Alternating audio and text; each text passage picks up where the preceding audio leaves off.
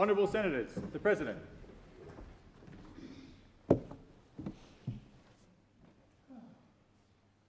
I acknowledge the Ngunnawal and Ngambri peoples, who are the traditional custodians of the Canberra area, and to pay respects to the elders past and present of all Australia's Indigenous peoples. Senators, I invite you as I read the prayer to pray or reflect in your own way on your responsibilities to the people of Australia and to future generations. Almighty God, we humbly beseech Thee to vouchsafe Thy special blessing upon this Parliament, and that Thou wouldst be pleased to direct and prosper the work of Thy servants to the advancement of Thy glory and to the true welfare of the people of Australia. Our Father, which art in heaven, hallowed be Thy name. Thy kingdom come, Thy will be done in earth as it is in heaven. Give us this day our daily bread, and forgive us our trespasses, as we forgive them that trespass against us. And lead us not into temptation, but deliver us from evil. For Thine is the kingdom, and the power, and the glory, for ever and ever. Amen. Are there any documents to be tabled by the clerk? Yes, President. I table documents pursuant to statute and return to order as shown on the dynamic red. Are there any proposals for committees to meet during the sittings of the Senate?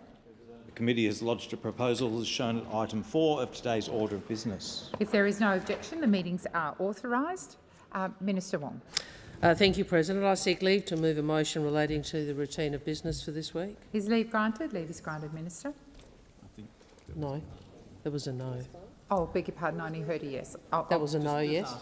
Yeah, I'll put it again. So, is leave granted? Leave is granted. Thank you, Minister. Yes. Yes. I move that a motion relating to the hours of meeting and routine of business for this week may be moved immediately and determined without amendment or debate, and I move that the question be now put. So the question now be put. Senator Hanson-Young. Given that the government wants to ram this through without debate, I would seek a 2-minute short statement. Sure, I'll see if is leave granted. I believe leave is granted. Senator Hanson-Young. Thank you. Well, the fix is in, isn't it? Look at this. You've got the Labor Party captured by industry, and you've got the weak opposition over here rolling over. I mean, Angus Taylor and the Prime Minister have done a deal where Angus Taylor has simply rolled over like a lapdog. From here on in, Angus Taylor will be known as Toto, Prime Minister's own Toto. That is how weak this opposition really is. The fix is in, the hours are done. Senator Hanson-Young, resume your seat. I remind you that those in the other place need to be referred to by their correct titles. And I've got Senator Scarr. Senator Scarr. Personal reflection. Roll over like a lapdog, calling a member of the other place Toto, a dog. Senator Scarr, I will ask Senator Hanson-Young to withdraw that comment, and I remind you that I would prefer that offensive comments not be repeated by those calling points of order. Senator Hanson-Young, could you withdraw that comment, please? Which bit? Senator Hanson-Young, could you withdraw that comment? I'm just wondering whether I'm happy to withdraw, President, but I'd like you to take away and reflect whether the word lapdog is indeed now Senator not. Senator Hanson-Young, I don't need to. That's all right. I'll write to you. I'll withdraw. Thank you. Please continue. It is so clear. It is so clear that the opposition has rolled over, and the Prime Minister is ramming through legislation that satisfies the gambling industry. I mean, the people on the backbench of the Labor Party must be appalled. They must be shamed by this. I mean, how terrible to see Peter Murphy's legacy thrown out the door because the Prime Minister wants to deliver for the gambling lobby. And what have we got from the Leader of the Opposition? Oh, OK, Prime Minister, whatever you say, Prime Minister. I mean, how pathetic, how pathetic. What an absolute stitch-up. So today we're going to get an hours motion rammed through this place with a long list of bills where the Prime Minister and Angus Taylor, the Leader of the Opposition, have had to try and they just want rammed through here, and you've got no Where is the backbone of the Liberal Party in all of this? Where is the leadership from Mr Angus Taylor? I mean, from where I sit, Mr Angus Taylor looks more like Toto than he does the Leader of the Opposition. Thank you, Senator Hanson-Young. So the question is that the question be put. Senator Pocock. Thank you, President. I seek leave to make a 2-minute statement. Is leave granted? Leave is granted for 2 minutes. Senator Pocock. Thank you, President. I haven't had time to look through the details of the guillotine, but I assume it'll mean that there will be very few contributions on the gambling bill. And just on behalf of Canberrans that I've heard from over the last 3 years on this, and particularly over the last month or so with what we heard in the Senate inquiry, I'd like to place on the record how disappointing it is to see this deal between the major parties, which says to the Australian people that we care more about the gambling industry than your children. We care more about the gambling industry. We care more about the gambling industry than your brothers, your sisters, your sons, your daughters that are being preyed on by a predatory industry. And people see straight through Prime Minister Albanese's rhetoric about getting the balance right with 3 ads an hour. And this nonsense about trying to tell Australians that you're protecting children when we'll be seeing gambling ads during programs like Lego Masters.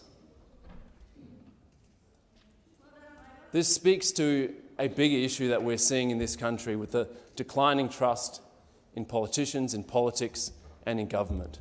And it is no surprise where we have 3 years ago a parliamentary inquiry that says this is how we turn things around when it comes to gambling, and we have a Labor Party tie itself in knots for 3 years trying not to do what Peter Murphy and that committee said we should do, and then they get Angus Taylor to negotiate one-on-one with the PM and come to some sort of gentleman's agreement where you're going to shaft the Australian public and back in the gambling companies. Thank you, Senator Pocock. Your time has expired. Senator Bell. Just like to seek leave to make a 2-minute statement. Is leave granted? Leave is not granted, Senator Bell. All right. So the question is that the motion to put, that Senator Wong put, that it be moved immediately, be agreed to. Those of that opinion say aye. Against? I believe the ayes have it. Division required. Ring the bells for 4 minutes.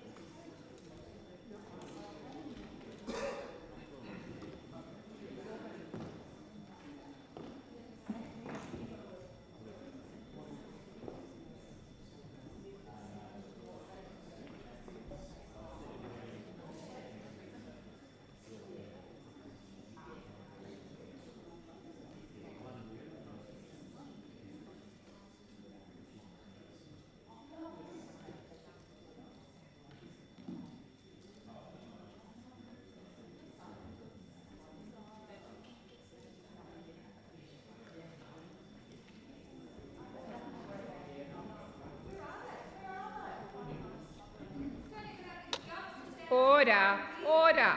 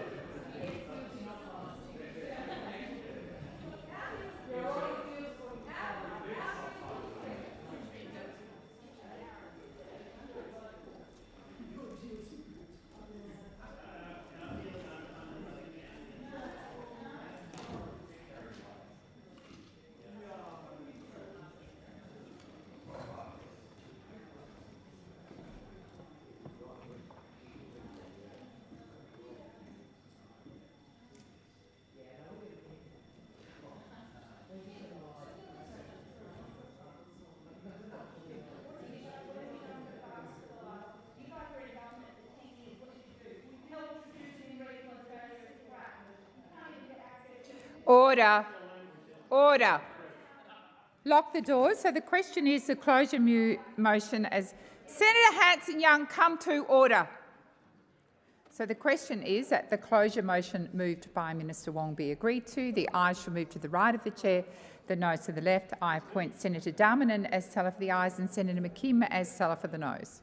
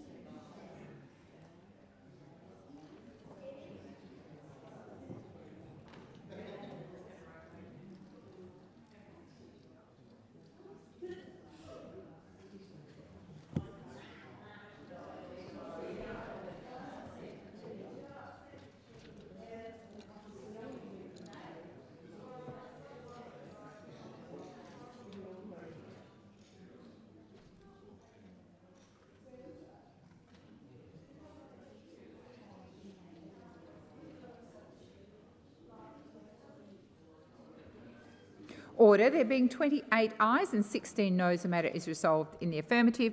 I advise senators if further divisions are called for, there will be 1-minute bells. I will now put the procedural motion as moved by Minister Wong. Those of that opinion say aye. Against? I believe the ayes have it. I call Minister Wong. I move the motion as circulated. So the question is that the motion which has been circulated, Senator Pocock, are you seeking the call? Please, President, I ask that 2A and B be put separately.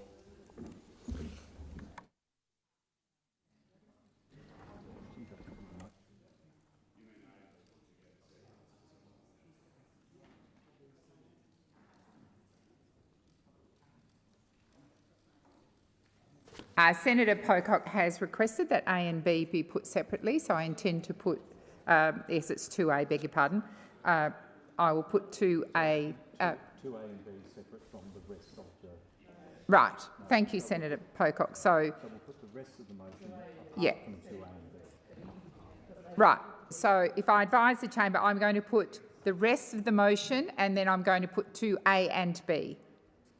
So the question is that the motion minus 2A and B be agreed to. Those of that opinion say aye. Against? Division required. Ring the bells for 1 minute.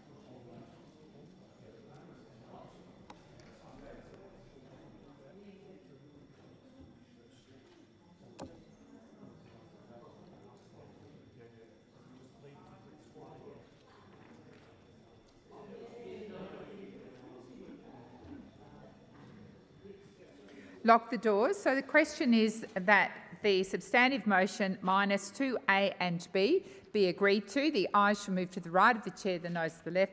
I appoint Senator Darmanin as teller for the ayes and Senator McKim as teller for the noes.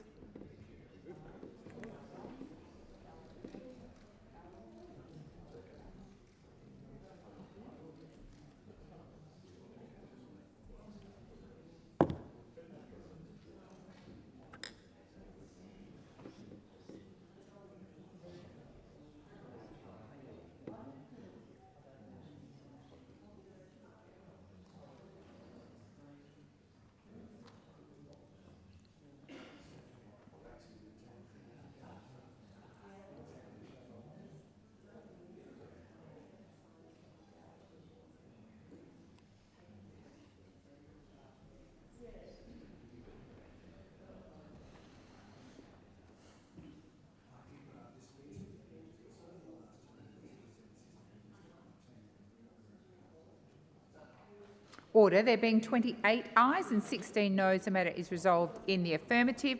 I now intend to put parts 2A and B of that motion. Those of that opinion say aye. Against? I believe the ayes have it.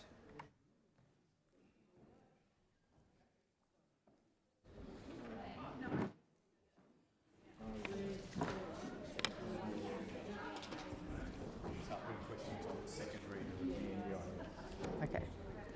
I'll just wait for people to resume their seats, and then I'll start with the first part of the hours motion.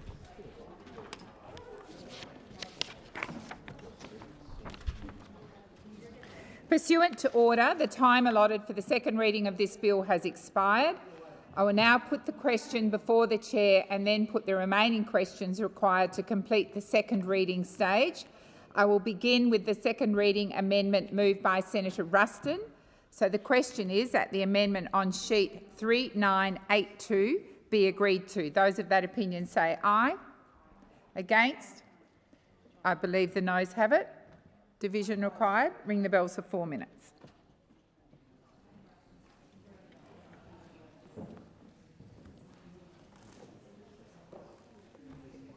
Are the bells?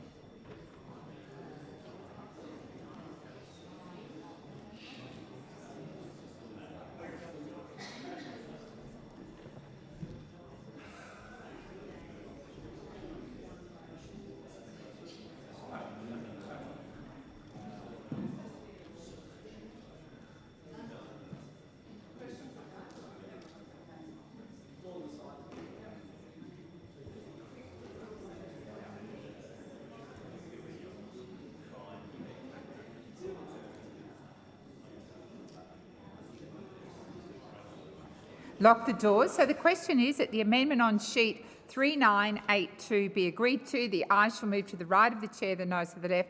I appoint Senator Little as teller for the ayes and Senator Darmanin as teller for the noes.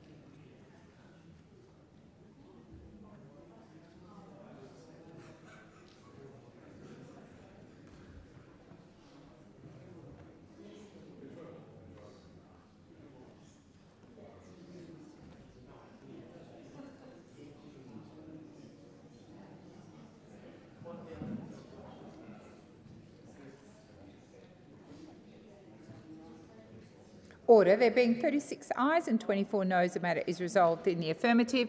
I advise senators if further divisions are required, there will be 1-minute bells. Just allow people time to get back to their seats.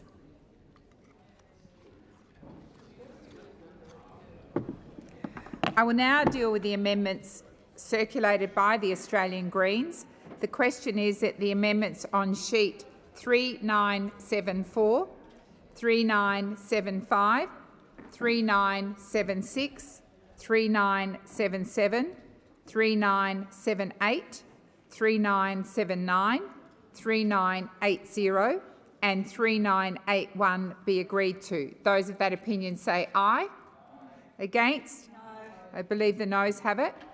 Division required. Ring the bells for 1 minute.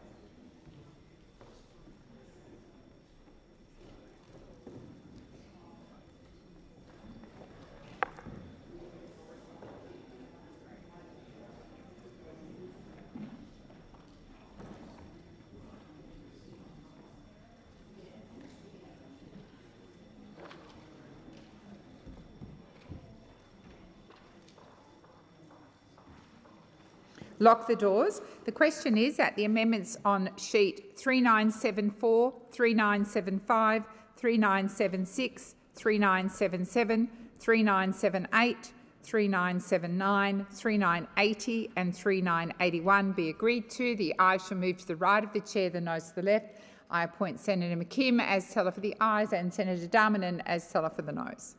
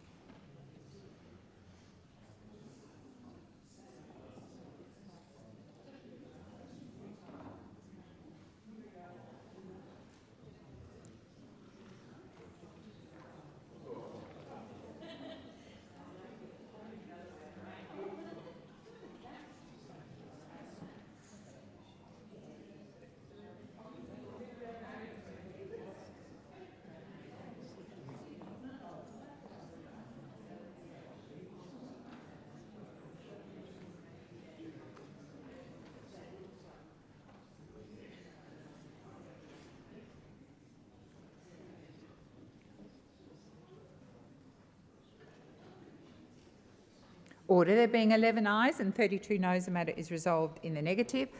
I will now deal with the amendment circulated by Senator David Pocock. So the question is that the amendments on sheet 3983 be agreed to. Those of that opinion say aye. Against? Senator Pocock, are you seeking the call? Could my opposition to B on those grouped amendments be noted? Thank you. On the ones submitted by the Australian Greens? Yes, thank you. Yes, thank you. So the question is that the amendments on sheet 3983 be agreed to. Those of that opinion say aye. Against? No. I believe the noes have it. I will now deal with the amendment circulated by Senator Thorpe.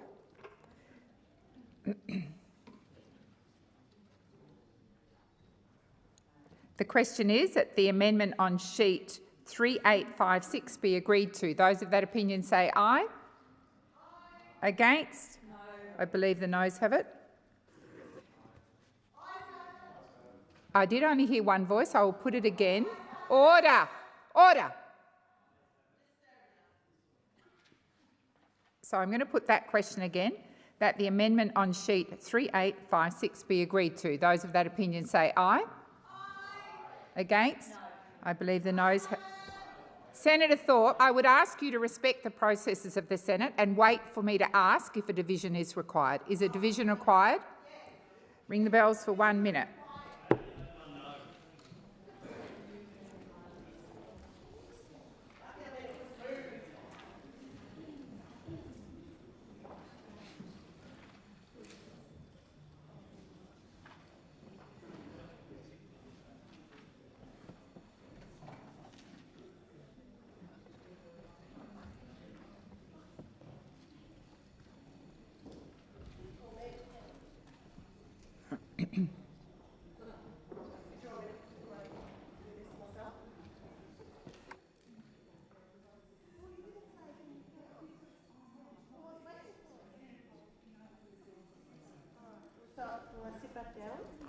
It's up to you where you...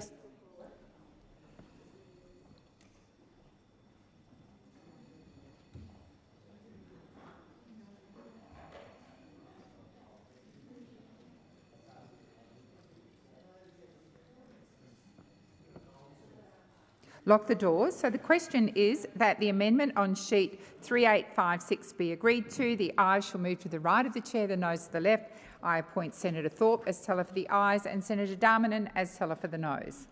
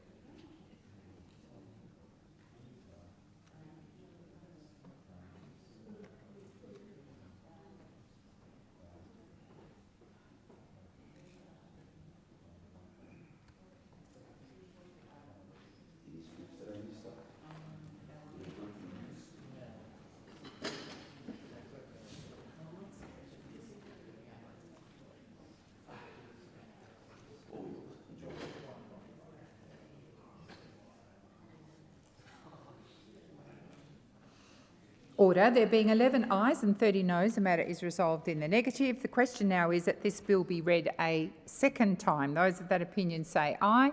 Aye. Against? I believe the ayes have it. Division required. Ring the bells for 1 minute.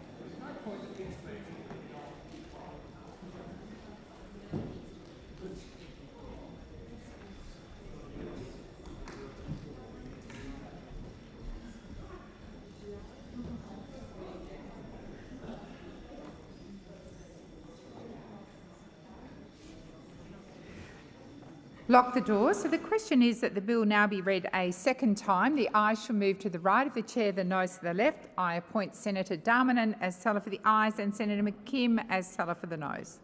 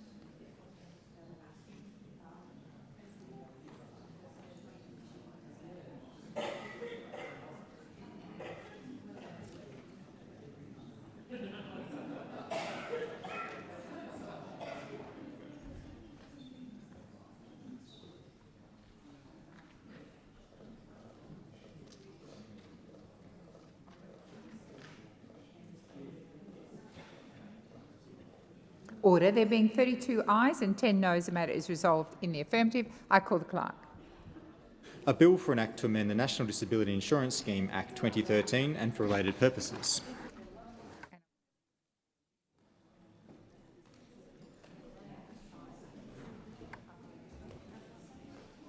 I'll just wait for a change in the chair. We're going into the committee stage now.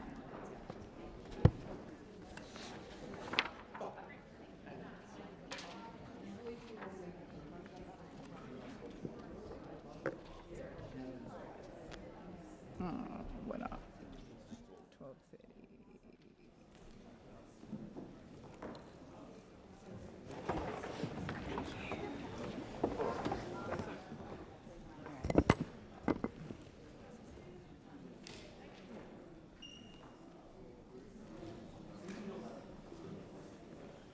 Is it the wish of the committee that the bill be taken as a whole? Senator McKim. If I could just on indulgence ask that the Australian Greens' position of supporting Senator Pocock's second reading amendment be recorded. Yes, thank you, Senator McKim.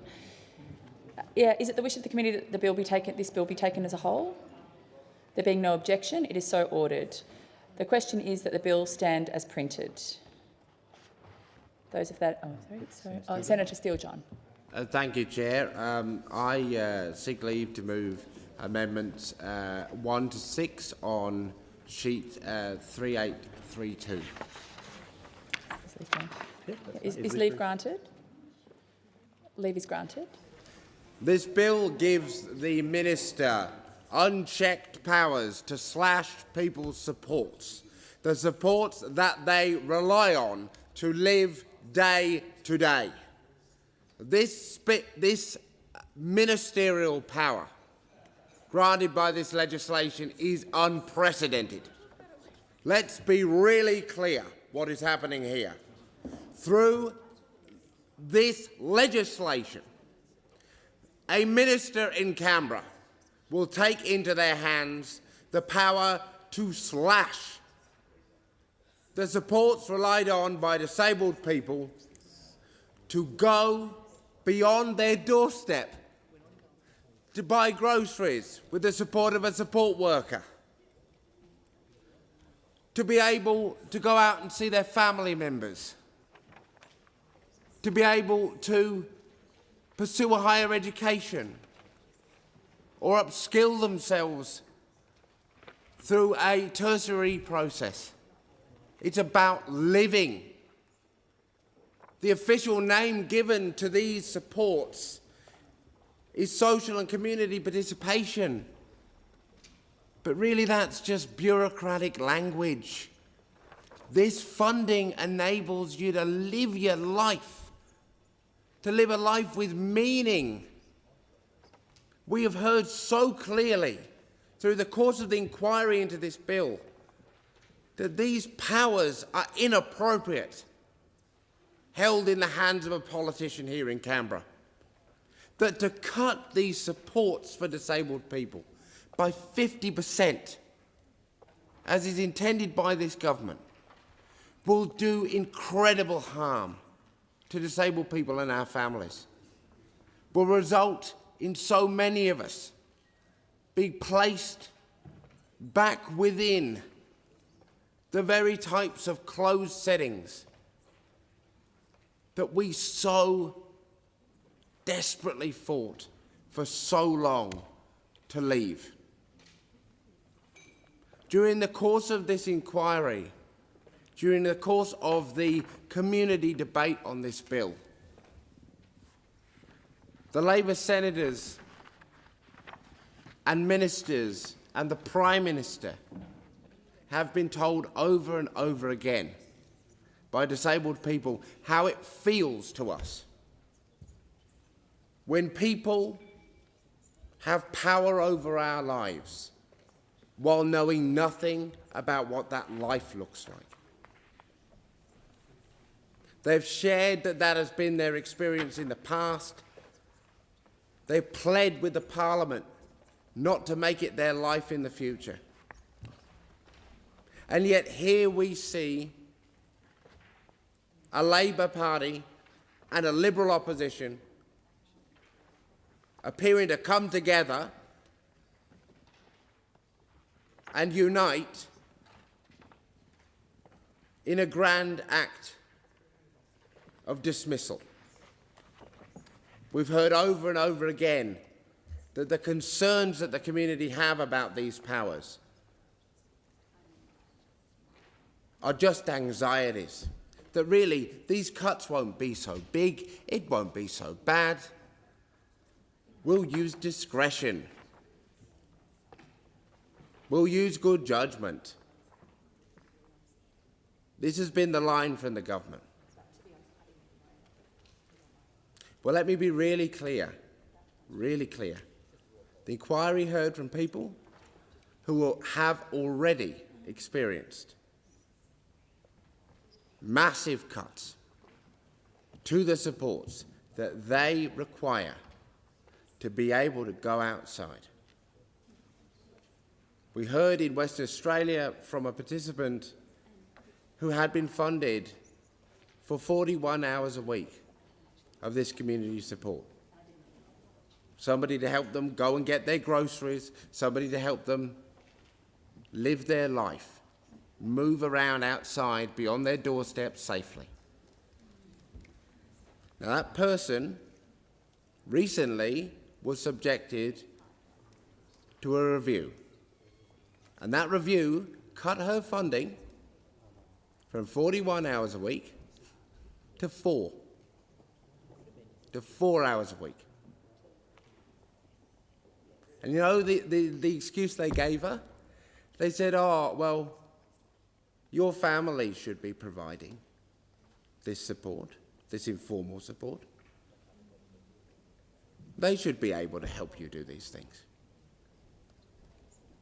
That you live near your family, they should help you. Now, regardless of how close they live together, that's a completely inappropriate thing for a government to suggest that an adult should have to rely on their parents to go out and live their life, to be able to do the things, the basic essential things that this support enables. You shouldn't have to ring up your mum and dad every time you need to buy food or go to the pharmacy. That's not something that should be required of disabled people. Flies in the face of the independence and dignity promised when the NDIS was established. But let's put that to a side for a moment. They said the family should do the support. They didn't take into account that the participant had moved from where she lived in Esperance in Western Australia to Perth. Her husband is a FIFO worker and she has a child. So she's the carer for the child when he's away. The family that the government believed should provide the support, they remain in Esperance, some 700 kilometres away. And yet, under the new plan she was given, they should provide the supports. And this woman sat before us in tears, talking about the impact of this on her life. And this bill and these ministerial powers will enable a minister in Canberra to take those 4 hours of support and cut them down to 2. And cut them down to 2. Does that seem reasonable to anyone in this chamber? Does it seem necessary to make those cuts in the context where we could simply tax the gas exports in this country and raise far more than the government intends to with these cuts? I don't think it does. I think that most people would listen to that story and be horrified. And that is what the agency is already doing in a context where currently there are some processes for review and appeal when these kind of nonsense decisions are made. What this power does is sweep all of that aside, just give the power into the hands of a minister in Canberra to make that unilateral cut with no recourse. With no recourse. And so the amendment that we are offering to the Senate this afternoon is a response to that, is an attempt to address an element of the danger created by that, and to demonstrate to the community that the Greens members of the committee listened to the concerns given to the committee. And so I ask the Minister, does this amendment have your government support? Minister. Thank you very much, Chair. The government will not be supporting the amendment moved by Senator Steele-John, and I might take the time that's allotted to me just to explain a little about the approach the government has taken to the reforms overall and the reason why Senator Steele-John's amendment is not an amendment we can support. The NDIS is something that Australians are very proud about. It is a scheme that was established after a long campaign, led by disabled people, supported by trade unions, by civil society, and ultimately by the Labor Party in this place, to establish a scheme that would change the lives of many thousands of Australians. And we stand by the wisdom of that decision. This has been a life-changing scheme. I remember in around 2001, as a much younger woman, being in a meeting with a range of people who were caring for people with significant disability in a regional community, and at that time listening to the fear, the anxiety, the anger in that community of people, and their sense that they had been left behind. And I resolved at that time, I remember thinking, if we win government this time, in 2001, then we have to do something about this. And we didn't win government in 2001, but we did win government in 2007. And we started work on putting in place supports that would allow disabled people to live lives of dignity and with independence, and with choice and control, to be truly included and to be treated with respect. All of those things are reasons why this scheme must continue into the future. But the truth is, and at times it is important to have honest but difficult conversations, this scheme is off track. It is well off track. Without intervention, the scheme is projected to cost more than $100 billion a year by the middle of next decade. It would increase to something in the order of 2.3% of GDP. And it's the government's view that that is not a circumstance that the community support. And the reason that it's increasing in this way is because many of the ordinary boundaries that sit around a social program have not been put in place for this scheme. So our view is that the scheme needs to be sustainable, and that does mean making changes. Now, I understand that the Greens political party have a different view. The dissenting report that Senator Steele-John and his colleagues co-authored as part of the committee inquiry into this bill indicated that they thought this scheme should be fully funded. And I take from that the Greens political party has no concerns about the scheme reaching $100 billion a year by the middle of the next decade. And I take from Senator Steele-John's comments now that the reason he thinks that that is fine is because it could be funded by other means, perhaps a gas tax. This gas tax, which is advocated for by those at the other end of the chamber, is costed by the PBO, as I understand it, to raise around $17 billion a year. I have heard the Greens political party commit that money to dental. I have heard the Greens political party commit that money to public education. I've heard them commit it to clean energy. I've heard them say it should be used for welfare reform. This doesn't suggest a serious approach to public finance. It doesn't suggest a serious response to the challenges that we do think this scheme faces in terms of sustainability. And so for that reason, we do not support the amendment that is proposed, which would remove one of the measures that the government proposes to start to manage the sustainability issues that genuinely confront this scheme. The amendment before us from Senator Steele-John would remove support determinations from the bill. Support determinations are intended to be used by the government to limit the funding available through social and community participation funds. Now, total spend on social and community participation alone at the moment is $12 billion a year. That is quadruple the level that it was in 2019-20. It is close to what we spend on the PBS each year.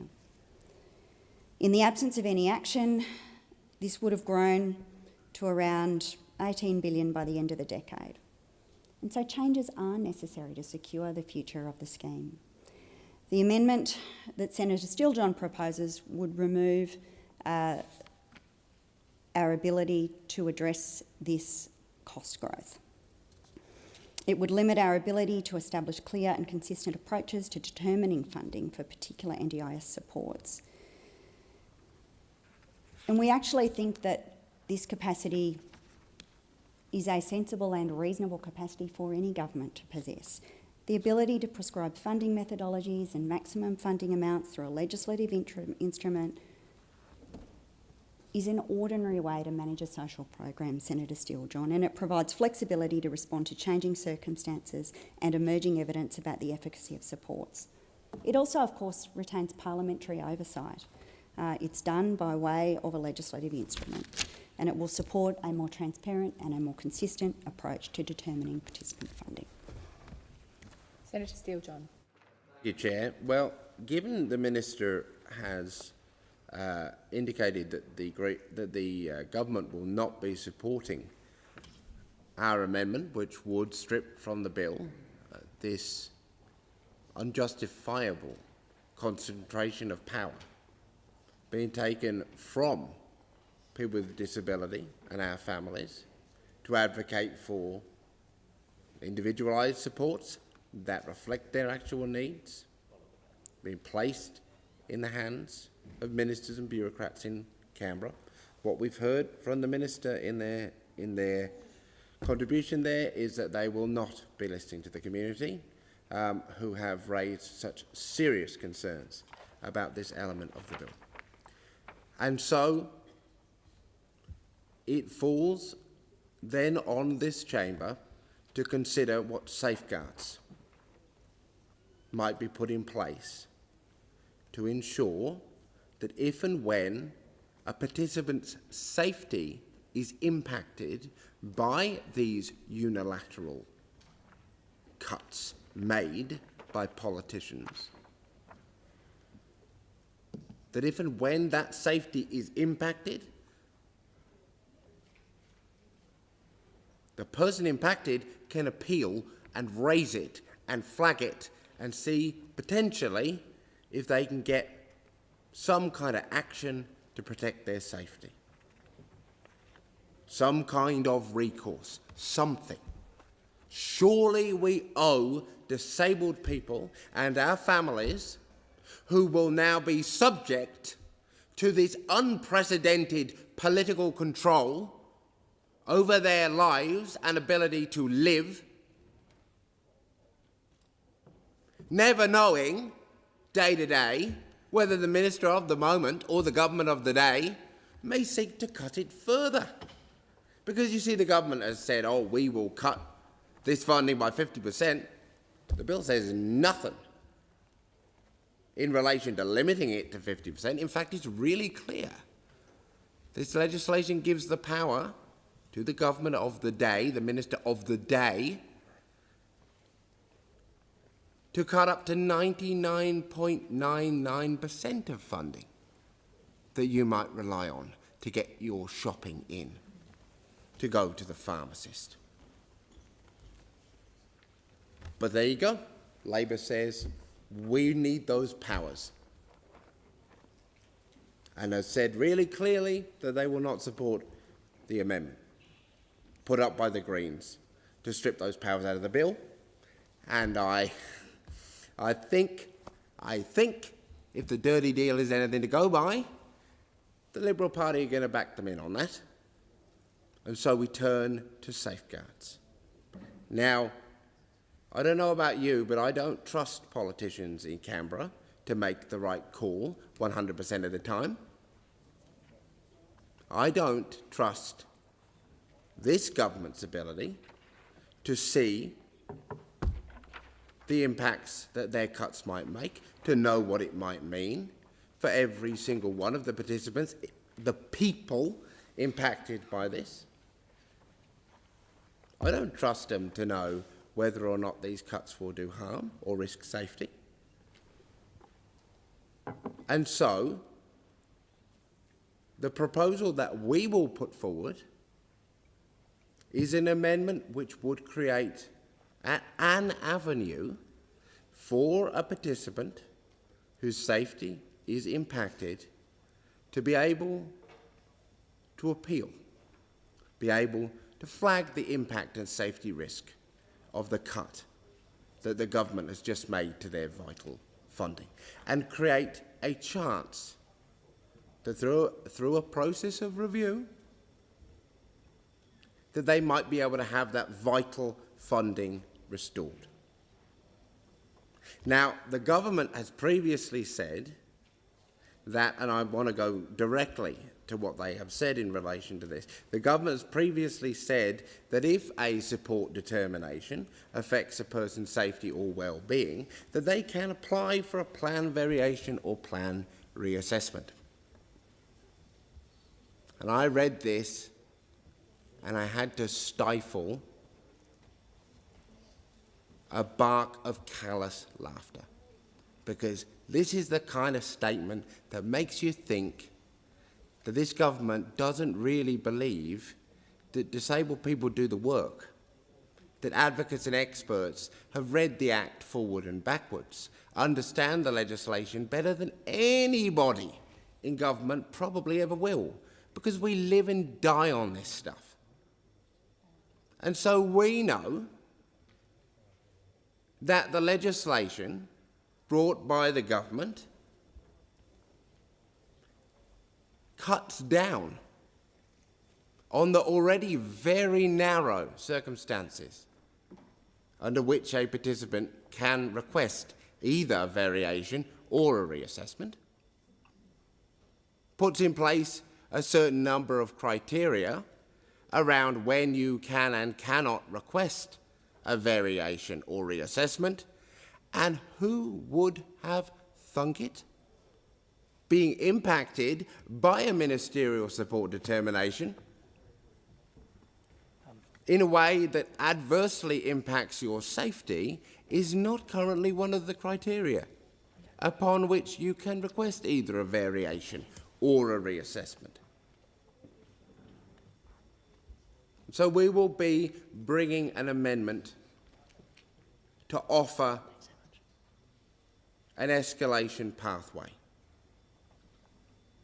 to address this risk to the safety of disabled people.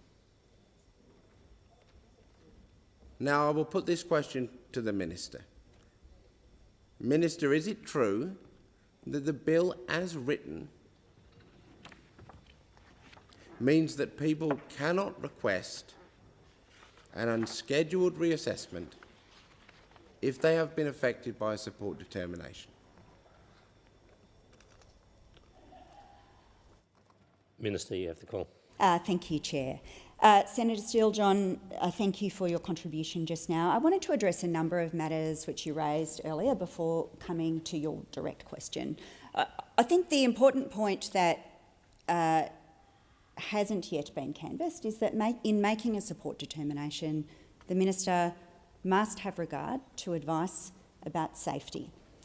And of course, that's an appropriate safeguard to exist in legislation. It is a legal obligation on the Minister to consider the impacts on safety that any such determination would have. You ask about you mentioned also the approach to unscheduled reassessments, and it is true that the bill sets out clear criteria that give participants guidance about when an unscheduled reassessment will be considered by the agency. And they are the kinds of things that you would think would ordinarily trigger a reassessment. A change in a person's functional capacity, a change in their health or their mobility perhaps, or a change in their external circumstances. So perhaps a change of address, a move from school to employment, these kinds of things. But you're right that as drafted, it doesn't create a specific pathway for a person to make a request based on a support determination. And you'll know, I think, Senator, that the government's been very clear that from the outset that we do seek to safeguard against risks to participant health and safety, particularly for NDIS participants who require 24-hour support and care. The explanatory memorandum indicates that the intent is to exclude supports that are essential to a participant's health, safety or continuous 24/7 care and support. And we've been very grateful for the many advocates who've engaged with us on this commitment, because operationalising those arrangements requires engaging with the people who know the scheme best. And as you indicated in your contribution, Jordan, my apologies, Senator Steele-John, we recognise that participants and their advocates can provide us with very good advice about how best to do this, and we have been listening carefully to what they've had to tell us in the months since the bill was introduced. The government will be moving an amendment to establish a new plan variation pathway for participants who have high support needs. Those amendments should be circulated in the chamber shortly. Indeed, I had thought that they would have been by now, but I've authorised them for distribution. And Senator Steele-John, you were generous enough to share your thinking about this matter with Minister Butler's office. You and I have had the opportunity to discuss your thinking about this also, and I acknowledge the work that you and your team have done to also think through how to operationalise such a pathway for escalation. I don't want to get ahead of debate on that particular amendment, but in response to your question, I wanted to acknowledge the work that you have done, the advocacy from many people in the community around this question, and to confirm that the government will be moving an amendment of that kind later in the course of debate. Senator Steele-John. Thank you very much, Minister, and myself and my team look forward to seeing those amendments in detail. I'll move to one of the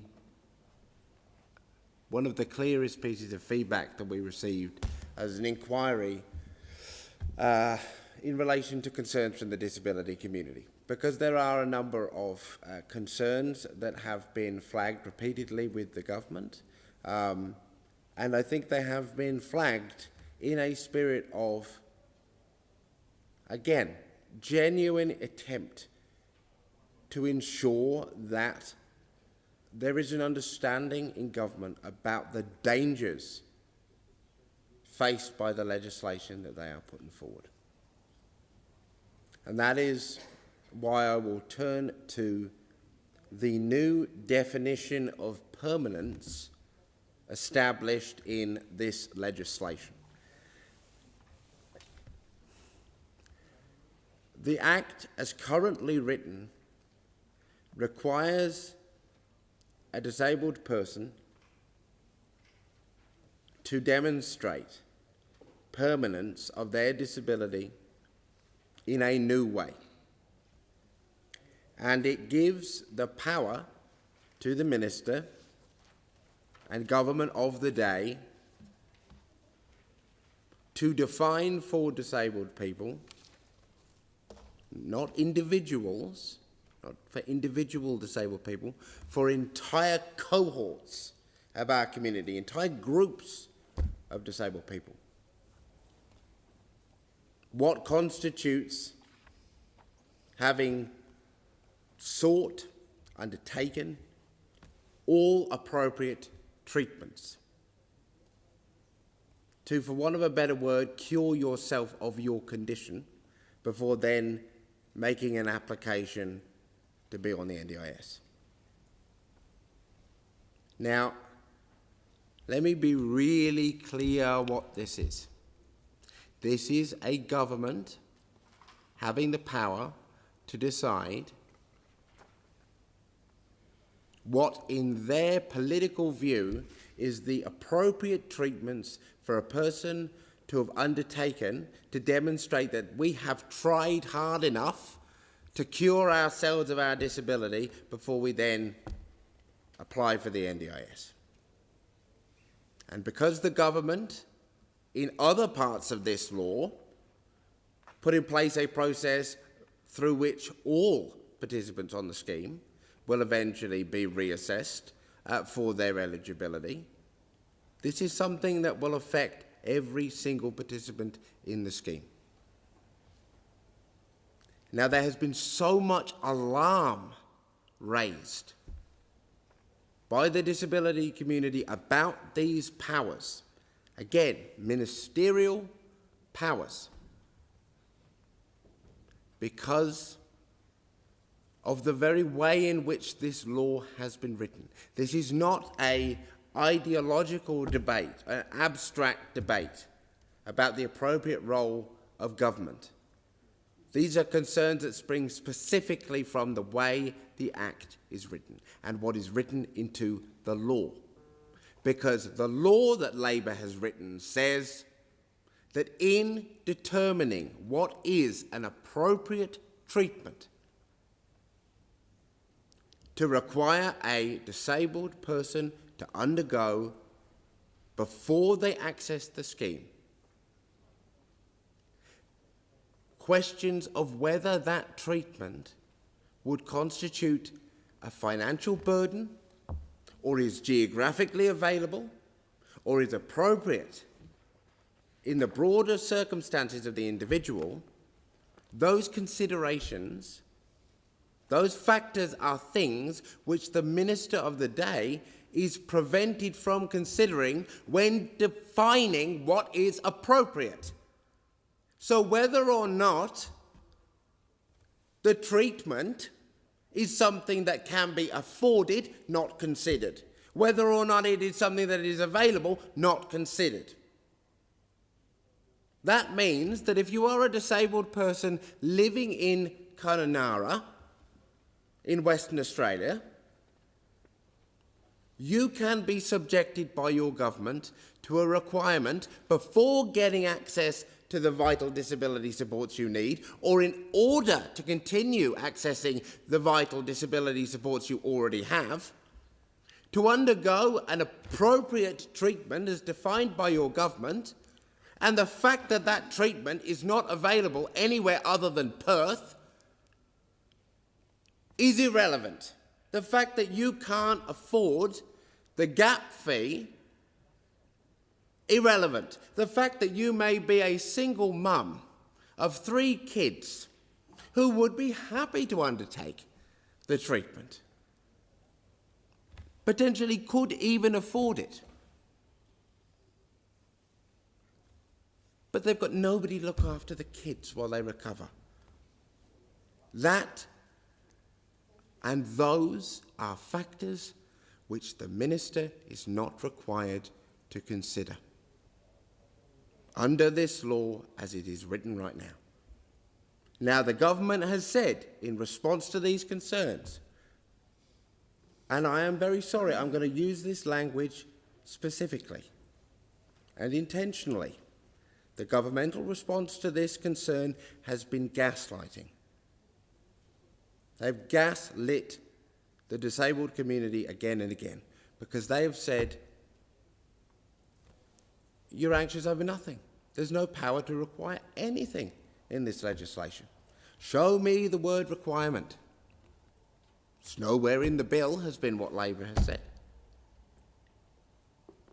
That's rubbish. Does anybody honestly believe that if you live or die based on the disability supports you've got right now, the person that helps you get out of bed in the morning, to have a shower, to get your food in, to go to the pharmacy, to keep your job or just live, does anyone really believe that when faced with the question of whether or not you can continue to receive those things, that just because there isn't the word requirement, there isn't coercion occurring? Does anybody really believe that when faced with the requirement to undertake a treatment, the box you've got to tick, oh yes, I've tried that treatment, because you can't get the NDIS if you haven't ticked that box. Does anyone really believe that in that moment they aren't being required by their government to undertake that treatment? That they aren't being coerced by their government to undertake that treatment? Come on, be serious. Does anybody really think that that's a fair thing to do to people? And that's a fair response to that concern? Particularly when you have written this part of your law in such a broad way that we heard as a committee from experts and advocates that these powers could enable a minister to require a participant with a psychosocial disability to undergo electroshock therapy before then accessing the scheme. And again, what was the response to that concern? I watched it happen live. The horror in the face of the Labor committee members. The scrambling for some type of response. I watched it happen live. What was the response? Oh, we are writing rules to make sure. We've been very clear that's not the government's intent. We're writing rules to make sure that won't happen. Well, whoop-de-doo. You're writing rules. Rules that can be, using your legislation, rewritten by a subsequent minister or indeed a subsequent government. So, Minister, what are people in rural WA meant to do if they are told they must undergo a treatment that is only available in Melbourne and that they won't be allowed to access the NDIS if they don't get the treatment? Minister. Thank you, Chair. One of the observations I've made in debating this bill is that it would be important for us to deal with what is actually in the bill rather than what people fear may be in the bill or in some future bill. And regrettably, it has not always been the case that everyone's observed that in the way that they have discussed the provisions in the bill. Many of the things Senator Steele-John has set out just now are not features of the bill, and I want to step through what is actually proposed, both in terms of the policy intent and also what's in the legislation. I think the first thing to say is that from the very outset, the NDIS was never intended to replace the health system, nor, in fact, was it intended to replace the education system or the transport system. All of these other systems run by governments ought to be available to people with disability. They ought to be inclusive. And governments did not establish the NDIS so that those systems could walk away from their responsibilities. So health systems should be available as a matter of course to people with disability, and they should be safe and inclusive. The impact analysis for the bill draws a really important distinction about some of the health conditions that afflict people. And it draws the distinction between a condition that is irreversible and produces a permanent functional impairment and a condition that's enduring. And where a person has an enduring condition that is treatable, we would like them to be treated. The NDIS has always been there for people with permanent disability, and it has always been the case that a person seeking access to the NDIS had to demonstrate that their impairment was permanent. This isn't a new feature of the scheme. But it is the case that the process by which that permanency is assessed wasn't made clear in the legislation. And so this bill does provide greater legislative clarity about how permanency will be assessed. It elevates into the Act a principle that is already in the NDIS rules. And as I indicated in my earlier contribution, it is part of the normal architecture of a government social program. It should be clear to people what the criteria are to become a participant in the NDIS, so that people can navigate those arrangements with clarity. This was an observation also made by the independent review of the NDIS that told us that people with disability, families and advocates wanted greater certainty around the access process. And we also heard that people were often seeking additional diagnoses or specialist reports, sometimes at significant personal cost, to demonstrate that they meet access criteria. And so the independent review recommended strengthening and clarifying the legislative framework around permanency, and that is what is happening in the bill that is before this chamber. Senator Steele-John indicated in his contribution that a person who's already on the scheme might be required to obtain subsequent treatment. That is not what the legislation requires. It is prospective only. So a person seeking access would need to demonstrate that if there was a treatment that would reduce their impairment such that they didn't meet the access test, that they had pursued it. But it doesn't apply to people who have already gained access to the scheme. We've also been clear that advice would be sought from a treating medical professional, including having that professional provide advice about whether there's a medical reason that a particular person cannot undertake a medical treatment that might otherwise be appropriate. And in developing the rules for implementation of this provision, we would intend to closely consult with people with disability, representative organisations and the broader disability community. Senator Steele-John indicated, I think, a level of cynicism, perhaps I could say, about the process of rulemaking in this parliament. For people listening, rulemaking under legislation is a serious business, and when a disallowable instrument is made, it is brought before this chamber and it's possible for this Senate to debate it and essentially to void it. The rules that Senator Steele-John considers inadequate would be scrutinised by this parliament. There has been a lot of concern and misinformation in the community regarding the possibility that this legislation would enable the use of restrictive practices. Page 68 of the explanatory memorandum clarifies that appropriate treatment does not include restrictive practices involving seclusion, chemical restraint, mechanical restraint, physical restraint, or environment restraint. I will return. It also makes clear that available treatment would be one that is available, it is funded through public health arrangements such as the MBS. I simply want to return to the basic principle that a scheme of this kind, of this importance, needs to have clear guidelines around it in terms of who is eligible for the scheme and also the supports that are available to them. The provisions that are in the bill around permanence elevate existing policy settings into the legislation to create that clarity for participants and also for the general community. Senator Steele-John. Thank you, Chair.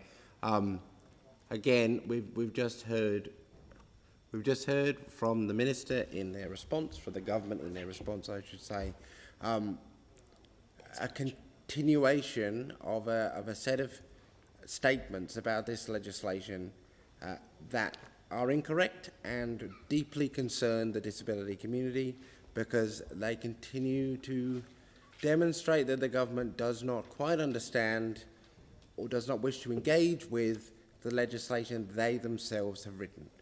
I just want to be really, really clear for the parliamentary record and for anyone following this debate. And I know we've only got 10 minutes or so before we come out of the committee stage. The legislation as currently written empowers the Minister to make rules in relation to what is and is not an appropriate treatment. An appropriate treatment is a treatment which will be necessary for the participant to have demonstrated that they have undergone or completed before they are able to access the National Disability Insurance Scheme. The Act further goes on to define what can and cannot be considered by the Minister when deciding, when making the rules about what is and is not an appropriate treatment. And they are prevented by the legislation from considering, is the treatment too expensive? Is it available in the geography in which the participant who is applying resides? Is it appropriate to their social or environmental circumstances? Now, that's the bill you've got, folks. The additional protections outlined by the Minister, that an appropriate treatment may not be a restrictive practice and must be a treatment funded under Medicare. That is the result of Greens amendments passed in the House. Those were not the original words of this legislation. I am incredibly proud that they are now words within the law, but they're not there because the government wanted to put them there. They are there as a result of Greens' amendment moved to this law in the House of Representatives. I also wish to make very clear that when we are considering legislation, it is our responsibility as members of Parliament to consider what can be done, what may be done with the powers granted to a government within that law. And we cannot take the word of the government of the day as to how that law will be used. Intention is irrelevant in a context where a law sits on the books to be used by a government or a minister with a different intention. The concern of the community is that these powers, if used by a minister or a government with an intention to rewrite any rules that might be made by this government, could in fact rewrite them.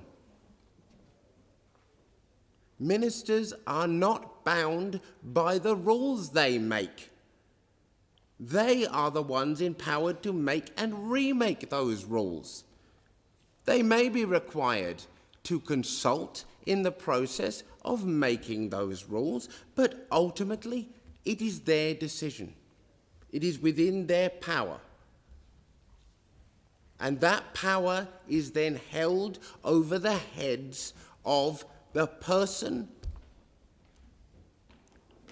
who will be required to jump through the hoop that the minister decides.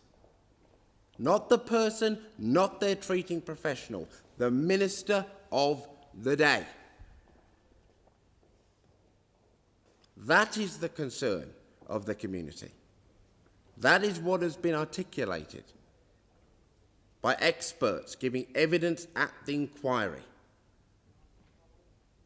Those are the fears that have been shared, and they are well-founded in fact and in an accurate reading of the law. The government may seek to distract from that reality, but they cannot distract from the words they have written into their own legislation, because it is as clear as day. And if they wanted to place more limitations on those powers, then they could. If they wanted to require that any minister in the future could not mandate an appropriate treatment, if it was, say, a treatment where the wait list was longer than 12 months, they could require that. If they wanted to require that an appropriate treatment could not be a treatment that implemented or constituted, I should say, financial burden upon the participant, they could do that too. Hell, they could amend their own legislation to remove the aspects of the law that currently prevent the minister from taking issues such as financial burden and geography into consideration. These are all things the government could do, and yet they are refusing to take the opportunity to clarify and to implement. Now, finally, before we go to the break, the NDIS, from its very beginning, from its original establishment, has been based on the idea that a disabled person should be able to access individualised supports. Individualised supports. Supports that meet their specific needs. And that those individualised supports should be reasonable and necessary. And that what constitutes a reasonable and necessary support should be decided on a case-by-case basis, because disabled people are not all the same. We do not fit into tiny little boxes. And even though that annoys government politicians and bureaucrats, that is the reality. That is why the principle was placed within the foundational act of the National Disability Insurance Scheme, that people should be able to access reasonable and necessary individualised supports. And this legislation rips that heartstring out of the scheme and replaces it with government mandate, with government control, with ministers in offices in Canberra making the decisions, having the power, deciding for you, doing everything about you without you. And so we will be moving an amendment to safeguard this foundational principle, because it is vital. Senator Steele-John, it being 1:30 p.m, the committee will report to the Senate.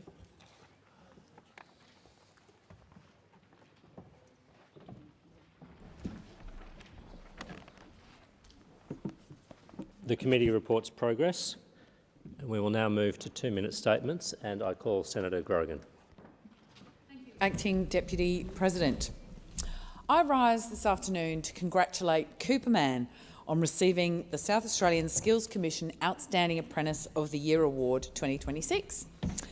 At just 22, Cooper has demonstrated leadership that is so impressive, and he really will be part of that group of people shaping the future of manufacturing across South Australia.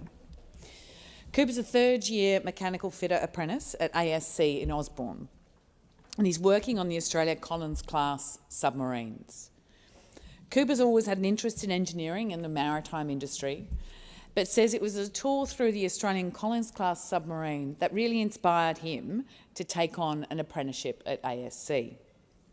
Since starting, his contribution has extended well beyond just developing his own technical skills.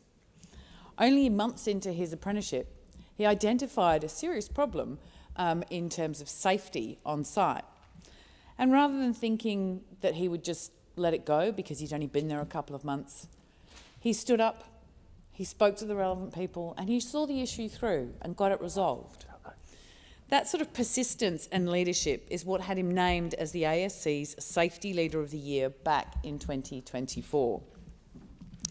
He doesn't assume for a moment that being young or being an apprentice means that his voice carries any less weight or that he has any less responsibility on site.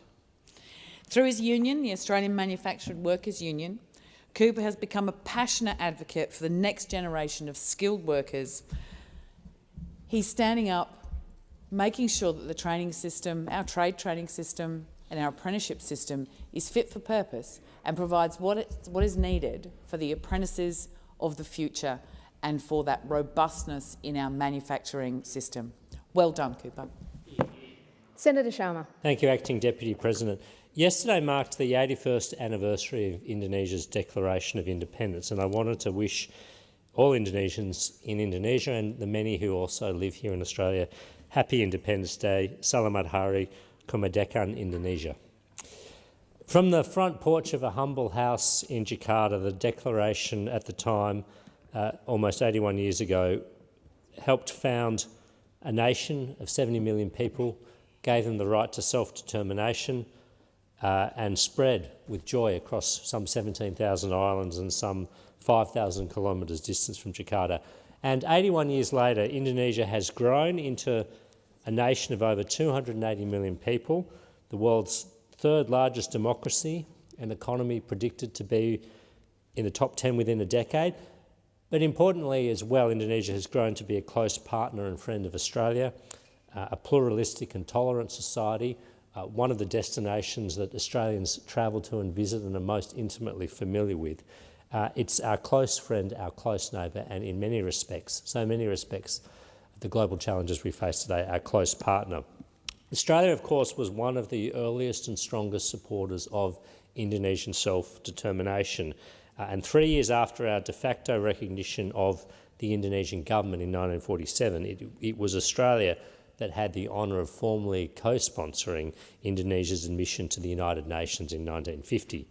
And our relationship with Indonesia, although it has had its ups and downs, has continued to strengthen and grow, especially over the last 2 decades, starting with our response to the horrible Boxing Day tsunami, but building through Counter-Terrorism Cooperation, Maritime Cooperation and Security Cooperation. And today I'm proud to represent a state that is home to Australia's largest Indonesian community, and I wish them all a happy Independence Day. Senator Waters. Deputy President. In the past week, another woman has been killed by a former partner in Queensland. In New South Wales, 3 private school boys have been charged with raping a 14-year-old girl. In Victoria, AFL players are being investigated for an alleged sexual assault. In the same week, an average of 225 women and children have been turned away from crisis accommodation. Hundreds of calls to support services have not been answered because staff cannot keep up with demand. Sexual assault survivors have told that it will be months before they can see a specialist counsellor. The government is preparing a second action plan to end violence against women and their children after years of consultations and inquiries and advisory groups. Professor Kate Fitzgibbon sums it up, quote, "Our conclusion from these efforts is straightforward. The greatest barrier to effectively addressing violence against women and children is the failure to implement and adequately fund the solutions already identified." End quote. The Greens strongly support this plea to government from the Coalition of Women's Safety Services in this building today. Quote, "We call on all governments to urgently and drastically scale up their investment in action to address gender-based violence across all 4 pillars of the National Plan: prevention, early intervention, response and healing and recovery, and increase investment in self-determined and grassroots solutions for First Nations women through the Our Ways, Strong Ways, Our Voices plan. This means major long-term increase to resourcing for specialist, accessible, community-led and culturally safe services so that every woman impacted by domestic, family or sexual violence can access the specialist support she needs, where she needs it and when she needs it." End quote. Frontline services are doing the hard work every day. Their calls for support cannot be ignored. Fund them now. Senator Bragg. Well, it's of no great shock to the Australian people that the... So I think that's the chair. Sorry, it's a coalition, so...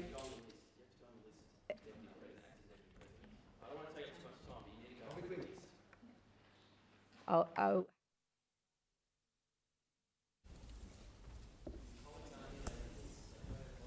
I don't know. I'm not the chair. It is an informal list, and I will give the call to Senator Bragg. Well, I make the point that I don't think the Australian people are shocked that this housing crisis is getting worse, because I think people knew when they saw this dreadful budget that more taxes was going to result in fewer houses.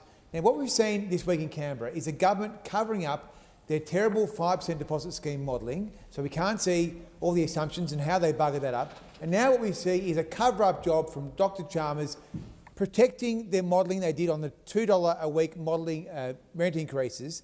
That is already wrong. The government said that there would be $2 a week rent increases as a result of their high taxes. What we've seen is in some cases $250 a week in places like Sydney as a result of these new taxes. So it is extraordinary that the government would come into this place and use this as a protection racket when they should just be giving over the modelling, so we can all see how they've buggered up this tax policy and they've given Australians higher rents and a bungled 5% deposit scheme. The other thing, of course, we've seen is fewer houses. We've seen 35,000 fewer houses. We've seen a complete collapse in confidence from this government. And so what we've now seen is a housing system in complete disarray as a result of these taxes, higher rents, lower levels of supply, and a complete loss of confidence in a housing system which is central to the Australian quality of life. Senator Ciccone. Deputy President. Look, today's National Forestry Day, and it's a day to recognise an industry that is very important to the lives of Australians. I'm very proud to be the co-chair of the Parliamentary Friends of Forestry, Timber and Paper Products, and I want to acknowledge the people and the communities that keep this industry moving. Forestry is all around us, quite literally here in the Australian Senate. The Australian blackwood and black bean and the Tasmanian myrtle, as you can see in this wonderful chamber and across this building. It's also in the homes that we all live in, the products that we use every day, and the regional communities and businesses that depend and rely on this important industry. Around 80% of Australian homes use timber framing. Timber is the ultimate renewable, reliable and practical source, and it has been trusted by Australians for many generations. Australians' forests, native and plantation, also make a very important contribution to when it comes to our environment, storing around 14 billion tonnes of carbon dioxide and removing around 16 million tonnes of CO2 equivalent every year. The forestry industry is about jobs and it's about opportunities that contribute more than $24 billion to our economy each year, supporting around 80,000 direct jobs and around 100,000 indirect jobs. There's also a strong case for investing more in local production, and we should be producing more of the timber and forest products that we have here in our homes, supporting workers, supporting businesses and the many communities that, rather than relying on overseas imports with less stringent standards.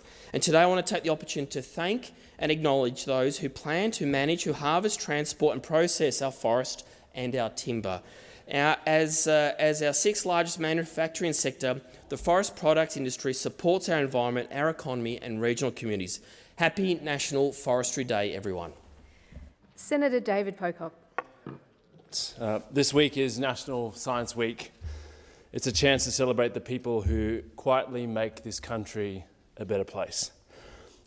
As we all know, Australians have punched well above their weight for many, many decades.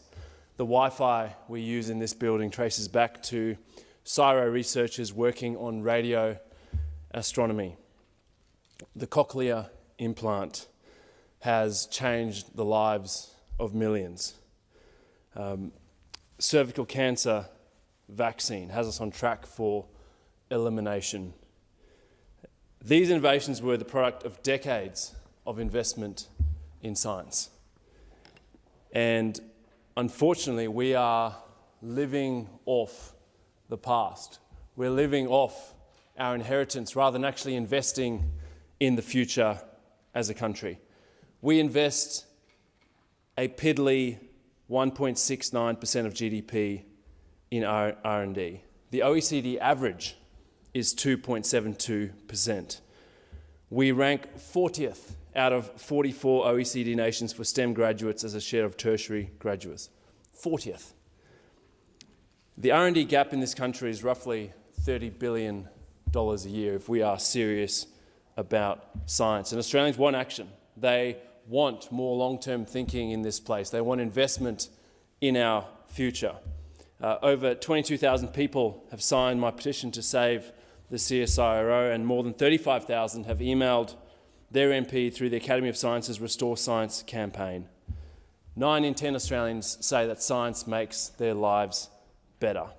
But we can't keep asking researchers to do more with less, and the Albanese government needs to step up, actually implement the third review and fund research in this country like it matters. Senator Liddle. Thank you. Well, Labor is pitching young people against older Australians, those people who have contributed to our country. They do it for so-called intergenerational equity, a nonsense statement when you look at what the tax reforms they've just passed will do for the future of young people. It's an economic bomb. An ABC Four Corners investigation revealed what Australians already know. The Albanese government is letting them down, and worse still, is also targeting them.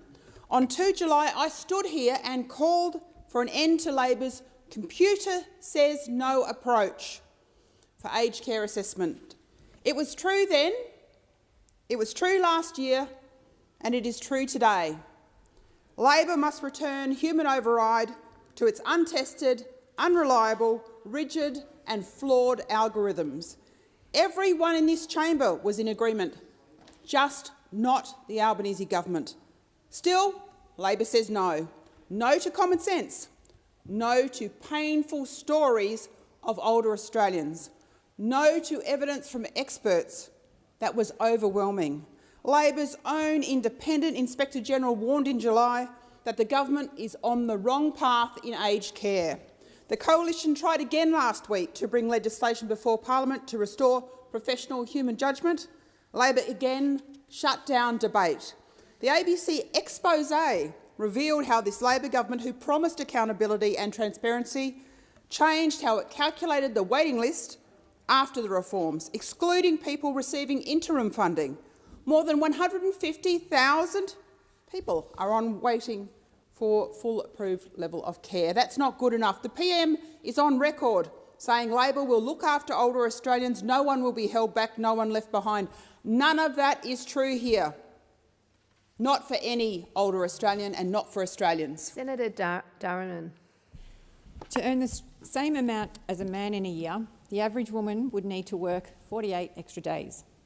Thinking of the wonderful women in my life, I am not sure how any of them would fit in those extra days between school drop-offs, basketball pickups and attending school plays and all of the rehearsals that go with it. Ironically, it is these additional caring responsibilities, among other factors, which drive the gender pay gap.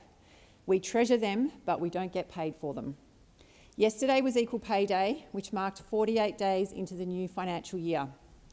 Australia's gender pay gap has fallen to 11.3%, the lowest level since records began. That is worth celebrating. But if Equal Pay Day reminds us how inequality affects women today, the gender super pay gap shows how those inequalities can follow women for decades.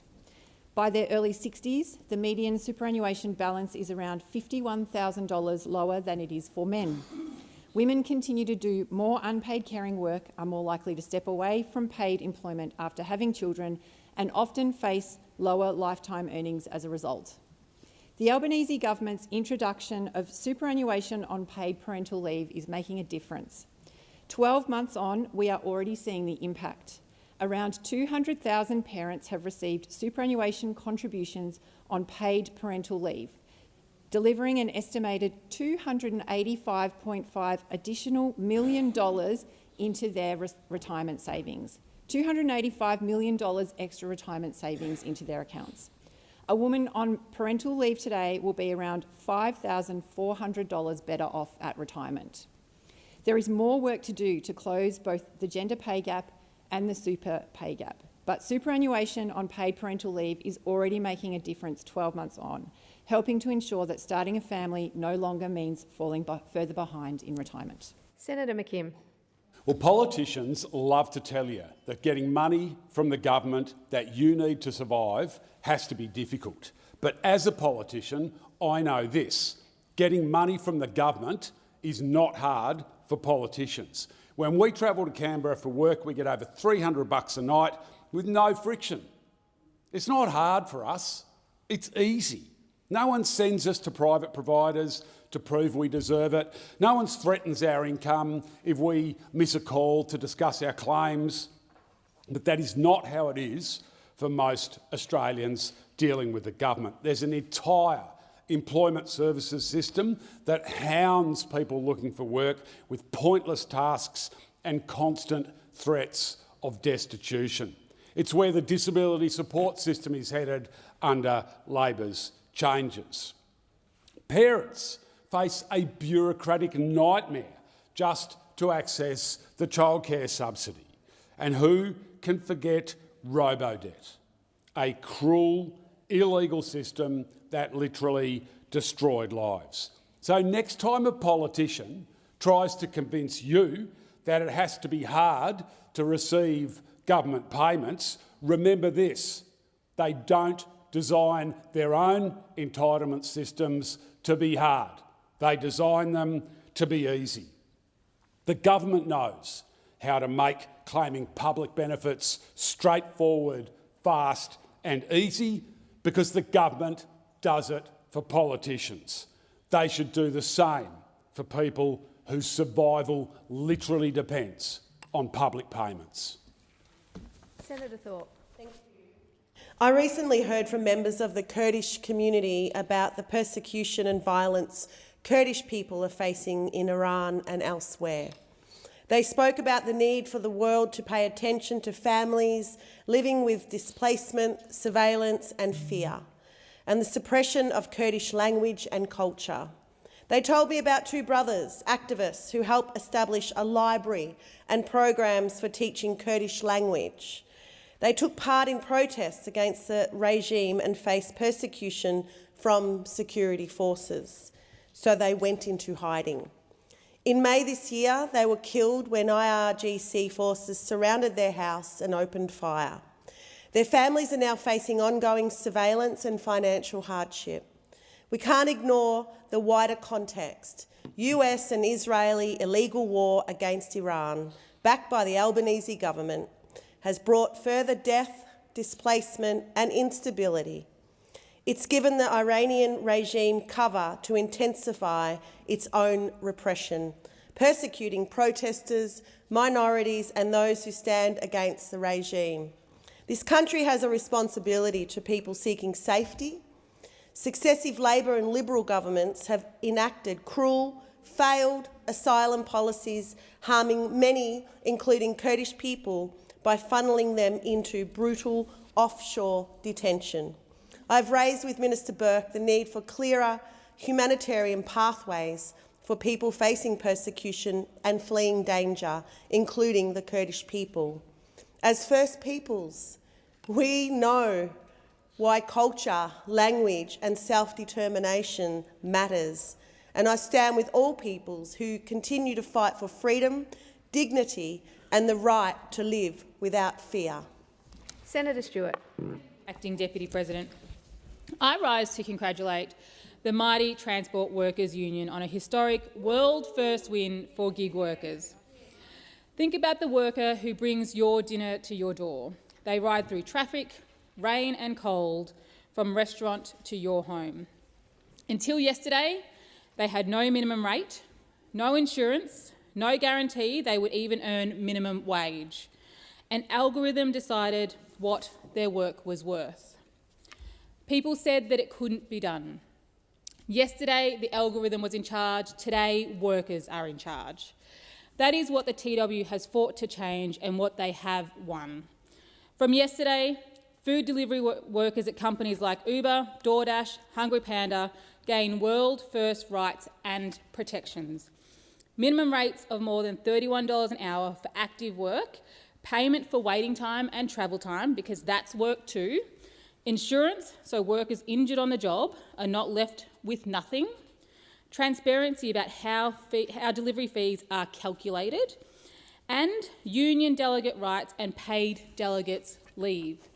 Because workers need a voice at work, and wins like this do not happen without strong union representation. These are rights that workers in other industries have long taken for granted. Now gig workers have them too. For too long, gig workers were told they had to choose between flexibility and security. This victory proves that they can have both. TW delegates made this happen. They organised, they campaigned, they came to Canberra and they told their stories.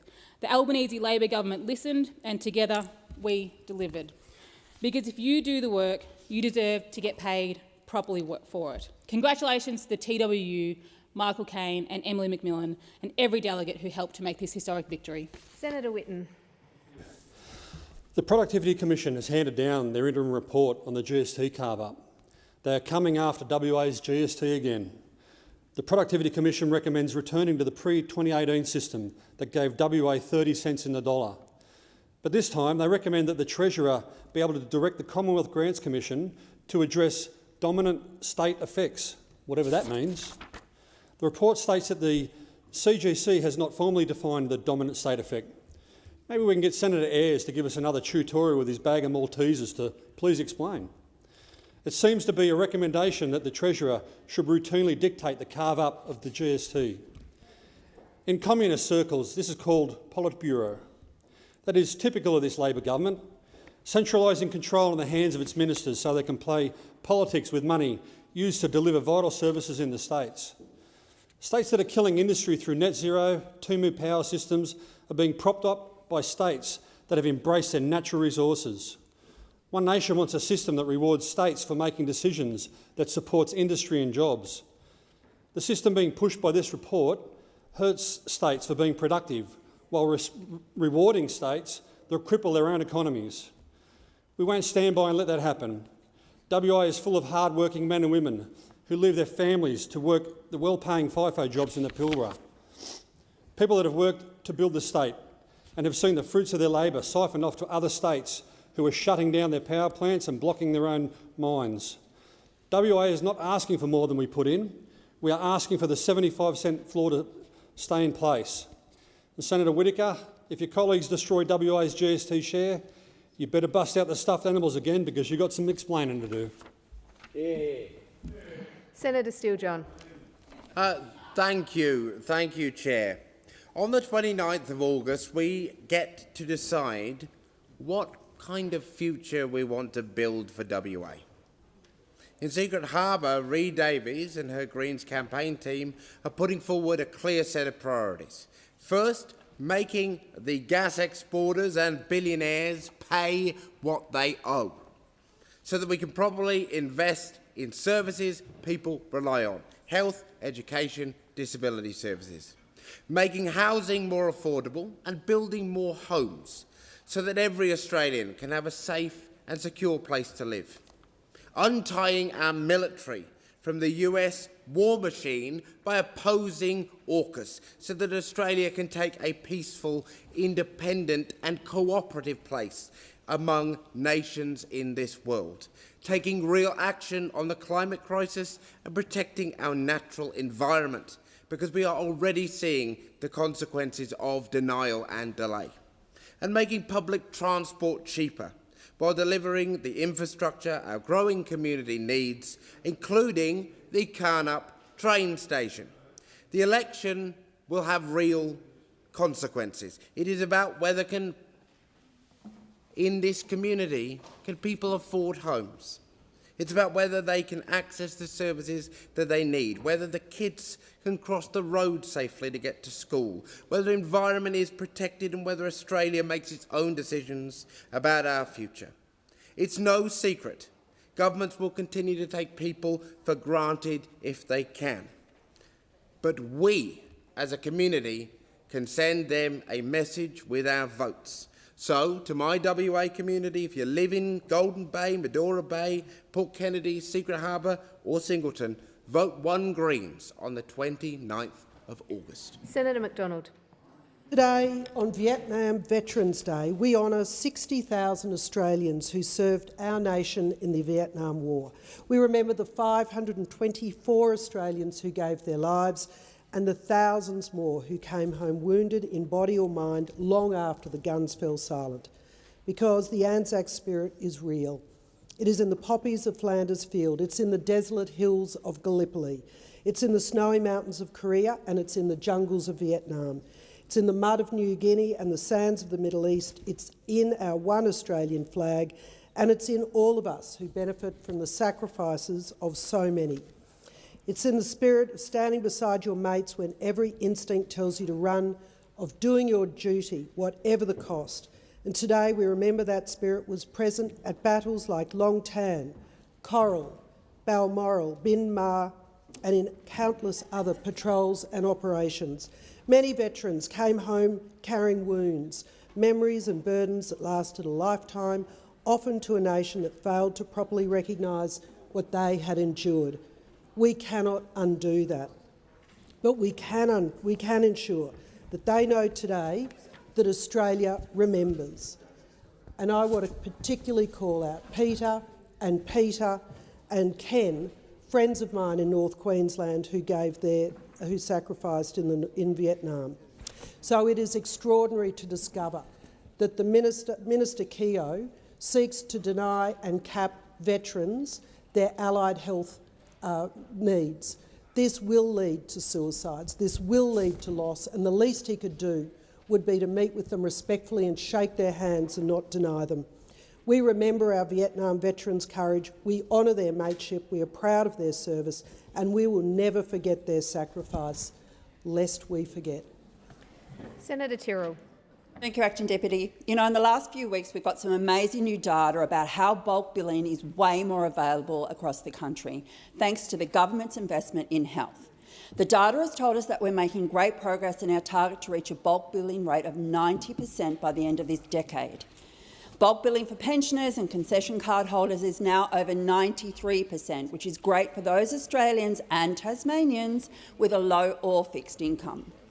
I'm also really proud to see that bulk billing for Australians who don't have that concession card is also climbing sharply by more than 10% since just last October. And in our amazing Tasmania, we're seeing great bulk billing progress. In just the last June 2026 quarter, Tassie's bulk billing rate went up by almost 6%. In Northern Tassie, bulk billing rates are up by more than 20%. Woo! That's 20% more Northern Tasmanians getting free healthcare from their GP thanks to this government, not the state Liberal government.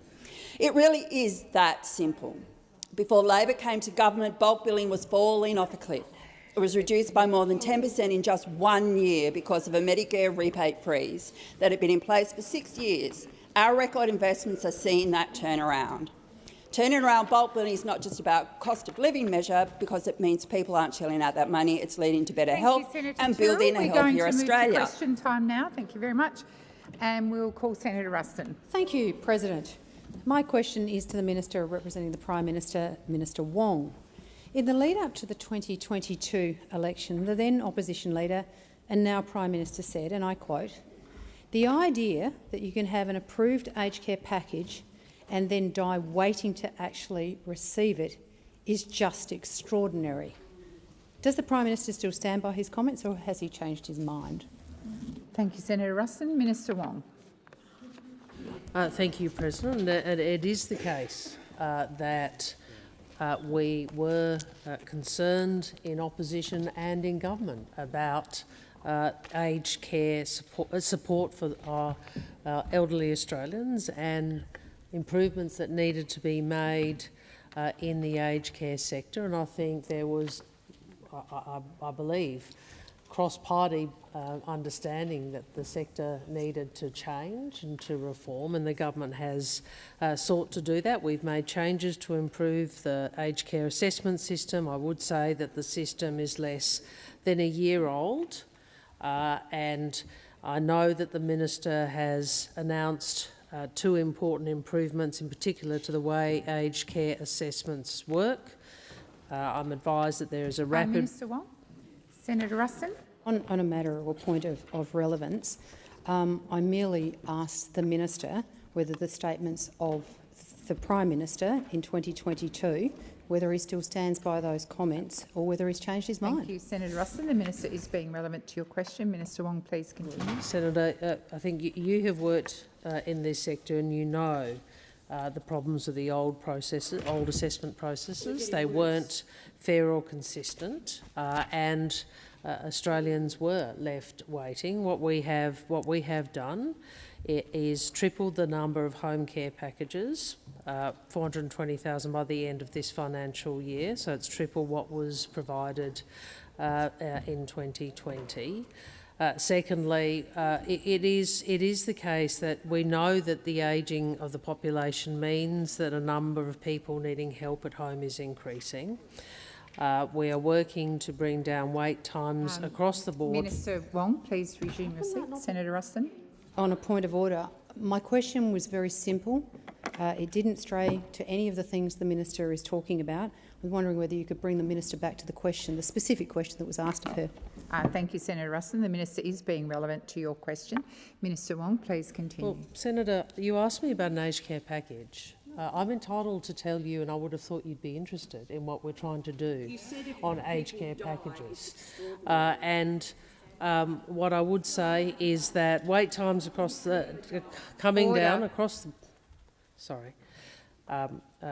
wait times are coming down for support at home places since the new system started in November. Of course, we absolutely want to deliver the care people need. Expired.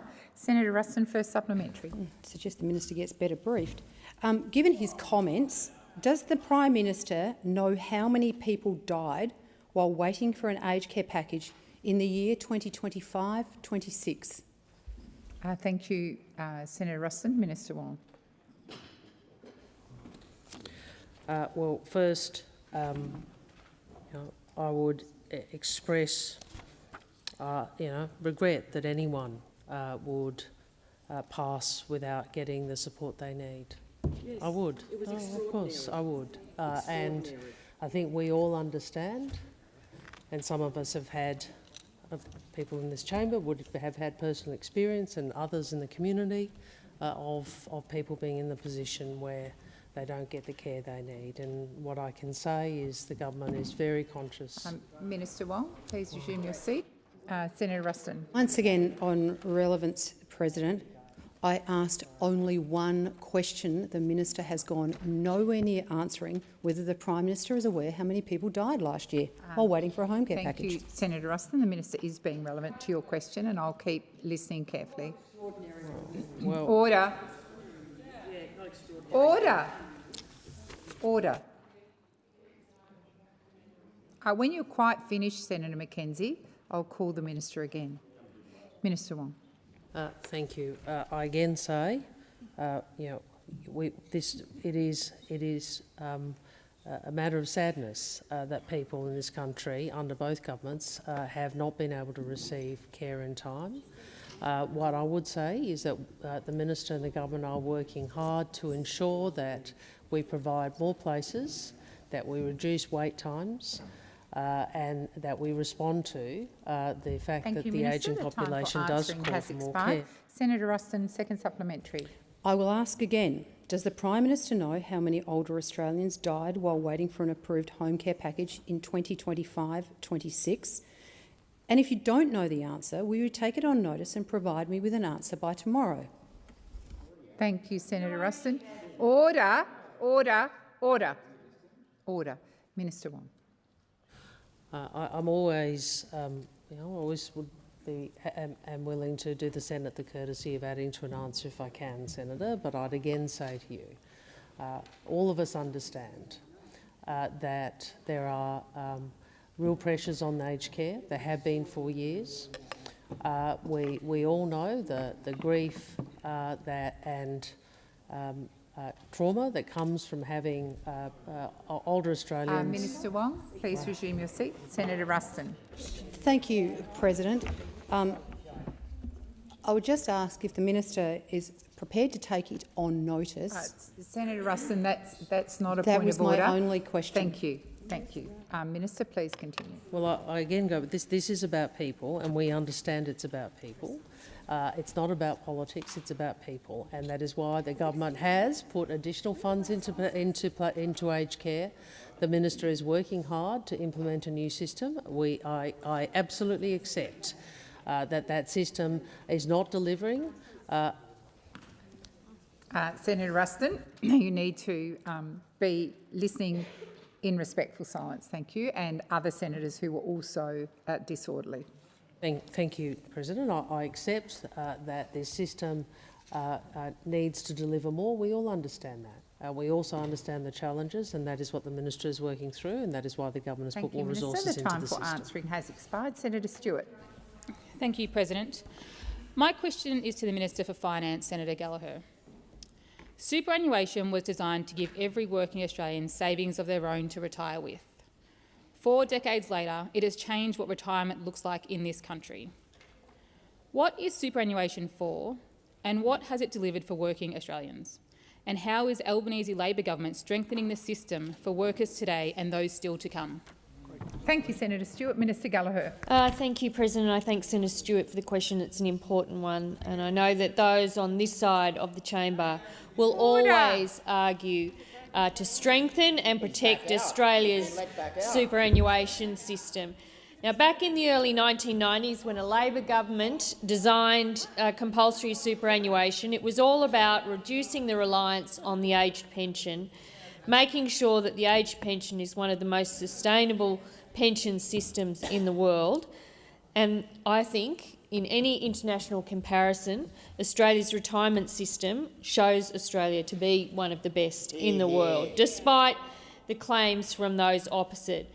Now, Labor has built superannuation and we have strengthened it since being in government. We've increased the superannuation guarantee to 12%. We've ensured that super is paid at the same time as wages, closing loopholes that denied workers their entitlements.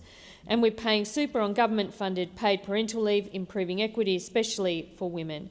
And I know the Assistant Treasurer continues to work on other areas like important consumer protections, which there will be further announcements about in the future. So in relation to the low-income super tax offset, we have put that better targeted super concessions for large balances over 10 million as well through the tax reform changes that we have put in place. But when it comes to Listo, around which we joined with that higher balance change, around 1.3 million Australians will benefit from the boost to the low-income super tax offset, including around 750,000 women and around 550,000 young people who will receive a boost of up to $810 per year to their superannuation account once they receive that. This means a benefit at retirement of up to $15,000, depending on their earnings over their career. Thank you, Minister. Senator Stewart, first supplementary. Thank you, President, and thank you, Minister. From 1 July, employers must pay superannuation at the same time as wages. What difference will payday super make to Australians' retirement savings and to workers who have been missing out? Thank you, Senator Stewart. Minister Gallagher. Thank you, President. I welcome that question too, because the reforms for payday super are really important. They began on the 1st of July this year. And when we look back at some of the advice from the ATO, found that in a typical unpaid super case, a worker could miss out on 2 years' worth of superannuation contributions. And payday super, or paying super on payday, acts to fix this. So for the average 35-year-old worker, they could reduce, if they were had not had their super paid, they would reduce their retirement savings by about $32,000 in today's dollars. But payday super will address that and ensure that they are receiving their super when they receive their pay, and that money is going into their superannuation account to work for them. Thank you, Minister. Senator Stewart, second supplementary. Thank you, President, and thank you, Minister. Compulsory superannuation is changing the lives of Australians and helping ensure a dignified retirement. How is the Albanese Labor government working to strengthen and defend Australia's world-leading superannuation system, and what threatens this work? Thank you, Senator Stewart. Minister Gallagher. Thank you, and I thank Senator Stewart for that question. Well, I've gone through the ways that the Albanese Labor government is strengthening our world-leading superannuation system, and those on this side of the chamber will always stand up to protect and strengthen the compulsory superannuation system in this country, despite the claims from those opposite with all their ideological attack on superannuation. And we've seen that since super was originally thought of in the early 90s. We saw it then, Senator Bragg, and every step of the way, freezing the guarantee, the early release super account, the super for housing idea, and now the most recent attacks where you team up with One Nation, where you try to outdo each other and bring down the superannuation system. And I find it ironic, actually, that those that argue the loudest against compulsory super always seem to have pretty good superannuation arrangements themselves. It's all right for you, but it's just not good enough for working Australians. Thank you, Minister. The time for answering has expired. Senator Canavan. Thank you, Madam President. My question is to the Minister representing the Prime Minister, Senator Wong. Minister, yesterday I joined Liberal and Nationals members of Parliament in meeting veterans who had travelled from across Australia to plead with this government about its new $5,000 allied health threshold. These men and women put the uniform on for our country, they served our nation and were prepared to put their lives on the line for Australia. Yet incredibly, the Minister for Veterans Affairs initially refused to meet them, claiming he was too busy. It was only after the member for Riverina, Michael McCormack, called him out in question time yesterday that he finally agreed to see them. This morning, veteran Dr Tim Nelson said that at that meeting, the Minister, and I quote from Tim, walked into the room, refused to shake our hands, sat down with his arms crossed and rolled his eyes. As veterans told him about the devastating impact they fear this change is already having. Dr Nelson said they even raised with the Minister 4 veteran suicides, which they believe are connected to the distress around this change. Senator Canavan, the time for asking has expired. Minister Wong. The Minister's asked you to finish your question. Thank you, Minister. Minister, these veterans should never have had to beg their own government to listen to them. Will the Prime Minister show these veterans respect and meet them today and listen to them himself? Thank you, Senator Canavan. Minister Wong.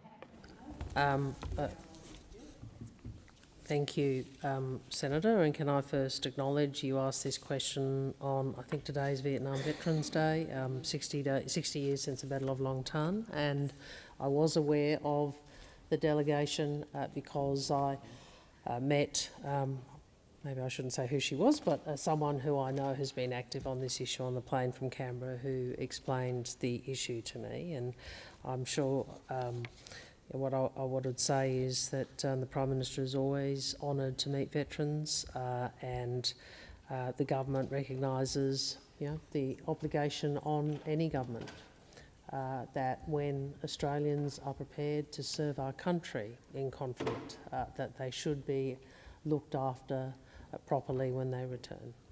And we have made a range of changes and additional funds into Veterans Affairs to keep faith with that commitment. The advice I have on the access to allied health services is that veterans will continue to have access to those services above the $5,000 threshold where there is a clinical need, and that our priority as a government is to ensure veterans receive high quality care that supports their health and wellbeing, not limit their access to treatment. In relation to the Prime Minister's engagement, as I said, the Prime Minister does engage regularly with Veterans Group. I'm sure that he will continue to engage with veterans groups, not only this one but others, as he has always done. Thank you, Minister. Senator Canavan, first supplementary. Thank you, Madam President. Minister, Dr Nelson also said this morning that the Veterans Affairs Minister told them, and I quote, he was missing an appointment, a quote from Tim, just to be clear, he was missing an appointment with the Governor-General, which he was very upset about. Minister, why did Labor's Veterans Affairs Minister think that a meeting at Government House was more important than listening to veterans in distress over your government's decision to cap their allied health services at $5,000 per year? Thank you, Senator Canavan. Minister Wong. Well, Senator, I'm not in a position to respond to some of those. I understand that Minister Keogh may have responded to some of those. I would just say, as a matter of principle, all of us should and do and seek to treat our veterans with respect. I repeat my comments about the allied health services. The advice I have is that the threshold is not a hard threshold if there is a clinical need, and so the veterans can continue in those circumstances to receive the help they need, which is the government's priority. Thank you, Minister. Senator Canavan, second supplementary. Thank you, Madam President. Minister, retired veteran Andrew Hudson said of your government's decision this morning that, I quote, no consideration was given to the impact upon the veteran community.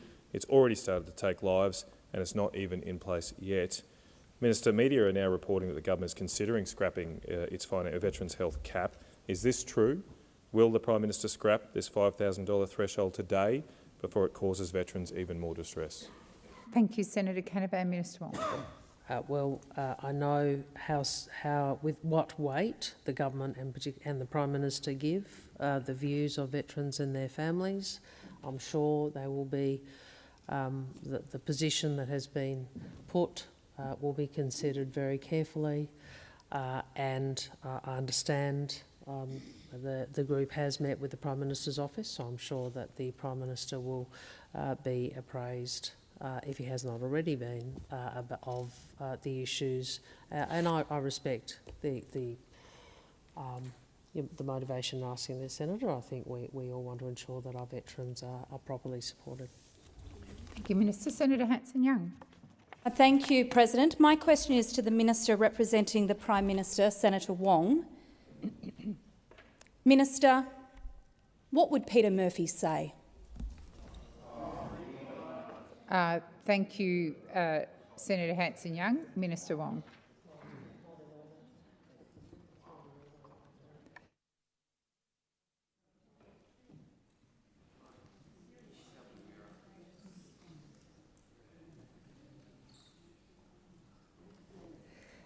I am advised, Senator Hanson-Young, that it is impossible to align your statement to a ministerial portfolio. I'm also advised that that then rules out your first and second supplementary.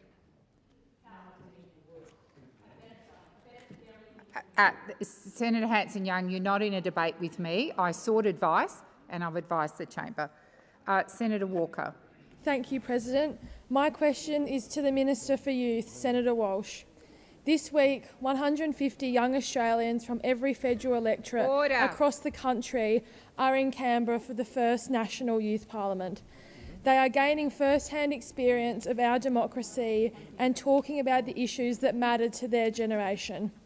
Young Australians have told us that they are concerned about the cost of living, housing and their future financial security.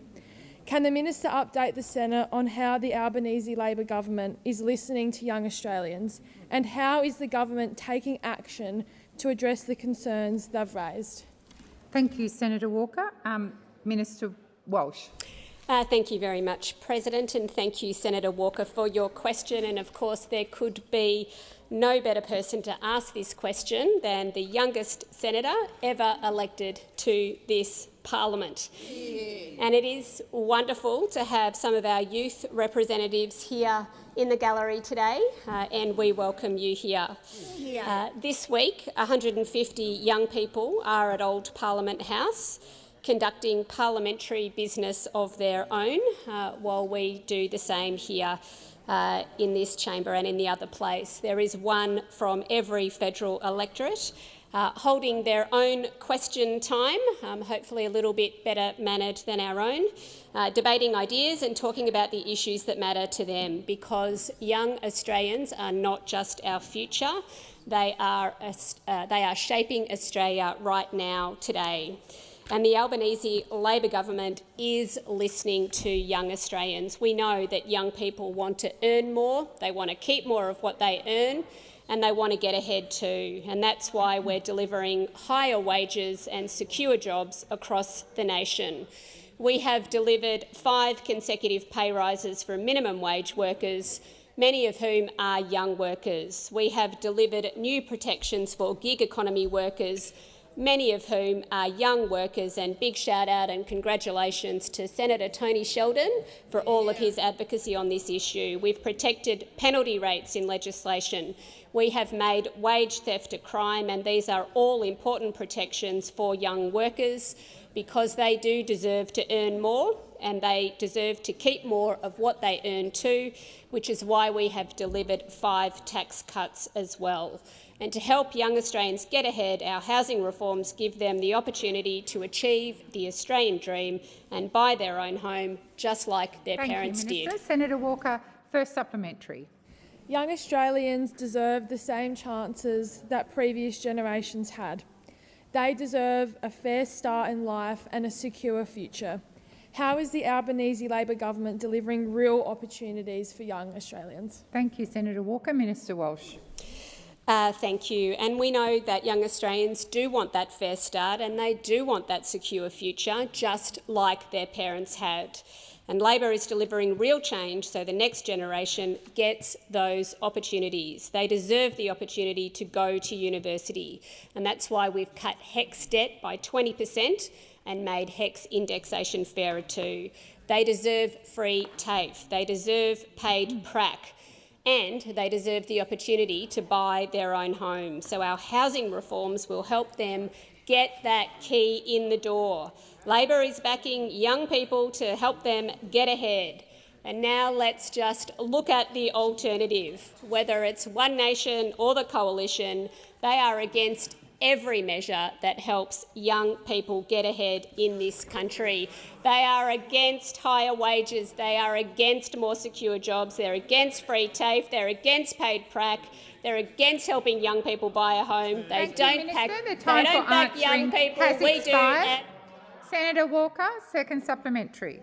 The Albanese Labor government is helping young Australians build a secure future.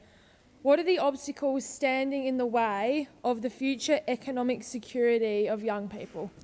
Thank you, Senator Walker. Minister Walsh.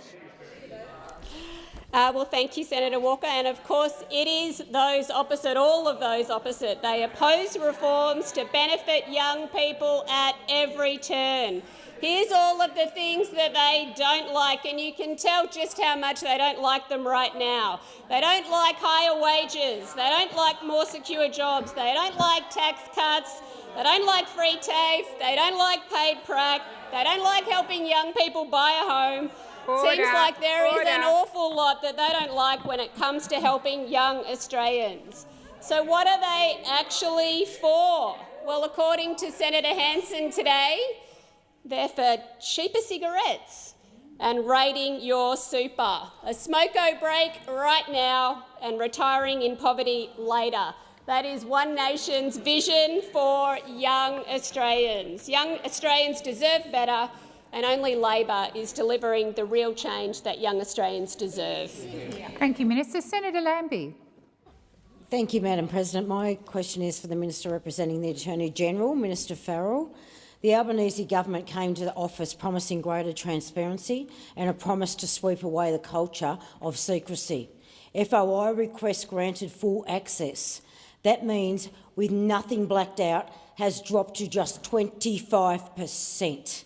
And at the same time, independent reviews have found that more than half of FOI blackouts were actually not legally justified. This is a serious deterioration in transparency and accountability in your government. What mandatory training requirements must FOI decision-makers meet to ensure they understand the FOI Act and that they don't deny access to information we are legally entitled to? Thank you, Senator Lambie. Minister Farrell. Thank you, President, and thank Senator Lambie for her question. I do reject your fundamental proposition that this government is not doing enough on transparency. I'll give you an example in my own portfolio, Senator Lambie, where we have made changes to the electoral laws of this country, which will come into operation on the 1st of January next year, which will require any donors to political parties to disclose those donations within 7 days of them being granted, and at a much lower threshold than is currently the place. But to answer the specifics of your question, the government does seek to update the FOI rules. I'm not particularly au fait with what training officials get in this regard, and I'm happy to investigate that and come back to you with a formal response, Senator Lambie. I do know that Mr. Rex Patrick has made a business out of working for... Minister Farrell, please resume your seat. Senator Lambie. A point of order. This is not about Rex Patrick. This is about everyday Australians and your FOIs and your secrecy. Thank you. This is what this is about. Thank you, Senator Lambie. The Minister is being directly relevant to your question, and I'll continue to listen carefully. Minister Farrell, please continue. Thank you, President. But look, can I say this, Senator Lambie? The way in which individuals like Rex Patrick are abusing the FOI system means that... Senator Lambie, the way you raise a point of order is stand. If I don't notice you immediately, the clerk will advise me that you're standing. So I understand you have a point of order. Point of order. This is about everyday Australians, and you saying that he abuses the process. Maybe it's because you're abusing secrecy and transparency. Senator Lambie, enough of Patrick. Your seat. That is a debating point. The Minister is being relevant to your question. Minister Farrell, please continue. Thank you, President. But look, this government wants to modernise the FOI system so that those people who genuinely want reasonable information out of the system can get it and can get it quickly. Thank you, Minister. The time for answering has expired. Senator Lambie, first supplementary. Thank you. With all due respect, Minister, whilst you're out there at your winery, you can understand, you might want to know, there is no mandatory training requirements, and there lays your problem. How much taxpayer money did the Commonwealth spend last year defending FOI refusals that were subsequently overturned by an independent authority? That is, the decision was wrong. Thank you, Senator Lambie. Minister Farrell. Thank you, President. And can I say you and Rex are most welcome to come out to the vineyard in the Clare Valley at any time. I know you're spending a lot of time in South Australia, so that would be an opportunity to come and visit. But Minister Farrell, please resume your seat. Senator Lambie. Just so we're quite clear, point of order. I haven't been in South Australia for well over 12 Senator months. Lambie, that is a debating point. Minister Farrell. Well, you're welcome at any time, Senator Lambie. But the government recognises freedom of information is a vital feature of our democracy. But the fact of the matter, Senator Lambie, is that the system does require updating. The system must be made more efficient and effective for those people who are genuinely seeking information to protect the safety of public servants, save taxpayers' money on vexatious requests, and ensure that our freedom of information laws cannot be exploited. Thank you, Minister. The time for answering has expired. Senator Lambie, second supplementary. Thank you, Madam President. Access to documents through the FOI Act is clear, and their release is not to be hindered by political embarrassment. Will the government establish a means of accessing the suitability of FOI decision-makers to access documents when their decisions have been found to be wrong by an independent authority? Thank you, Senator Lambie. Minister Farrell. Thank you, President, and thank Senator Lambie for her second supplementary question. Well, the whole point of the government's review of the FOI system, Senator Lambie, is to make it more fit for purpose. So to the extent that changes are necessary, and we believe that changes are necessary because there are people out there who are vexatiously or maliciously using the system currently. That wasn't the original purpose of the FOI laws. It shouldn't be the current purpose of the FOI laws. I'm happy on behalf of the Attorney-General to engage with you, Senator Lambie. Minister Farrell, please resume your seat. Senator Lambie. Yeah, just a point of order. I just asked the question if the government intends to establish a means of accessing the suitability of FOI decisions when the decisions from the independent authority are incorrect. Thank you, Senator Lambie. Yes or no? The Minister is being relevant to your question. Minister Farrell. Thank you, President. Senator Lambie, I'm offering you the opportunity to engage with myself on behalf of the Attorney-General. The time for answering has expired. Senator David Pocock. Thank you, President. My question is to the Minister for Science. Minister, I refer to the Assistant Minister's speech on AI today at the Crawford School about, and I quote, how we ensure that Australia captures the economic benefits of AI. Minister, there was no mention in this speech of ensuring large multinational tech companies pay their fair share of tax in this country. We know that these big tech companies are experts at offshoring profits and minimising their taxable income in Australia. Noting the Assistant Minister's point that local Australian companies built world-leading mining services businesses, governments collected taxes and royalties. My question is, are we doomed to repeat the same mistakes of the mining boom and of gas exports by failing to capture a benefit for Australians if you're not actually talking about the long-term benefits when it comes to tax return? Thank you, Senator Pocock. Minister Ayres. I think, Senator, thank you for the question, President. The Assistant Minister Charlton's speech would have, I expect, gone to the government's priorities in this area. I take the point about questions around taxation arrangements for large tech companies, and I suppose they are ultimately a question that would be directed towards the Minister representing the Treasury here. But I can say for the government's part, every firm that invests in Australia is required to pay their fair share of tax.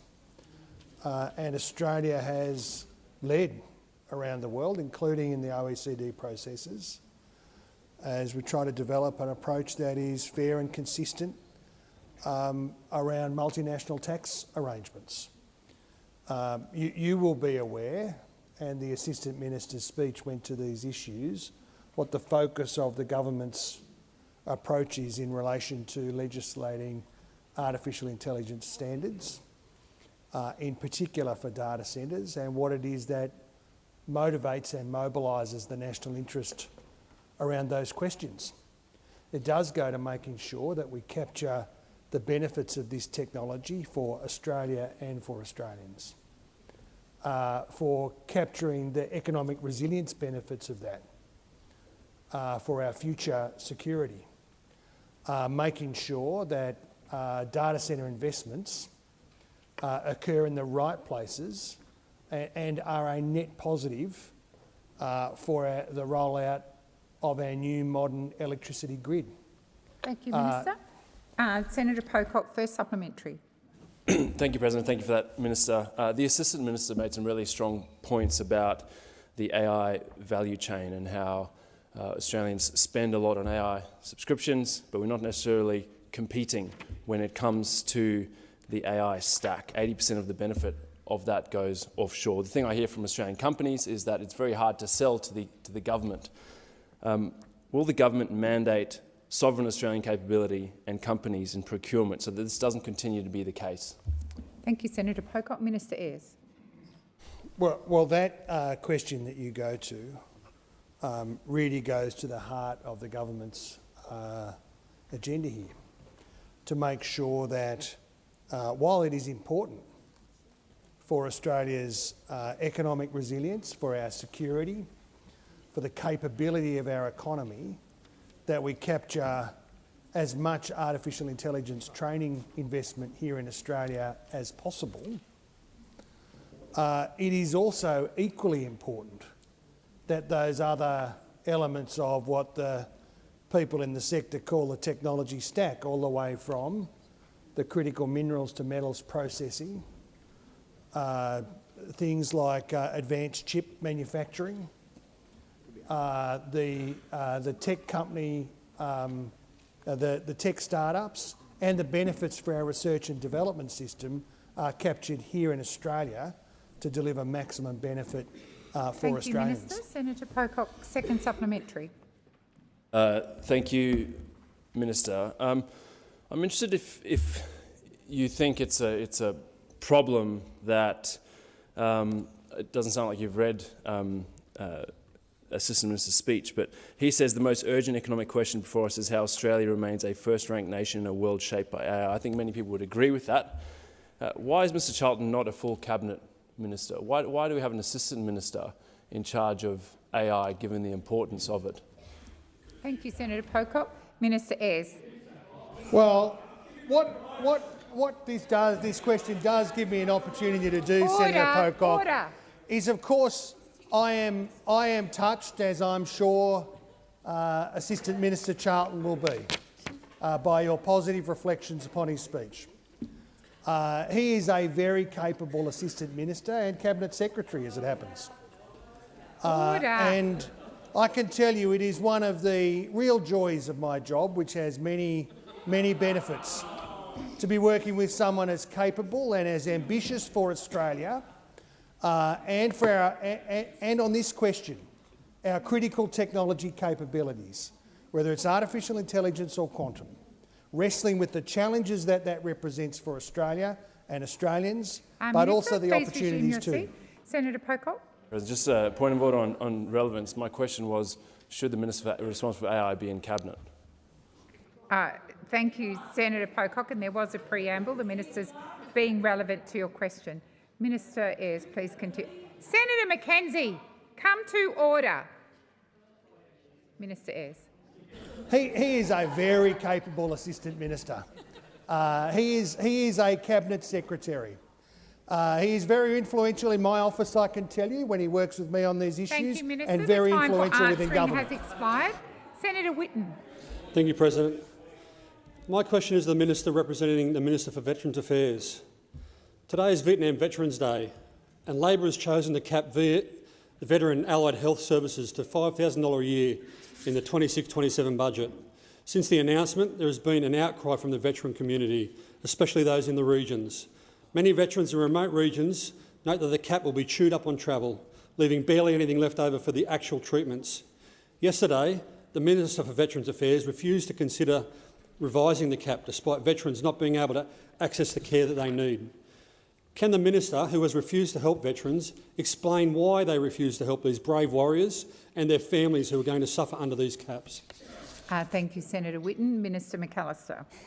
Thank you, President. And Senator Whitten began his question by referencing Vietnam Veterans Day, and I might take the opportunity, Senator, to acknowledge that we do mark Vietnam Veterans Day today.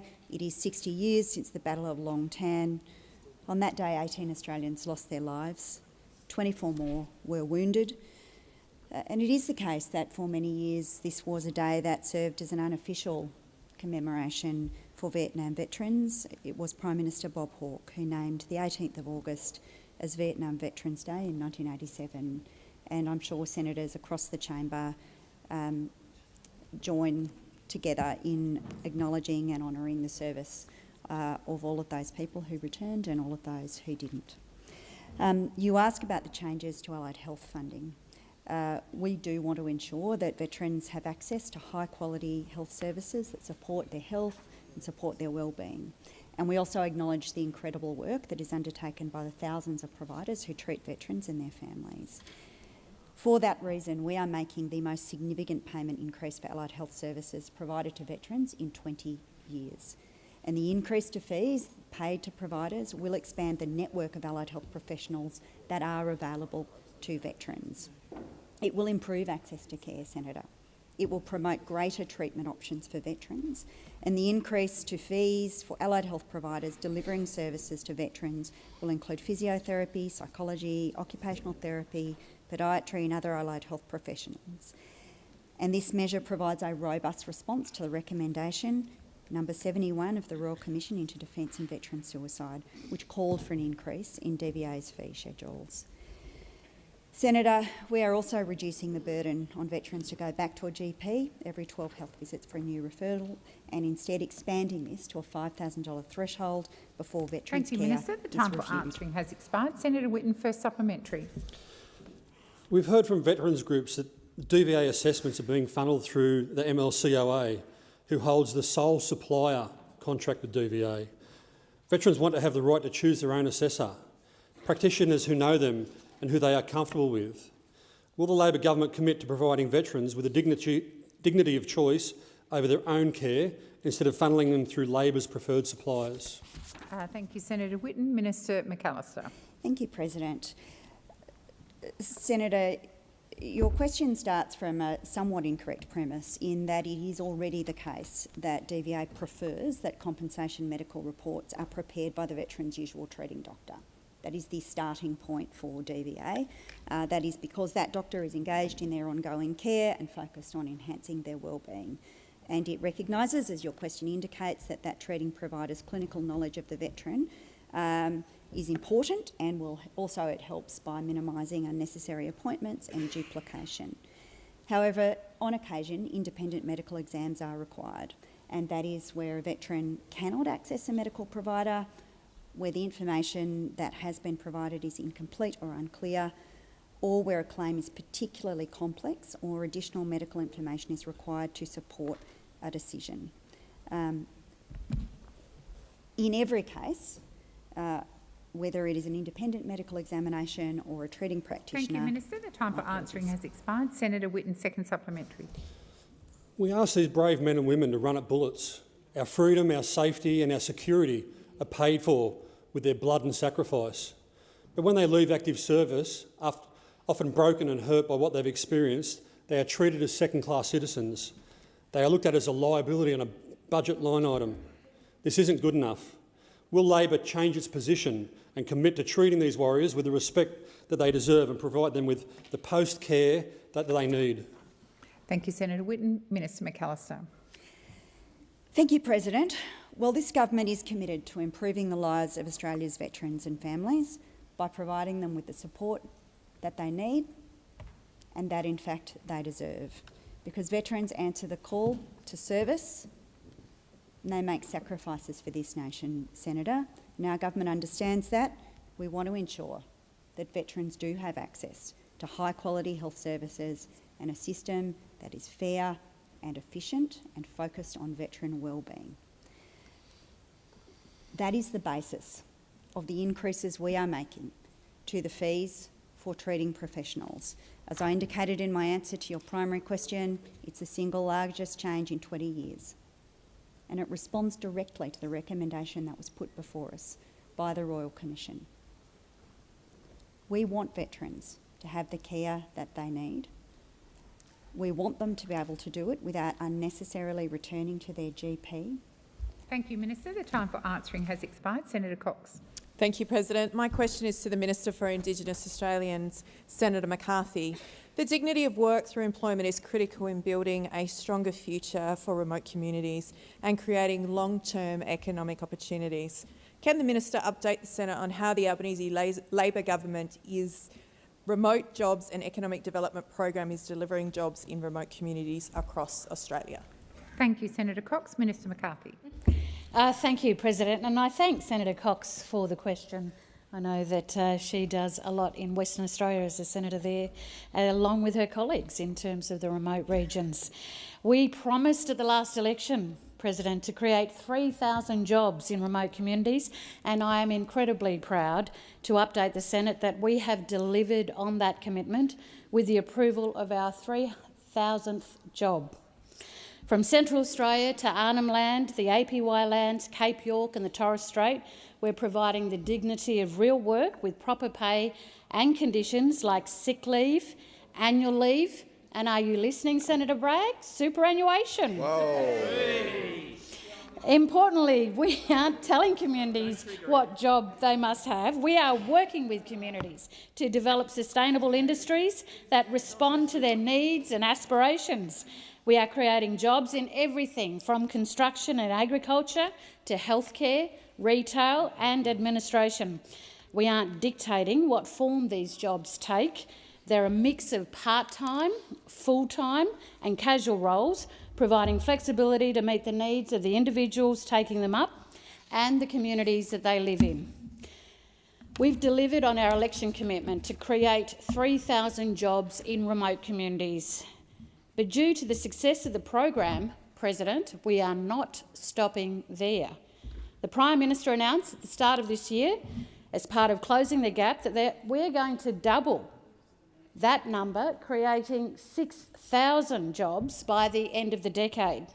And that means thousands more First Nations people having the opportunity to access the dignity of work.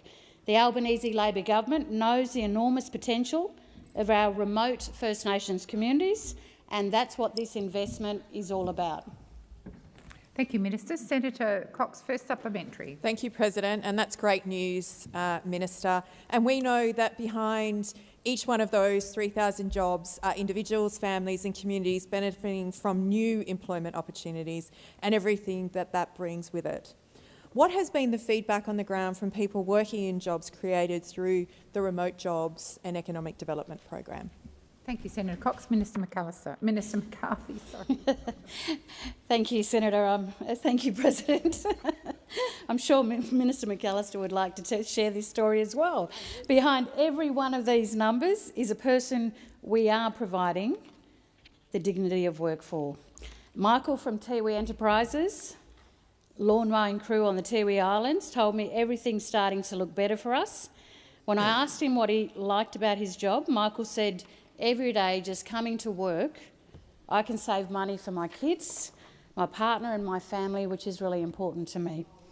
Santha, who's got a job with Beam Aware on Wooroomianga, said of her first time on the sewing machine, when I first put my foot on this pedal, that's when I got excited and that's when I kept going. And recently we just saw so much artwork from both Wooroomianga, from Daly River, all these places in terms of fashion, Indigenous fashion. Thank you, Minister. Senator Cox, second supplementary. Thank you, President. The Albanese Labor government has now funded those 3,000 new jobs in remote communities and is committed to doubling that number to 6,000 by the end of the decade. Are there any obstacles standing in the way of the government's approach to investing in jobs and economic development in our remote communities? Thank you, Senator Cox. Minister McCarthy. Thank you, President. Obstacles? Oh, let me tell you about those obstacles, Senator Cox. It was good to see the Shadow Minister for Indigenous Australians, Julian Leeser, attend Garma this year. In his speech, he described our 6,000 jobs. They're awake. They're awake. In his speech, he described the 6,000 jobs in remote communities as not ambitious enough. 6,000 jobs, not ambitious enough. We must do better than that, he said. Well, let me go back to the Coalition's record. You promised 1,000 jobs. How many did you deliver? Oh, let me remember. Bragg. Let me think. Yeah, no, they went a bit higher than that. It was around Minister, 300. Please resume your seat. I'm sorry to interrupt. Senator Bragg, it is not your role in here in question time to, one, answer me back, and two, to try and that's it, thank you, out loud the Minister. And I'd ask you to listen in respectful silence. Minister, please continue. Rifled everywhere you turn. Thank you, President. I can be pretty loud when I feel like it too. It's okay, Senator Bragg. We can have it out inside the building or outside the building. You guys delivered 350. You said you'd deliver 1,000. You couldn't do it. You say 6,000 is too ambitious. Well, let's show your numbers. Thank you, Minister. Senator Colbeck. Thank you, President. My question is to the Minister representing the Prime Minister, Senator Wong. Minister, 96-year-old Audrey Staniland is blind, has emphysema and lives alone in the Perth home that she has lived in for 43 years. Audrey's health has deteriorated over recent years. Yet after reassessing her using your government's assessment tool, your government's algorithm decided she needed no more funding than she was receiving 12 years ago. Her daughter challenged that decision. Audrey was assessed again. The answer was the same. The algorithm said no. Minister, how can a 96-year-old blind woman living alone with emphysema and other serious health needs deteriorate significantly over more than a decade, yet your government system still concludes she needs no additional support? If the system gets a case like Audrey so badly wrong, how can any older Australian have confidence in it? Thank you, Senator Colbeck. Minister Wong. Thank you, President. Certainly, and I'm sorry, I don't recall her surname, but Audrey's case sounds extremely distressing. But what I would say is that we agree that every older Australian should be able to promptly access the aged care needs that they require. I understand Ms Staniland this case has been raised with, is something the Minister is aware of. I'm advised that Minister Ray has asked the department to look into the circumstances raised by Ms Staniland and her family.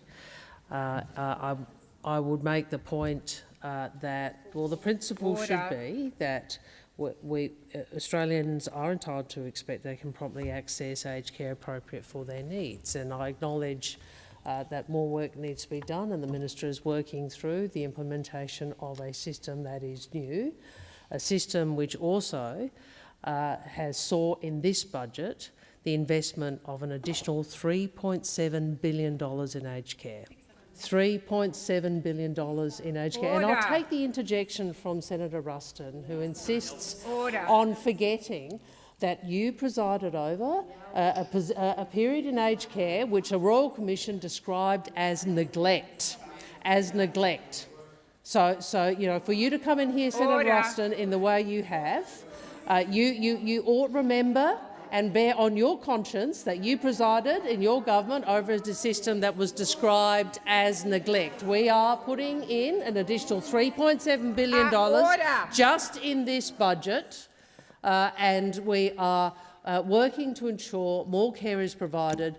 The position that Ms Staniland was in is not what we want older Australians to experience, and Minister Ray has asked that the matter be reviewed. Senator Colbeck, first supplementary.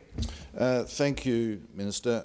Minister, Professor Cathy Eager, AM, a leading Australian expert on healthcare assessment systems, examined Audrey's case and described the algorithm as fundamentally, completely flawed. Yet Minister Ray says the system offers the best outcome for all people. So answer this plainly. Does the Albanese government seriously believe that this was the best outcome for 96-year-old Audrey? Senator Colbeck. Minister Wong. I've already said that I think Ms Staniland and her family are entitled to expect a different experience to the one you have described, and I have already said that the matter has been referred to the department. I would make the point that the Minister has announced two important improvements in the way aged care assessments work. One, the rapid review of the prioritisation system, which is due, I think, next month. And the second is a legislated review process so that the level of care provided can be changed if their needs and circumstances have not been properly captured in the assessment process.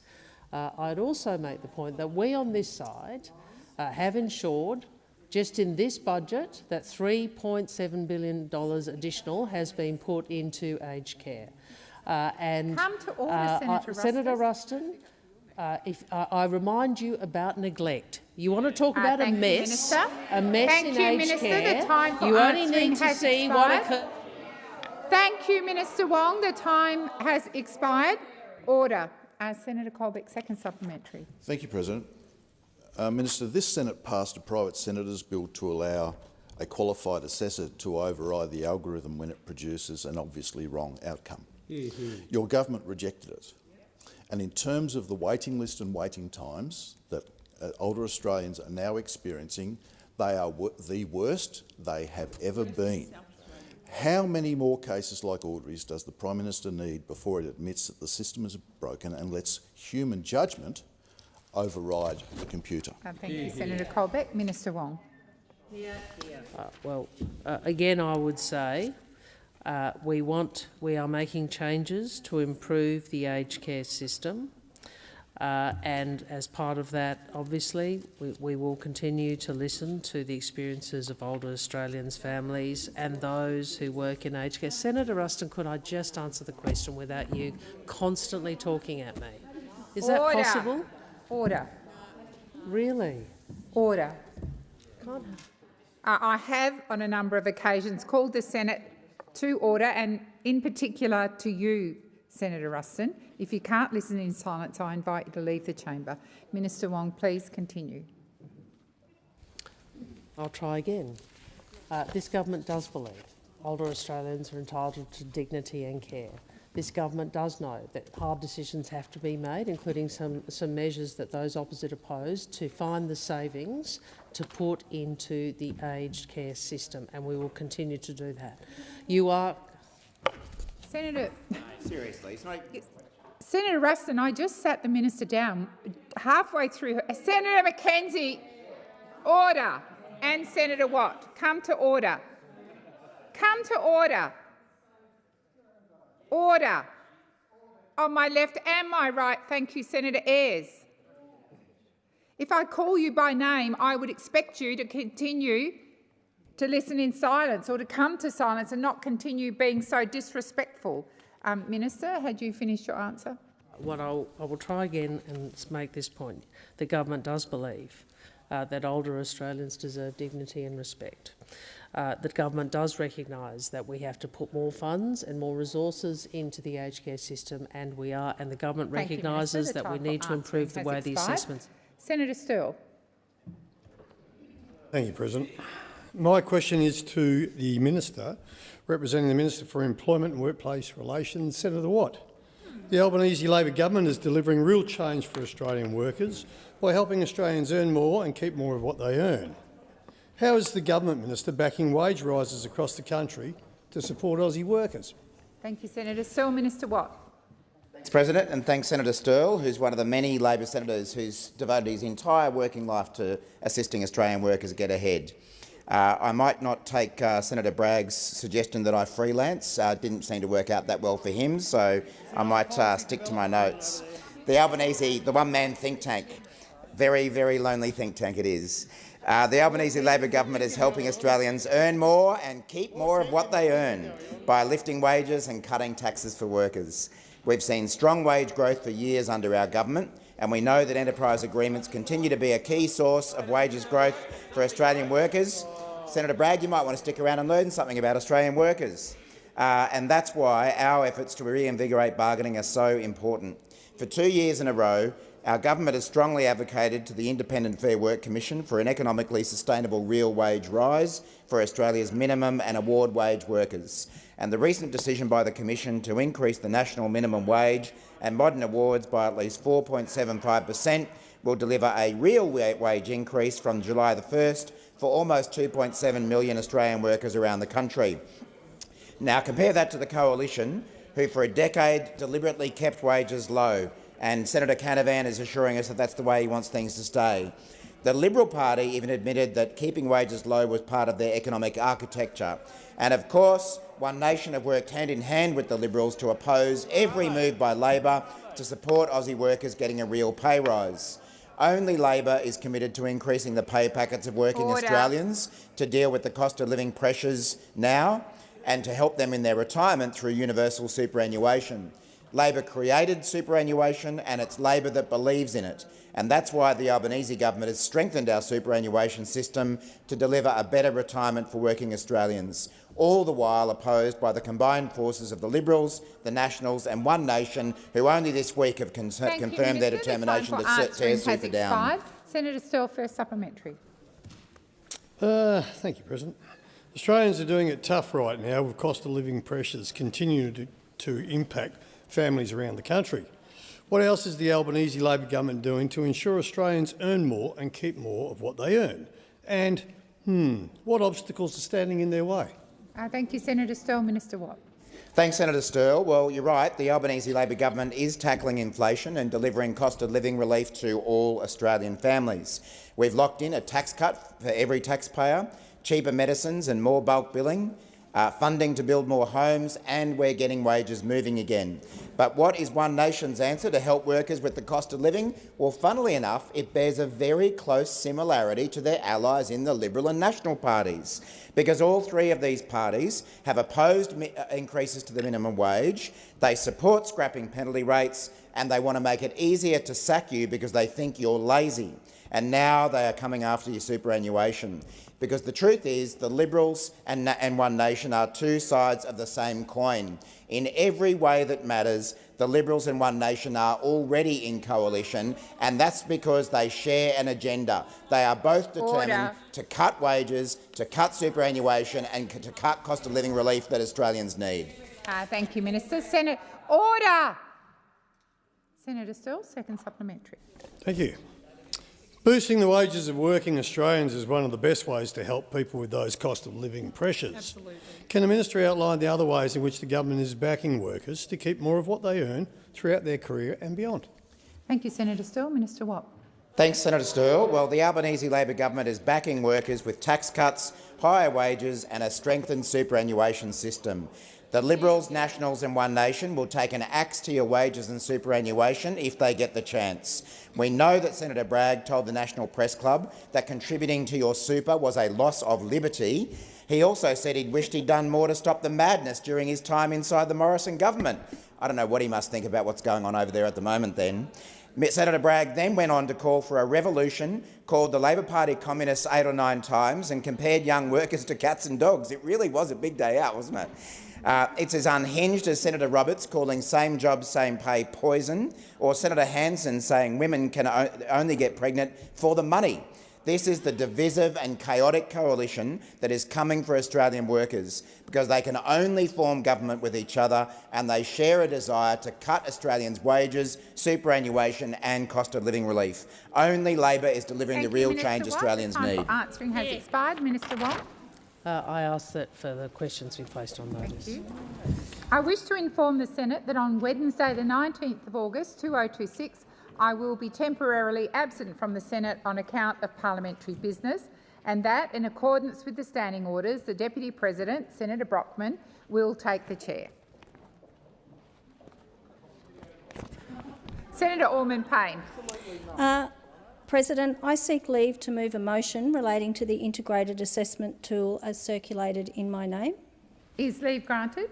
Leave is not granted. Senator Ormond-Payne. Pursuant to contingent notice standing in the name of Senator Waters, I move that so much of the standing orders be suspended as would prevent me moving a motion to provide for the consideration of a matter, namely a motion to give precedence to a motion relating to the integrated assessment tool, and I move that that question be put without amendment or debate. And Payne, I understand from the clerk you can't move that.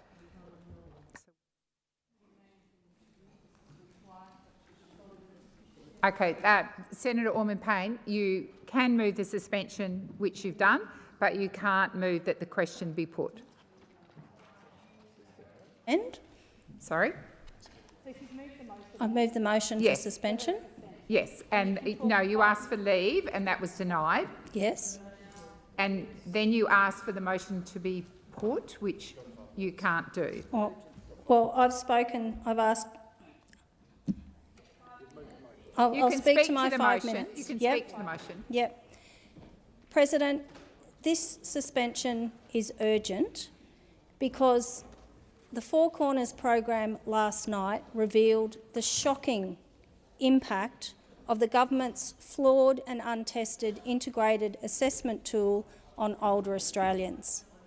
President, it is urgent that we suspend to consider this issue because the answers given by the minister in last night's Four Corners program indicated that the minister showed himself to be utterly ignorant of the severe and ongoing impacts that this flawed tool is having on older Australians. President, it is urgent that we suspend standing orders because the answers given by Senator Wong to the questions raised by Senator Colbeck further indicate that the government does not understand the incredible hardship that is being placed on older people and their families who cannot get the care that they need in a timely way. President, this matter is urgent and we should suspend standing orders because we know that the integrated assessment tool algorithm is flawed. We know that this integrated assessment tool is consistently under-assessing older people's care needs, and we know from the answers that the minister continues to give that the government is not fully alive to this issue. President, it is urgent that we suspend standing orders to debate this motion because we know that tiny differences in this flawed algorithm are seeing some people having their care support halved.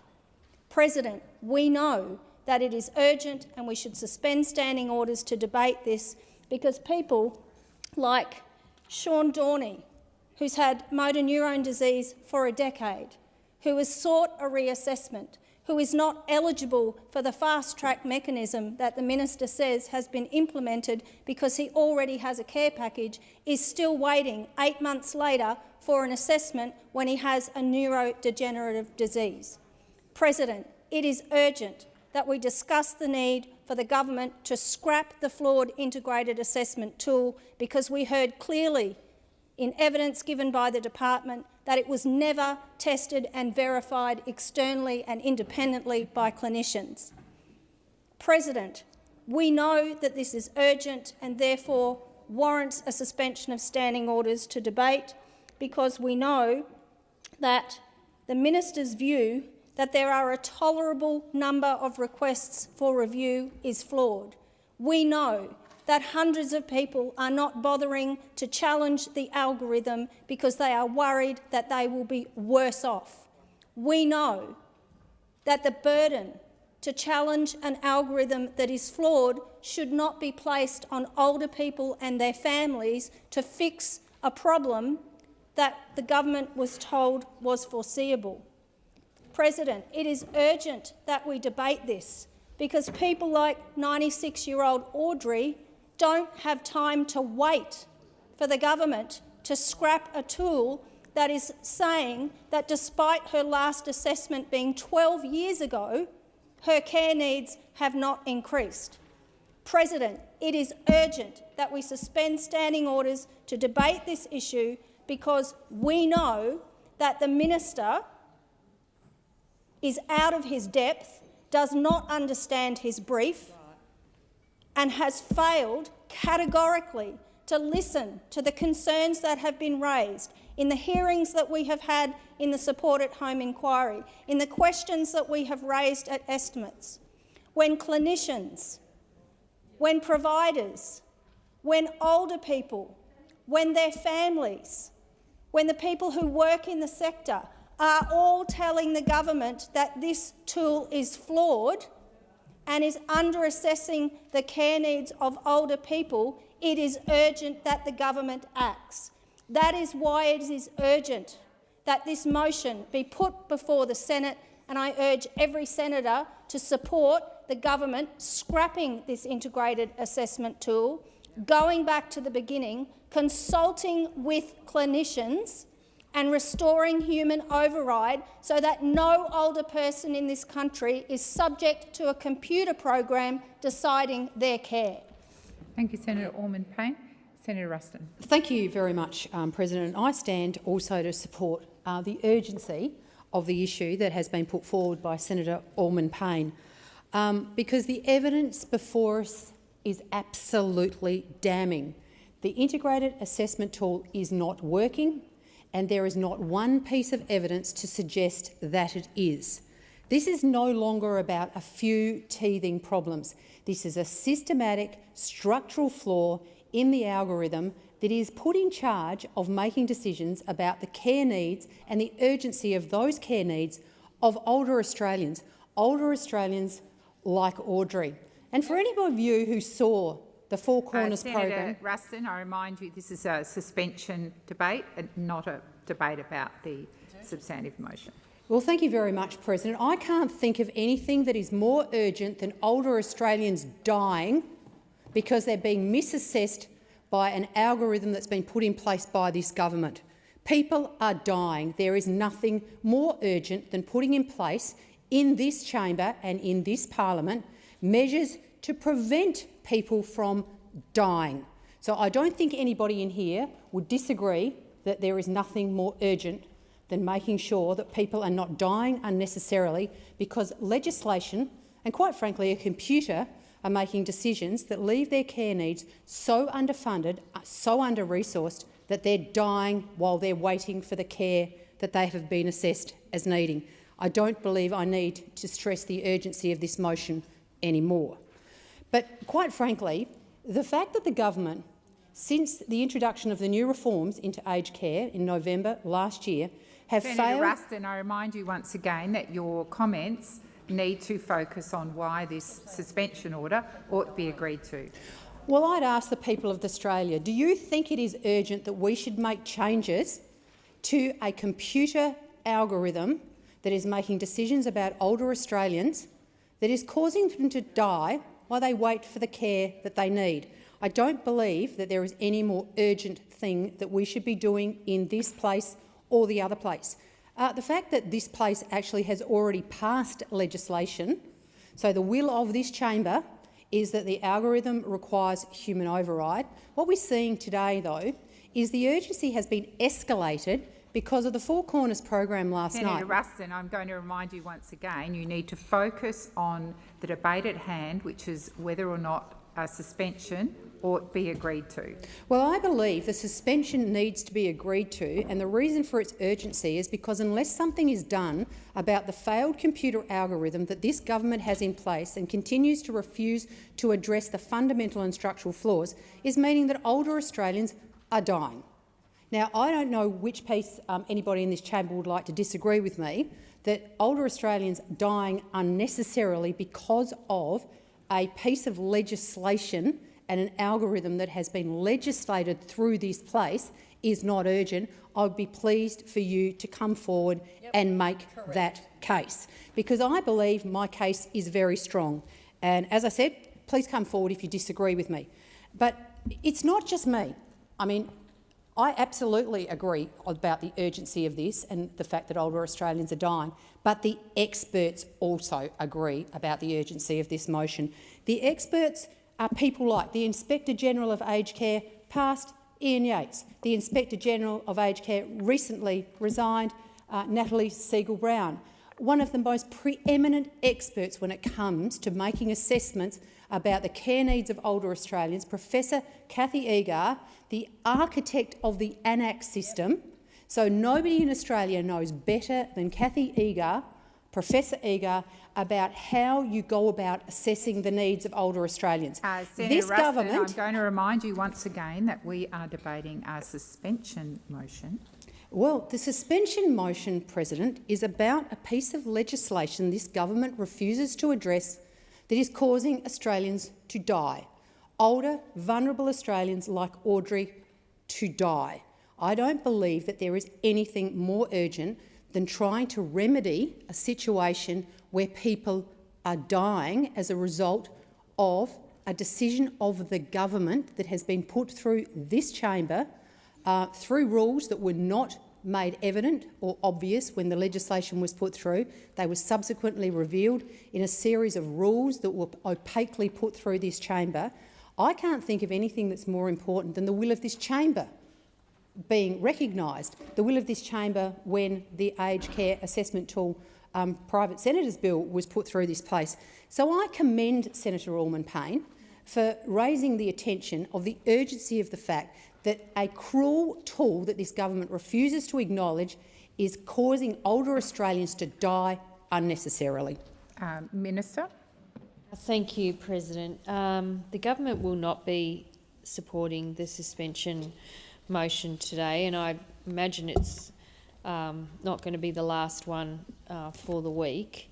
But there is a range of urgent matters before the Senate, and I accept that people can, there are so many things that this chamber could be debating this week, but there are also a number of very critical pieces of legislation, including the NDIS, including our reforms to gambling law, and our reforms or implementing new arrangements for the news media bargaining incentive, and dealing with the Treasury laws bills that this chamber has sought to debate as well. So on the point of urgency, there is no shortage of urgent matters before the Senate this week, and indeed the Senate has just resolved earlier today to put in place arrangements to have those matters dealt with.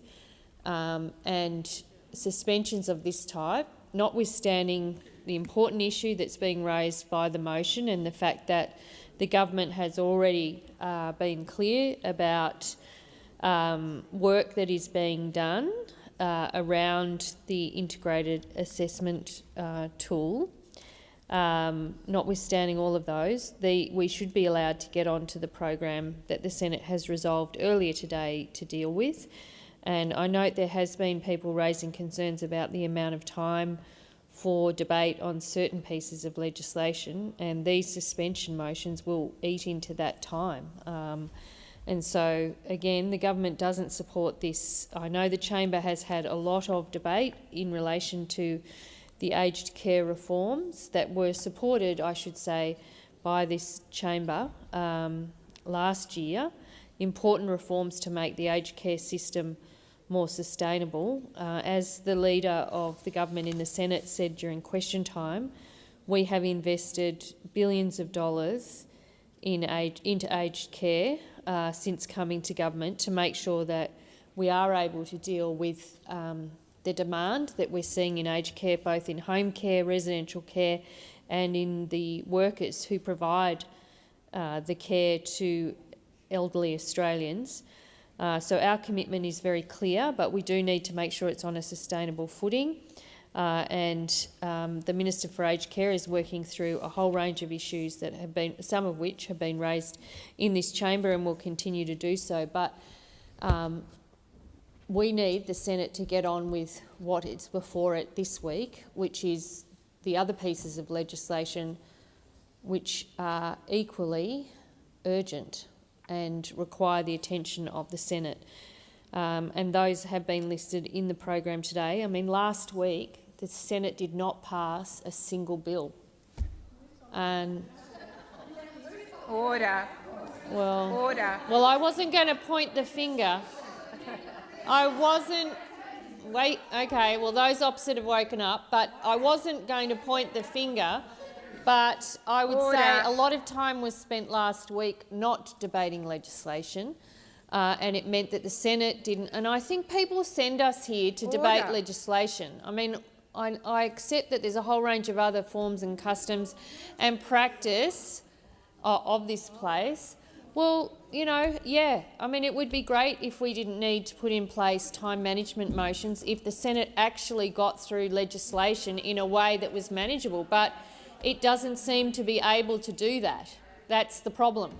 That's the problem that time management has to deal with, because ultimately, if you waste an entire week not passing a single piece of legislation because, and it wasn't government senators who were chewing up the time, let's just be clear about that. If you don't pass a single piece of legislation, then pressure will build and you will have to put in place time management motions. So on the suspension that Senator Allman-Payne seeks to move today, notwithstanding the very real issues facing aged care in this country, the reform work that's underway, the investment that we're making, the demand for aged care continues to grow, and it is an important issue that this chamber should debate.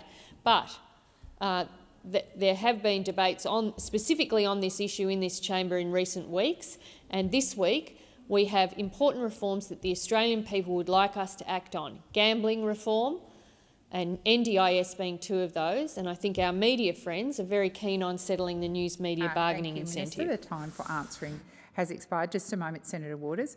I remind the chamber that Senator Allman-Payne was heard in silence, Senator Ruston was heard in silence, and for some reason the disrespect shown when Minister Gallagher got up, people seem to think is okay. It is not okay. Every senator in this place deserves to be heard in silence, whether or not they are agreed with or not. Senator Waters. Thanks, President. It is urgent that we get a better deal for older Australians and work to bring some humanity back into our aged care system. And I thank my colleague Senator Allman-Payne for seeking to suspend standing orders today to deal with this issue. Labor's continued use of the untested and structurally flawed integrated assessment tool is failing older Australians, and it is urgent because they are running out of time. The integrated assessment tool was developed to assist practitioners to make clinical judgments about the level of support that aged care recipients needed. It was supposed to support human decision-making. It was never supposed to become a tick and flick that would let a computer decide whether someone like Audrey Stanaland, who we all saw and loved last night on telly, was never meant to let a computer decide whether Audrey requires no increased support, despite being blind and living alone. On Four Corners last night, we learned how— Senator Waters, I'm going to draw you back to the suspension motion, not the substantive debate. Thank you. This matter is urgent because, as Four Corners revealed last night, this is exactly how this tool is used. And it's the outcomes for older Australians like Audrey that is both devastating and urgent. This is precisely the sort of issue that this chamber should be fixing on an urgent basis. With no additional support, Audrey and her family are worried that she'll have to leave her home and moved into residential aged care instead. And we know how that ends, tragically. Even getting an assessment from this terrible tool comes with a wait time. Senator Waters, you are talking about the substantive motion and not the reason that we need to suspend. Well, I think people's lives matter, and I think older Australians, this is urgent for them, it is urgent for us, and it should be a matter that this chamber is debating. Instead, they've got to wait for a median wait time of 36 days to even get an assessment from this terrible tool. And this is urgent because there are 98,606 Australians waiting to be assessed. hoping for support that will allow them to stay at home longer with or close to their loved ones, rather than being forced into residential aged care. And what's particularly galling, and why it also makes this matter urgent, is that at-home care is not only what most older Australians prefer, it costs less. On average, the cost to subsidise a person in resi aged care is more than $117,000, while care at home is around $30,000. I'm sure, President, you would agree that judicious use of public money to actually support people is a question that is both important and urgent. In its drive to save money off the backs of everyday Australians, rather than making big corporations pay their fair share, Labor has streamlined Senator Waters, decisions. you are well off topic. It is about why you need to suspend standing orders. We should suspend standing orders because algorithms and machines should not be in charge of the fate of older Australians. Human beings should. And I've just laid out that it's actually cheaper and more humane to do that. But instead, we've seen Labor partly privatise the assessment system as well as employing the robots to make decisions, which it was never designed to do. They handed contracts for more than $1.5 billion. On the suspension motion. I think older Australians think this matter is urgent, President, and I think it will not reflect well on this chamber that the government of the day is asserting that it is not, and I will continue to assert that this is both urgent and important. This could be fixed today. It's exactly why my colleague Senator Allman-Payne has put this motion. It is exactly why it is urgent to debate this motion, because these are people's lives that are at stake. And this chamber could fix this today, and instead the government is choosing not to, and it's likely about to vote against this motion to provide older people with the dignity and support that the Greens think that they urgently need. Have you learnt nothing from robo-debt, from the devastating human toll of that inhumane policy?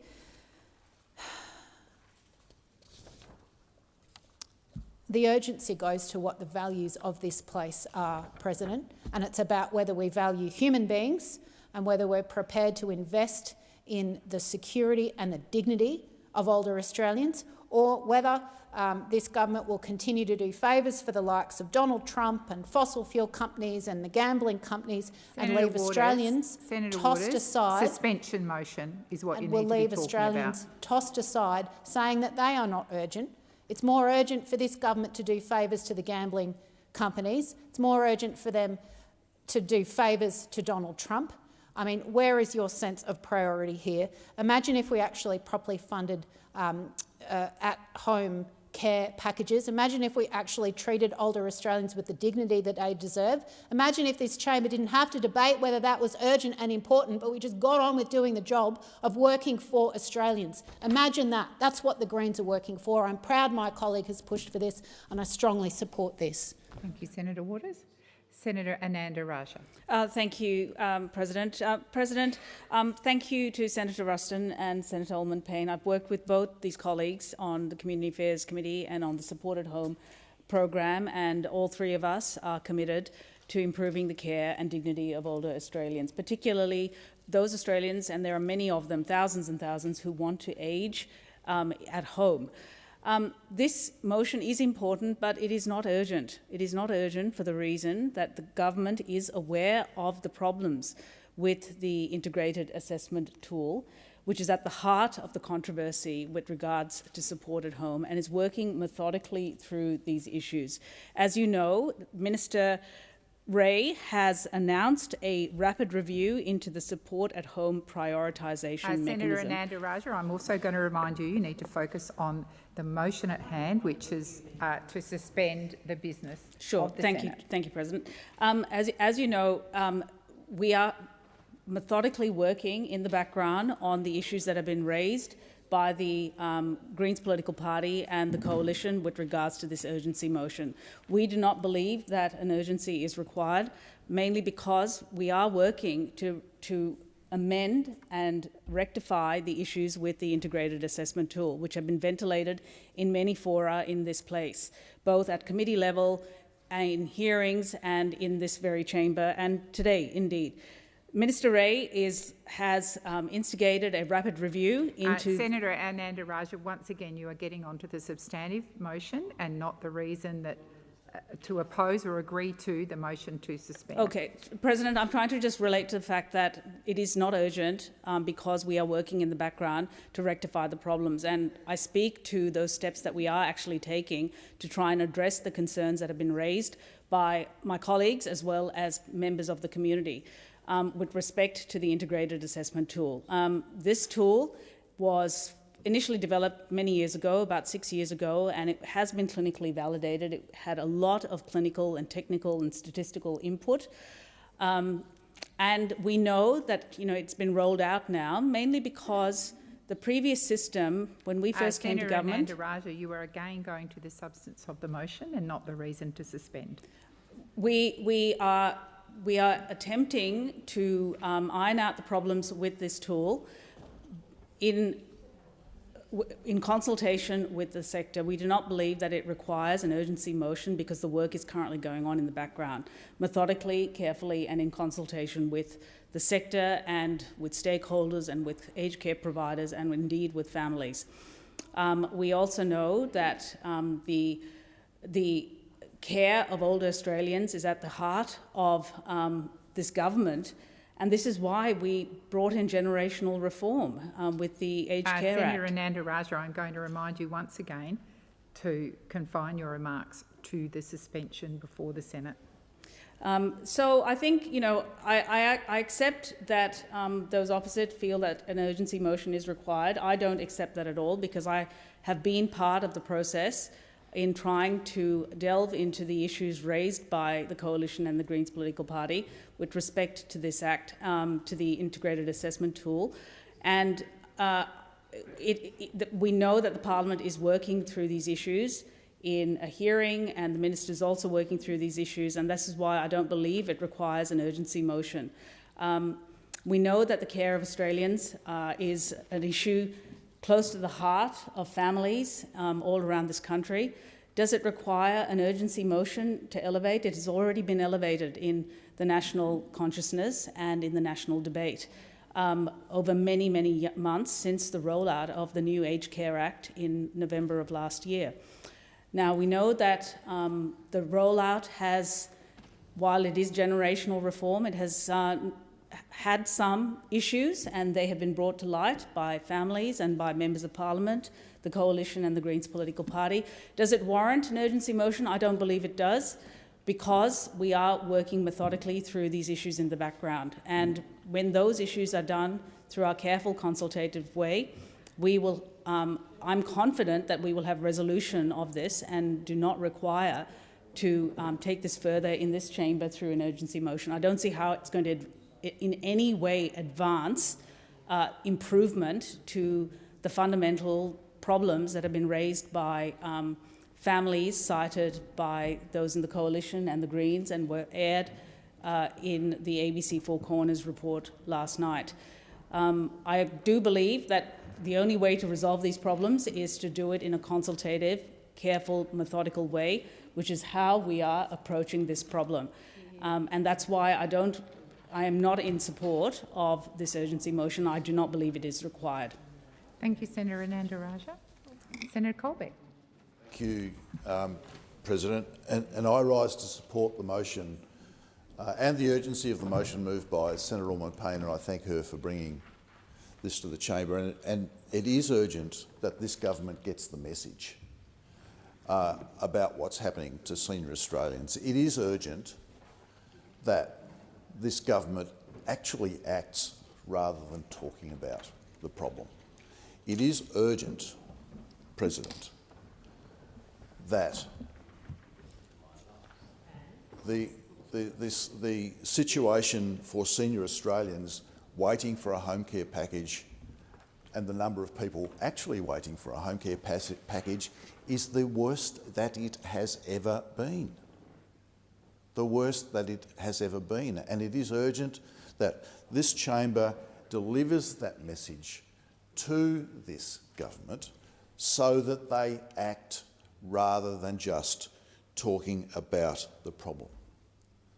It's clearly urgent that when you have people like Professor Kathy Eager AM saying that the algorithm is fundamentally and completely flawed that the government actually acts. And I think it's quite reasonable that this chamber reinforce the message urgently that it sent to the government when they passed legislation to allow a qualified assessor to override the algorithm. I think it's urgent that this chamber actually has the opportunity to reinforce that. And it's urgent that they actually get on with doing the job that they promised to do before the 2022 election. But the fact that the situation for people waiting for a home care package and the number of people on a waiting list is worse than it's ever been, I think it's urgent that this chamber has the opportunity to send that message. And I think that the more than 5,000 families of people who died in the last 12 months alone waiting for a home care package would think that it's urgent too. More than 5,000 families who lost a loved one while they were waiting for a home care package just in the last year. I think they would think it's urgent that this chamber deal with this as well. It's extraordinary that the minister gets up and says that this is not as urgent as the media bargaining code. I think it's extraordinary, and it says a lot about the government's priorities that they think that the media bargaining code is more important than 5,000 people who died while they were waiting for a home care package in the last 12 months. It's disgraceful. And interestingly, if we go back to the IBM training manual in 1979, it says this: a computer can never be held accountable, therefore a computer must never make a management decision. And I think we should apply that principle urgently in the context of this debate. Thank you, Senator Colbeck. To this Time issue. has expired. If there are no more speakers, I'm going to put the question. The question is that the suspension motion be agreed to. Those of that opinion say aye. Against? No. I believe the noes have it. Division required. Ring bells for 4 minutes.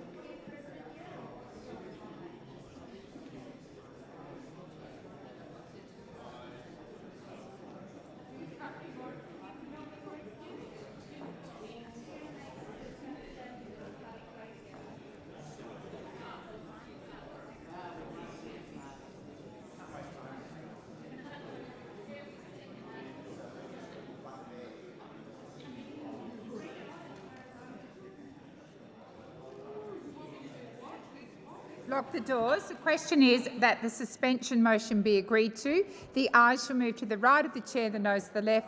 I appoint Senator Kovacic as teller for the ayes and Senator Sheldon as teller for the noes.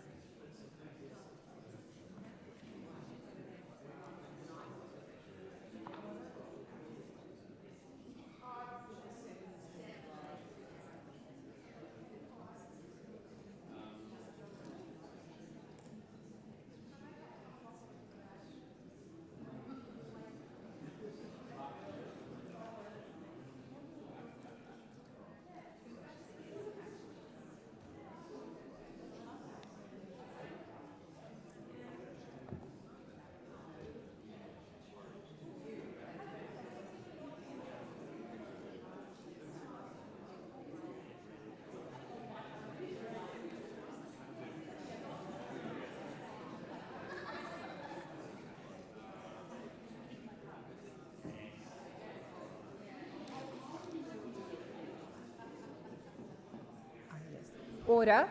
There being 34 ayes and 23 noes, the matter is resolved in the affirmative. I call Senator Orman-Payne.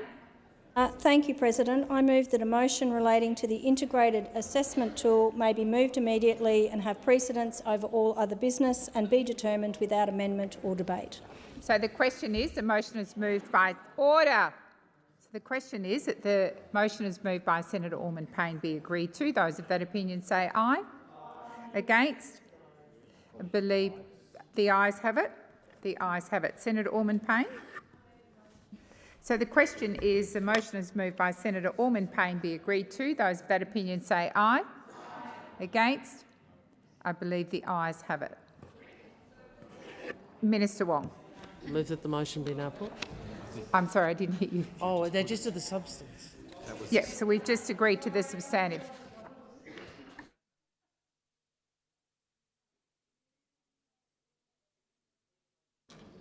Thank you. We'll just get a change in the chair and we'll move on to motions to take note of answers. Thank you, President. All right, I would ask senators to leave the chamber quietly if they're not going to participate. Excuse me. Should have muted the microphone, shouldn't I? I shall now proceed to motions to take note of answers. With the concurrence of the Senate, the clerks will set the clock in accordance with informal arrangements agreed by the whips. Are there any motions? Senator Little. I rise to take note of answers to all coalition questions, and I start with addressing Senator Wong's answer, which failed on every transparency and accountable level and measure on aged care. In our home state of South Australia, the great state of South Australia that we both call home, record ramping in South Australia, mostly for old people, is through the roof. Bed blocking is a crisis due to aged care shortages. There's the cancelling by Labor of the private health rebate for older Australians. Latest data from this month in South Australia says waiting on average of 317 days is someone's mother, grandmother, aunt, sister, brother, uncle, grandfather. They're waiting for non-specialist support at home services. That's the aged care system under a Labor government. Poor, inadequate, unresponsive. Now let's talk about the Four Corners expose. Not a surprise to anybody trying to navigate the aged care system under Labor. It confirmed exactly what the Coalition has been warning for months, that the algorithm for aged care that was developed under Labor, that was pushed through under Labor, is hurting vulnerable older Australians. A leading expert on that program showed that changing the answer to a single question can make a difference of tens of thousands of dollars in someone's funding. That's not a sophisticated tool, that's actually a lottery. A lottery in the life of older Australians who have contributed to our great country. They are then subjected to an algorithm that says no. A bit like Labor. No to the evidence that's in front of them that this is flawed. No to the alarmed experts that say there is a problem with your algorithm. No to the painful stories of older Australians. True stories, honest stories, raw stories. And no to their families who just want a better deal for older Australians.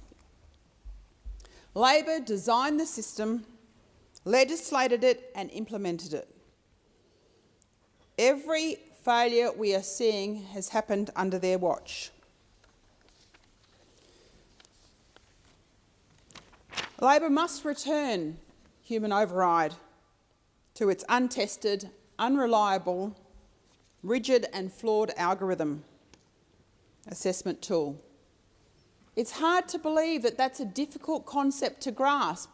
We're not talking about a tool, we're actually talking about humans and the tool you introduced to assess their needs. You know, in South Australia, we've got a particularly big problem with aged care. We should be caring better for our older people. It is simply not acceptable that more than 5,000 people have died waiting for a package. That's not acceptable on any measure. The Coalition's position is simple. If an older Australian has been assessed as needing care, they should receive the care they have been assessed as needing. Not a fraction of it, not a portion of it, not after months of waiting, and certainly not after they've died. That's not acceptable. Senator Little, your time has expired. Sorry, I'm just having a brain freeze. Senator O'Neill. I'm sorry, Senator O'Neill. I understand. I always want to use people's first names too, Deputy President. Thank you for the call. And I rise to respond to that contribution and to talk about the reality of aged care and the fact that we do proudly have a larger number of ageing Australians in our country, and that presents a particular challenge to all governments. And I do know that in previous governments, under leadership not of the Labor kind, this challenge went unmet for a very, very long period of time. In fact, it was so unmet that there was the necessity for a royal commission into aged care. And in that commission, the interim report was shorthanded in its very title, which was the term neglect. And that can happen in governments when people don't pay attention to things. But what we're talking about here is a range of questions that are accusatory, inflammatory, instituted to create drama and offence and anxiety. That doesn't help anything or anyone. The Commissioner, in response to the challenge of what was left by the Coalition's failure to see the problem and do anything about it, was described as an underpaid, undervalued and insufficiently trained workforce.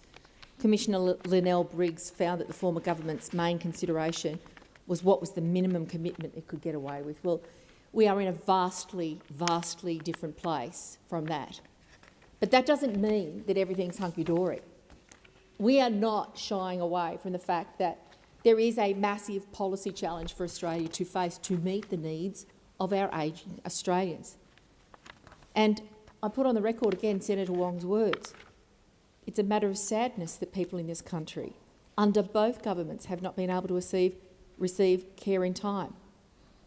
But Senator Wong made it very clear that the Minister and the government are working hard to ensure that we provide more places, that we reduce wait times and that we respond to that reality of our ageing population.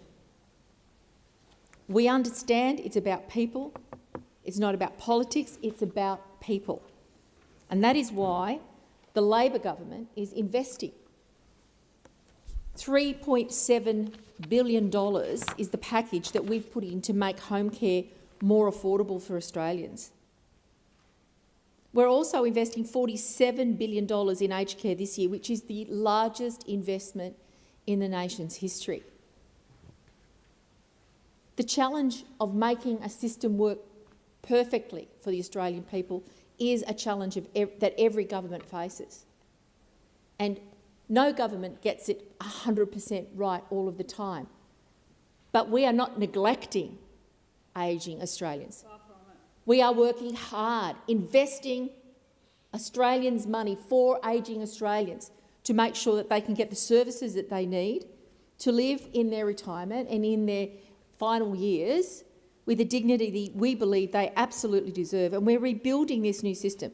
We had to introduce a new act. We had to strengthen the home care system. We've delivered record pay rises so that there are people to come and give support to people who receive these packages. And we're investing in record infrastructure all across this country. We support care at home. We are working to make sure that Australians who want to live their life and get on with it and be able to do that at home get the care that they need Senator when they O'Neill, need it. Your time has expired. Senator Colbeck.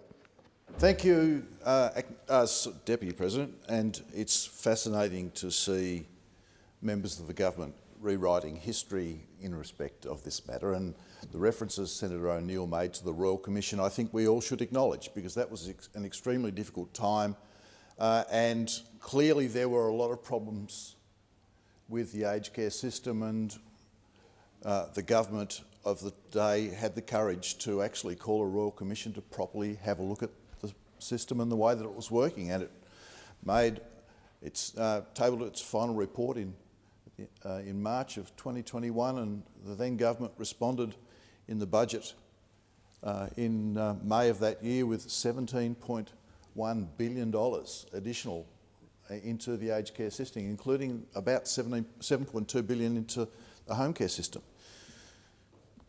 The problem that we have right now with the way that the home care system is working is that the failures that we are seeing in the system are of this government's making.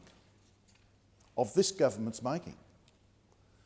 In 2019, there were 128,000 people on the waiting list for a home care package, and the waiting time was way too long. It was well over 12 months, in some cases 2 years for a level 4 package.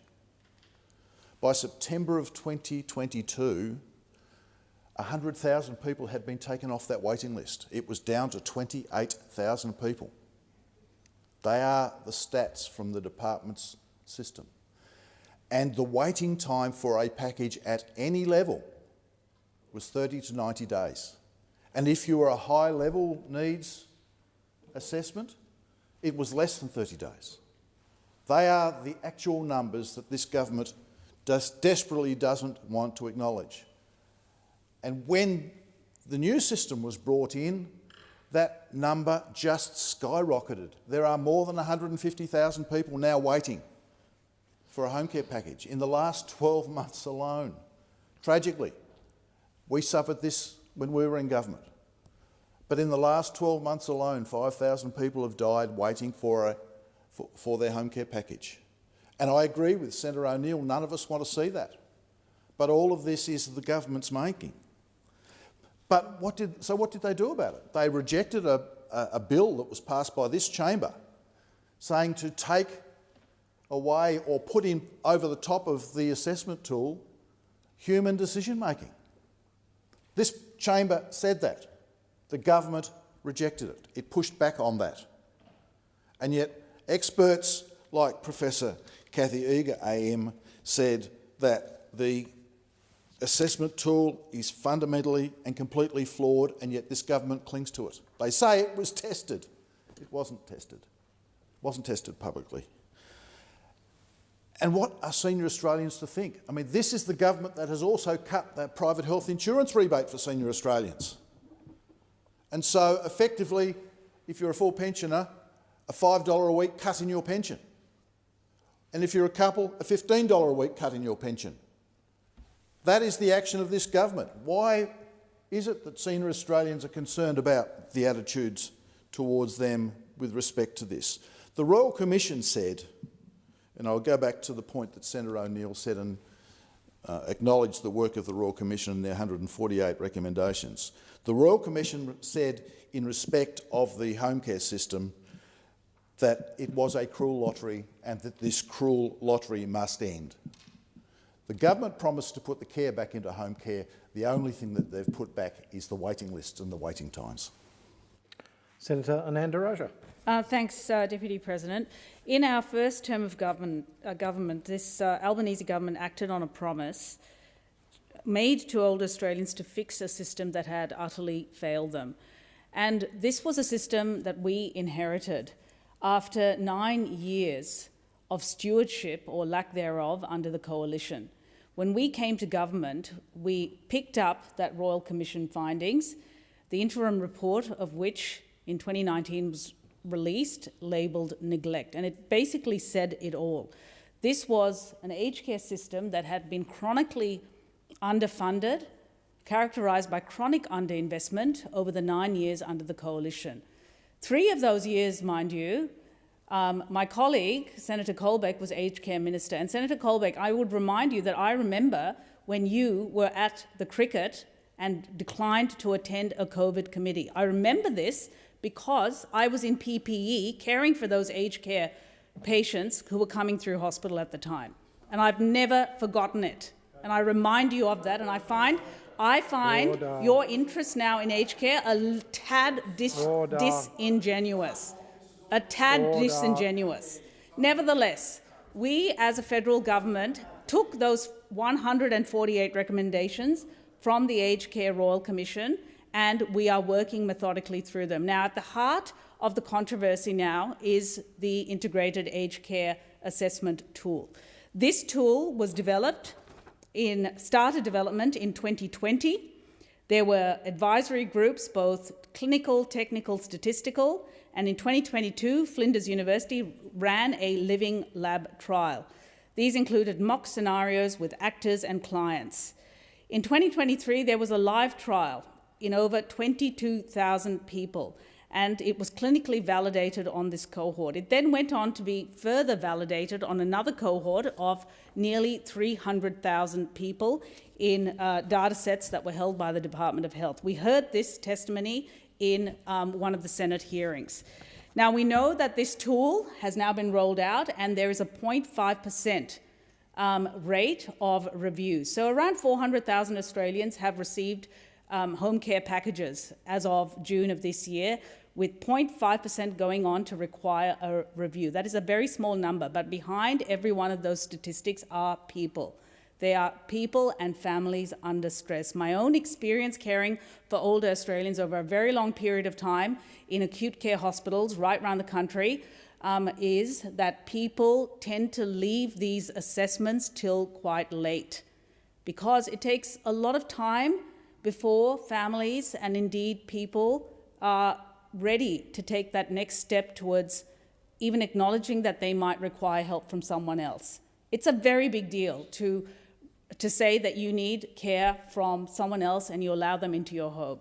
And so by the time these assessments are made, people are often pre-crisis, if not in crisis. It's tragic. Our government is now undertaking a rapid review into the integrated assessment tool, and we have committed to legislating an escalation pathway to ensure that those older Australians who are falling through the cracks or feel like they are falling through the cracks have a pathway where their needs can be prioritised and attended to. But this does not detract from the $47 billion we have committed to reforming this aged care system. Nearly $4 billion this year towards building more aged care residential beds, providing additional care to older Australians in aged care as well? Senator Blythe, you have the call. President, and I just want to pick up a little bit of what Senator Ananda Raja started off with in her contribution. Now, the Albanese government did make a promise to the older Australians here in Australia.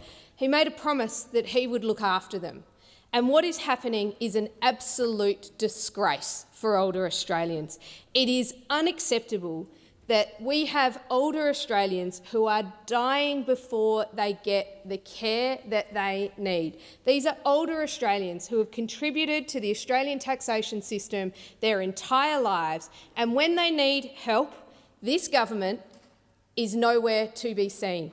And let's talk about the facts a little bit there. And rather than making personal attacks towards Senator Colbeck, perhaps it would be better to actually look at the facts. And the waiting list is now 150,000 older Australians. That number has increased exponentially. That is nearly 5 times the number that you inherited from the coalition. So I think perhaps we should be looking at the facts here before we start having personal attacks on people on this side of the chamber. 5,000 people have died just in the last 12 months. These are older Australians. They have families. And the answer from this Labor government is apply for your home care package earlier. The system doesn't let them if they don't qualify, so they can't. So they are stuck on a wait list for over 12 months, desperate for the care that they need because of the system that has been set up by this Labor government. This is a problem that this Labor government has created, and now they're trying to blame older Australians for the reason that they're not getting the care they need. It is disgraceful. This Labor government doesn't care about older Australians. They're more interested in spinning their own tales about how this is playing out. People will continue to die until they are able to actually tell the truth to the Australian people. We need a Prime Minister who is going to stop making promises that he can't keep. And then we move into the Coalition for Veterans' Voices. And I was very privileged to meet this group of veterans here in Parliament House this week. These veterans have come desperate, come to Canberra for help, because under this Labor government, the Labor government is going to put a cap on the funded allied health services that veterans in Australia are going to be able to access. So not only is this Labor government failing older Australians, but they're now failing veterans in this country as well. These are brave men and women who have worn the uniform, who have gone out there prepared to put their life on the line for Australia. And when they need help, when they are broken, when they come back from war and they need help, this Labor government has said, well, you can only have $5,000 worth of help a year. This is going to cost veterans lives. These brave men and women deserve the support that they need from a country that they were willing to go and fight and defend. This Labor government is at war with everyone in this country, and it seems that the veterans are just the tip of the iceberg. Now, the Minister for Veterans Affairs didn't want to meet with the Coalition of Veterans' Voices yesterday, and he was forced into it. And what we've been told is that when he did finally take that meeting, he refused to shake hands, crossed his hands and wouldn't engage in any kind of decent conversation. So this is a government who is turning its back on old people in Australia, it's turning its back on veterans, and it is an absolute disgrace. Senator Hanson-Young. Well, thank you, Mr Acting Deputy President. Well, Sorry, Senator Hanson-Young, would you mind resuming your seat? I'm just getting some advice from the clerk.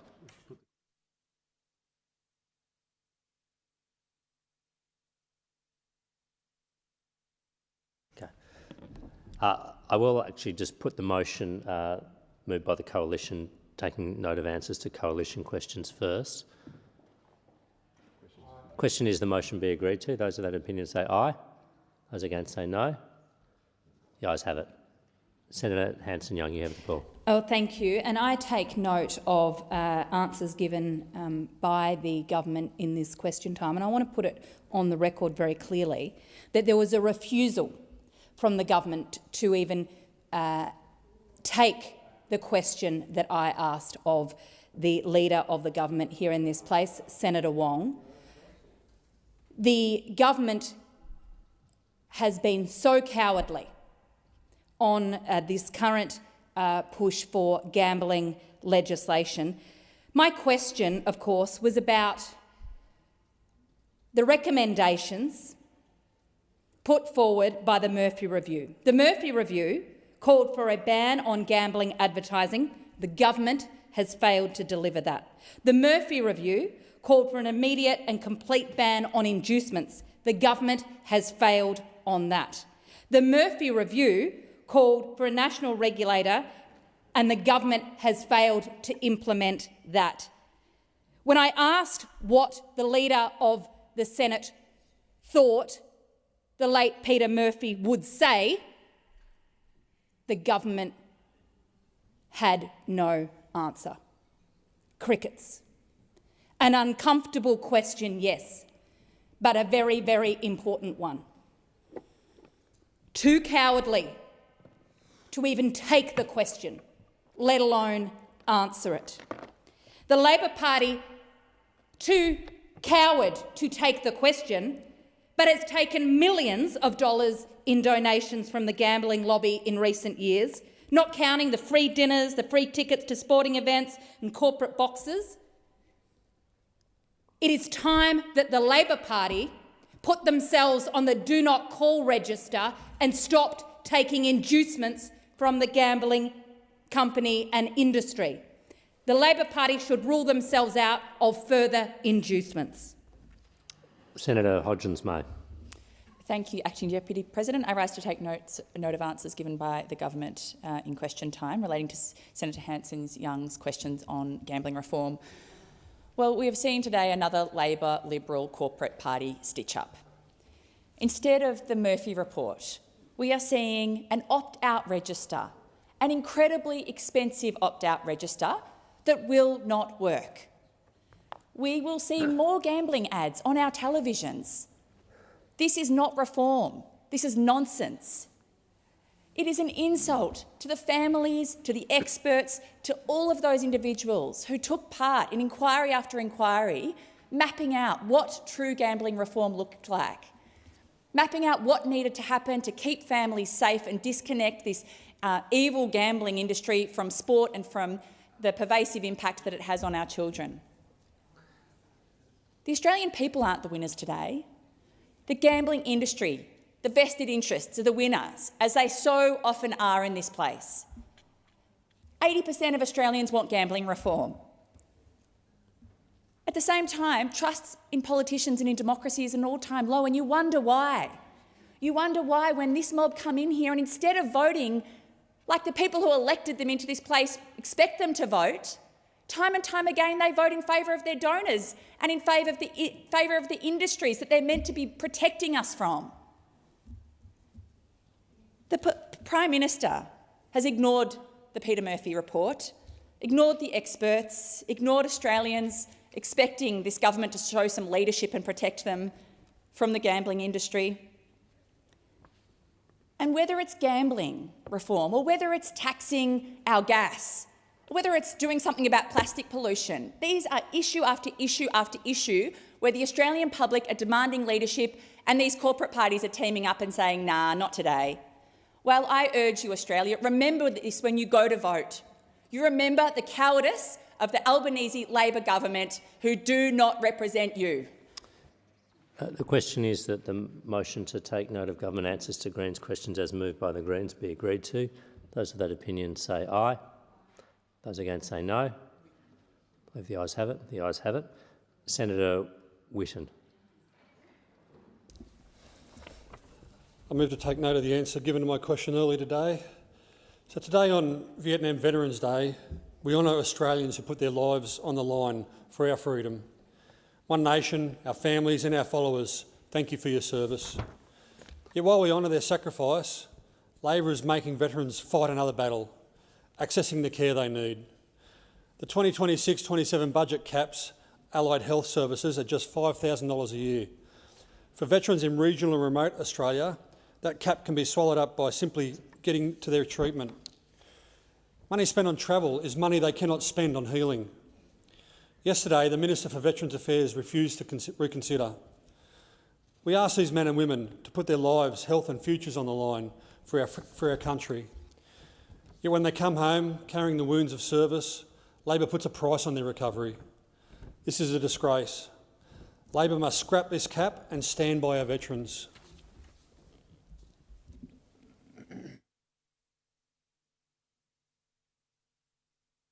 The question is that the motion as moved by Senator Whitten to take note of government answers to his earlier question be agreed to.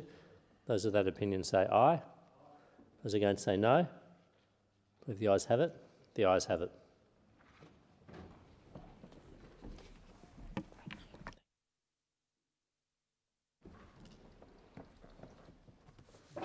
Are there any notices of motion to be given for another day? Oh, Senator Lambie. I think there's still some speaking opportunities here. Okay, so no one stood, so we did move on, but let me just check the list. Okay, right.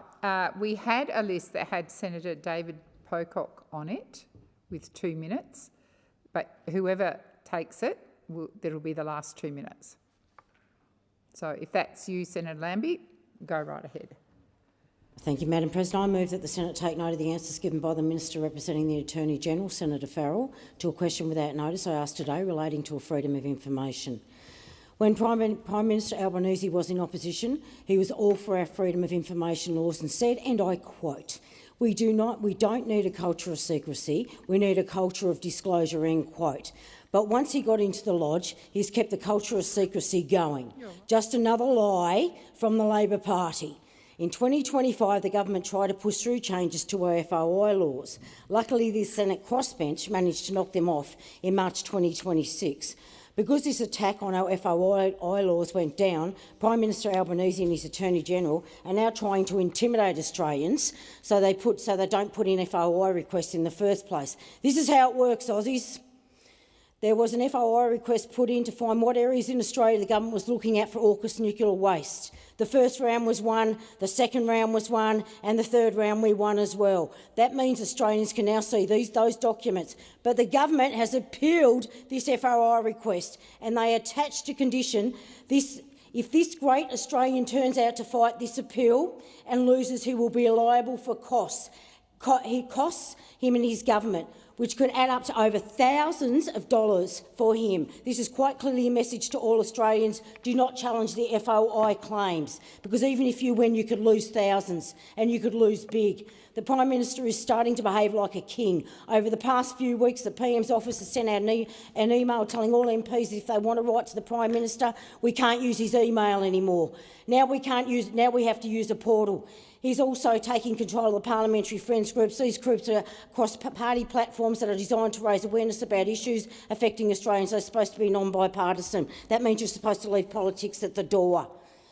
Now, if an MP wants to start a new group, they all must have a Labor co-chair. So if the PM doesn't want a Parliamentary Friends group, he can stop it. I'd remind the Prime Minister, Australia is a democracy, and the Prime Minister needs to remember this and start letting the sun shine into democracy and transparency shine. The time has expired. Senator Lambie, there have been changes to the take note arrangement, so perhaps if you talk to the opposition whip, they can fill you in if you're not aware of it, but they're changes that will make you happy. Okay, so we're going to go to Senator Pocock. Thank you, President. Can I take note of the answers from Minister Ayres? My understanding is that you need to seek leave, Senator Pocock. As I informed the chamber when Senator Lambie stood up, I did not have Senator Lambie's name, I had your name, and I did inform the chamber of that. My understanding is that it was Whitten, Lambie and Pocock today. No, that's not correct, Senator Pocock. You can seek leave because we are now done with take note. Sure. Well, I seek leave to take note of the answer from Minister Ayres. Is leave granted? Leave is not granted, Senator Pocock. So I'm going to move on to motions to be given. Oh, actually, I've just put the question on Senator Lambie's matter. So the question is that the motion is moved by Senator Lambie be agreed to. Those of that opinion say aye. Against, I believe the ayes have it. Notices of motion to be given for another day. Senator O'Neill. President, pursuant to notice given on the 13th of August 2026 on behalf of the Standing Committee for the Scrutiny of Delegated Legislation, I withdraw business of the Senate motion number 1 for one sitting day after today, proposing the disallowance of the High Court Amendment Fees Rule 2026. Thank you, Senator O'Neill. Are there any other notices of motion? I shall now proceed to the placing of business. Is it desired to postpone or rearrange the business? I call the clerk. President, postponement notifications have been lodged in respect of business of the Senate. Notice of motion number 1 for today postponed to the 20th of August 2026. Business of the Senate. Notice of motion number 3 for today postponed to the next day of sitting. And general business notice of motion number 605 for today also postponed to the next day of sitting. No committee extensions have been lodged. Thank you. So I intend to now, Senator Lambie? Sorry, Madam President, I just seek leave to move a motion relating to a leave of absence. Is leave granted? Leave is granted, Senator Lambie. I move that the leave of absence be granted to myself from the 12th to the 17th of August for personal reasons. So the question is, the motion is moved by Senator Lambie be agreed to. Those of that opinion say aye. Against, I believe the ayes have it. I'll now go to formal business, and I'll begin with business of the Senate number 2. No, I won't. I will go to general business 602, standing in... No, I won't. Oh, my goodness. Yeah. I'll go to 606, standing in the name... No, just sorry, Senators. I'll get my head in order in a moment. 607, Senator Faruqi. Thank you, President. I ask that general business notice of motion 607 be taken as a formal motion. Is there any objection to this motion being taken as formal? There being none, I call Senator Faruqi. Thank you, President. I move the motion. So the question is that general business notice of motion 607 standing in the name of Senator Faruqi be agreed to. Those of that opinion say aye. Against? I believe the ayes have it. I'll now go to 609 standing in the name of Senator Antic. Thank you. I ask that general business notice of motion 609 proposing the introduction of a bill be taken as formal. Is there any objection to this motion being taken as formal? There being none, I call Senator Antic. I move that the following bill be introduced, a bill for an act to amend the Broadcasting Services Act 1992 and for related purposes.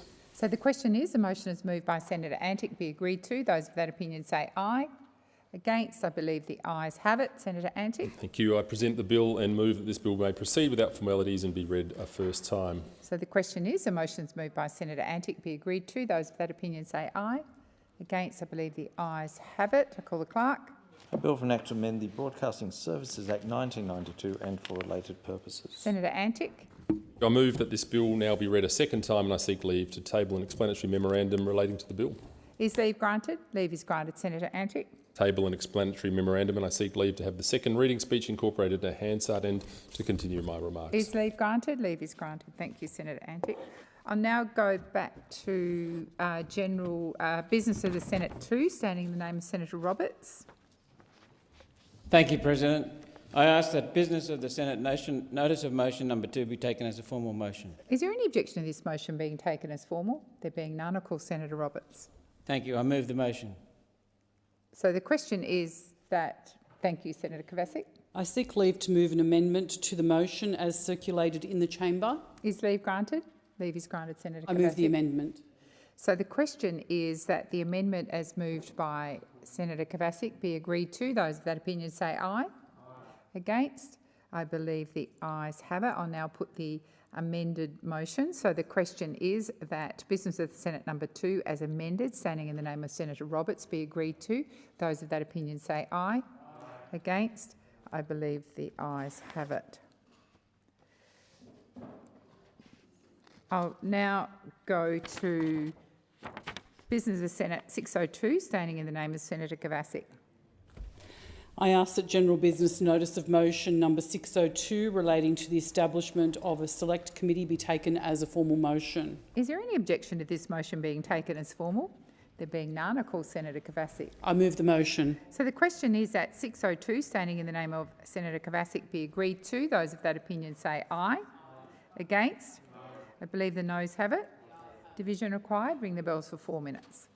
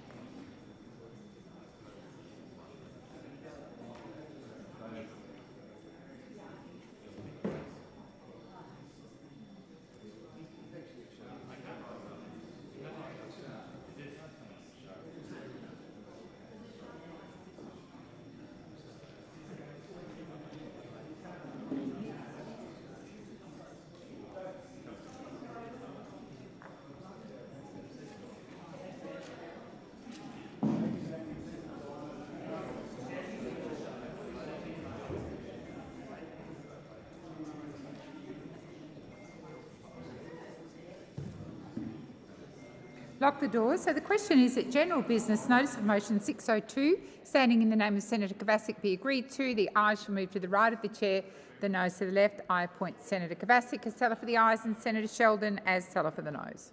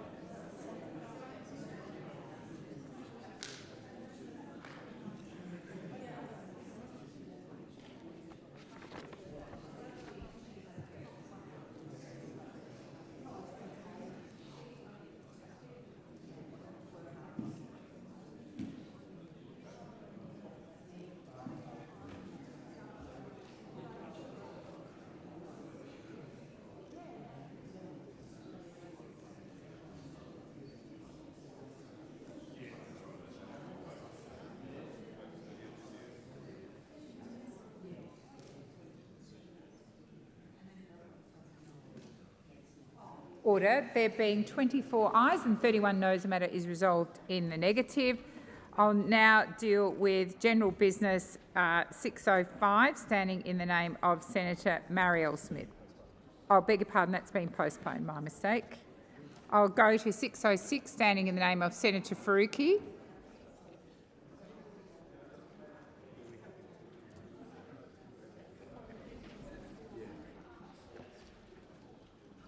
Sorry, President. I ask the general business notice of motion number 606 be taken as a formal motion. So the question, is there any objection to this motion being taken as formal? There being none, I call Senator Faruqi. Thank you, President. I move the motion. So the question is that general business notice of motion number 606, standing in the name of Senator Faruqi, be agreed to. Those with that opinion say aye. Against? I believe the noes have it. Division required. Ring the bells for 1 minute.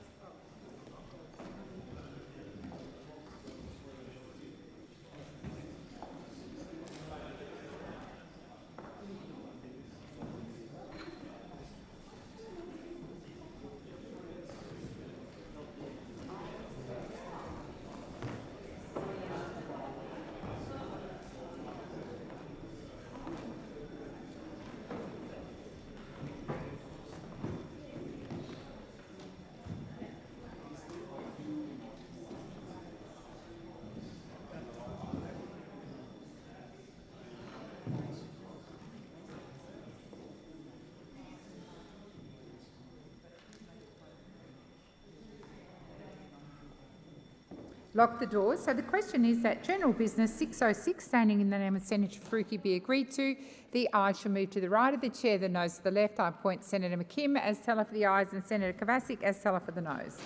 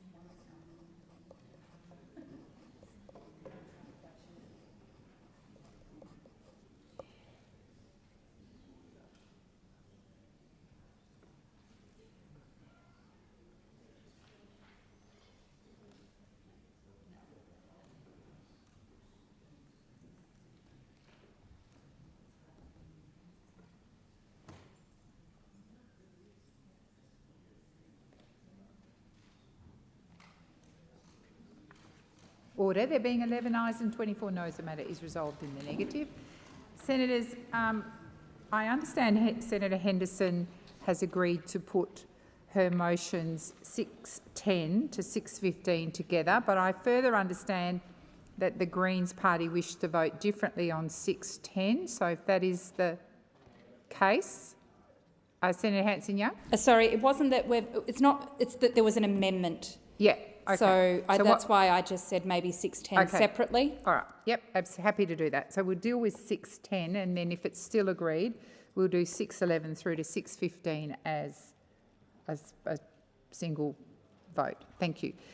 So the question is that general business... Yes. Well, I've got to ask if it's agreed to be taken formal. Senator Kovacic, yes. I seek leave to amend general business notice of motion number 610 before asking that it be taken as formal. Is there any objection to this matter being amended and taken as formal? There being none, I call Senator Kovacic. I amend the motion in the terms circulated in the chamber and I ask that it be taken as formal. So the question is that general business 610, standing in the name of Senator Henderson, moved and amended by Senator Kovacic, be agreed to. Those of that opinion say aye. Against? I believe the noes have it. Division required. I'll ring the bells for 4 minutes because we've had some time elapse.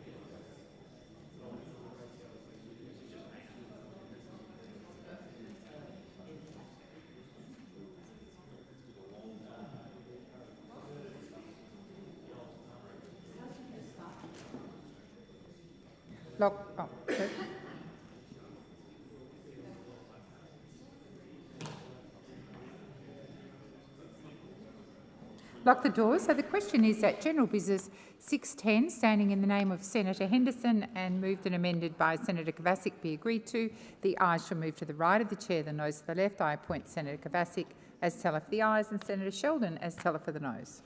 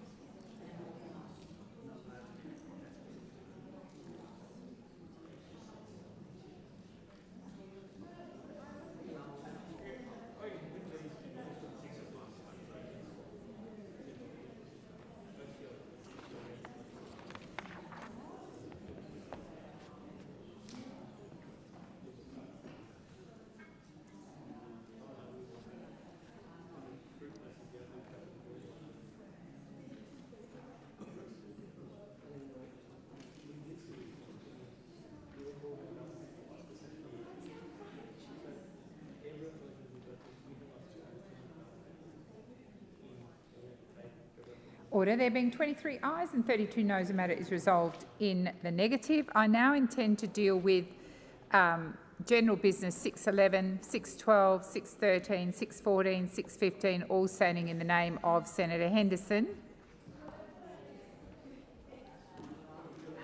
Senator Kovacic. Thank you. I ask that General Business Notice of Motions number 611, 612, 613, 614 and 615 be taken as formal motions. Is there any objection to these motions being taken as formal? There being none, I'll call Senator Kovacic. I move the motions. So the question is that General Business Notices of Motion 611, 612, 613, 614, 615, standing in the name of Senator Henderson and moved by Senator Kovacic, be agreed to. Those of that opinion say aye.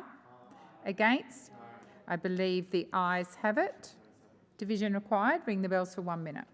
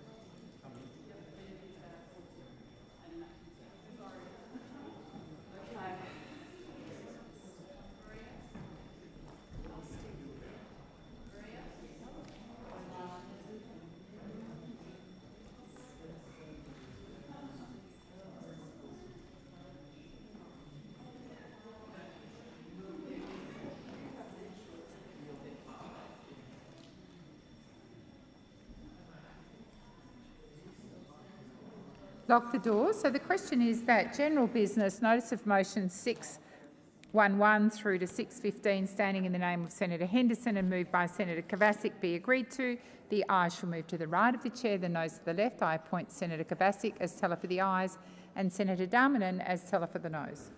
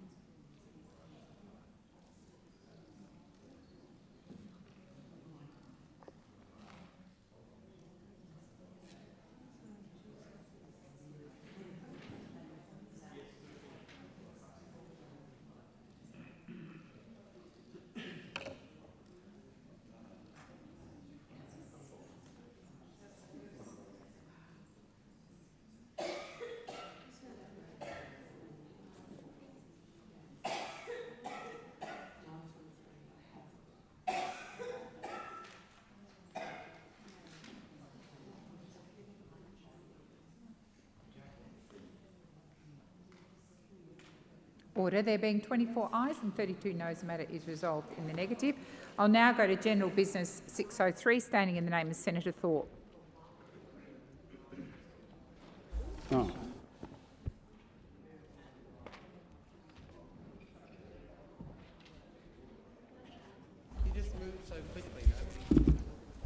Senator Thorpe. Thank you. I ask that general business notice of motion number 603 be taken as a formal motion. Is there any objection to this motion being taken as formal? There being none, I'll call Senator Thorpe. I move the following bill be introduced, a bill for an act to amend the Crimes Act 1914 and for related purposes. So the question is, the motion is moved by Senator Thorpe be agreed to. Those of that opinion say aye. Against, I believe the ayes have it. Senator Thorpe. I move that this bill be now read a second time, and I seek leave to table an explanatory memorandum relating to the bill. Senator Thorpe, I think you missed a paragraph. You want the first time. So just, I present the bill and move that this bill may proceed without formalities and be now read a first time. Thank you. So the question is, the motion is moved by Senator Thorpe be agreed to. Those of that opinion say aye. Against, I believe the ayes have it. I call the clerk. A bill for an act to amend the Crimes Act 1914 and for related purposes. Senator Thorpe. I move that this bill be now read a second time, and I seek leave to table an explanatory memorandum relating to the bill. Is leave granted? Leave is granted. Senator Thorpe. I table an explanatory memorandum, and I seek leave to have the second reading speech incorporated in Hansard and to continue my remarks. Is leave granted? Leave is granted. Thank you, Senator Thorpe. I'll now go to 604, standing in the name of Senator Thorpe. Thank you. I ask that general business notice of motion number 604, proposing the introduction of a bill, be taken as formal. Is there any objection to this motion being taken as formal? There being none, I call Senator Thorpe. I move that the following bill be introduced, a bill for an act to amend the Crimes Act 1914, very, very old, and for related purposes. The question is, the motion is moved by Senator Thorpe be agreed to. Those of that opinion say aye. Against, I believe the ayes have it. I call the clerk. Oh, sorry, my mistake, Senator Thorpe. Move the next one. I present the bill and move that this bill may proceed without formalities and be now read a first time. So the question is, the motion is moved by Senator Thorpe be agreed to. Those of that opinion say aye. Against, I believe the ayes have it. I call the clerk. A bill for an act to amend the Crimes Act 1914 and for related purposes. Senator Thorpe. I move that this bill be now read a second time, and I seek leave to table an explanatory memorandum relating to the bill. Is leave granted? Leave is granted, Senator Thorpe. I table an explanatory memorandum, and I seek leave to have the second reading speech incorporated in Hansard and to continue my remarks. Is leave granted? Leave is granted. Thank you, Senator Thorpe. That concludes formal business.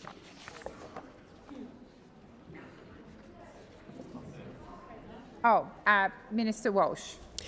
Thank you, President. I seek leave to move a motion relating to the consideration of private senators' bills tomorrow.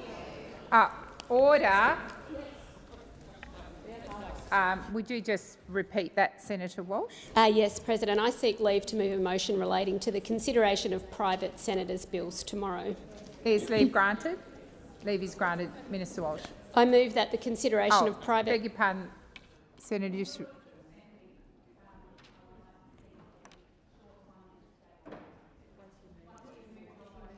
Leave is granted for 1 minute, Senator Hanson-Young. Just let me get Senator Walsh to move the motion, then I'll come back to you.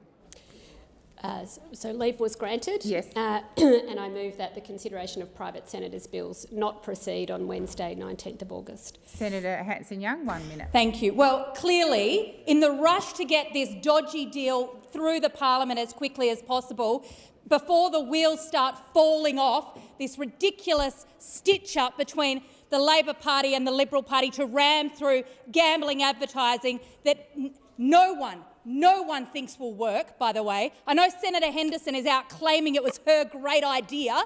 The Minister Wells thinks it's her great idea. I tell you what, in 6 months' time, no one is going to take any credit any credit for this, because it is an absolute dog's breakfast, right down to even the hours motion to get it rammed through. You rushed, foolish, a dog's breakfast and a dog of a bill. Thank you, Senator Hanson. I think the question is, the motion is moved by Senator Walsh, be agreed to. Those of that opinion say aye. Against? I believe the ayes have it. The ayes have it.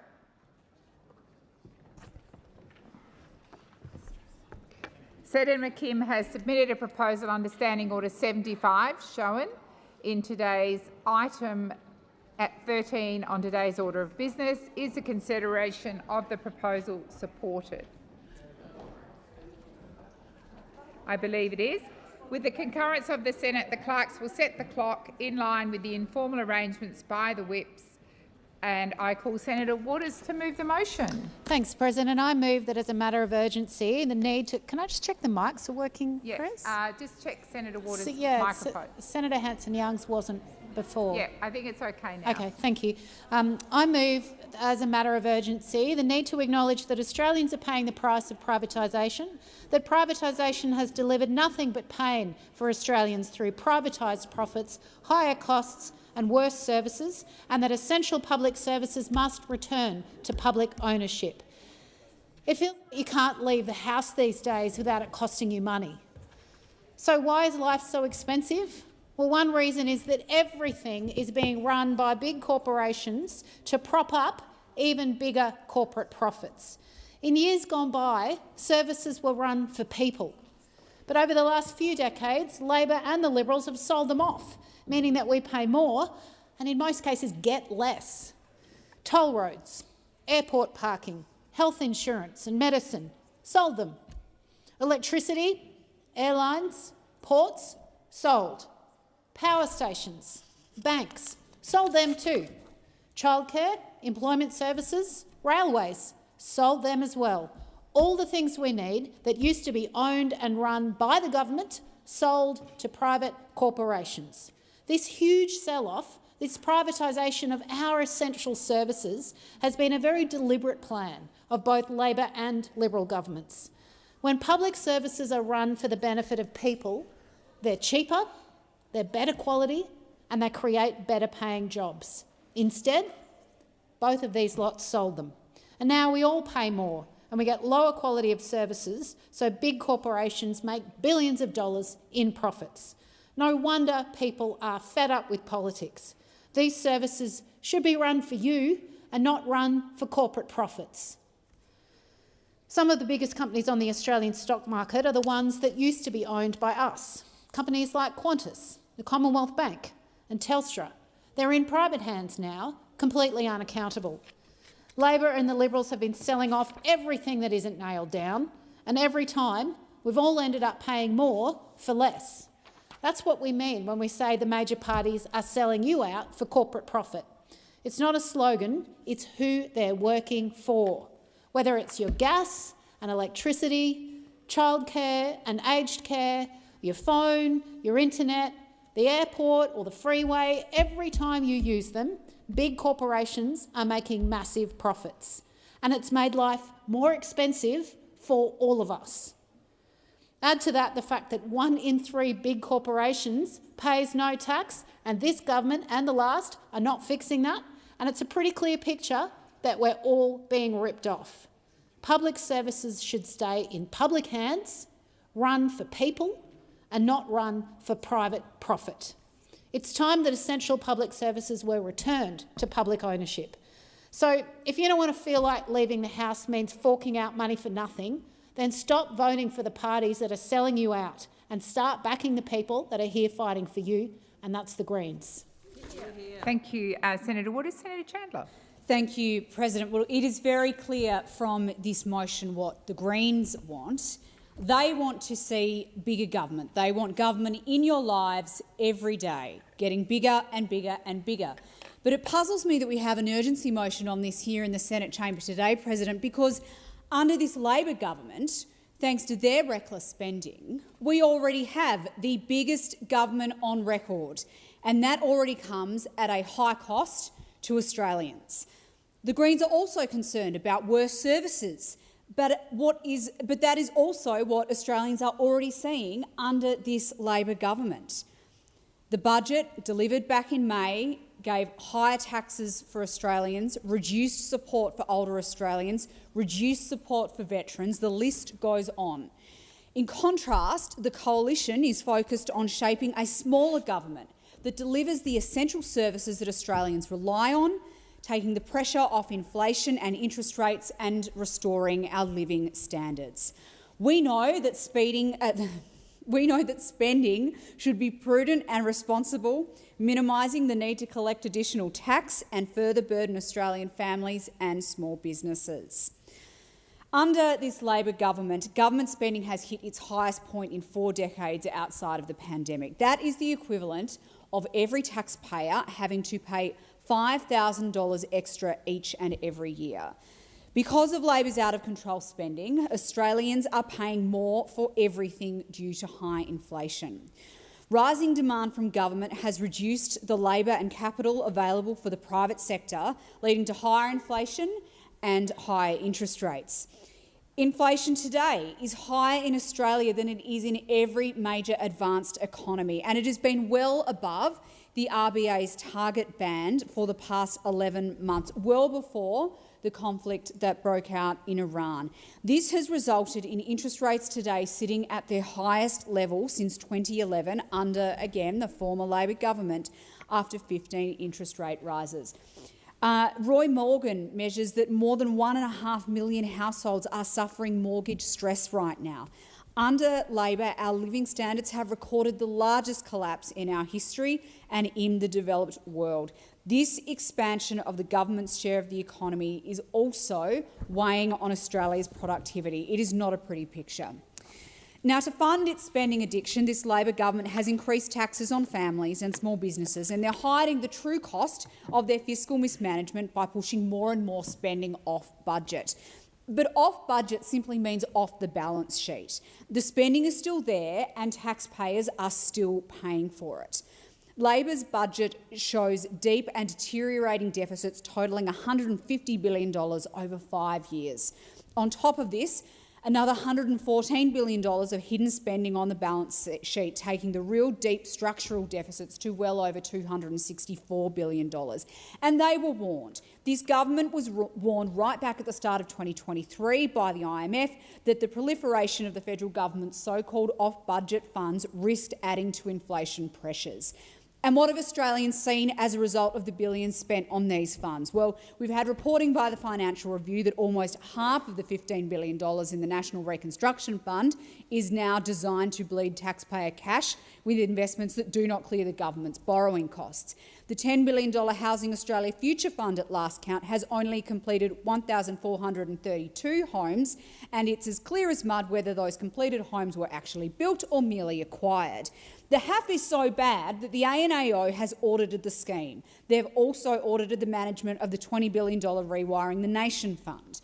Under the Coalition's plan, we will end Labor's corporate welfare, like the National Reconstruction Fund, end Labor's climate bureaucracy, including Rewiring the Nation, and end Labor's housing bureaucracy, namely their flagship Housing Australia Future Fund, because Labor's failed attempts at public interventions into the private sector are highlighting exactly why we have to focus on the delivery of essential services.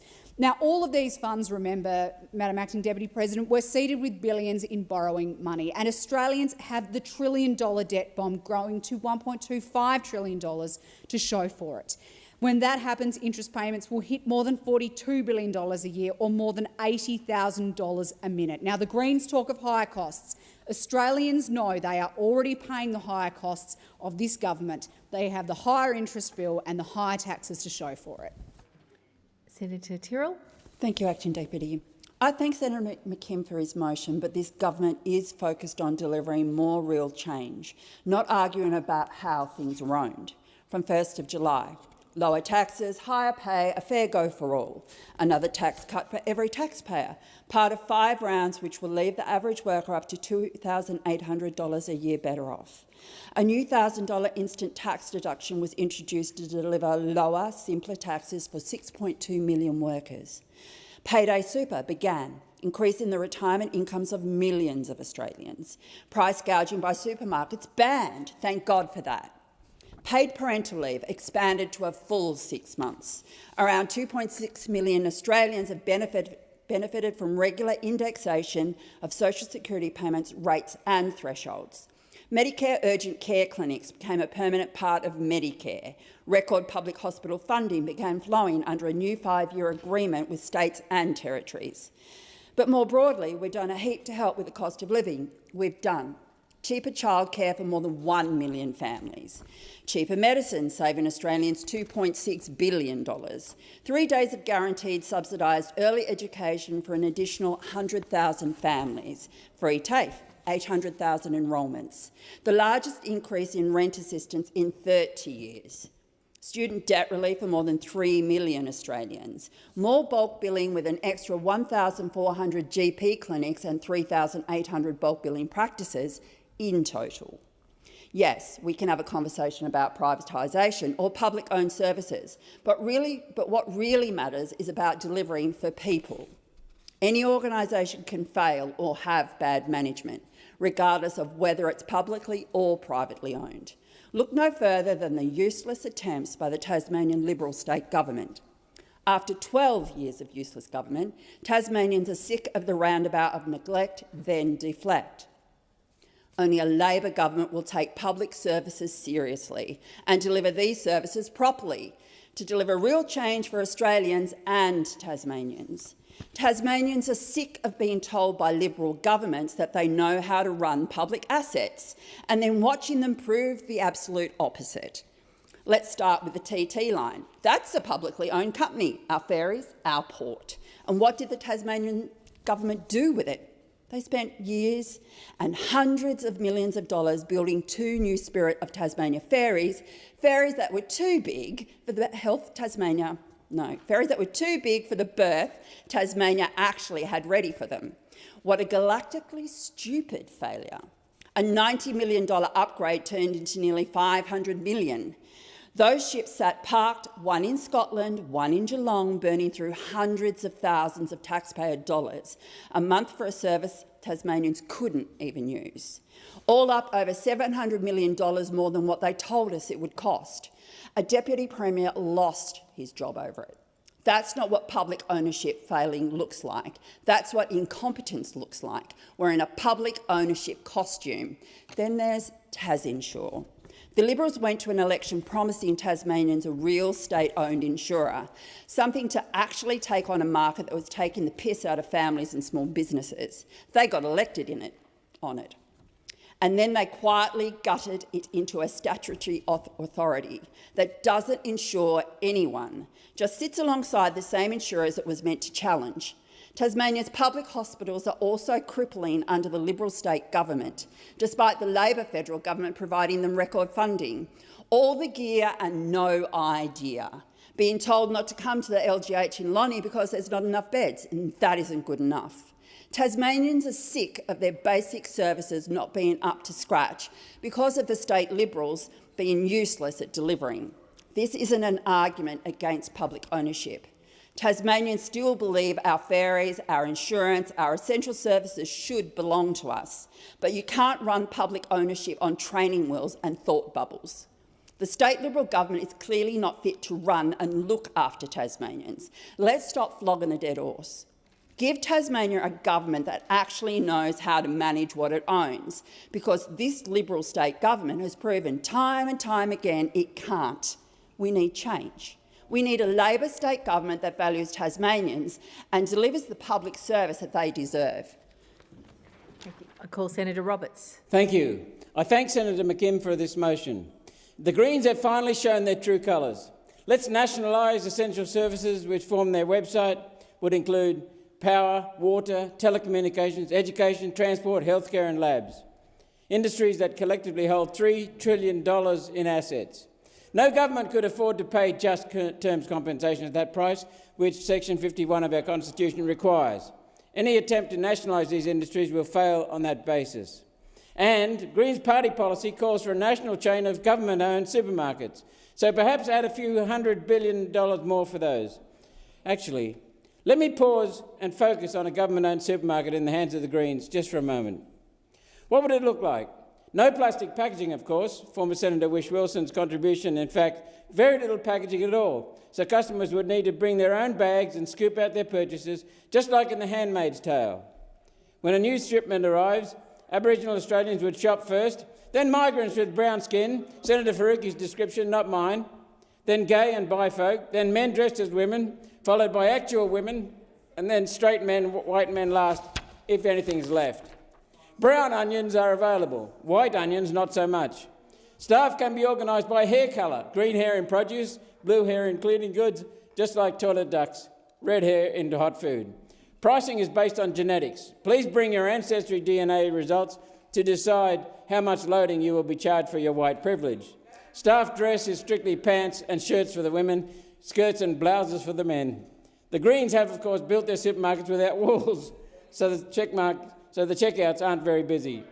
Following World Economic Forum guidelines, meat is restricted to 1 lamb chop per week or 1 cockroach per week, and shopping trips limited to 1 visit per person per week. I'm glad the Greens can see the sense of humour. The bags of coal on display are empty and make fart noises when you touch them.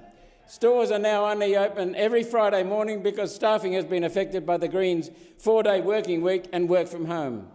Plus leave for maternity, paternity, sickness, bereavement, bad periods, stress, gender reassignment, domestic violence, study leave, union meetings, and of course annual leave from having leave. I'm pretty sure I missed a few there. The Greens' economic justice policy calls for the nationalisation of all natural monopolies and essential public services, reflecting the wording in Senator McKim's motion. Natural monopolies include water, rail, road, sewerage and the electricity, so I'm really not exaggerating my comments here at all. And to be conducted under government ownership is property development and housing. Not all of it, since paying for $11 trillion in real estate might tire out their magic fairy money. In other words, this motion is a Greens' wet dream. Total power and control in the hands of a government that will then make decisions based on victimhood and feelings. If this sounds like I'm having a lend, I'm having no more of a lend than the Greens and Minister Bowen have been taking at the taxpayers' expense in the name of saving the world from the sky god of warming. The government's attempt to effectively nationalise the power market to promote so-called renewables has resulted in a bill of hundreds of billions of dollars. It has shown the sheer incompetence of government when asked to perform tasks which are best left to the private sector. Let's be clear, One Nation is not opposed to government-private partnerships which are part of our energy policy. We believe, though, that some infrastructure, including rail, should be publicly owned. Banking must have a government-owned bank to provide a fair go for everyday Australians, which our banks stopped doing years ago. Just one out of others. The real reason for the motion is simple. The Liberals moved to the left, Order, Senators. And Nationals followed them. Labor moved further to the left, and the Greens moved so far left they're sitting in totalitarian territory. One Nation opposes this motion. Thank you, Senators. And before I call Senator Shoebridge, I've counted 3 terms about body parts and body motions already in this debate. I just remind senators to think carefully about the language choices they make that bring respect and order to the Senate, rather than descend into inappropriate language that I think is less than satisfactory for this place. I look forward to your contribution, Senator Shoebridge. You have the call. Indeed. Thank you, Deputy President. Well, the Labor Party has joined in with the coalition to flog off public assets for decades. Do you know what happens to Australians when politicians sell off publicly owned assets? They end up paying more. Right. Over the past 20 years, Australians have been paying more and more for the things the public used to own. You can track this stuff over time. In the last 20 years, after states privatised their electricity generators, their grids, their electricity and gas retailers, gas and electricity prices have gone up on average 5.8% a year. The last few decades have seen public money ripped out of universities and replaced with HECS and other private fees. And surprise, surprise, the cost of going to university has gone up 5.2% a year. It's the same with insurance. Having flogged off all the public insurers like GIO, the cost of insurance has gone up 5.3% a year over the last 2 decades. And while 5.8% a year may not seem like much over 1 year, do that over 2 decades, make it cumulative, and the costs balloon. And at the same time, the average price for everything else that hasn't been privatised grew by just 2.8% a year, barely half. This has been a project designed to line the pockets of big corporations and make you pay for it. And it's working, well, at least for big corporations and their billionaire owners. And we've all seen MPs from Labor, One Nation, the Coalition crying their crocodile tears over cost of living, with people paying more and more for basic things like energy, transport, banking and insurance. But listen here today, it's those very same MPs who made it this way. All of you lot. You sold off our public assets and then you sat back and watched while big corporations made bank. And now you're pretending to care. The public used to own Telstra. Now, more than 2 decades on from that fire sale, we regularly see massive outages that threaten lives. Huge parts of the country struggling to have enough reception to send or get a text. And the costs for your phone bill keep going up. Yet the CEO of privatised Telstra, privatised by Labor, saw fit to have an 11% pay rise to $7 million a year, and the company made a neat $2.4 million in profit last financial. If it was publicly owned, that profit could have been used to fund hospitals and schools. Now that Telstra is privately owned, it funds private jets, champagne, and some crumbs fall into the pockets of Labor and the Coalition as political donations to keep the whole boondoggle running. The people of Australia used to own Qantas. Labor sold it off. We now see it screen unfair profits by selling tickets for ghost flights and illegally sacking 2,000 workers. All the while, the CEO that left in disgrace in 2023 was still getting $3.8 million in shares as a bonus in 2025, 2 years after he left. You'd almost think that this mob and their paid-up supporters in here, you'd almost think they'd rigged the system. We, the public, used to own the Commonwealth Bank, state insurance companies, our airports. Now they're all sold by you lot. That's why parking costs $100 at the airport, why you can't afford to insure your car, and why more and more of your pay packet is sucked up to feed the multi-billion-dollar profits of the Commonwealth Bank and others. Privatisation is fuelling wealth inequality, driving up inflation, supercharging the cost of living, and it's a rort. Labor looked at public goods that serve the people, not profit, and they ripped them away from you to give to their ultra-wealthy donors and mates. And it's continuing to happen today. They just can't help themselves. The Albanese government is currently flogging off public land in cities as part of its Defence Estate audit. Labor in Victoria is eyeing up how they can privatise Melbourne's water system. Whenever it's a choice between the community deciding what to do with public assets or pocketing some quick cash from their developer mates or vampire investors, Labor will always take the money and they'll be cheered on by One Nation and the Coalition. If you think these are the people who will take on big tech, I've got a data centre-shaped bridge to sell you. If you want public control over AI, public services owned by the public, and a system that puts you before corporate profits, then we need to throw this lot out, all of them. Because despite how much they pretend to be different, they're all funded by the same corporate paymasters and they all deliver the same mush. Watch their votes today. Watch them today. The Greens will be on one side and the rest of this lot will be lined up over there with their mates Alan Joyce and Gina Reinhart. Senator Allman-Payne. Thank you, Acting Deputy President. Australians are paying the price of privatisation.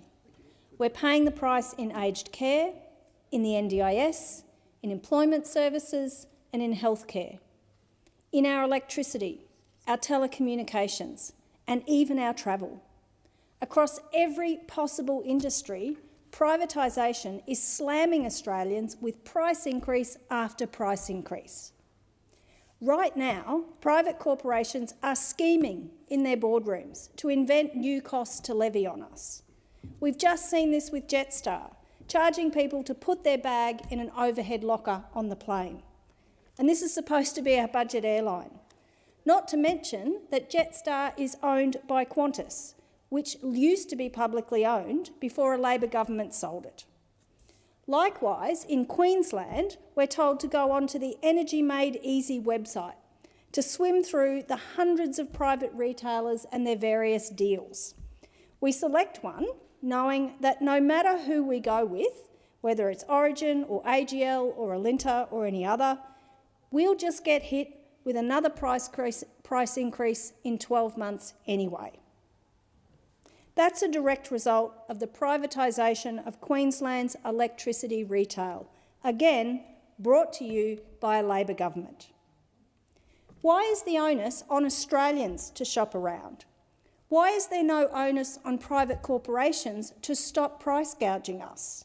Why is there no genuine public alternative for Australians who are sick of being taken for a ride? What else will private corporations start charging for that used to be free? What other public service can they swindle out of Labor to now start delivering for profit at exorbitant rates? Electricity is an essential service, especially in Queensland and in the other parts of Northern Australia. When summer comes, it is becoming more and more life-threatening to go without adequate cooling in your home. Summers are getting warmer and our bills are going up, much to the delight of the profits of private electricity retailers. The Greens want to put an end to the rort of privatisation in this country. We believe that essential services should be run as a public good and not by for-profit corporations who donate to everyone in here. Senator Faruqi. Thank you. Labor and Liberal governments have bent the knee to billionaires and corporations for far too long. In exchange for millions in donations and cushy jobs, the political establishment has flogged off essential public services for the benefits of CEOs, investment bankers, and private equity ghouls. This has been going on for decades. It's why every grocery bill, rent repayment, and power bill feels like a punch to the guts. It's why life keeps getting harder while the banks, telcos, and health providers that used to be owned by the public are making massive profits for their corporate owners. Letting capitalism destroy essential services hasn't just hurt our household budgets, it has killed people. We all want the best care for our loved ones. We want to know they are safe and happy when we can't be with them. But from childcare to aged care, we've seen the neglect and abuse that happens when you put profit over people. Corners cut, safety undermined, workers underpaid and undervalued. Small tweaks won't fix the broken system that's harming our kids and our parents. Occasional fines and public shaming won't change the behavior of soulless businessmen who know their bonuses are on the way. We have to threaten their business models by giving ordinary people real alternatives owned by the people and run for good, not for profit. Here's what I think. A government without a plan for public ownership and nationalisation is one that doesn't deserve to govern. That's the test the Albanese government has failed. The Greens won't have it. We're bringing public services back into public hands where they belong. Senator McKim. There was a time when governments understood their job and who they are here to serve. They built homes. They built and ran electricity generation assets and poles and wires networks. They owned banks. They owned insurers. They owned airlines. They built the roads. They built the railways. They built the ports. They built the infrastructure that actually was a significant part of building this country. And they did it because there are some things that are too important to be built and run for profit. And then after that came the great sell-off. Labor governments, coalition governments, privatising public assets built with the blood, sweat and tears of everyday Australians, selling them off for profit, handing them over, often at bargain basement prices, to corporations so the profits could flow into the private sector. And Australians were promised that through privatisation they would get lower prices, they would get better services, they would get greater efficiencies. But what did they actually get? They got higher bills, they got higher tolls, they got higher fees, worse services, insecure jobs, call centres no one can reach, executives paid multi-million-dollar annual salaries while ordinary people paid the price through increases in their bills. The privatisation experiment has been an unmitigated disaster. It took assets we collectively built, that we collectively paid for, that we collectively owned and ran, and they turned them into machines for extracting profit from all of us. The consequences are everywhere you look. Governments now pretend they're powerless to fix the problems that they created by selling off public assets. They outsource responsibility. They hire more consultants from the private sector to try and tell them what to do. They subsidise corporations and then they shrug when costs keep going up and the standard of services keeps declining. We need to take back what we built and we need to take back what we used to own. Most of all, we need a government with the courage and the capacity to govern, because this country was built by the Australian people on the basis of this land that was stolen from First Nations people, and we need to make reparation for that. Has expired. The question is that the motion moved by Senator Waters be agreed to. Those of that opinion say aye. Those against say no. If the noes have it. Is a division required? Ring the bells for 4 minutes.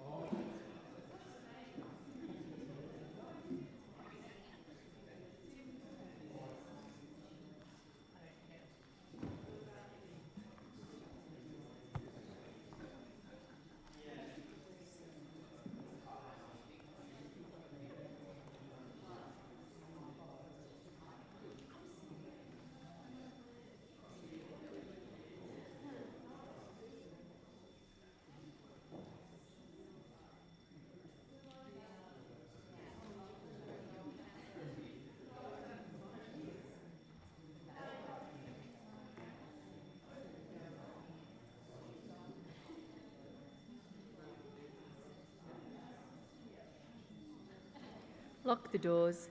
The question is that the motion moved by Senator Waters be agreed to. The ayes will move to the right of the chair, the noes to the left. I appoint Senator Liddle for the noes and I appoint Senator McKim for the ayes.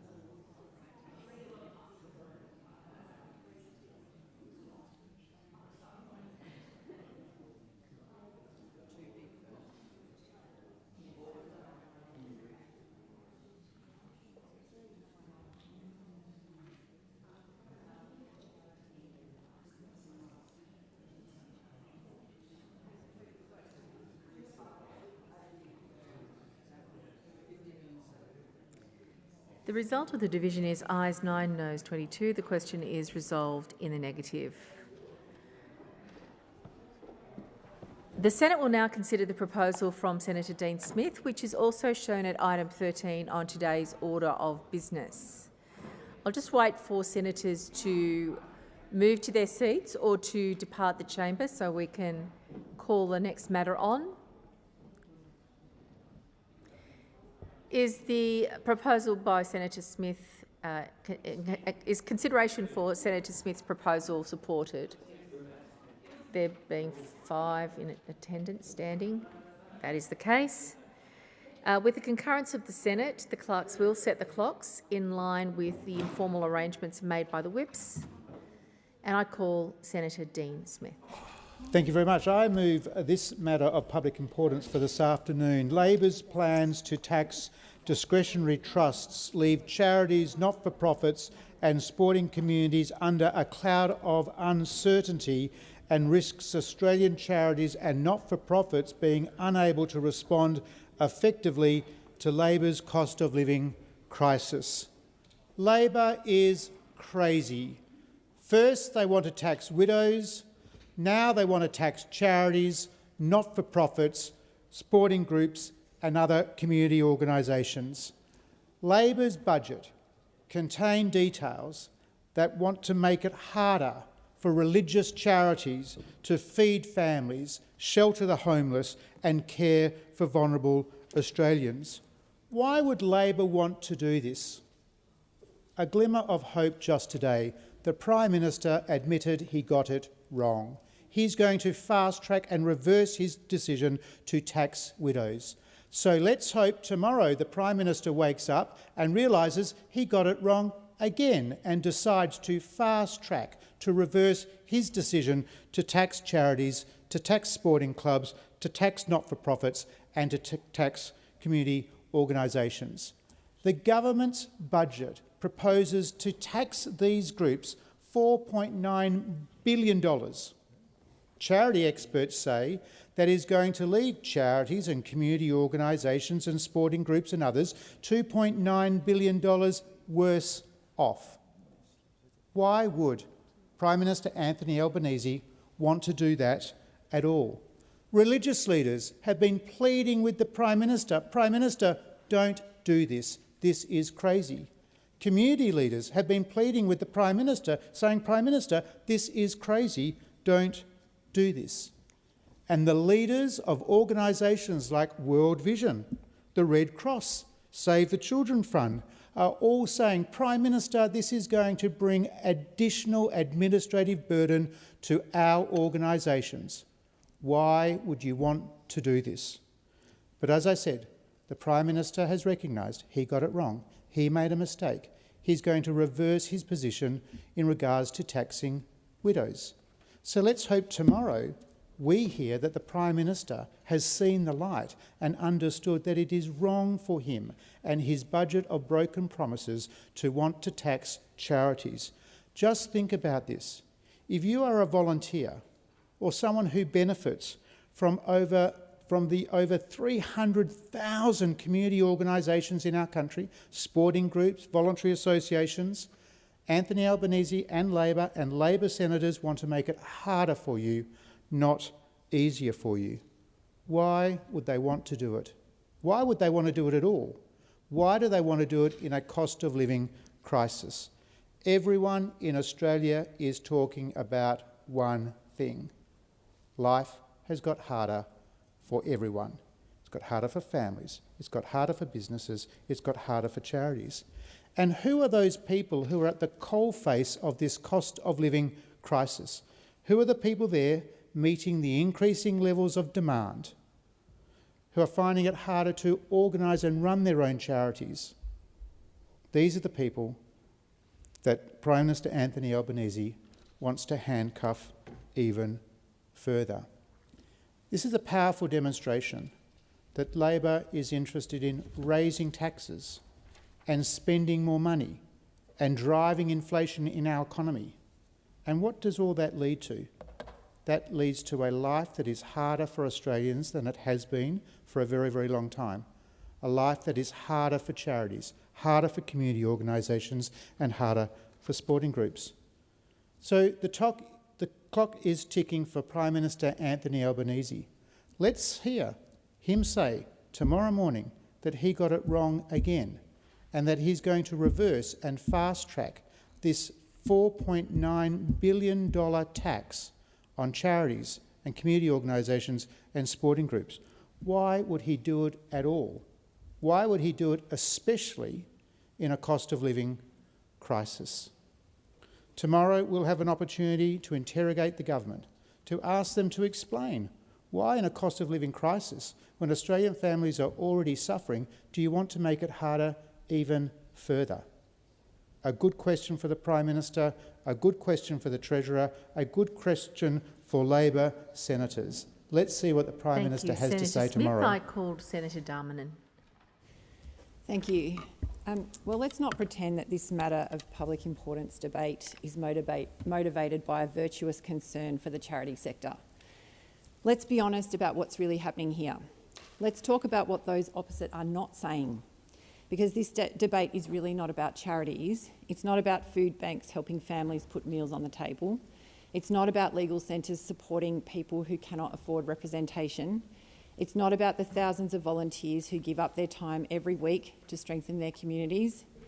What this debate is really about is the Coalition's opposition to Labor's agenda for a fairer tax system. At the heart of this argument is a simple proposition. Wealthy individuals who have benefited from arrangements that are unavailable to most Australians do not like the fact that this government is asking them to contribute a little bit more fairly. And now we're being told that if those individuals choose to withdraw support from charities because of these reforms, somehow that's Labor's fault. Just stop and think about that for a minute. Charities operate on tight budgets. They often have small teams, limited resources and enormous responsibilities. Every day they step in where people need help most, and sometimes on people's worst day of their lives. They provide emergency relief, housing support, legal assistance, mental health services, community programs and countless other services that make life better for Australians. What we're seeing today is an attempt to use charities as a shield in an argument that is really about protecting tax concessions. We reject that proposition. What this government is trying to do is make the tax system fairer. Discretionary trusts provide tax planning opportunities that are simply not available to the overwhelming majority of Australians who earn their income through wages and salaries. That is why this government has announced a minimum tax on discretionary trusts from 1 July 2028. Importantly, charitable trusts are not subject to this measure.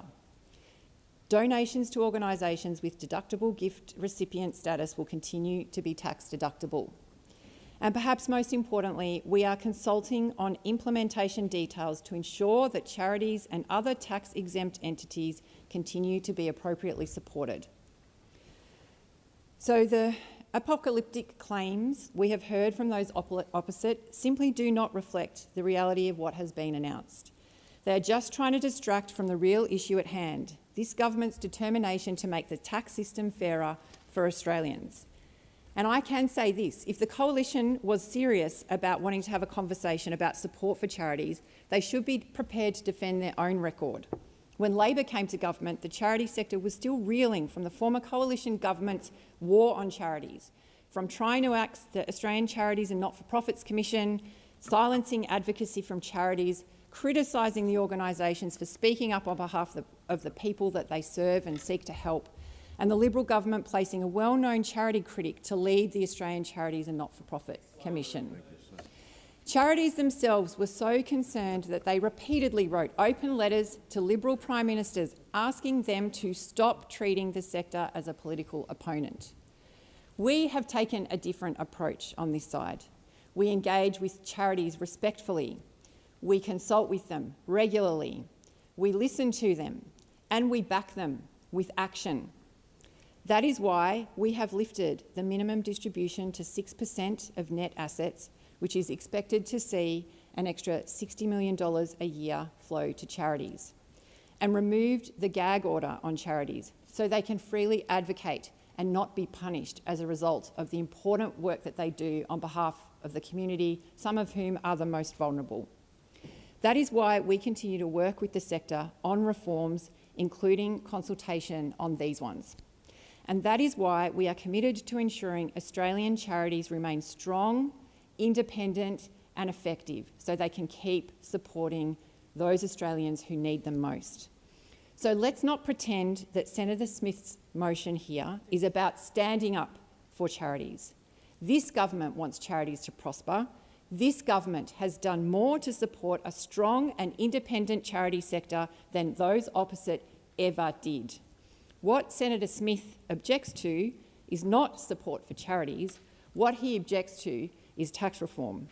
And Australians can see the difference between this argument and what those opposite are saying, and we will continue to fight for charities with our record that is long and strong and proud. Senator Whitton. Thank you, Acting Deputy President. The tax changes in the 26-27 budget are truly horrendous.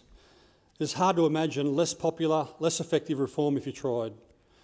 Labor said their CGT changes wouldn't result in property prices falling. Proven false. They said that their rents wouldn't rise. That was false.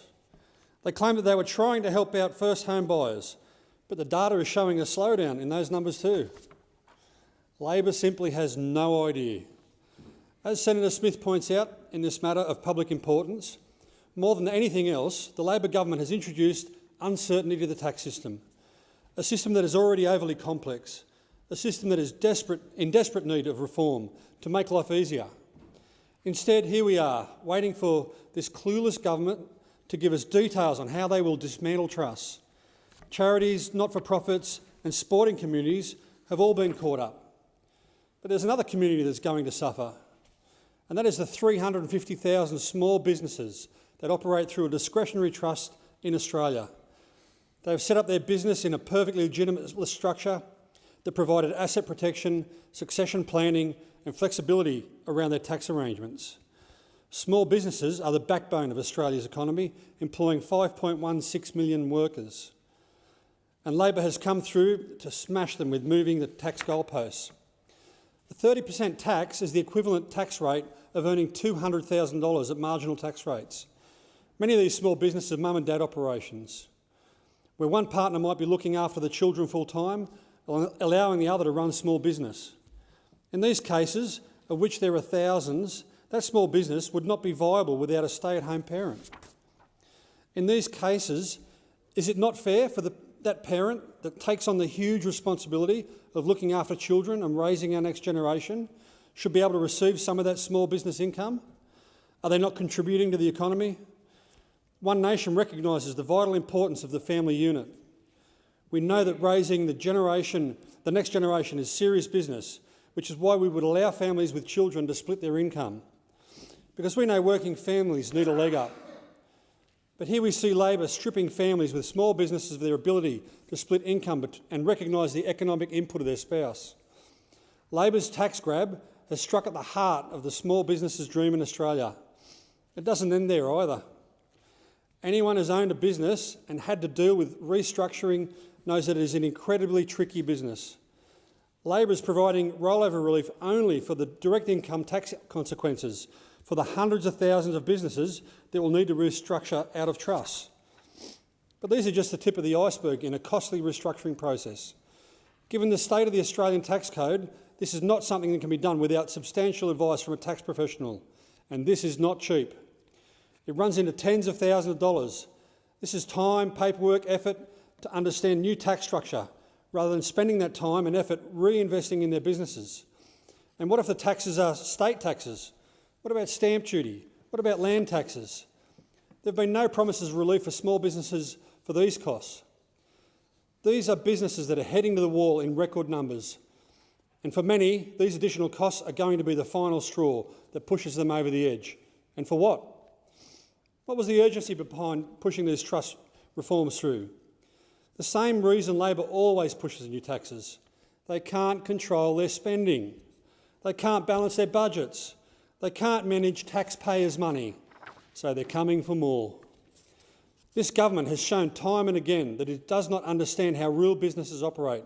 It does not understand the daily pressures faced by owners who already work long hours, carry personal risk and employ their neighbours. Instead of simplifying the system or providing genuine support, Labor has chosen to punish the very structures that have allowed so many Australians to build something of their own. The uncertainty alone is enough to freeze the investment and delay hiring. When you add the forced restructuring costs, the loss of flexibility and the higher effective tax rates, the damage compounds quickly. I urge the Labor Party to reconsider these changes. We know that a draft of new measures is on the way to fix the other disasters that have come out of the budget. You have time to reverse course on these trust changes. Stop trying to balance your budgets through higher taxes and instead cut your wasteful spending. Thank you, Senator Whitten. Senator Scarr. Thank you, Acting Deputy President. We heard from government senators earlier in this debate about charities with DGR status, charitable trusts. That is missing the point. The point of this motion, which is moved by my dear friend and colleague, Senator Dean Smith, is that under the government's budget, distributions to not-for-profits, charities which do not have DGR status will be subject to the 30% tax. And that has been estimated to have an impact of approximately $2.9 billion over the 5 years post-implementation. That is the issue. That is the issue we're talking about. At the moment, billions of dollars flow to charities from discretionary trusts, and because those charities are not-for-profits, are income tax exempt, then they are not subject to this 30% tax. That is the issue, and that is the issue which Senator Darmanin did not engage with during the course of this debate. She didn't engage with it. And how many charities are we talking about, Acting Deputy President? Well, it's estimated that only 42% of all the registered charities in Australia are recognised as DGRs. 42%. So if you do the math, there are 65,000 registered charities.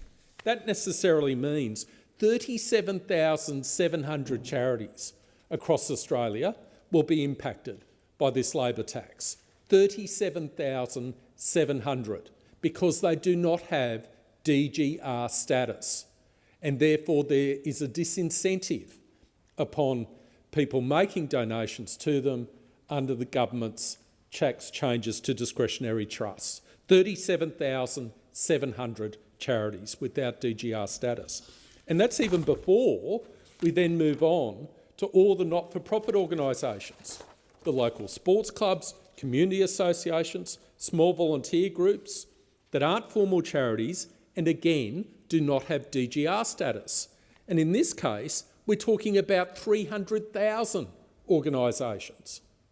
300,000. So those organisations will be receiving distributions from discretionary trusts today that are not subject to 30% tax. What's going to happen? What's going to happen when this minimum 30% tax is imposed on all distributions from discretionary trusts? A source of revenue is going to dry up. That's the reality. That's the reality.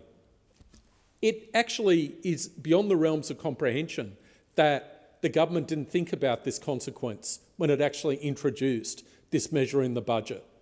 The government's talking about consulting with the charity and philanthropic sector now. Why didn't you think about this before the budget when you came up with your estimate of $4.5 billion of revenue from the trust tax? Why didn't you consider the impact on the philanthropic sector? Why are you playing catch-up now, just as you had to play catch-up with respect to the so-called widow's tax? And as Senator Smith said, you capitulated on that today. You need to bring in changes to address this issue tomorrow. This has created so much uncertainty to those in the charity sector. And I want to quote to you from some of these members of that sector. So these aren't the words of opposition senators. This is what people in the charity sector are saying. David Crosby, Chief Executive of the peak body for charities, not-for-profits and community organisations, Community Council for Australia. Quote, "There will be a significant disincentive for discretionary trusts to maintain current levels of giving to these organisations as a result of the proposed trust tax," Crosby said in a submission to the Treasury. Very, very simple.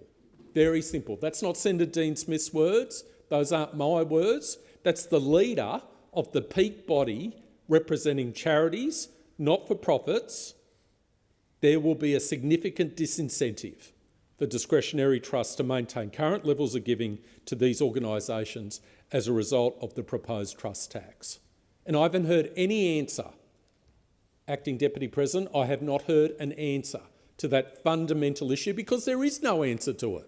There is no answer to it. It necessarily flows from this minimum 30% tax. So this is a case, once again, of Labor's tax proposals having, let's be gracious, unintended consequences throughout the community. Thank you, Senator Scarr. Your time has expired. Senator Murray Smith. Thank you, Acting Deputy President. Our government has been clear the proposed minimum tax will not apply to charitable trusts, and donations to organisations with deductible gift recipient status will continue to be tax deductible for discretionary trusts. Acting Deputy President, Labor believes deeply in the contribution of Australia's charities across the sector. These are organisations that are creating stronger, more connected communities. And that's why we've been reforming Australia's deductible gift recipient system to make it fairer, simpler and to better support giving. We've streamlined the DGR system, created a new community charity category to encourage more local and place-based giving, strengthened the role of the Charities Commissioner and expanded the Australian Charities and Non-Government Commission Advisory Board to be more representative of the sector.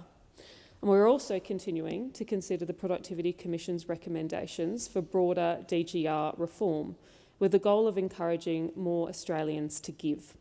The same principle applies to our sporting communities. Sport is where children grow up in confidence, develop skills and build friendships, and sporting clubs are where families come together and where for so many Australians a sense of belonging is found. That's why we're providing certainty and support for sporting communities through programs like Play Our Way, our $200 million flagship sport inclusion program. And I was so honoured to witness the tangible changes this program has made to clubs like the Jervois Bloods Netball Club in my home state of South Australia. This grant funding has meant so much to this community, and it is an important example of the way the Play Our Way program is supporting local communities. Whether it's investing in local sporting clubs, reforming the tax system so a young family can afford their first home, or helping workers to keep more of what they earn, These sorts of investments matter, and these are the sorts of investments being prioritised by our government. Indeed, these investments reflect the values of the Albanese Labor government and our value as it rests in investing in people. And of course, that's what the broader tax reforms are all about. They are about building a fairer tax system that works for working Australians, a tax system that supports home ownership, and a tax system that backs Australian businesses and strengthens the communities that we all call home. Our reforms will reduce the tax burden for more than 13 million Australians. They will help an estimated 75,000 more people into the housing market and deliver more than $3.8 billion in new measures to lower taxes for businesses and startups. And this builds, of course, on what we've already delivered as a government. 3 rounds of tax cuts for every Australian taxpayer, making super fairer from top to bottom, and ensuring multinational companies pay their fair share of tax. On 1 July, more than 14 million Australians received another tax cut of up to $268. Under our combined tax cuts, a worker on an average income will pay up to $2,800 less tax than they otherwise would have.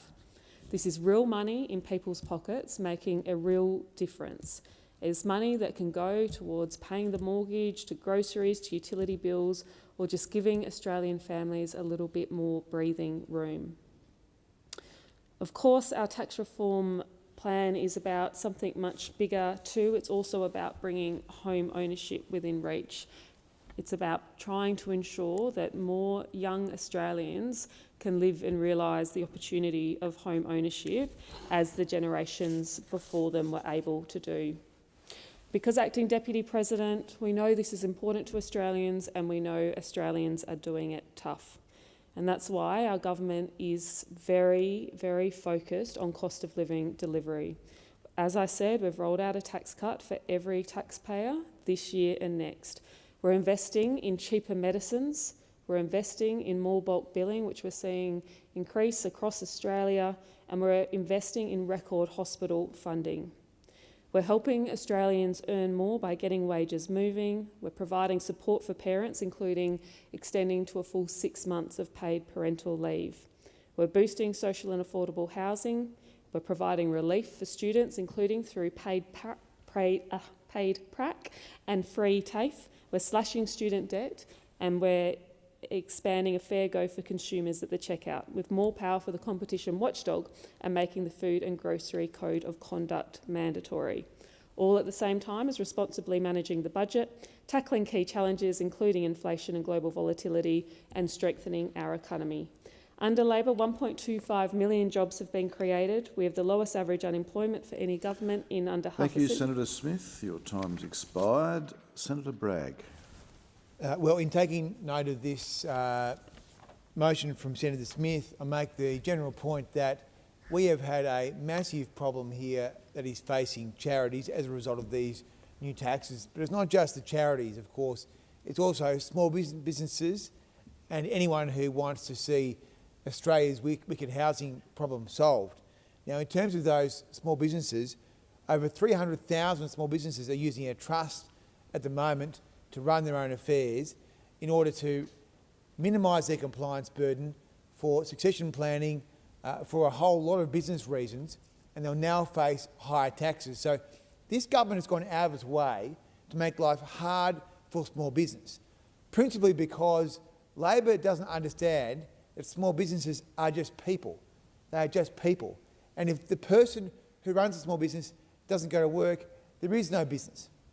There is no business. And so the way that they set up their affairs is to minimise their administrative burden, because we don't want to have a country where people are disincentivised to engage in small business, and all this is going to do is make it much harder for people to run a small business, which is going to be the lifeblood of our future creativity.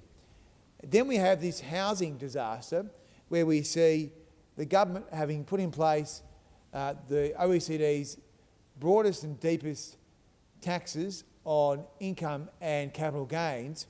This is smashing housing, and no one should be surprised when they see in the paper today that rents are going to go up by 30%, because this is exactly what happens when you reduce the supply of something. And this is a government which has a deliberate design feature to cut housing supply by their own budget papers by 35,000. So they cut supply there, and then they come along and do a deal with the Greens to stop the ability of self-managed funds from borrowing to invest into property, thereby cutting off another stream of new housing. Now, because Dr. Chalmers doesn't bother doing any proper analysis, he said, oh, that will stop 4,000 houses from being built. I mean, why in a housing crisis you want to have one less house is beyond me, let alone 4,000 fewer houses. But in fact, the 4,000 number is actually wrong. It's much more like 16,000 transactions a year. So we are now having a government which hates Australians. And I think a lot of people would say, why does the government hate me? What have I done wrong? The answer is nothing, but we are stuck with these people for another 18 months. But it is a very strange thing to see these deliberate design features, suppressing housing supply through taxes, cutting and banning people from building new houses. 30% of a pre-sale in many apartment buildings will be supplied by a self-managed super fund. 30%. So a lot of those buildings now won't go up. So I make the point again that this tax reform was a shambles. If Dr. Chalmers was the CFO of a company, he would have walked the plank a long time ago. He's had two tax policies, they both failed. Unrealised gains, that collapsed on him last year. This year he's come back with the capital gains tax, world's highest capital gains tax, and it's collapsed in bits and pieces. We've seen the widows tax, the SMSF thing. I mean, this whole thing has been an absolute shambles. And when you look at the housing quagmire, you've just got to say to yourself, well, we're going through this period of insanity when the government's trying to suppress supply. That's why there's fewer houses, and that's why rents are going up. That is why rents are going up. And if you look at the budget papers, they say rents go up by $2 a week. It's not $2 a week, it's going to be $200 a week in Sydney. $200 a week. $200 a week in rents will go up because of these guys putting out this tax policy. They worked it through with their marketers and their focus groups. They think they're so smart, so slick at politics. They thought that this is going to be a very popular thing. But I think what they're finding out is, in fact, when the rubber hits the road, the new taxes, yes, they cut supply, yes, they increase rents, they make everyone's life harder, and they ensnarl small business in layers and layers and layers of regulation, more than you can poke a stick at. And so the charities and everyone else, they're just afterthoughts. They're just roadkill. The charities, small businesses, houses, people who care about housing, they don't care. They don't care. And they fiddle around with these things. They're going to fiddle around with it again this week. But the fundamental point is that these taxes are totally wrong-headed. They're wrong for Australia. They're aspiration killers. Time for discussion has expired.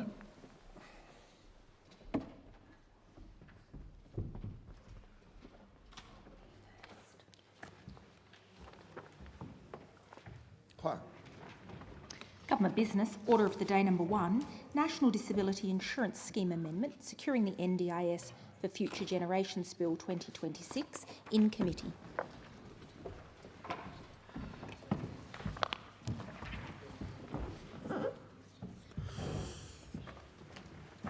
The committee is considering the National Disability Insurance Scheme Amendment securing the NDIS for Future Generations Bill 2026, and amendments moved by Senator Steele-John on sheet 3832. The question is that Part 4 and Item 68 of Schedule 1 stand as printed. Senator Steele-John. Thank you very much. Thank you very much, Chair. Here we are, at the end of the road. After one of the most brilliant and dedicated campaigns, one of the most energised, activated, connected, powerful campaigns that have been run by disabled people across the country. This great collective effort that we have been engaged in as a community. We come at last, to the end of the road.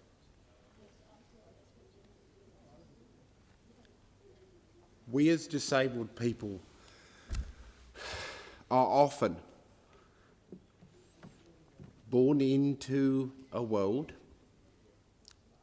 that is not built for our bodies or our minds, and made to feel like we are lesser and other. And often our interactions with government and people in power reinforce that, and sometimes we believe that ourselves. And it is the work of every disabled person through our lives to push back on, to extract, to free ourselves from that internalised belief and to move into our identity as disabled people. Across the decades, in Australia and across the world, there have been different words used to provide description for what community looks like when it's built in this way. And what we talk about at this moment, in this time, is disability pride. And as we come in this moment to the end of this road, I am filled with pride in my community, in the work that we have done together to push back on this bill, to provide evidence to the government as to the harm that it may do, to the harm that it will do, to share our lived experience, our expertise, and to organise together in defence of our rights and of our friends. 4,500 or more of us gave evidence to the Senate inquiry. So many of us took time and effort and energy and emotional labour to give testimony with everything else we had in our plate, to organise rallies, online forums, to get the word out, to organise, to connect together. And we did such a good job. We have so much to be proud of. Disability pride drove us on. Disability justice was our goal. To leave no body or mind behind were the words that bound us together and lifted us up and gave us power. People have connected and organised in ways during the course of this campaign that we have not seen before, but we will see again. And the result of our pressure and our advocacy together has been and is now in this moment amendments to this legislation for which we as a community have a right to claim as the result of our work. The bill remains an existential danger to our lives and safety. That is not in dispute. But as we come to the close, it is important to recognise that our effort and energy has borne fruit. Because of the work we have done together, we have been able to secure improvements to this bill. There is now to be an appeals pathway so that the larger scale cuts that may be imposed by a minister, should they have impacts on the safety of participants, that those participants can flag that and potentially find a way to have them reversed. There is a clearer definition of parental responsibility, recognising disability supports are different from ordinary responsibilities. There are whistleblower protections now within this legislation for people who report fraud to the NDIS. We have stronger protections around debts that can be raised by the NDIS. And there are expanded rights for reassessments from the NDIA. All of these things are the results of our collective pressure together. Every single one of them is a credit to the disability community and to our campaigning together. I want to thank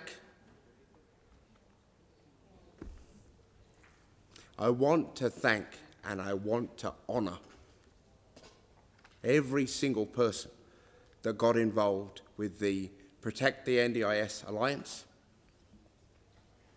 and Disabled People Against the Cuts.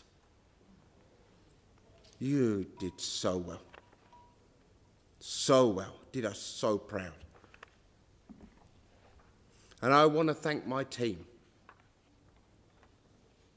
who have worked so diligently with me for so long to fight this bill, to get what improvements there were to be made and to raise alarm where it needed to be raised.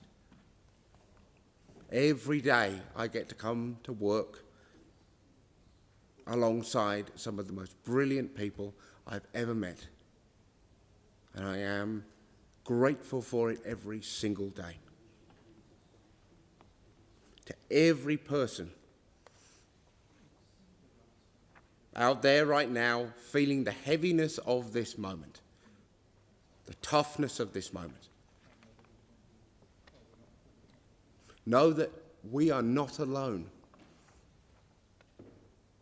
that there is power in our community, and that though this bill is about to pass, will pass this Parliament, our power does not pass away. It will continue to build among our community. We will put our arms around each other and support each other. We will ensure that the impacts of this legislation are laid at the doors of those responsible. We will continue to fight together and grow together and laugh together and build community together and power together. Because we fought these buggers so well. So well. A lot of people in this place thought this legislation would be easy work. We proved them wrong. We won time for additional scrutiny, for additional voices to be heard, for improvements to be made. That is something to be so proud of. And now, we move forward together to the next opportunity to advance the rights of disabled people and our families, to move us closer to a community based on inclusion, where things like consultation and co-design are not optional extras, but things that either government does or pays an electoral price. So in that spirit, I ask the Minister, will the disability community be consulted on the implementation of these changes? Minister. Thank you, Chair. Thank you, Senator Steele-John, for your question. May I also acknowledge the contribution you've made just now, which responds to the continuing energy, organisation and campaigning that the disability community brings to the work of making the world a more inclusive place. We have appreciated very much our engagement with disability activists over the period since Minister Butler spoke at the Press Club about our plans to reform the scheme, and we know that this is a challenging conversation for many people. We approach this very clear about our view, which is that this is a valuable scheme, an important one, and one that was fought for by disabled people. and we want to do everything we can to make sure that it is sustainable and here for the long term. And whilst we recognise that not all people within the disability community agree with the approach we have adopted, we are grateful for their engagement and the genuinely important information, feedback, suggestions that they have provided to us about operationalising these reforms in the best possible way, and people have been generous with their time. You mentioned, Senator Steele-John, the amendments that have been circulated by the government that respond to some of that feedback. There are 33 amendments that have been circulated, and they include a range of changes which respond very directly to the feedback we receive from the community. I wanted to speak particularly about the escalation pathway that you referred to. Senators will know that we have been clear that we wish to safeguard against risks to participant health and safety, and we've previously confirmed that participants requiring continuous 24/7 supports will continue to have these provided at all times. I know this was something you also were interested in, Senator Steele-John, and you indeed drafted an amendment which suggested an escalation pathway in support of that objective. You were kind enough to share that with Minister Butler's team, and that provided us with some very useful insights which we have sought to build upon in the amendments that we have circulated. There are other amendments which I think respond to evidence we've received but are also aligned with areas where you did policy work, and we thank you for your engagement. Your question goes to what happens now in terms of working with the disability community. Much of the architecture of this bill is a beginning rather than an end. For example, the bill establishes a clearer eligibility test for access. We've been very clear we wish to work with the disability community on how best to enact these provisions, and senators will know that we have established a technical advisory group to advise us on those thresholds. You should also know that that technical advisory work is working closely with the Reform Advisory Committee led by El Gibb and Doogie Hurd, and they are supported in turn by a range of excellent representatives from states and territories. We want the disability community involved in this work, thinking about this work. To that end, I did want to provide some reassurances to participants who might be worried about how these new access arrangements will work. The first thing to know is that these arrangements will begin in January 2028, and we do have time to work through this with the experts and with the disability community to make sure that we do put in place a fair and transparent way of establishing access. From January 2028, participants will begin to go through prospective functional capacity assessment. New participants on entry and existing participants will be reassessed over time. And as part of this, participants will be required to meet the definition of substantially reduced functional capacity and other access changes as set out in this bill. It will mean demonstrating that you have access treatment that is likely to materially improve or alleviate the impact of the impairment through treatment, but that those treatments must be ones that are regularly undertaken or publicly funded through the Medicare benefit schedule, the PBS and public hospitals. And I referred to this earlier. The amendment we moved in the House means that once you have established your eligibility under the new definition, you will not be required to retest eligibility through different planning cycles. And I want to be clear about this, as I was earlier. This is about establishing a simpler, fairer assessment process to return the scheme to its original intent, supporting people with permanent and significant disability. This will mean more streamlined processes and a reduced administrative burden on people who are seeking to test their access for the scheme and for people who are already participants. I look forward to the work of the Technical Advisory Group and also the involvement of disabled people in a whole range of other areas where we will be seeking their involvement and advice. The government intends to consult on changes to the way that we organise supported independent living. This is an area of service provision where we consider the quality could be improved, where we're concerned about sharp practice, and where we are interested to understand whether a commissioning approach could deliver both choice and control and improved quality. we will be interested in the views of the disability community in supporting implementation arrangements for an inclusive communities fund, resources to ensure that those community clubs, groups, activities that are so important in the life of any community member are actually genuinely inclusive and welcoming and accessible for people with disability. We will want to hear from the disability community about the approach we intend to take to plan management and the approach we intend to take to support coordination. And of course, we are already working closely with disabled people on putting in place the new planning framework. I should say new framework planning. As recommended by the independent review, a fairer, more transparent, more consistent way of providing resources to people with disability at the planning phase of their journey through the NDIS.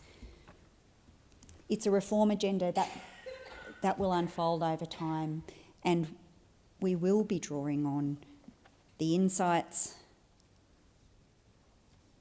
and the public spiritedness of those many people in the disability community who advocated in the first place for the NDIS and continue to advocate for its success. And I want to reassure the disability community that the government fully intends to honour our obligations to work closely with you through the implementation of these reforms through the coming years.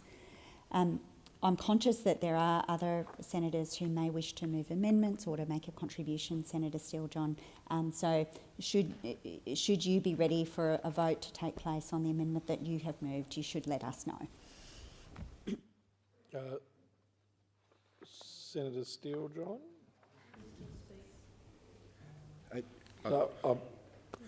I'm in the hands of the chamber. Senator Steele-John? President, I thank the Minister for their contribution. As we're short on time, and I don't wish to waste time that we do have on divisions, by the indulgence of the chamber, I will speak to some of my other amendments beyond the one that I have already moved, if that is. Thank you.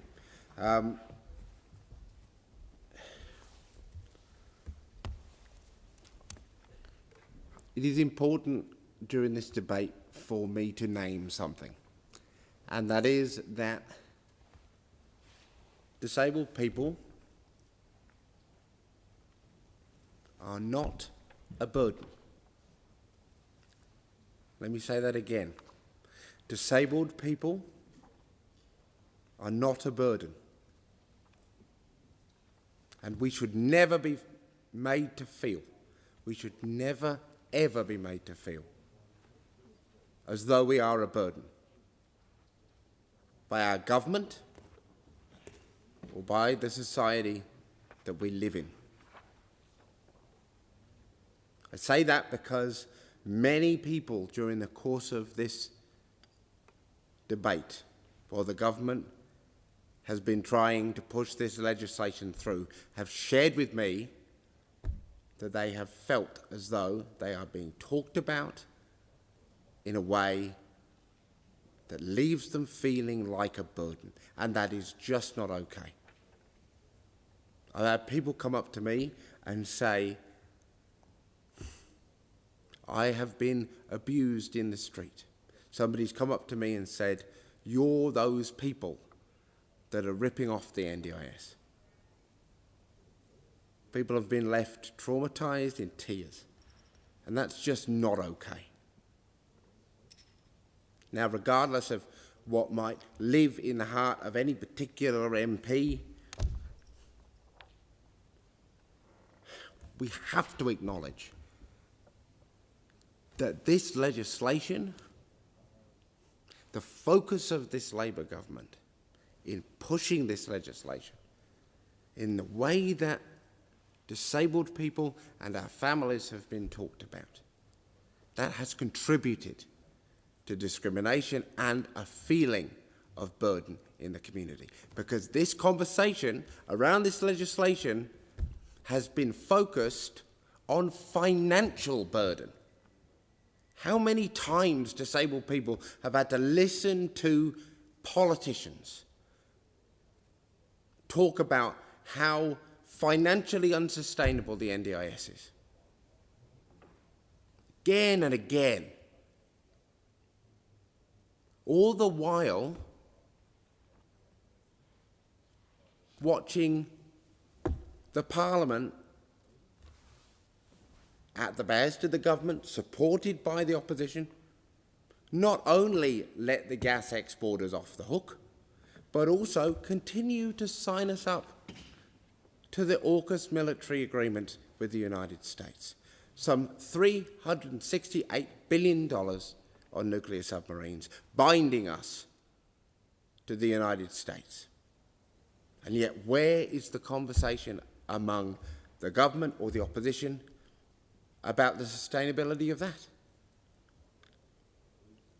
It's not there. And it bloody hurts. It hurts. When you live your life dependent, when you live your life feeling beholden to the goodwill of the government of the day, God, it's hard. And a lot of us had just begin to let a bit of that tension go from our bodies.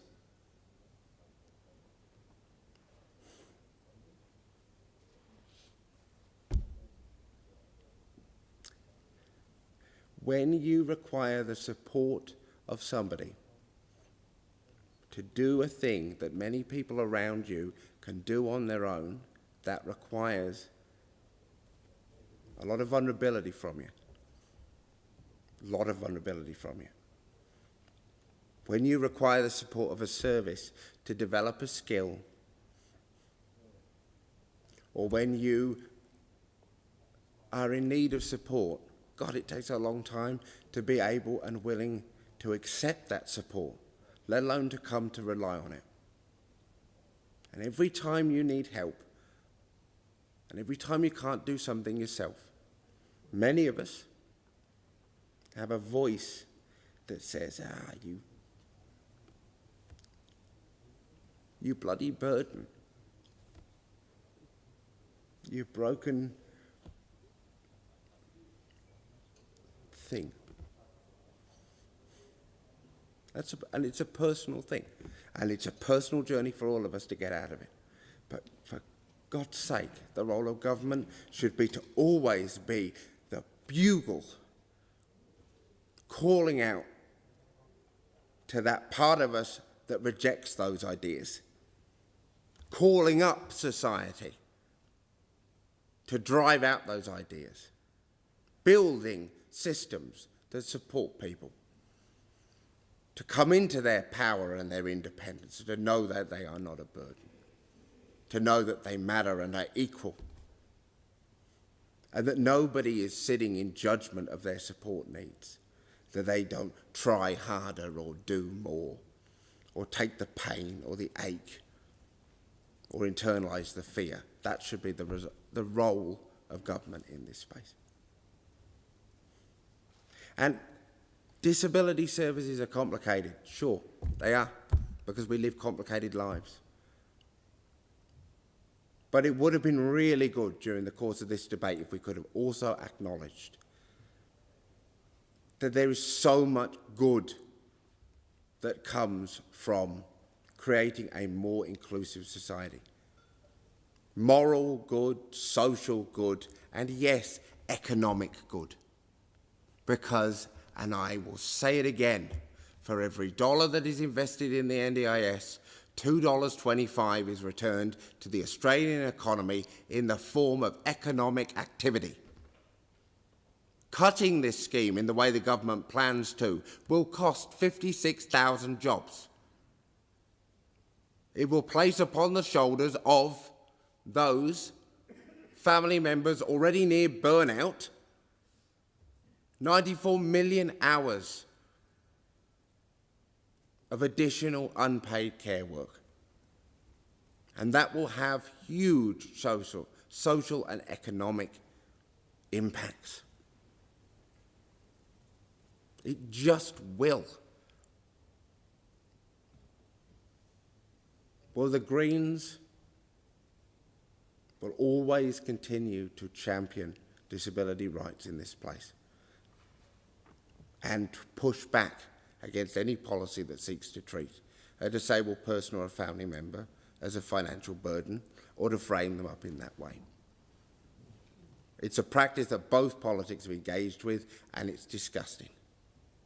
There should be no place for it.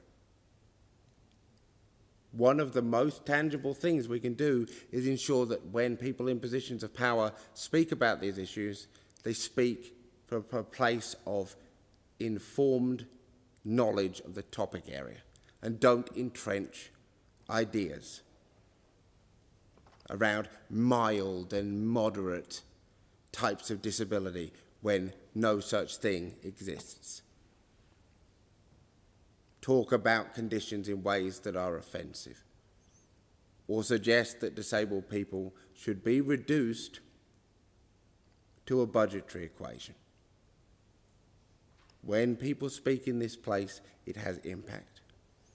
And so I want to ask the Minister, on behalf of the government, what would you say to a disabled person who feels like this debate has left them feeling not like a person, but like an inconvenient budget line item? Minister. Thank you, Chair.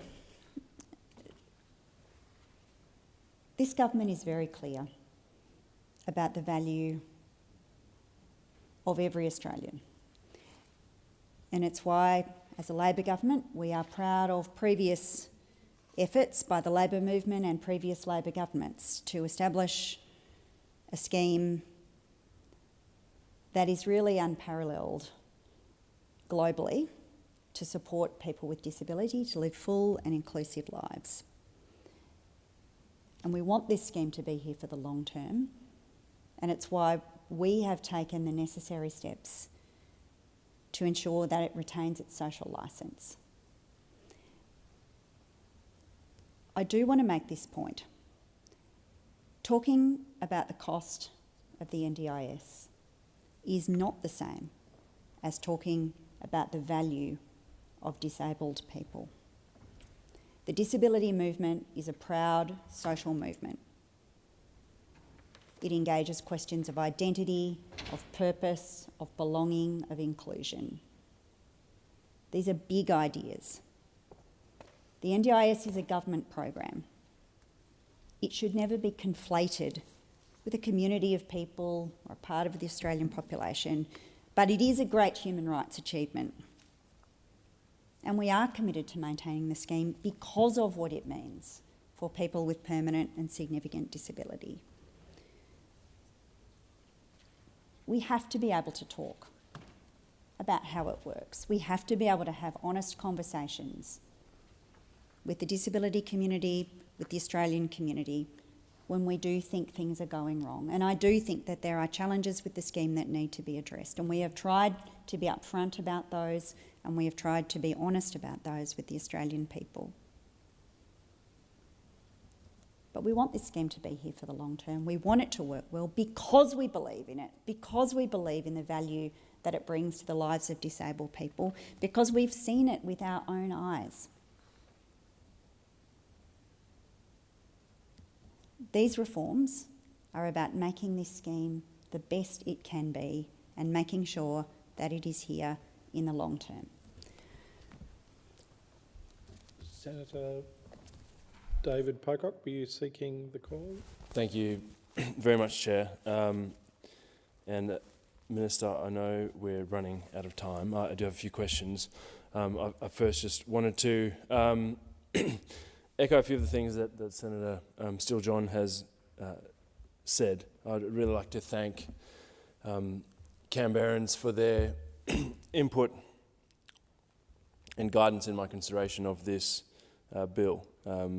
Hearing directly from Canberrans, listening to them is the most important part of my job. I vote in this place on behalf of them, and I've received hundreds of emails and calls to my office about this. I've had many people stop me on the street to talk about it, and I held a town hall meeting on this bill, attended by around 100 people with disability and their loved ones. And I've heard very clearly about the genuinely held fears and the uncertainty around what this bill will mean for the most intimate parts of their lives, what it will mean for their families. I also heard very clearly that people do want reform. And people with disability know better than all of us how poor governance, how fraud, how poor quality services robs people of dignity and undermines the scheme. I voted for the second reading of this bill because I agree with its intent to reform the scheme and to ensure it is sustainable over the long term and to put it at the government's target growth rate of between 5 to 6%, because I think we all want this scheme to endure, and it should become as foundational in our society as Medicare, and that requires sustainability, it requires social licence.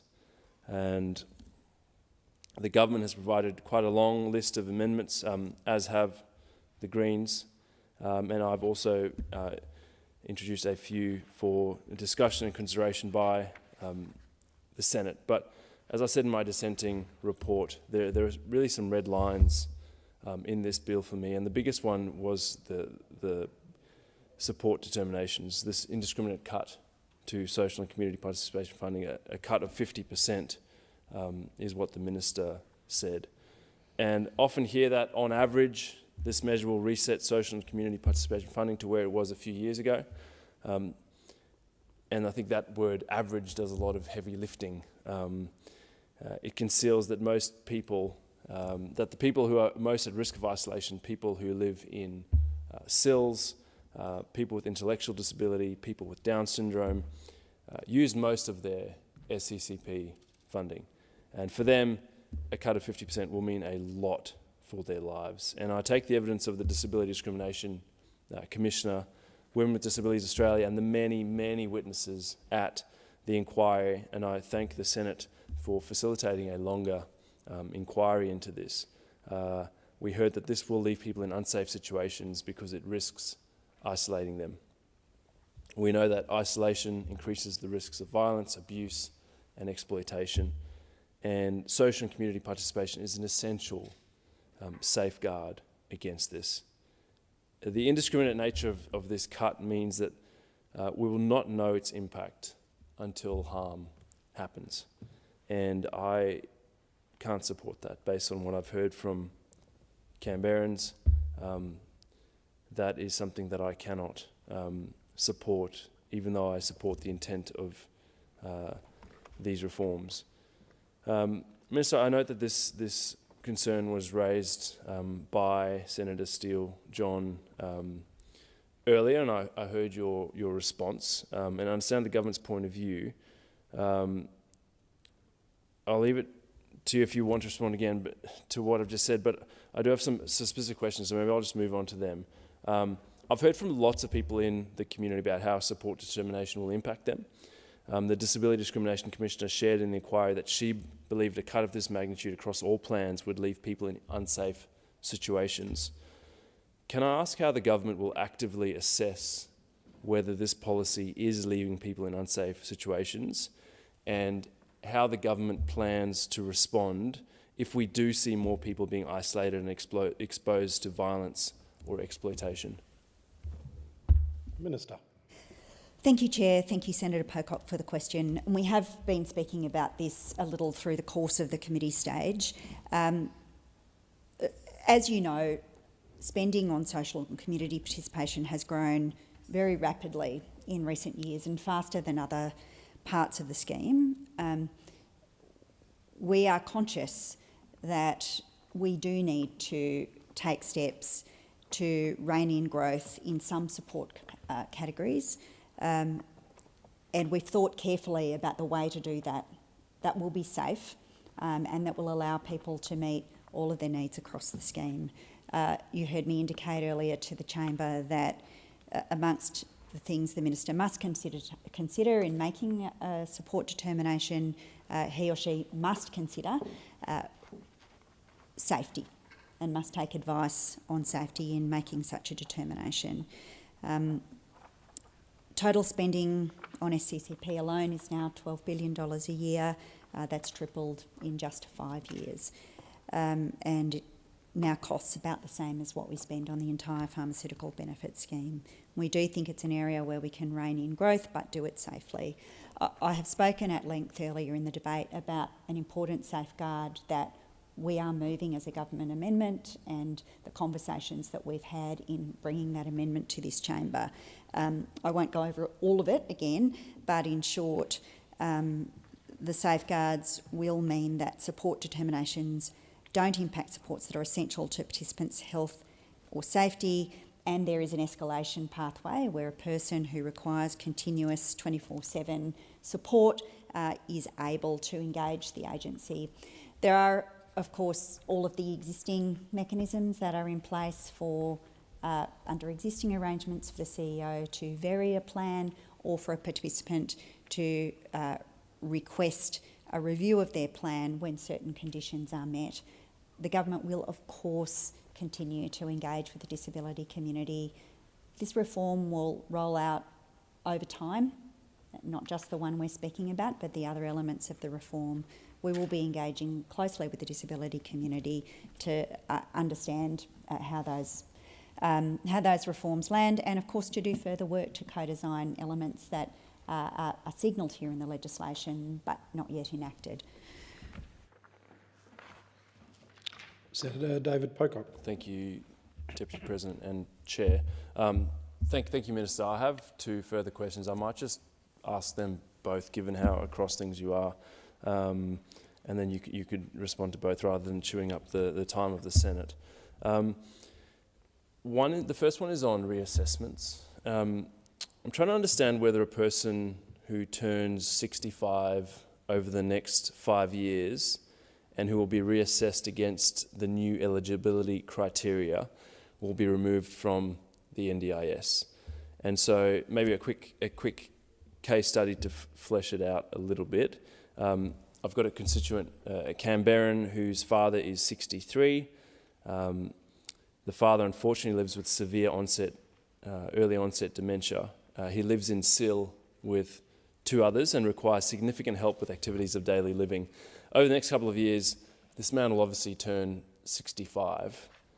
If he is reassessed under the new eligibility criteria in that time, will he be exited from the NDIS or will he continue on the NDIS if he meets the new definition of reduced functional capacity? My first question. The second question, Minister, was on automated decision making. I understand the perspectives that this strengthens the safeguards around ADM by virtue of adding safeguards, but reflecting on the evidence tendered, both the submission and then the evidence under questioning of the Human Technology Institute, who were very compelling and described this as unprecedented in Australian law.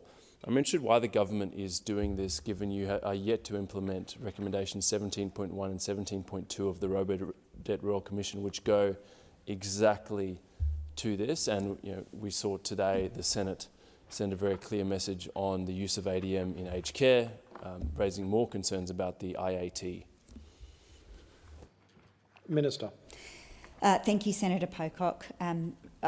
You're being very courteous in seeking not to, as you describe it, waste the Senate's time, but I'm very happy to answer questions, and I think the Senate has time for your questions, so I don't think you need to worry so much. On the question around reassessments, the short answer is no. The gentleman in question will need to be reassessed. He will need to demonstrate that he meets the the test set out as substantially reduced functional capacity and that it is permanent as described in the Act, but the age-related criteria will not be a feature of that assessment. And so all other things being equal, age would not be a matter that would be considered in that reassessment. It's difficult for me to speak about the other elements of the assessment, obviously not knowing the gentleman in question. In terms of the use of automation within the scheme, this is an important issue. For the first time, the bill introduces a series of protections and guardrails about the way that automation could be used in the NDIS. We are acutely aware of the failures of robo-debt, and we do not intend to repeat the mistakes of past governments.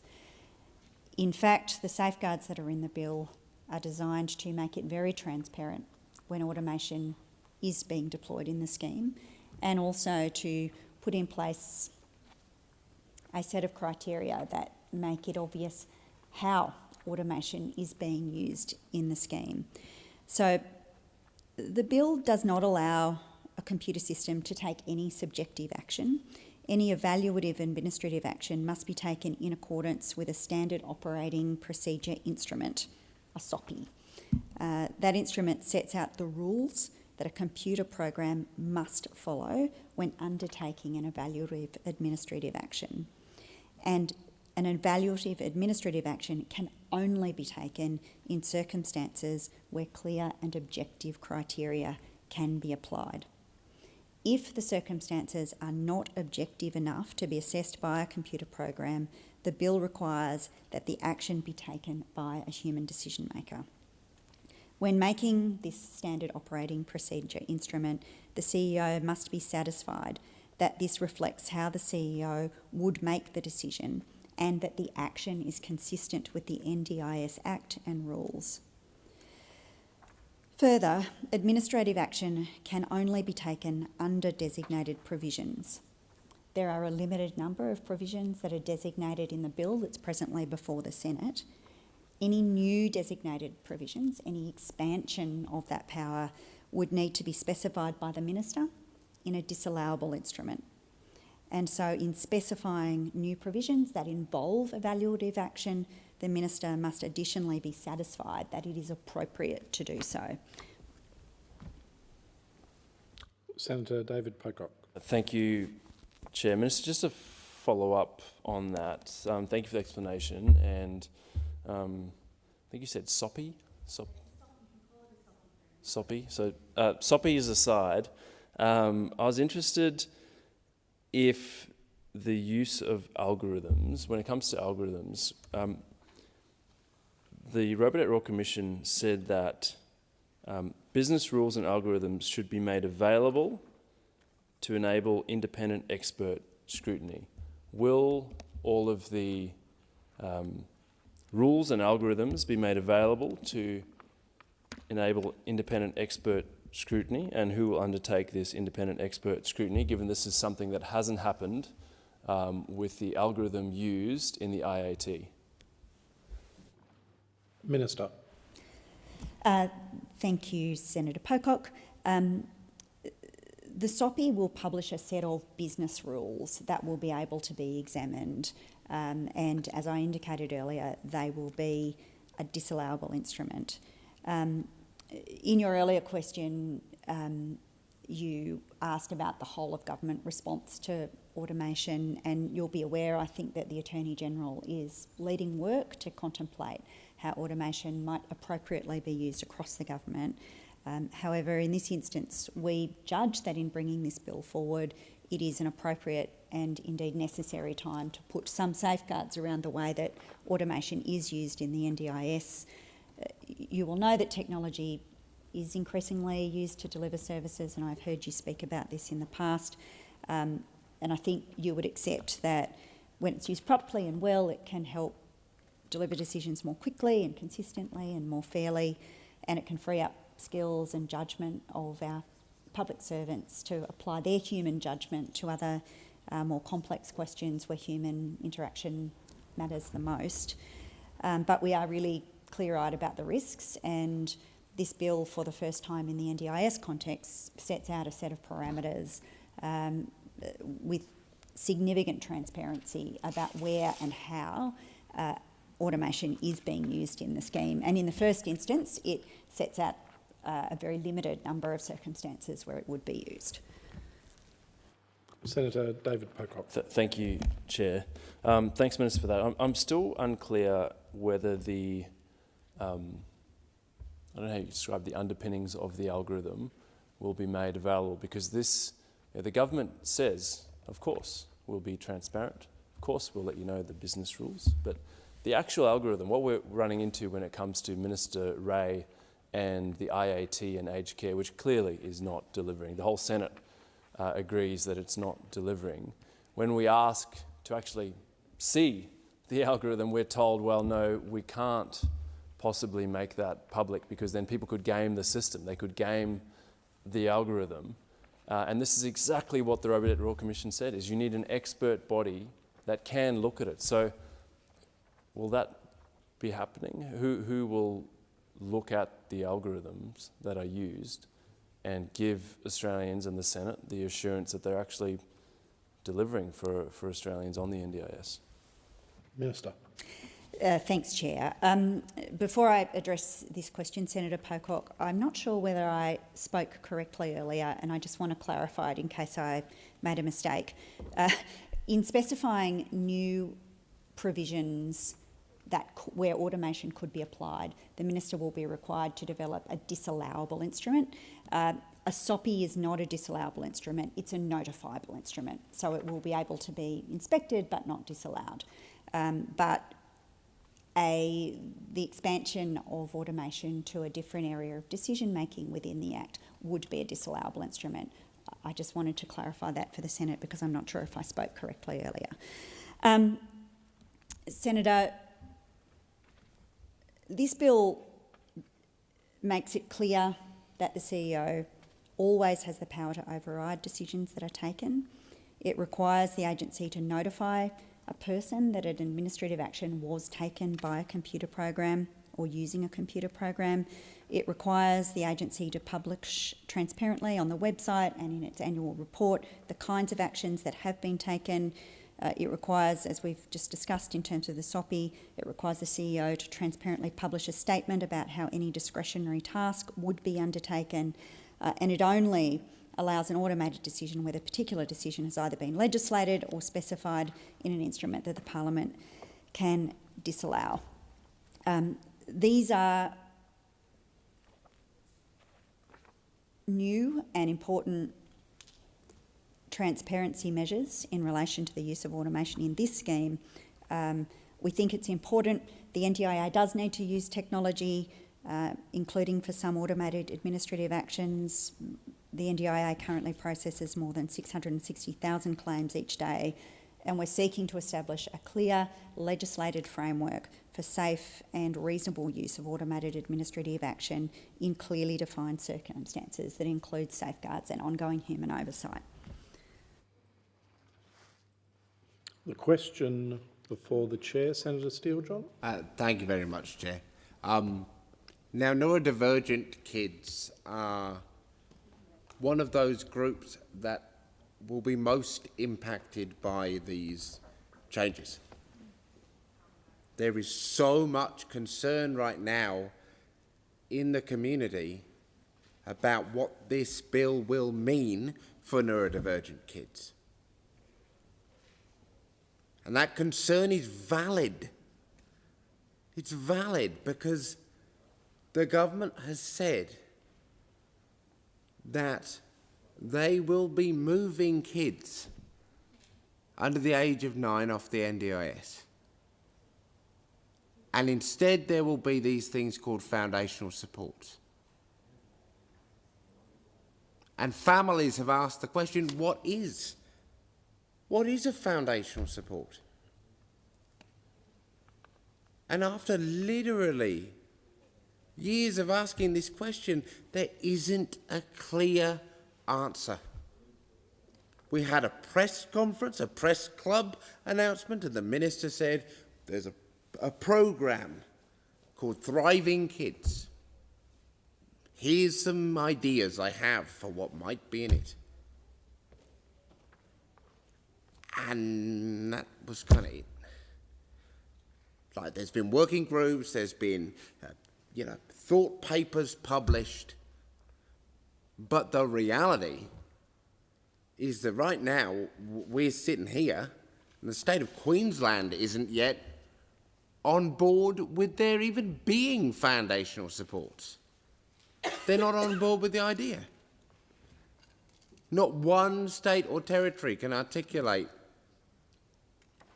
comprehensively what they'll provide as foundational supports for kids removed from the NDIS. Because Thriving Kids, just a tiny cohort. Tiny cohort. We heard again and again from the department evidence that tens of thousands of kids will be removed from the scheme by these changes. Kids, many of them that have just started to succeed and grow and learn because of the supports they were able to access under the NDIS. And again, we have another example of community made to feel like they're burdens. Because what have we heard so much in this debate? The number of autistic kids on the scheme is so much more than we expected. And it's a threat to the sustainability of the scheme. How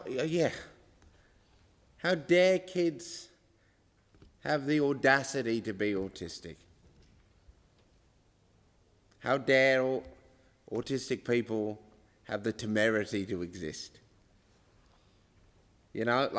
I'm sorry, but everybody knew when we set the NDIS up in the first place that the figures given by the states and territories as to what and how many disabled people there would be were guesses at best.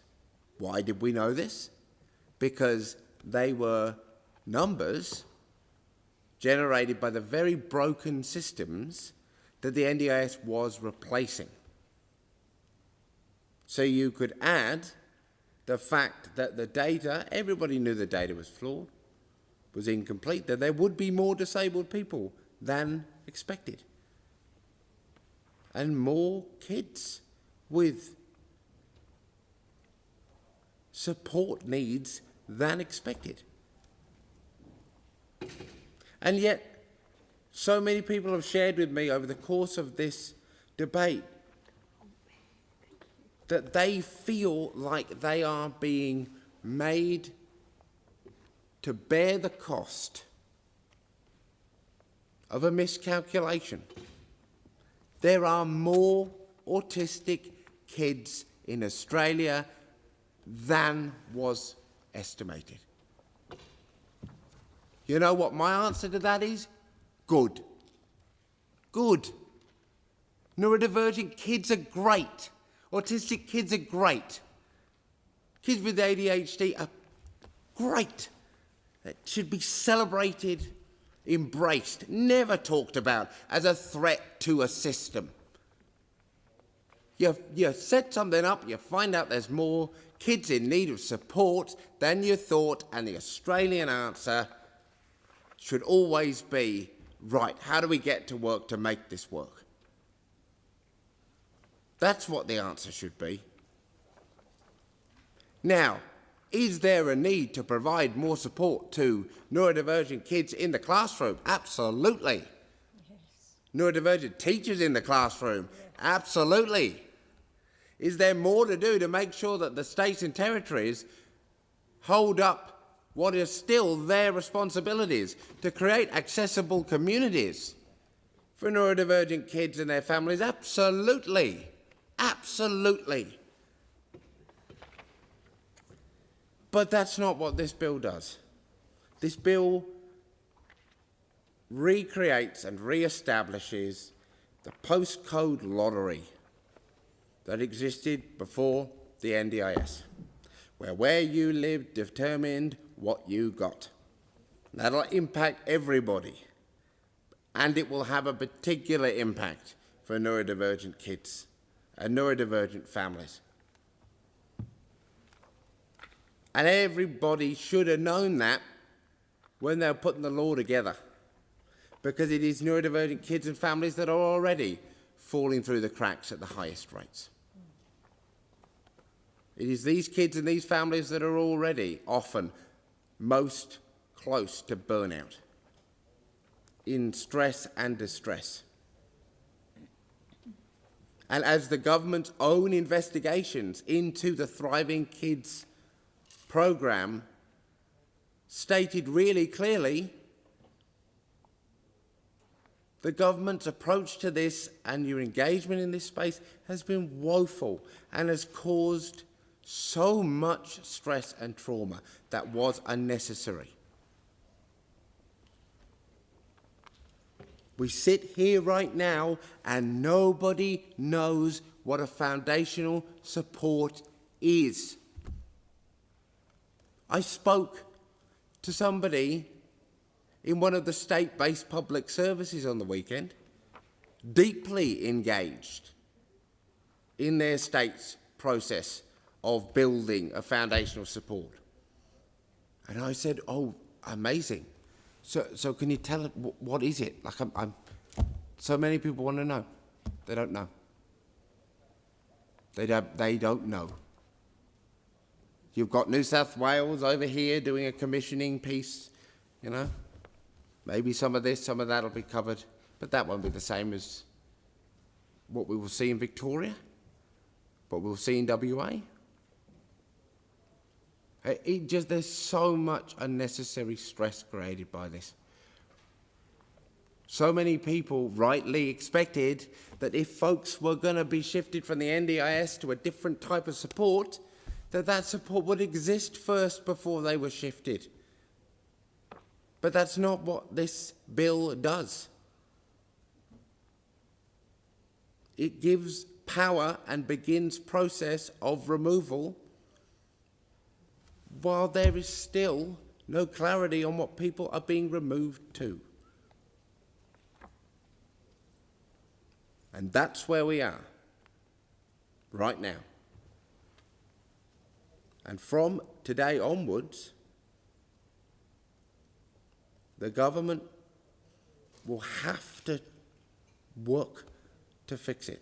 And so I ask this very basic question. Can the government guarantee that no autistic, no neurodivergent child will be removed from the NDIS before like-for-like foundational supports are established in their state or territory? Minister. Thank you, Chair. Senator Steele-John, your question suggests that you don't know what foundational supports are or what Thriving Kids is, and I'm surprised that that is the case. There is a very long report from Professor Oberclade that draws on extensive consultation and engagement with a very broad sector of the community and deep expertise in paediatrics to set up a framework that was adopted nationally for Thriving Kids. And it has 4 elements. The short version is that a good system that delivers well for kids with developmental delay or autism would include really good information for kids and their families, pathways to access services in their local community, support for parents, because parents are the first teachers of young children, and targeted supports for children who may have additional requirements. And it's that model that was adopted by the states and territories. It's that model that underwrites the bilateral agreements that have been signed with all of the states and territories other than Queensland. And it's those models which are driving and informing the implementation plans that have now been signed by all of the states and territories except Queensland. And it might be of interest to those listening to this debate. if you are deeply interested in understanding what the practical implementation arrangements will be, have a look at those bilaterals, because they set out the kinds of actions that will be taken in each state and territory. And they reflect the thinking that states and territories have done about the specific kinds of circumstances that exist in this very large continental nation, where we see all sorts of communities with quite different needs, and it sets out the ways that states and territories actually intend to respond to those needs in making sure that we've got a consistent approach to supporting children but tailored to the needs of local communities. States and territories advise that they will be ready to start rolling out supports under Thriving Kids on the 1st of October. That's really important. There won't be access changes for children until January 2028. And so we've got time to stand up a service system that will be ready for children from 2028, and it's really important that states and territories who've signed their bilaterals are indicating that they're ready for this October 1 commencement date. And their services will be stood up gradually over time towards that 2028 deadline. They won't be like for like, Senator Steele-John. We've made that really clear. In fact, in initiating this work, we were conscious that the supports that were being provided to the through the NDIS for children with developmental delay and autism and low to moderate support needs were not necessarily aligned with best practice. It's why we asked Professor Oberclade to consider these questions. It's why we asked him to work with a very wide range of experts to tell us what best practice would look like, but more importantly, to reassure parents what best practice looks like for this cohort of children. We want them to do well. We want parents to be supported. We want them to access supports that are consistent with all of the very good research and information we have about how to support kids. And I'm actually very excited about the kick-off for Thriving Kids in October. I think that there are going to be very important opportunities for families to connect with supports in the natural settings where they already visit, play, learn. There are real opportunities here for our communities. I do think, as I've said in this debate earlier, it's important that we deal with the facts as they are. Change is challenging and frightening, but we can face it together, but it's best if we do so on the basis of what is true and what is actually happening. Thank you, Minister. Senator Steele-John? Thanks, Chair. You nearly made me a minister then, which would have been a hell of a thing. I better be careful. Thank you very much. Now, it is really important, I think, to acknowledge that when we talk about this legislation, we need to consider the entirety of the communities impacted by this bill. And one of the communities that I'm really worried about are Australians who play a caring role for, alongside and with disabled people. Whether that is a paid or unpaid role, what we have heard during the course of the community's opportunity to feedback on this legislation, what we have heard is that this bill is going to be bad for carers. It's going to make life harder for carers. I think we've got to really engage with that reality, because so many people who play caring roles in Australia are close to burnout or are struggling through burnout right now. Government makes decisions often without thinking about the flow-through impacts on carers. This government, in this bill, will be cutting the supports currently available, currently funded, to enable a disabled person to go outside, maybe once or twice a week. The funding that enables them to get their groceries, to see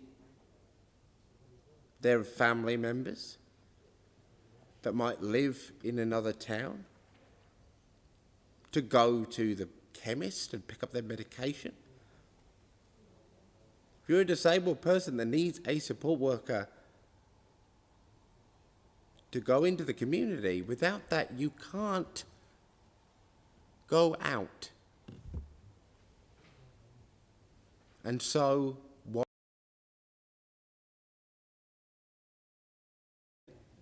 is it? Somebody who is a family member or a friend takes on the role of trying to support you. Now, we heard from many carers organisations during the course of the inquiry into this legislation. They drove it home to us clear. They said carers are already stressed and struggling. They said unpaid care work is disproportionately done by women in Australia. They said that parents are struggling, and that many parents who are older have felt the return of the fear that used to haunt the lives of so many. What will happen to my kid, my child, when I'm no longer here? What will that care and support look like? And that is a stress that had eased for some Australians because of the establishment of the NDIS, and that stress and strain is now returning. Now, right towards the end of the inquiry, we got a piece of tangible research from the Australia Institute examining what the flow-through impact of this bill will be for those who play unpaid caring roles alongside disabled people. And they found clearly that this bill will transfer 94 million hours of currently funded support work onto the shoulders of the carers of Australia. 94 million hours. Yeah. Just let that sink in. And the impact doesn't stop at those who play unpaid caring roles. 56,000 people who currently work, whose employment, paid employment, is to be a support worker, will lose their jobs because of these cuts. The ripple effects of this will be terrible. The stress that it will create is beyond imagining. It's not beyond description, because it was described in painful detail for the government to absorb and to read. What wasn't talked about in any of the statements from the government that I've seen, or in their impact analysis, is the way that stress and strain often tears at the fabric of the relationship between disabled people and our families. This is a very personal thing. But what often happens, because the system lets you down, because there isn't the support that you need, people in caring roles, they do become stressed and they do begin to come to burnout. And we as disabled people, we feel and we see that. And again, that plays into that internalised idea that we are ourselves a burden to our families, to the people that we love. And that is not true. What happens in those moments is that a weight is borne by the family member.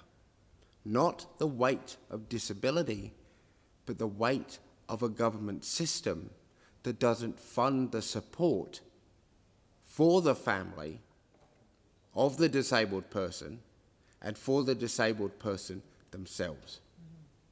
The government drops the ball, the disabled person and their family picks it up, and the weight of doing that often leaves the disabled person feeling like they are a burden on their family. And that is an awful dynamic to exacerbate. It takes entire lives to unpack the mental health impact of that. It's just so cruel to put people in a situation where they can't be alongside each other as just family members. Because families work. Family is work and effort at times for all of us. People fall out, there's different views, there's different life stages. That's the human experience.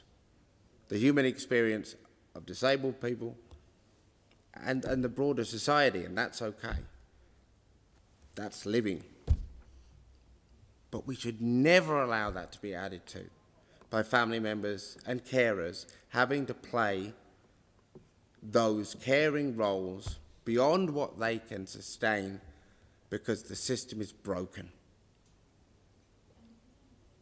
And the system doesn't recognise the work. And that's what this bill does. It fails to recognise the work, makes the stress and strain worse.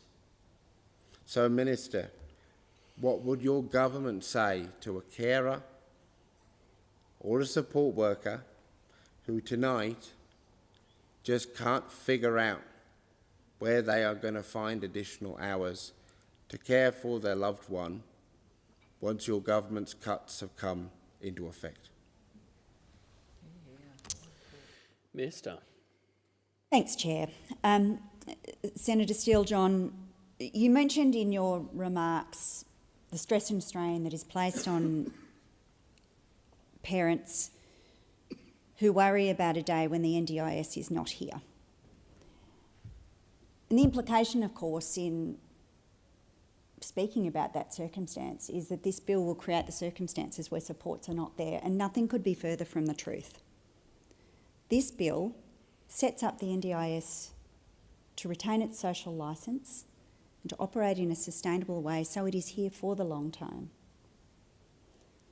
It seeks to address precisely the concerns that you outline, that people should be able to be confident that the NDIS is here for the long term. And as the government has argued, we are concerned that at the moment the social licence for the scheme is under some pressure.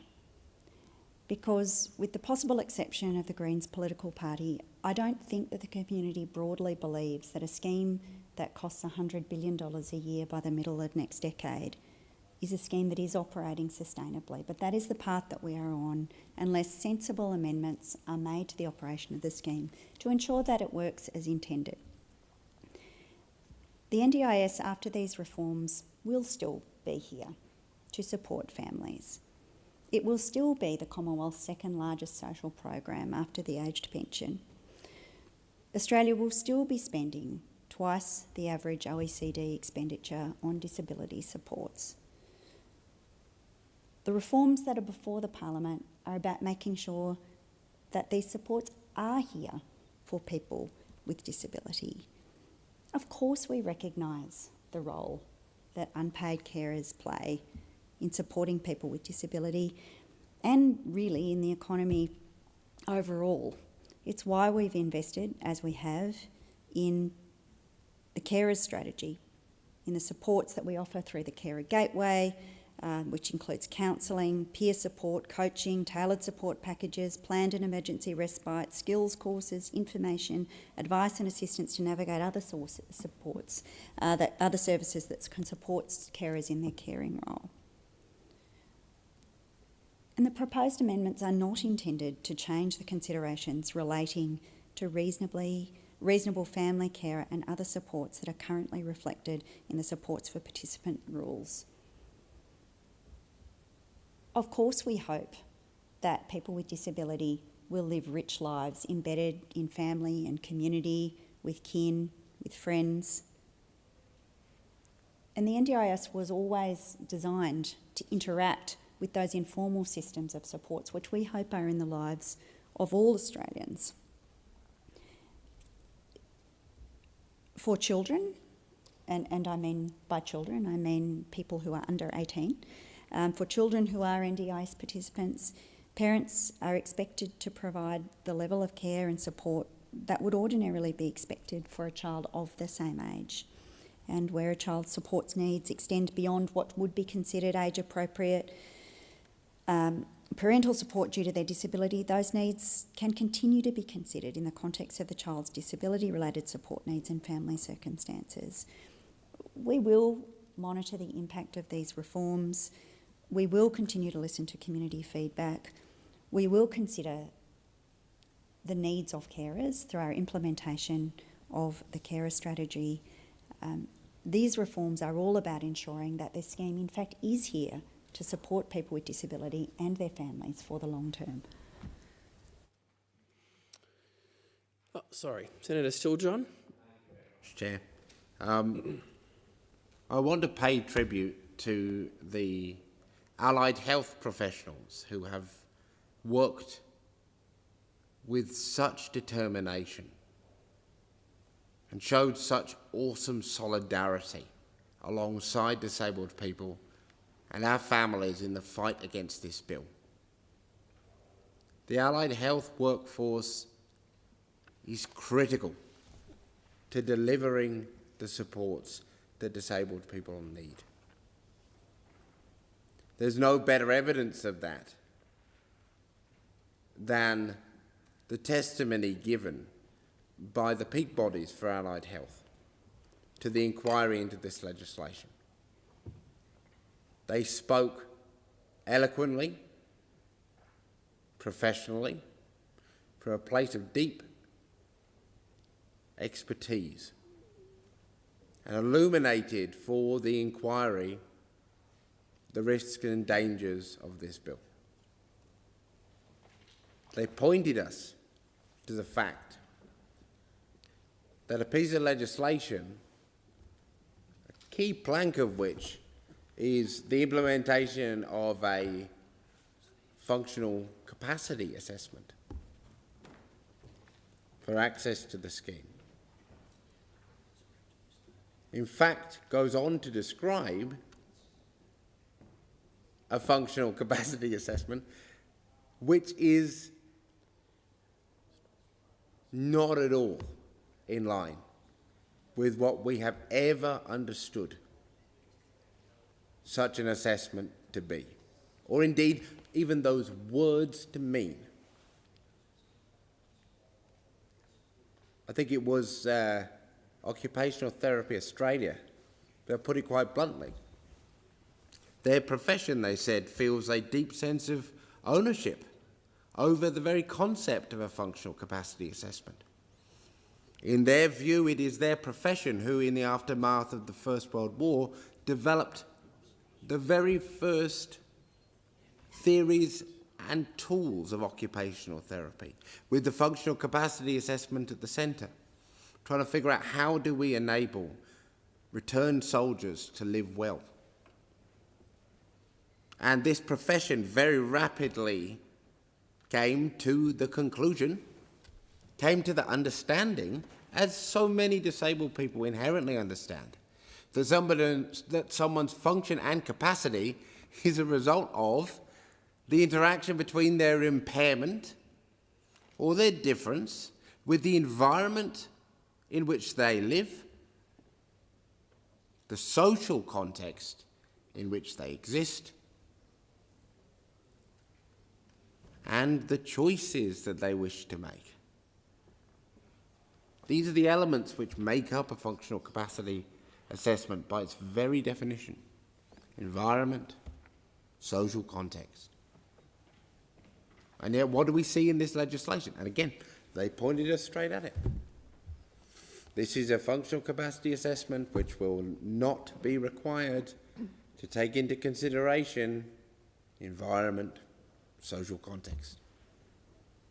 Well, as Speech Pathology Australia said, well then, what are we assessing when it comes to speech? Speech which is by its nature the result of social context. What would we be doing? The answer seems pretty clear. We would be co-opting the name functional capacity assessment to mask what is actually a process by which a government assesses someone in the narrowest possible terms, attempting to create silos between their co-occurring disabilities, the environment in which they live, the social context in which they exist or may seek to exist, for the purpose of reducing the funding they're able to access.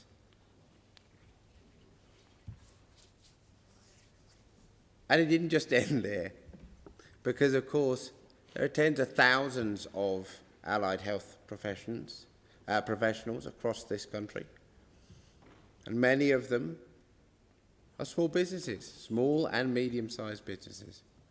And so what government does, what the National Disability Insurance Agency does in relation to the rates at which these professionals are compensated, matters hugely to them. Because if it isn't done properly, their businesses go bust, their employees are out of jobs, and the services they provide to communities are unable to be provided. And they warned us, and this is something that the Liberal Party should really open their ears to. They warned us that this bill puts too much power in the hands of government to set pricing. You know, government setting pricing in some contexts are things that the Greens have no problem with. But it does surprise me we're about to see a piece of legislation rammed through that will let a minister in Canberra set the pricing that decides whether or not an Australian small business is able to survive with the Liberal Party support. Wow. Now, there is a better way to do this, and one of the amendments we'll vote on later will set out the pathway forward. Pricing should be set by an independent arbiter, by an independent body. Kicker is government knows this because Minister Shorten commissioned a piece of research into NDIS pricing, and it came back and it sat on his desk and gathered dust. And everybody knows, though nobody has ever really been able to confirm, that what that report recommended was that there be an independent price-setting entity. And yet, no, says this government, They want to set pricing in line with their budget expectations, their bean counting, so that they can decide what the prices are, regardless of what that impact might be on the ability for allied health professionals to provide their services to NDIS participants. It is such a risk to give these powers to government in this way and in this sector. Such a risk. I want to particularly acknowledge that there is a type of courage required by professional peak bodies and organisations when the time comes to confront government and to say, no, wrong way, go back. And so many of these organisations have found and shown that courage. And the result of your work is that we together want additional time for scrutiny of this legislation and some improvements through amendments. But also, so many disabled people came to find common cause and share political action with the people who enable us to sit in the wheelchair that works for us, to get the modifications to our homes that allow us to move around within it, to communicate with each other, our friends and our families, to live free of pain, to regain function where we choose. And that coming together and joining of those communities is something that now has been forged into a permanent bond by this fight. And I thank every organisation for their effort and energy. And I will put this question to the Minister. Minister, what would you say, what is your government's response to an allied health professional who tonight watches the passage of this bill and fears for the people that they support, for the business that they run, and for the community they serve? Minister. Thanks very much, Chair. Senator Steele-John raises a couple of issues in his contribution now. I think the first is relating to the approach taken to establishing tests for functional capacity. I think the government's been really clear that we seek expert advice on these issues. It's why we've established a technical advisory group. A good number of extremely distinguished individuals have agreed to join that group. They are presently working, I think they have met twice, and they are engaging very deeply on the way that we should assess functional capacity for access to the scheme. And I'll reiterate the remarks I made earlier about this. Of course, a social program of this significance should have clear guidelines about what is required to participate and whether or not the program is suitable for your particular characteristics. We consider that legislating that is important. The independent review considered it important. And we are keen to hear from disabled people and experts in developing the necessary arrangements.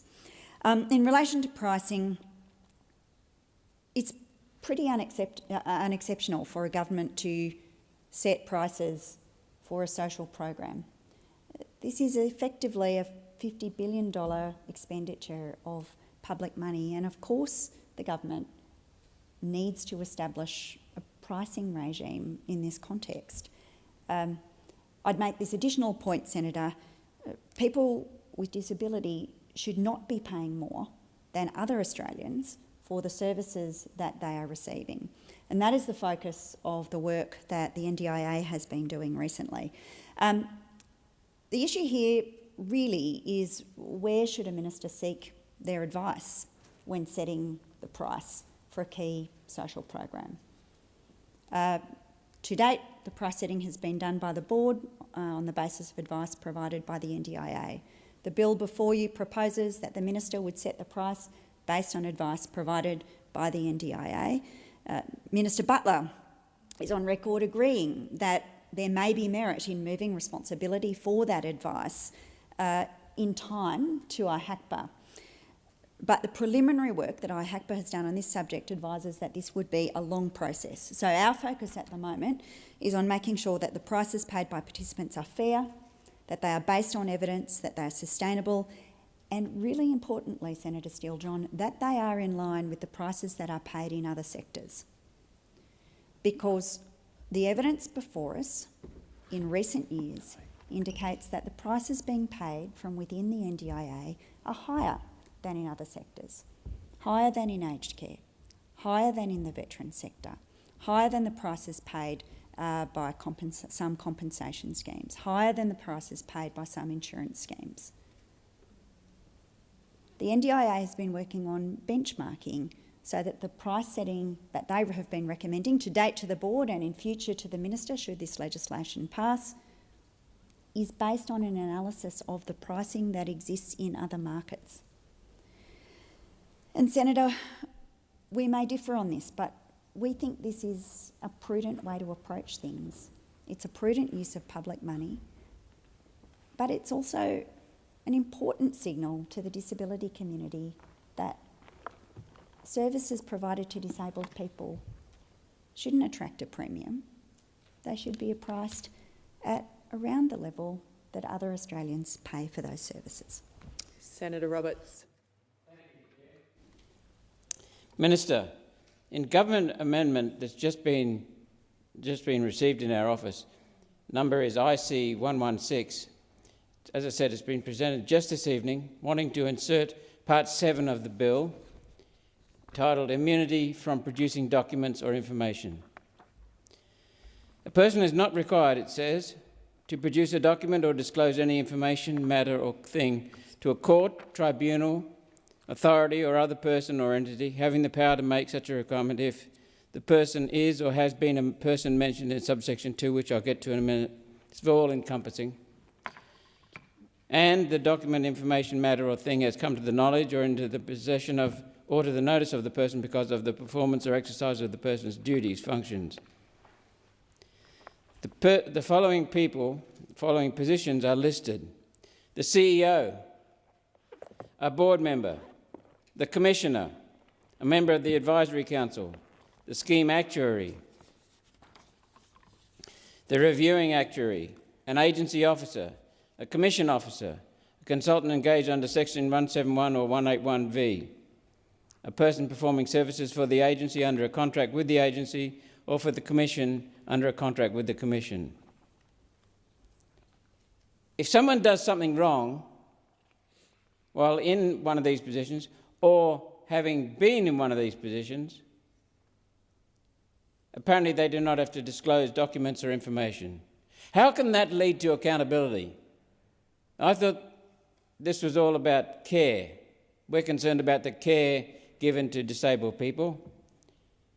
We're concerned about the taxpayer on the hook. And we're concerned about public service accountability.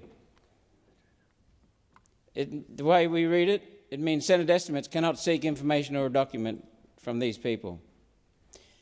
First question is, isn't fraud on your radar?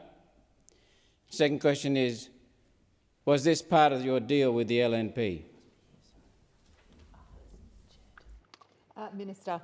Thanks very much. Senator Roberts, it might assist you if I talk through the background for this amendment that the government has brought forward. At the moment, the legislation that governs the NDIS provides very broad immunities, including for the categories of persons that you just alluded to in your question. And that's for very good reason. It's because the Quality and Safeguard Commission and the NDIA holds deeply personal information about people with disability, and to ensure that that information, which is personal in nature, is protected, and that disabled people who participate in the scheme can be confident that their information is protected. There are very strict privacy provisions about what can be shared about an individual person. And indeed, on occasion, Senator, you may have heard me or another minister asked about a particular person or a particular case, and we declined to answer because Appropriately, a person's individual circumstances held by a government agency may not be disclosed except under very limited circumstances. However, the challenge that we've been observing is that some providers have been arguing that that immunity extends to them.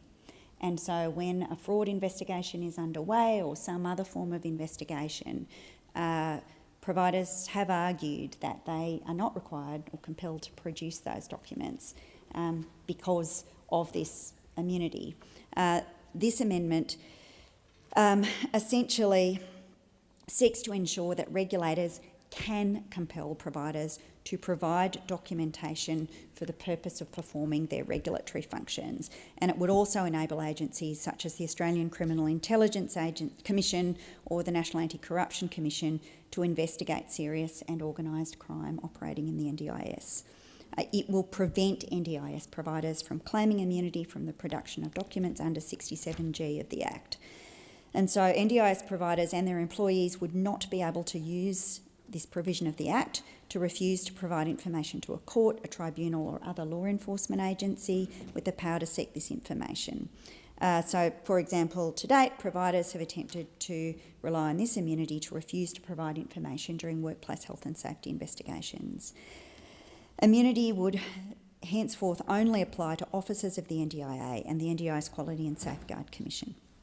There would be exceptions where disclosure was necessary for the purposes of the NDIS Act, the Royal Commissions Act, the National Anti-Corruption Commission Act and the Australian Crime Commission Act. Senator Roberts. Yeah. Minister, thank you. Couldn't it be simply, in the interest of openness, simply require redaction of personal details? Minister. Senator, the amendment before us seeks to make sure that the privacy provisions are being used as intended, and they, in doing so, seek to make it clear that they are not intended to be relied upon by providers who have in recent times sought to use these immunities to prevent them from being accountable for some of their obligations. As I indicated in my earlier answer to you, the immunities that apply to officers of the NDIA and the Quality and Safeguard Commission are subject to exceptions where disclosure is necessary, and I listed those. That includes, there are some purposes under the NDIS Act that enable or compel disclosure. The Royal Commissions Act is relevant, the National Anti-Corruption Commission Act is relevant, and the Australian Crime Commission Act is relevant. Senator Roberts. Again, Minister, thank you. Couldn't normal redaction processes cover the personal confidential details? Minister. I think, Senator, the advice we have is no, and that the protections that are in place that protect the personal details of disabled people who are participants in this scheme are an important feature of the operations of the scheme. Senator Roberts. Thank you. Minister,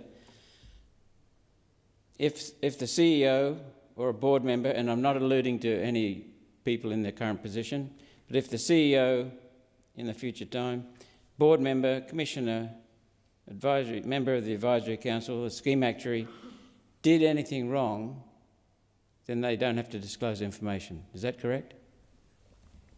Minister. But these exempt. I'll just seek advice if you won't. Wait a moment, Senator Roberts.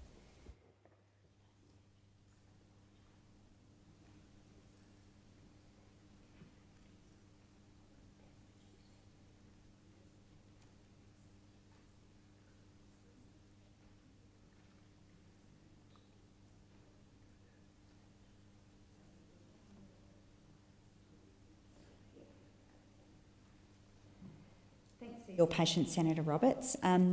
The advice that I have is that if an employee of the NDIA or of the Quality and Safeguard Commission does something wrong, they are accountable in all of the ordinary ways, including, of course, to the National Anti-Corruption Commission. These protections apply only to the disclosure of personal information about participants. Senator Roberts. Let me check my understanding. Only to personal details, personal disclosure. Minister. The Act defines protected information, Senator, and I'm paraphrasing here, but in general and non-legal terms, protected information generally refers to personal information about participants. Senator Roberts. Thank you. Personal information. As a senator, I ask questions in Senate estimates. I'm not interested in personal details. I wouldn't like to see that come out in public, so I agree with that. But does this impact in any way a senator's right to gain access to information or documents in Senate estimates or order for production of documents? Minister. Not unless it contains that protected information that we were speaking about earlier, Senator. Senator Roberts. I asked for it with the personal details redacted. I'm not interested in personal details. Minister. I think it would depend on the circumstances, Senator. The prohibition is on the release of protected information, and if you made a request of that kind, the officer at Senator Estimates would have to consider their legal obligations and make a decision which was specific to the document that you were requesting. Senator Roberts. Thank you, Chair. Thank you, Minister. Is there anyone else seeking the call? Senator Steele-John. Thank you. Minister, can I ask on permanence within the bill and on the question of all appropriate treatments, which we covered a little bit earlier. It's correct, isn't it, that whether or not a treatment, which the government has defined as appropriate, is actually available within the state that a participant may reside, may live in, that factor is not relevant to, is not to be considered by the minister when determining whether or not the treatment is appropriate.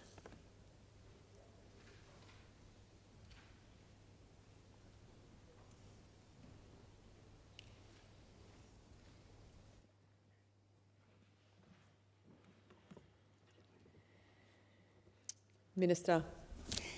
Thank you, Chair. Senator Steele-John, the premise of your question is not quite correct, and it's perhaps worth explaining it.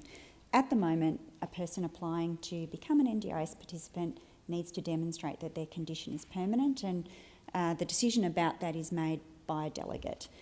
That will continue to be the case, and so your assertion that the minister makes that decision is wrong. What the bill does do is make it clear that the minister may, by rule, assign some treatments as being not appropriate. That also reflects current practice within the NDIA. So, for example, at the moment, the NDIA would routinely judge that requiring a person to have a cochlear implant was not a treatment that would be required prior to demonstrating permanence for a person who is deaf.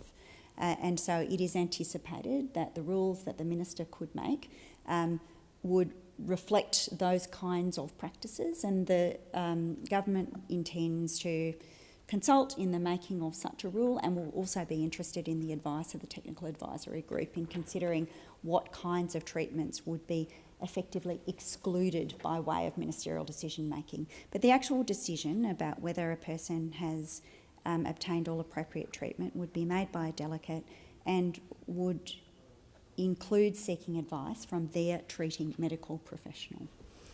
Senator Steele-John. Thank you, Chair. So, under the legislation as it currently sits before us, the power is granted to the minister to make rules. One of the rules that the minister is empowered to make are rules related to what appropriate treatments may a participant need to demonstrate they have undertaken before gaining access to the NDIS, correct? Minister. As I indicated in my answer earlier, Senator Steele-John, that power, that rule-making provision, allows the minister to essentially establish a list of treatments that would not be required. It doesn't enable the minister to establish a list of treatments that would be required. Treating medical professionals will provide advice about whether a particular treatment would materially improve, reverse or alleviate the impact or impacts of a person's impairments. They'll also provide advice about whether there is a medical reason that a particular person cannot undertake a medical treatment that may otherwise be appropriate.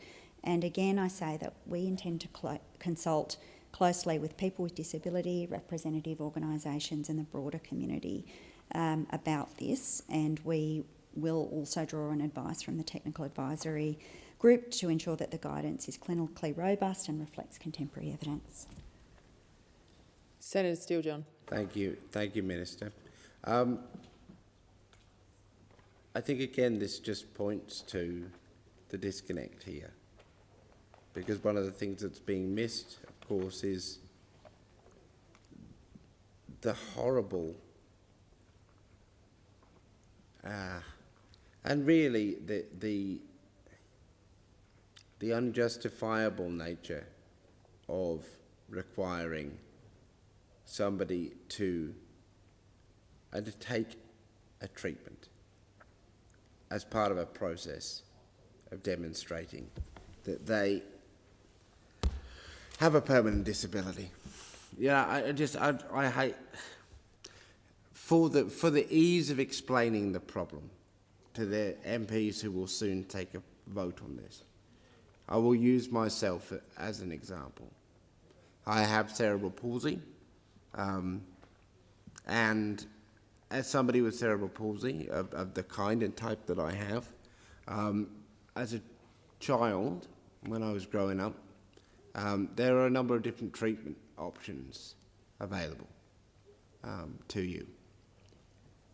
One of the treatment options is to undergo a course of, or was when I was a kid anyway, Botox therapy, which involves the injection of the substance into relevant muscles to induce a looser set of kind of muscular structures. The foot is then set at an elevated angle within a plaster cast mould, which remains on the foot and lower leg for a period of 6 to 8 weeks. And I should say this is how it was done when I was a kid in WA. We pride ourselves, in fact, as a state in being a pioneer in this particular process and treatment, and I did undergo that treatment for 5 or 6 years, if not more. And I did regain functional capacity in that time. My range improved, and I was able to weight bear more. But around the age of 11 or 12, I had a bad reaction to the substance. And quite frankly, I got sick of spending 3 or 4 months of the year, often in the summer, with my legs encased in plaster casts for 8 weeks or more, all to slow a decline in my range, which increasingly was not that necessary for me as I transitioned from using a K-walker into a manual chair. Now, as this law is written, and in without doubt in line with the culture that has been set in the agency, they would look at my example and see somebody whose functional capacity had declined because he'd made the decision to stop a medical treatment that was available under Medicare, and was not a restrictive practice, and that I should have re-engaged with that treatment to regain my capacity and function before applying for the NDIS. But what is missed there is my choice and the choice of disabled people. You know, what's been said in this debate is nonsense.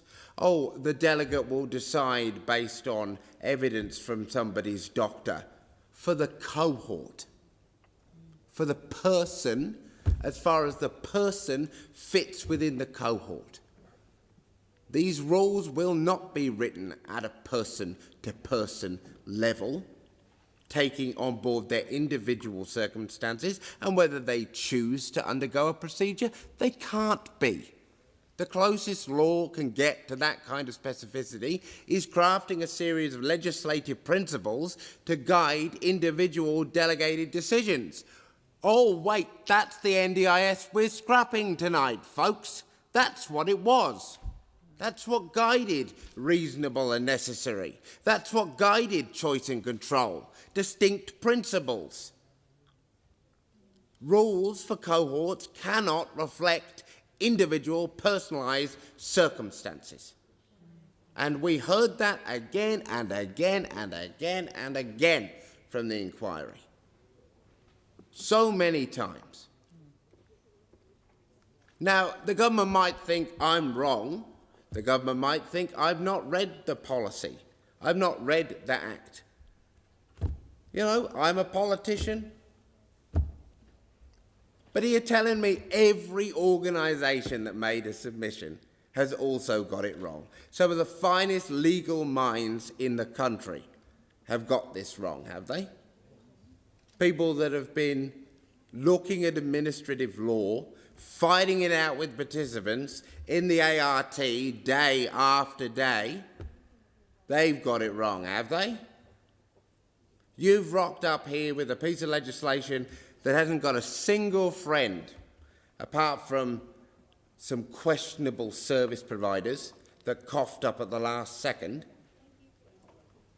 And that's all because we've all collectively read it wrong, have we? Or is it more likely that your government was in need of money, in need of savings, and that rather than tax the gas exporters and threaten the bottom line of the very corporations that so many of the members of the government and of the opposition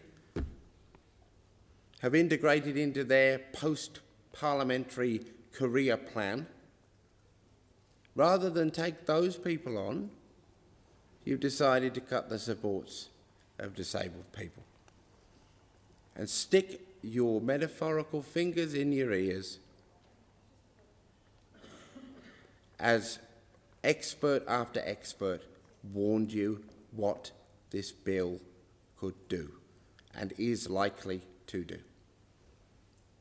And we had a lesson from the government through the course of this inquiry, a masterclass they gave us all, I think, in just saying things with no factual basis, with confidence, in an attempt to spook experts and media into not believing what was written before their very eyes when they looked at this bill.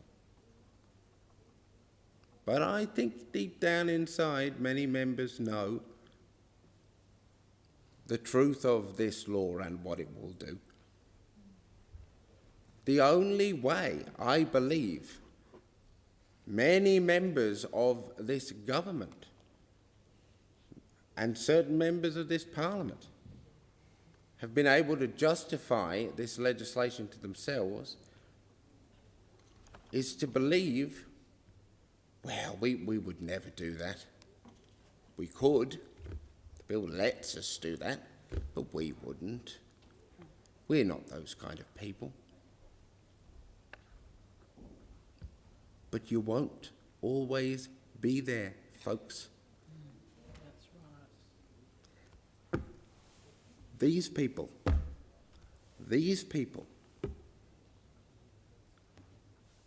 they'll be there again at some point. What will they do with these powers, I wonder? And little by little, decision by decision, what might you end up doing under pressure? The next time there's a global shock you didn't expect, you couldn't have predicted. Will you potentially be asked to reach for just another little order to cut just a little bit more? Just 5% this time out of social and community participation, just another 15 out of capacity building. At the end of the day, anything's justifiable if the dichotomy of thought is between the NDIS existing or not existing at all. And who pays the price of that concession? We do. Disabled people do. We pay with our lives and with our liberties. Well, as I said at the beginning of this hour or more of debate, as I said at the beginning of the day, you will pay an electoral price. Yes. Thank you. Minister. Thanks very much. Senator Steele-John's substantive contribution was really seeking further information about the approach to permanence. And I did note Senator Steele-John spoke at some point about spooking people. And it would be important not to spook people, I think, when we talk about a reform to a scheme as significant as this scheme to the lives of people with disability. So the point which I've made repeatedly, but I'll now confirm for Senator Steele-John by way of reading from the explanatory memorandum, is that the requirement for a disability to be permanent is already a feature of the scheme, and it is already a feature of the NDIS rules. So, for example, the National Disability Insurance Scheme Becoming a Participant Rules 2016 sets out how to determine whether an impairment should be considered permanent or likely to be permanent. Rule 5.4 provides that a permanent is or is likely to be permanent only if there are no known, available and appropriate evidence-based clinical, medical or other treatments that would be likely to remedy the impairment. The NDIS review recommended to us, the independent review, that we clarify the arrangements for access, including in relation to permanence. And so this part in the bill inserts an approach to assessing permanence of impairments when determining whether a person meets the disability requirements or early intervention requirements. And the intention is to provide a clear definition of permanence, including what constitutes appropriate treatment. It will also the amendments that have been made to the bill also include circumstances which cannot be considered when determining whether a prospective person has undertaken all appropriate treatment. The explanatory memorandum goes on to talk about some of the principles that underpin this, which is that the NDIS was never intended to replace health, rehabilitation or treatment services which play a critical role in preventing lifelong disability. And I do think that matters, Senators. We ought not concede that if a treatment is available and appropriate and could substantially remedy or alleviate an impairment, that we shouldn't seek to pursue that. And the government is making very, very substantial investments in our national public health system to make sure that Australia's excellent public health system is improved further and people can access the treatments that they require. Senators, Senator Steele-John's second part of his contribution and questions asserted that there's something wrong with the government thinking about the fiscal sustainability of a scheme of this kind. It applied that it was somehow grubby to consider public finances or to consider whether the scheme is sustainable. I think it speaks to the difference between our political parties. When the NDIS independent review made its report, it quoted from some of the evidence it had received. And I paraphrase it because I can't remember the exact quotation. But it was something like this: a human right that cannot be sustained is a right that is effectively denied. And the government's concern is that a scheme that has too much fraud, is much larger than it was ever intended to be, is projected to cost more than $100 billion a year by the middle of next decade, and doesn't always deliver the quality of service that we would expect for people with disability, is a scheme that is at risk of losing its social licence. And we do have research that indicates that Australians are worried about this. And that's in a context where actually Australians are pretty proud of this. Australians fought for the NDIS to be created, and they were good allies to the disability community who campaigned in an amazing way for the establishment of this scheme.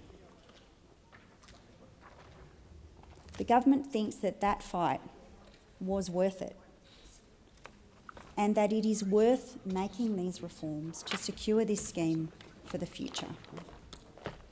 I have said this often publicly, but I mean it so sincerely. I was alive, there, an adult, before the NDIS, and I met with people who lived with disability and felt so keenly the absence of support in their lives. And that was an emotional experience. It wasn't just a material one. It was a sense of exclusion and abandonment. And I remember thinking at the time that if we won an election, and it's a while ago now, we had to do something about it. And I was so proud when this government did do something about it, or an earlier Labor government did do something about it. But it falls to a Labor government again to make sure that this scheme is around for the long term. Back in April, Minister Butler went to the press club and laid out our proposed approach. And we did that deliberately, well ahead of the budget, so that the disability community and the broader community would have time to engage with our proposals. We tried to explain the challenges as we saw them honestly to Australians and to set out our solutions. And we tried to say that we thought that under our reforms, the scheme would continue to grow, it would continue to offer supports, it would continue to offer choice and control, and it would continue to be the second largest social program in Australia after the age pension. And we asked people to engage with that. In the months since, there has been a lot of discussion and debate about our reforms. I am yet to hear a person say that they think $100 billion a year is a good number or a sustainable number for a program of this kind. And I'm also yet to hear any credible alternative proposition to restore this scheme to a sustainable level of growth. It's on that basis that the government concludes that the reforms we are bringing forward are the right ones. We've thought about them carefully, we intend to implement them carefully, and most importantly, we intend to implement them in close consultation and engagement with the disability community. Thank you, Minister. Pursuant to the order agreed to this morning, the time allocated for the remaining stages of this bill has expired. I will now put the question before the Chair and then put the questions on the remaining stages of the bill. I'll first deal with the amendments moved by Senator Steele-John on sheet 3832. And the first question is that Part 4 and item 68 of Schedule 1 stand as printed. Those of that opinion, Those of that opinion say aye. Those against say no. I think the ayes have it. Is a division required? I'm seeing nods, not hearing voices. Yes. Thank you. Ring the bells.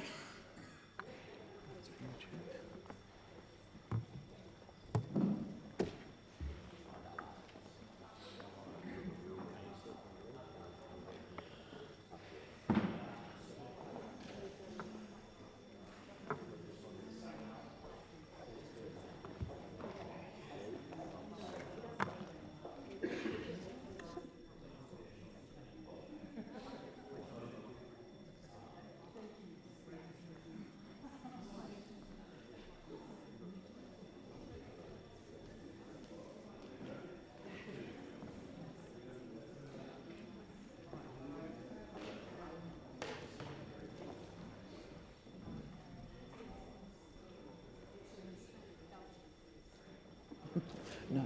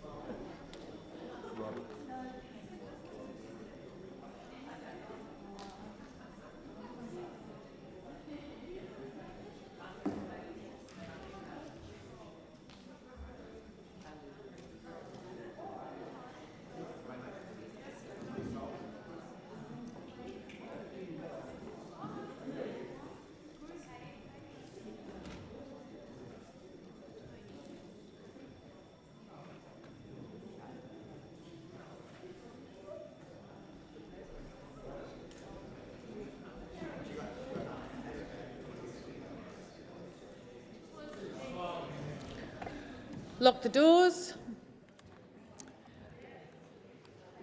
The question is that Part 4, Item 68 of Schedule 1 stand as printed. Those of that opinion move to the right of the chair. Those against move to the left of the chair.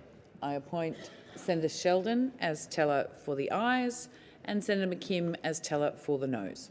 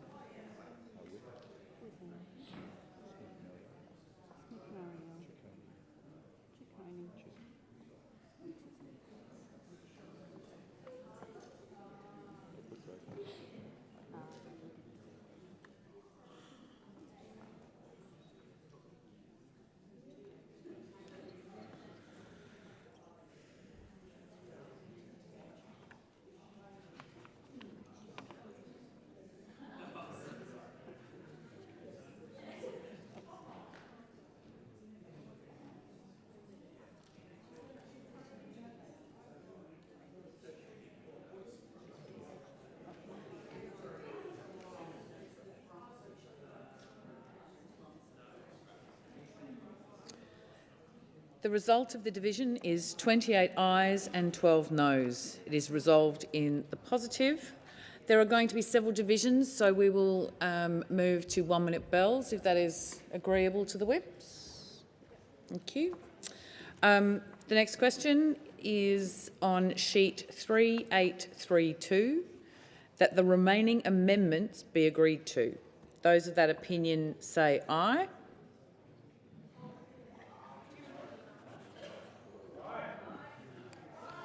Okie dokie. Those against say no. No. Definitely noes have it. Okay. Division required? Ring the bells for 1 minute.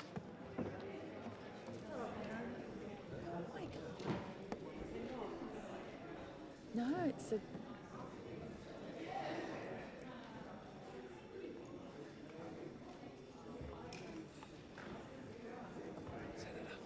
Oh, thank you.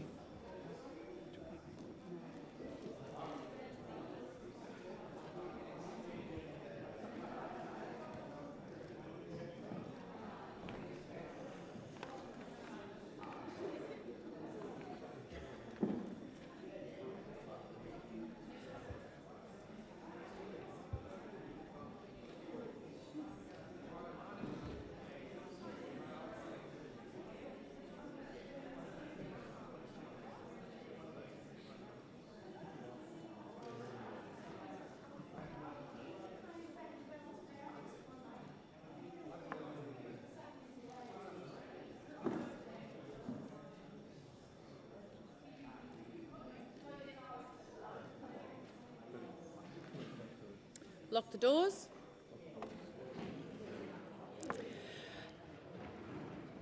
The question is that the remaining amendments on sheets 3832 be agreed to. Those of that opinion, those in agreement move to the right of the chair. Those against to the left. I appoint Senator McKim for the ayes and Senator Sheldon for the noes.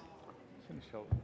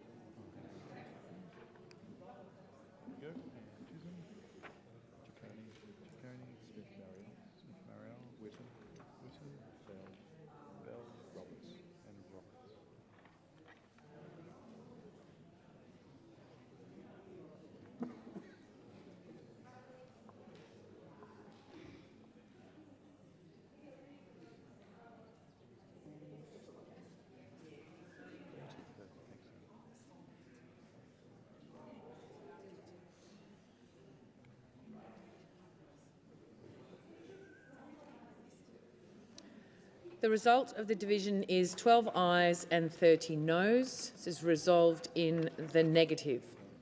I will now deal with amendments circulated by the government, and I understand that the Minister has documents to table, so I'll call the Minister. Thank you, Chair. I table a further addendum to the explanatory memorandum and supplementary explanatory memoranda relating to the government amendments to be moved to this bill. The addendum responds to matters raised by certain committees. Thank you. The next question, the first question is that items 23 to 26 of Schedule 1 stand as printed. Those of that opinion say aye. Those against say no. The noes have it? The noes have it? Okay, we'll now deal with an amendment circulated by Senator Roberts. Senator Roberts, this gives effect to your amendment as looked at by the clerks. So, the question is that Part 7 in Amendment 7 on sheet IC 116 revised be agreed to. Those of that opinion say aye. Aye. Those against say no. Did they? I didn't hear them. Okay, it sounds like the ayes have it. Is a division required? Ring the bells for 1 minute.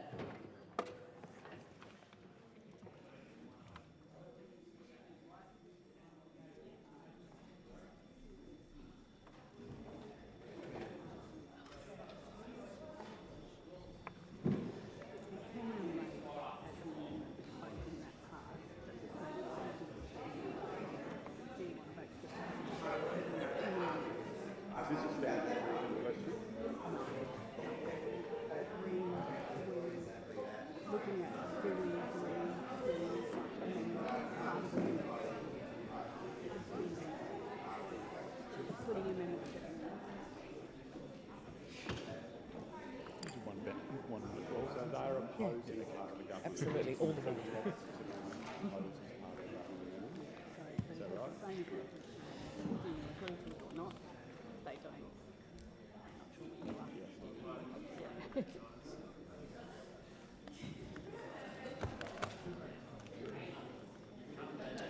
Lock the doors.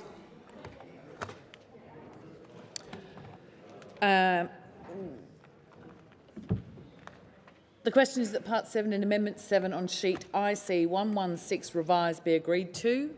Those of that opinion move to the right of the chair and those against move to the left. I appoint Senator Sheldon as teller for the ayes and Senator Bell as teller for the noes.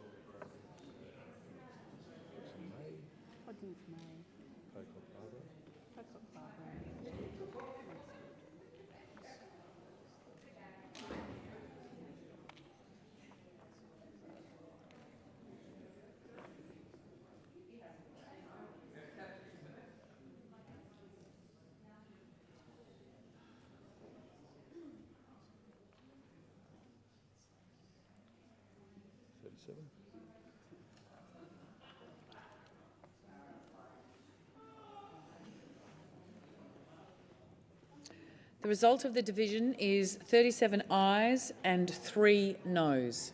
The question is resolved in the positive. The question now is that the remaining amendments on sheet ST 128 and IC 116 revised be agreed to. Those of that opinion say aye. Aye. Those against say no. The ayes have it. I will now deal with the remaining amendments circulated by the Australian Greens. The first question is that Part 8 of Schedule 1, items 29, 30, 32, 66, 71 and 72 in Schedule 1 and section 59D in item 11 in Schedule 3 stand as printed. Those of that opinion say aye. Aye. Those against say no. The ayes have it. Division required. Ring the bells for 1 minute.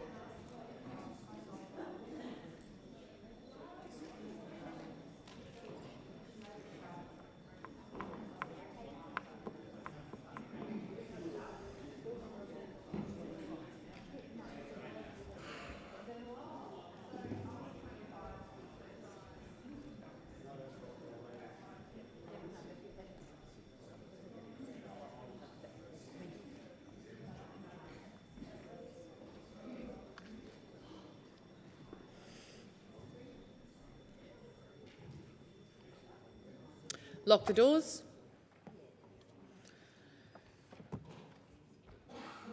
The question is that Part A of Schedule 1 items 29, 30, 32, 66, 71 and 72 in Schedule 1 and Section 59D in item 11 in Schedule 3 stand as printed. Those of that opinion move to the right of the chair and those against move to the left. I appoint Senator Sheldon as teller for the ayes and Senator McKim as teller for the noes.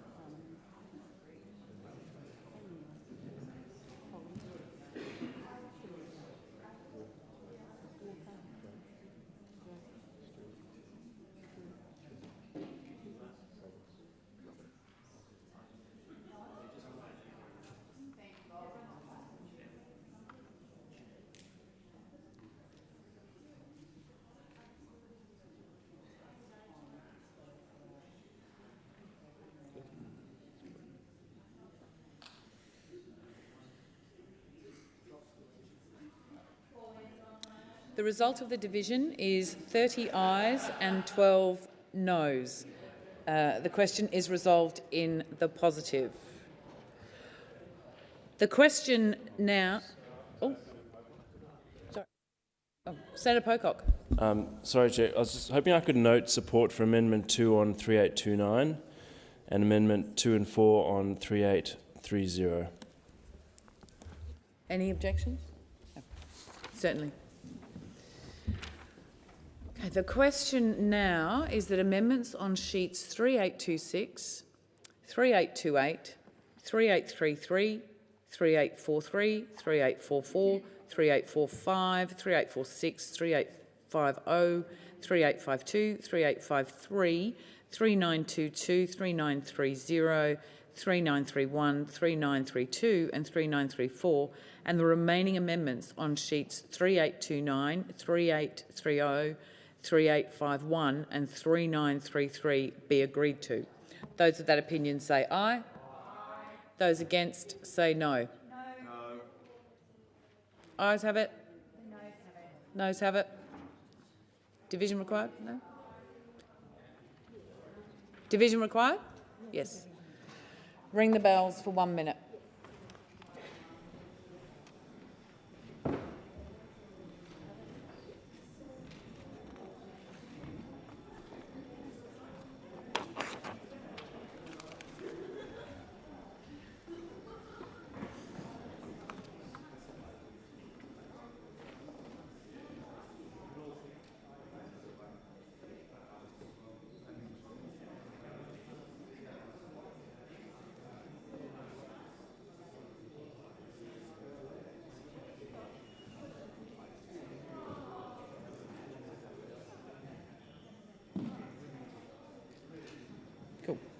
Yes.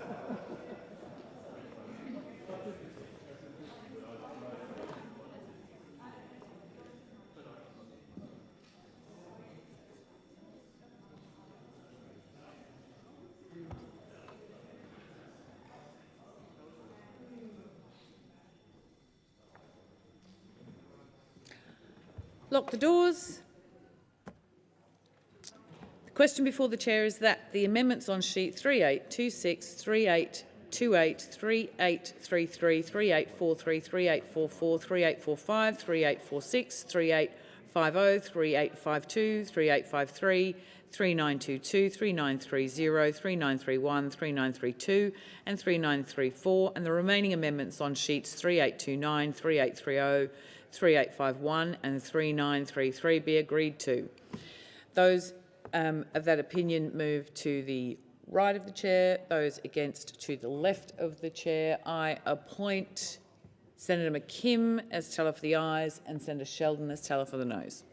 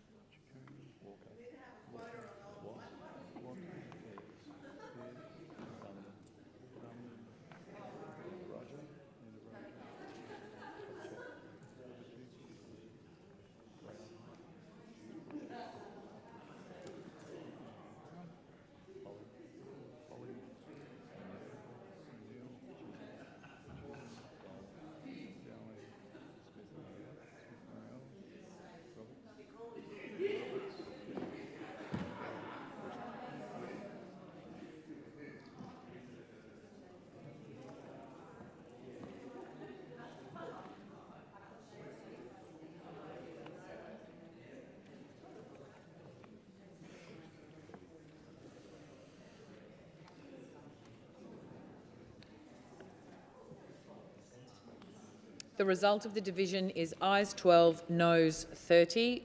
The question is resolved in the negative. I will now deal with the amendments circulated by Senator David Pocock. The first question, Senator Pocock. Sorry, Chair, because we're batching, could I just note my opposition to 3826, 3829, 3830, 3833, 3844 and 3850? Certainly. So we'll now go to Senator Pocock's amendments, and the first question is that Part 4 of Schedule 1 stand as amended and Section 59D of Item 11 in Schedule 3 stand as printed. Those of that opinion say aye. Aye. Those against say no. Aye. The ayes have it. Ring the bells for 1 minute.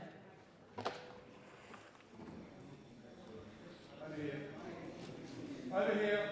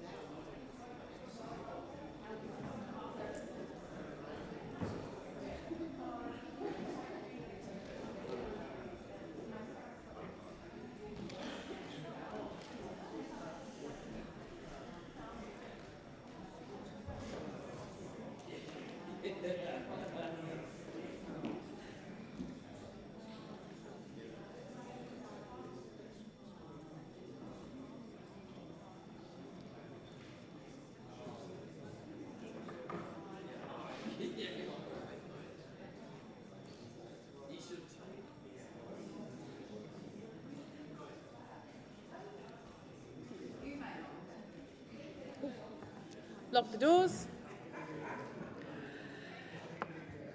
The question is that Part 4 of Schedule 1 stand as amended and Section 59D of Item 11 in Schedule 3 stand as printed. Those of that opinion move to the right of the chair. Those against move to the left.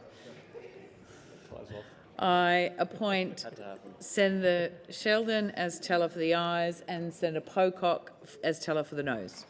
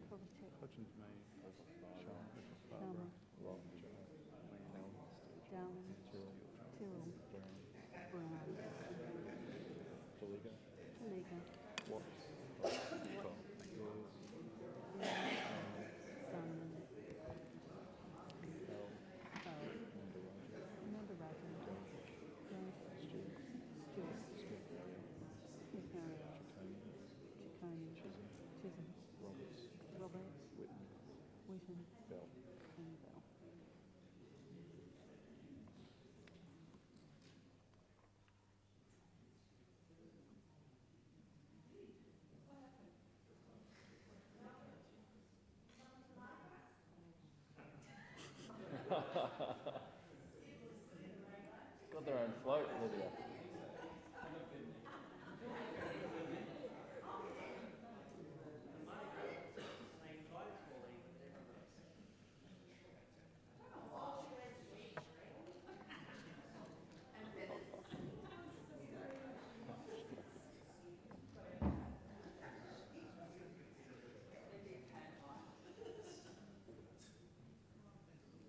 The result of the division is ayes 29 and noes 12. It is resolved in the positive. The next question is that the amendments on sheet 3985 and the remaining amendments on sheets 3984 and 3987 be agreed to. Those of that opinion say aye. Those against say no. No. The noes have it. Division required. Please ring the bells for 1 minute.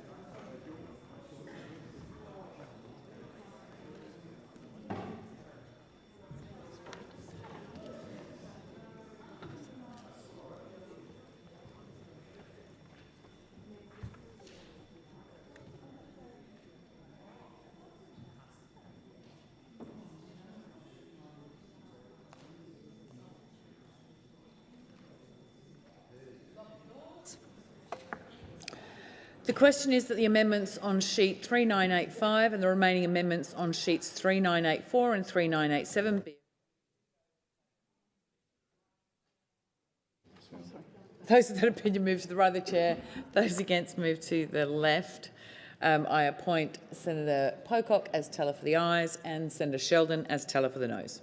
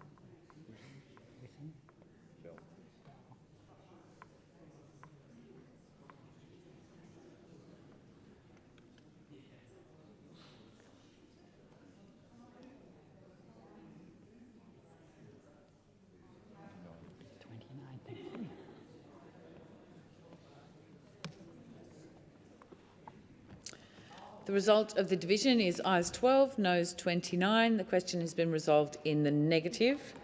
Pursuant to order, I will now report the bill.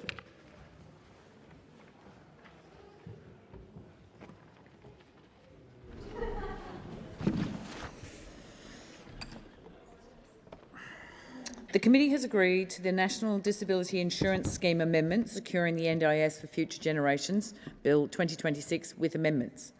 The question now is that the remaining stages of the bill be agreed to and the bill be now passed. Those of that opinion say aye. Those against say no. No! I think the ayes have it. Is a division required? Ring the bells for 1 minute.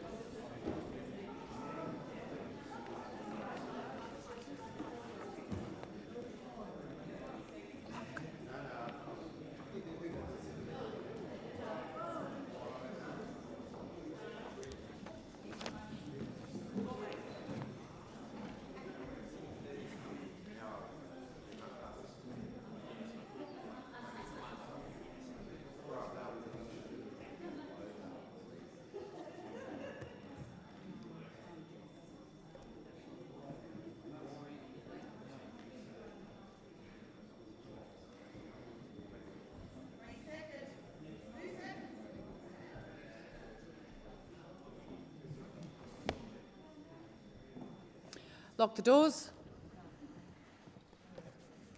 The question is that the remaining stages of the bill be agreed to and the bill be now passed. Those of that opinion move to the right of the chair. Those against move to the left. I appoint Senator Sheldon as teller for the ayes, and I appoint Senator McKim as teller for the noes.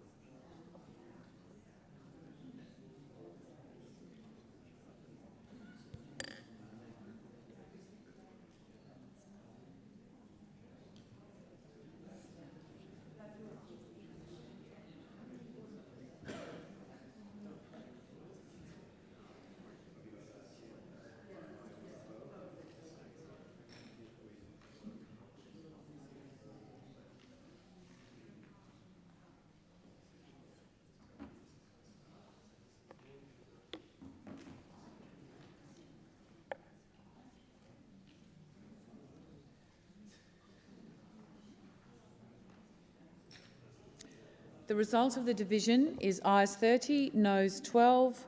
It is resolved in the positive. I call the clerk.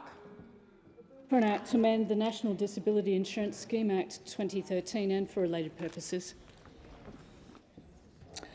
Senators, that concludes the consideration of the bill, and I now propose that the Senate do adjourn, and I call on Senator McDonald. Senator McDonald? Where? Senator McDonald.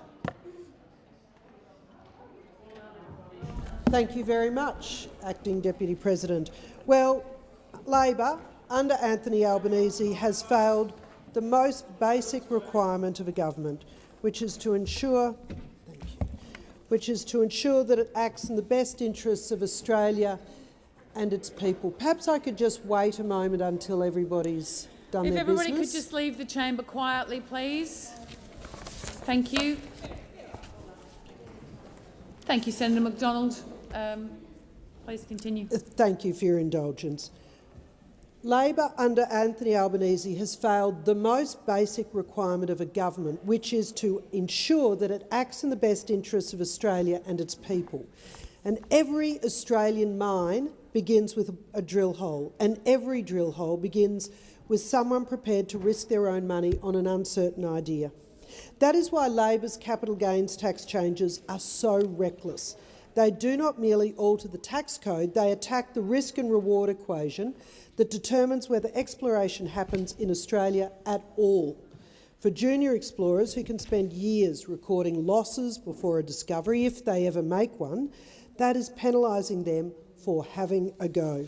Junior ASX-listed explorers are responsible for more than 70% of Australia's geological discoveries, and around 80% of junior explorers record a net loss in any given year.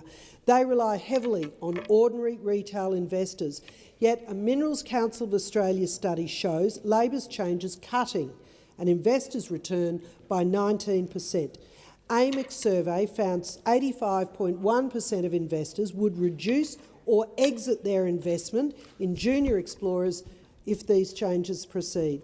How can a Labor government hear that evidence and press ahead? Less investment means less drilling programs. Fewer drilling programs means fewer discoveries, fewer mines, fewer regional jobs, lower taxes and less tax revenue for hospitals, schools and roads.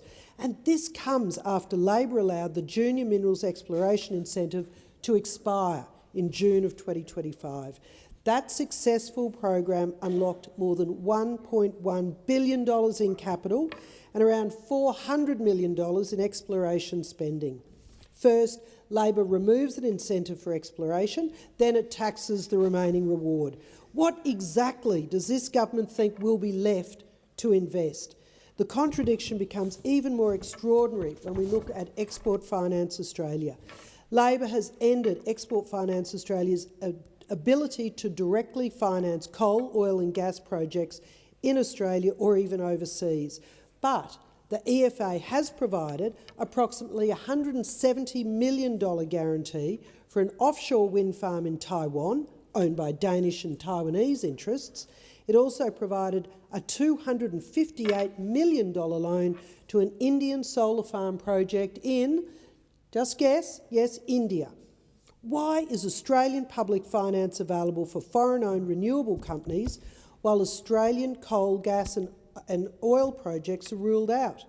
Why can Australian taxpayers help de-risk energy infrastructure in another country, but not the industries that employ Australians, underpin our exports, keep our lights on and pay billions towards our own public servants? I'm aware of projects that will mine priority critical minerals but have been unable to access funding from Australian government bodies such as the Critical Minerals Facility, Export Finance Australia and the Clean Energy Finance Corporation. In fact, we're waiting for the US to step in. How many more Australians will end up stuck in the valley of death that is Labor's financing and approvals process? The Coalition will take a different path. We will fight Labor's capital gains tax changes. We will reinstate the junior minerals exploration incentive with $100 million to unlock the next wave of discoveries. We'll repair broken environmental approvals, remove unnecessary barriers and restore the investment uncertainty that Australia has lost. We'll tax Labor's toxic taxes, secure affordable and reliable energy and apply a tax-back guarantee so that stronger than forecast revenues means lower taxes instead of permanently bigger government. We'll use our resources strength to build national prosperity, not punish the industries that create the wealth. Government's responsibility is to create the conditions in which families, workers and businesses can prosper.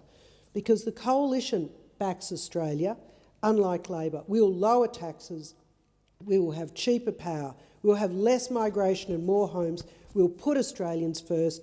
That is our plan, that is our mission, to fix the economy and put Australians first. Senator Smith. Dean. Thank you.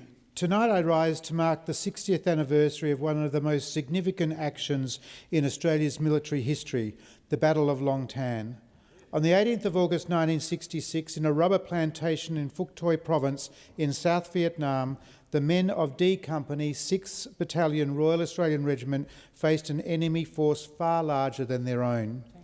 For more than 3 hours in torrential monsoonal rain, they held their ground against repeated attacks by Viet Cong forces estimated at around 2,000. Pinned down under intense fire and at risk of being overrun, Their survival depended on a discipline, training, mateship and courage, and on those supporting them. Australia and New Zealand artillery provided fire support. As ammunition ran low, 2 Royal Australian Air Force helicopters flew through atrocious conditions to resupply D Company. As darkness fell, Australian armoured personnel carriers carrying a company fought their way through, forcing the enemy to withdraw. By the end of the battle, 17 Australians had been killed. Another would die of his wounds. 25 were wounded. The average age of Australians who died was just 21. 11 were national servicemen and 7 were regular army soldiers. Among the fallen was West Australian Private Richard Alfred Eldersey. Born in Netherlands and raised in Western Australia, Richard served with 6 RAR.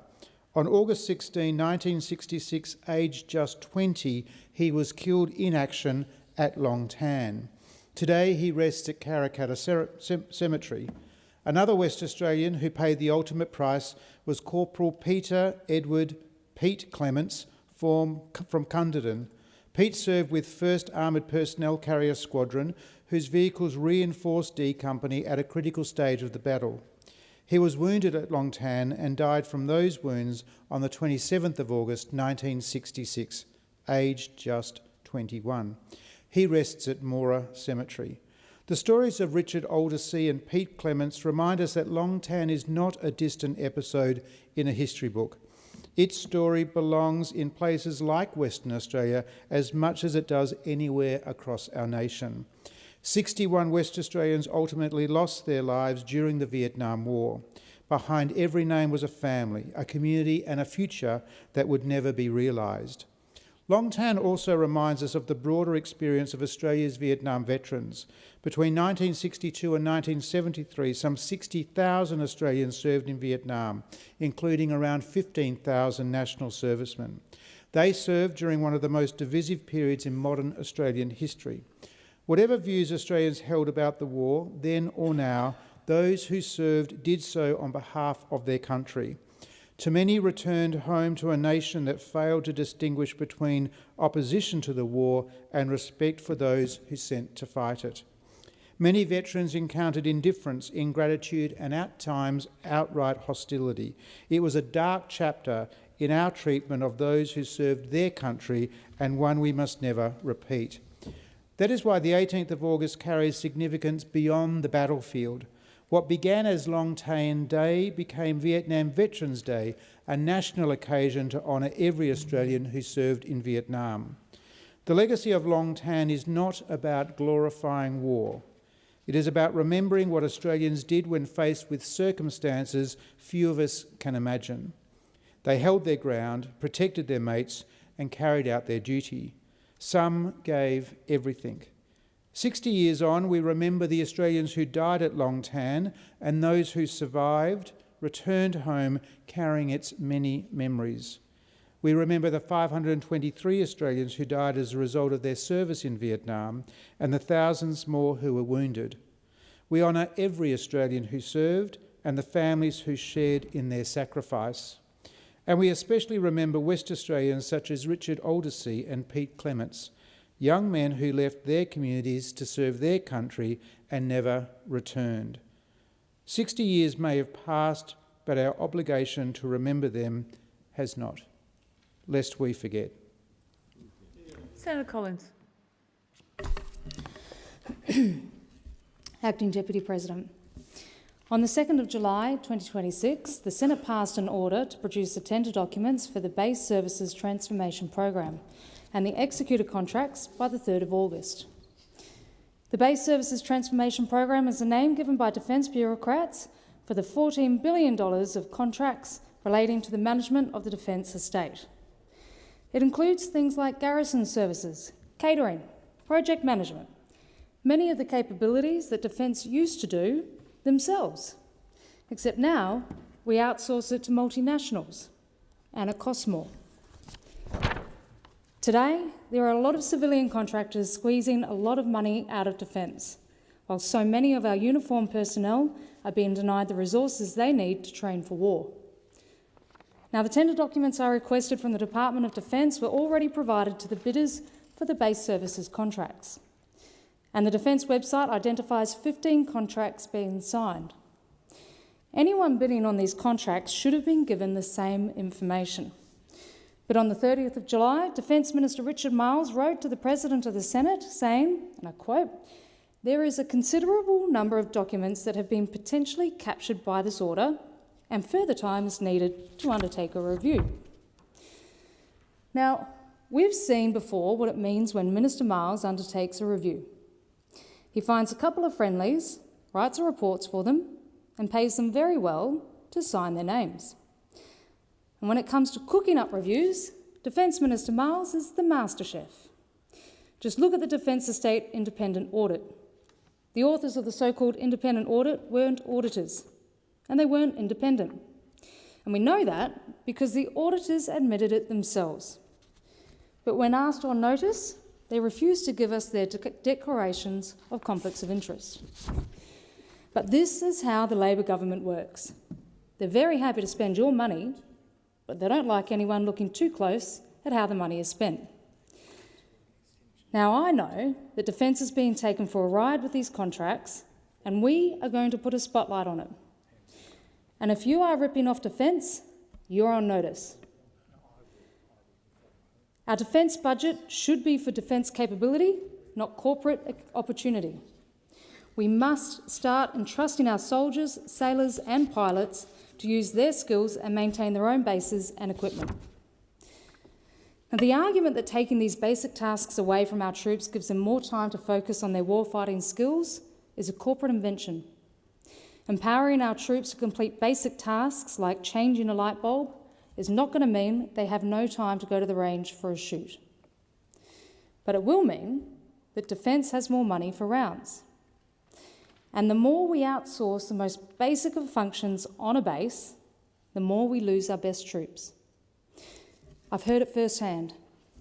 Hundreds of people are writing to me, explaining how they've quit the forces because they're not allowed to do the most basic of tasks. They've quit because it's fundamentally demeaning and it brings about skill atrophy. And now we have the situation where qualified sparkies, trained by the Army, are escorting private contractors to a light bulb that needs changing. So our best troops are packing up and leaving to find a job where they can do the work that they're trained to do. But more so, outsourcing basic functions of defence management is dangerous. When we enter into a conflict, who is going to man the gates?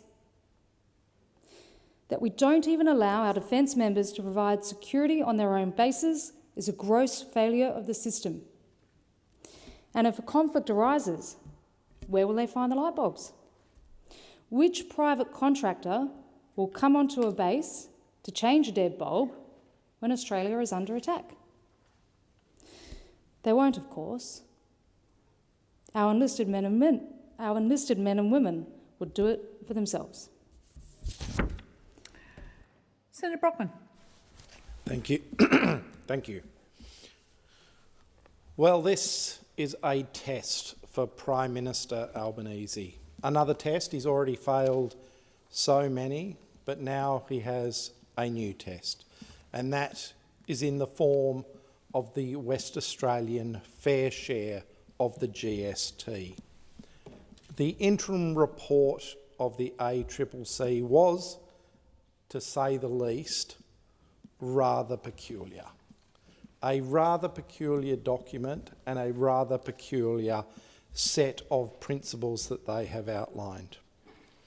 They make the stunningly obvious point that WA was the principal beneficiary of the reform, as if that is somehow surprising or unusual. Well, that was the point of the reform. The point of the reform at a time when Western Australia's share of the GST was sitting at around 30%, on target to reach the teens in a very short period of time, and projected to be in the single digits in a few years. something that would have come about under the old model. So, putting it in other terms, perhaps a little bit easier to understand, for every $100 of GST that Western Australia contributed to the national pool, Western Australia would have got back $4, $5, $6 out of that $100. That's what we were on track for. And so when the ACCC says WA is the principal beneficiary, yes, because that is what that arrangement stopped. It was an arrangement fought for and delivered by the West Australian Liberal members of this place and the other place, of the Senate and the House of Representatives. And what the ACCC also seems to want to ignore is that fairness brings its own efficiency. Fairness is its own reward. And it's not like Western Australia does not still make a massive contribution, both in the form of the corporate taxation produced from West Australia's mining and oil and gas industry, but also we still forego, even with a 75% floor, we still forego 25% of the GST collected in Western Australia to redistribute to help other states. And somehow the ACCC thinks that WA being the principal beneficiary is somehow not what the arrangement was meant to deliver. That is exactly what it was meant to deliver. It was to stop Western Australians, of every $100 they contributed to the GST pool, only getting a few dollars back. And that is what the GST deal delivered by West Australian Liberals brought to this nation. It is fair, and it is fair that it's a transparent arrangement that sees that 75% floor put in place, still delivering the other 25% to other states. In fact, what does the ACCC propose as a fairer model? It's ad hoc payments to states which are worse off. How is that predictable? How is that predictable for any of the states? How is that predictable for planning the finances, particularly of Western Australia, into the future? The fact is that it was the Liberals that delivered that GST fix for WA, and I can tell you now, the Liberal Party members in this place will defend it to our last breaths. Senator Antic. Thank you. Once upon a time, the role of the media was to uncover and disseminate information about the world around us. Journalists were important cogs in the political machine, the fourth estate, they used to call themselves. It's quite hard to imagine today that when you look at the media landscape in Australia, most outlets hire young journalists who presumably all dreamed about being the next Woodward or the next Bernstein, but many really are now nothing more than marketing consultants or political activists. Why is that, you say? Well, the old business model is failing. Nobody's watching, nobody's reading, nobody's listening anymore. And as a result of that, the ad revenue has evaporated, so much so that governments are now bailing them out with your money.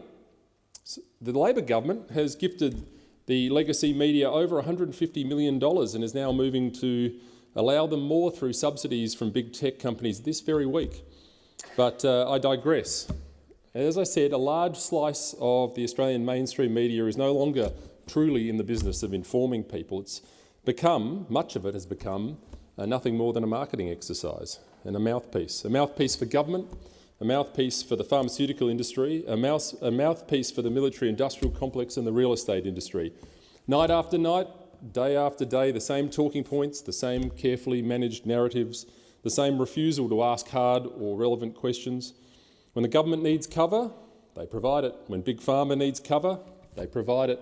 When the property industry wants a leg up, we all of a sudden start reading stories about a famous person selling their house. And how many negative stories do you ever hear or read about the pharmaceutical industry? Not many.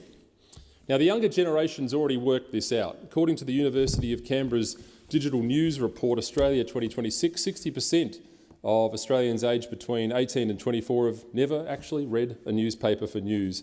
53% have never listened to the radio for news, and 1 in 4 have never turned on the television for news.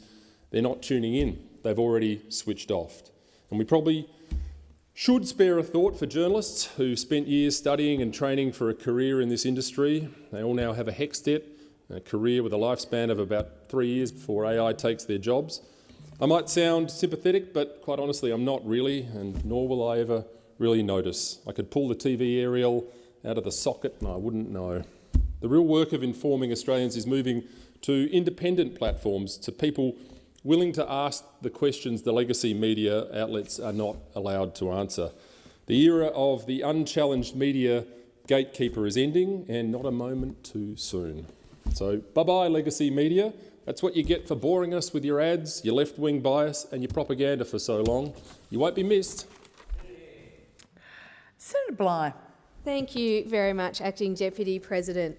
Now, AUKUS promises billions of dollars of investment, thousands of highly skilled jobs and the opportunity to establish South Australia as a global centre for advanced manufacturing, engineering and defence technology. But delivering on that promise will require more than just shipyards. It will require us to get our education system right. It's easy for governments to make announcements. It is much harder to build the skilled workforce required to make those projects successful. Nuclear-powered submarines are amongst the most technologically sophisticated machines ever built. Designing, constructing and sustaining them requires highly skilled individuals, and those people do not simply appear when a project is announced. They begin as children sitting in classrooms.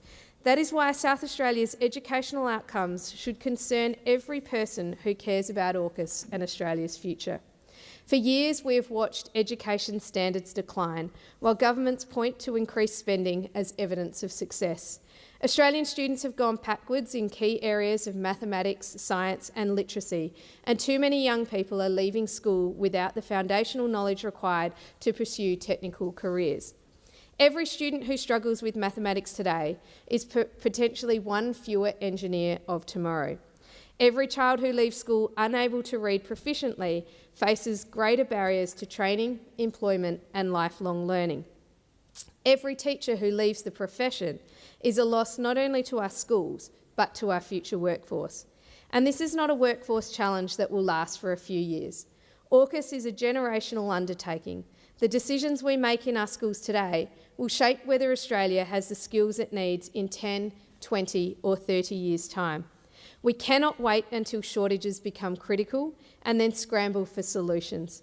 We have to build that capacity deliberately, beginning with the basic knowledge and discipline that allow young Australians to move into apprenticeships, technical training and higher education with confidence. The truth is that sovereign capability begins long before a young person enters an apprenticeship or engineering degree. It begins with literacy, numeracy, and discipline, effort, and high expectations.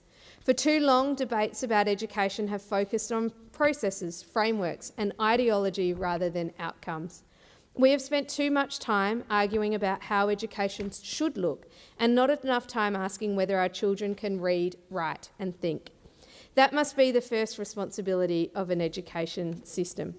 South Australia already faces significant workforce pressures.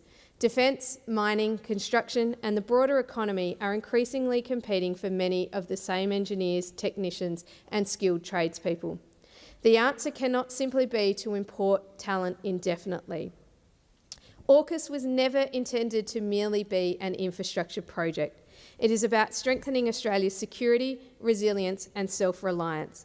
That objective can only be achieved if we develop the next generation of Australians capable of designing, building and sustaining these complex systems. That requires a renewed commitment to educational excellence. It means restoring high expectations and discipline to our classrooms, and it means giving teachers the support and authority to teach. It means treating literacy, numeracy, mathematics and science as national priorities. It means removing ideological nonsense from our classrooms and ensuring we teach in grounded evidence, reality and fact. It means restoring a sense of pride in our country and confidence in what Australia can achieve. It also means valuing vocational education alongside university pathways and recognising that highly skilled trades are every bit as important to Australia's future as professional occupations. Above all, we need to recognise the connection between education policy and national security. The workforce that will build, maintain and sustain Australia's future submarine fleet is sitting in our classrooms today. The children learning mathematics today may become the engineers designing Australia's next generation of defence technology.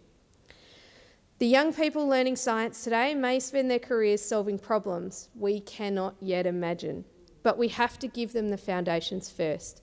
If we fail our children, we will ultimately fail on AUKUS.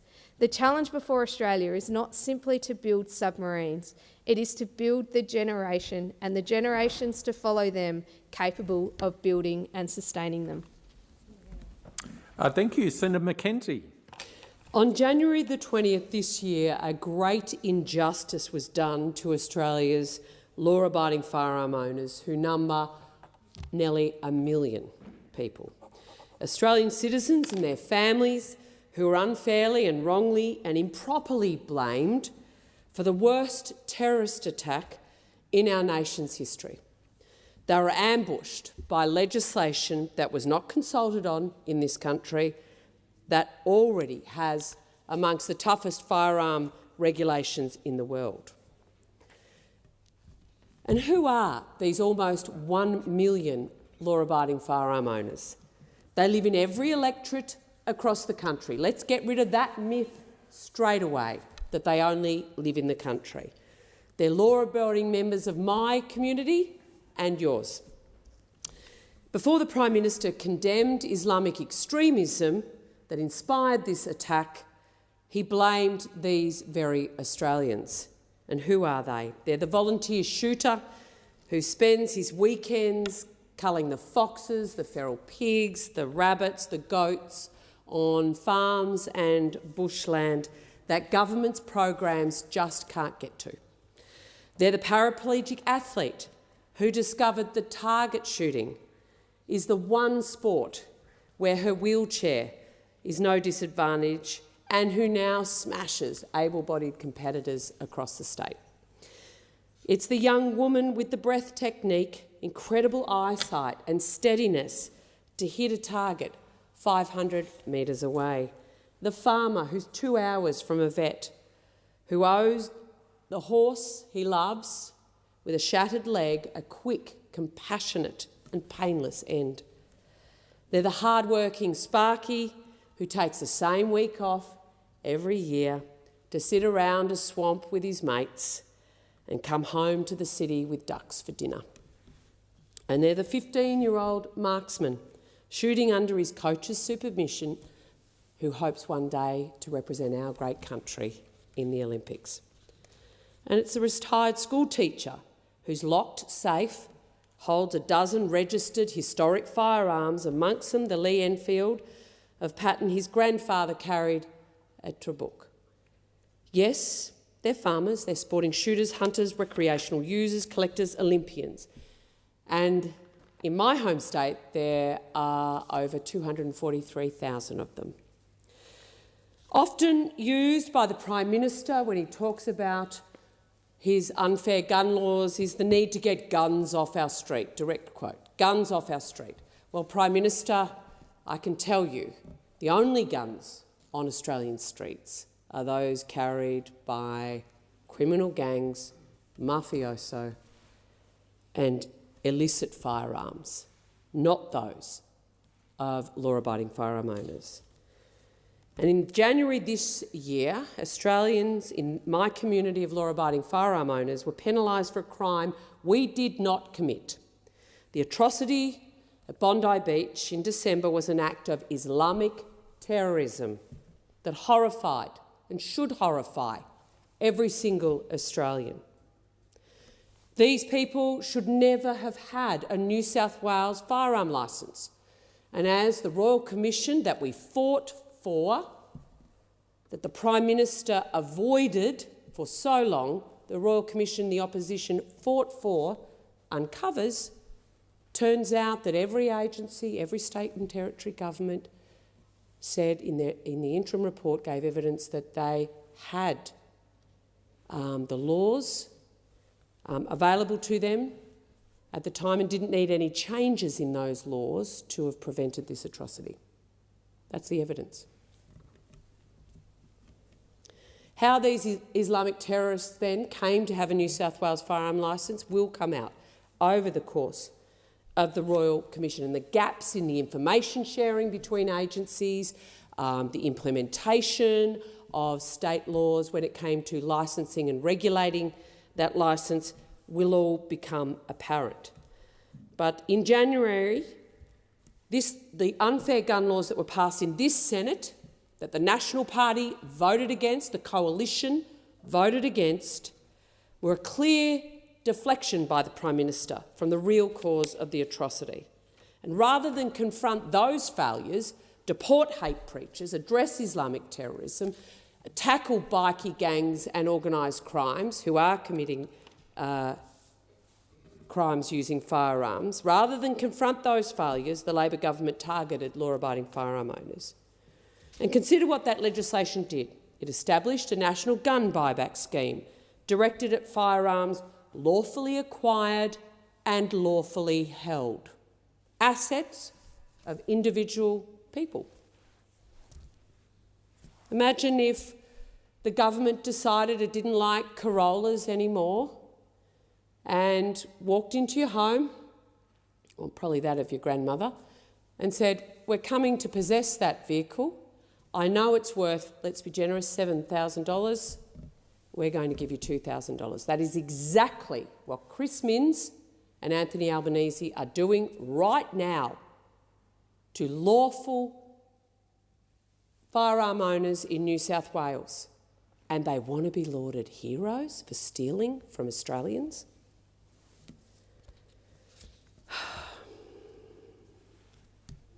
A national buyback actually requires the cooperations of all states and territories.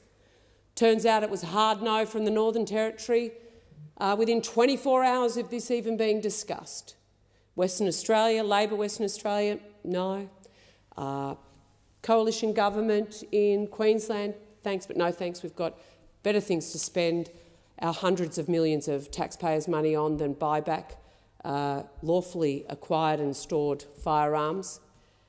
Even the Labor states of Victoria and South Australia said no to the Prime Minister's demands.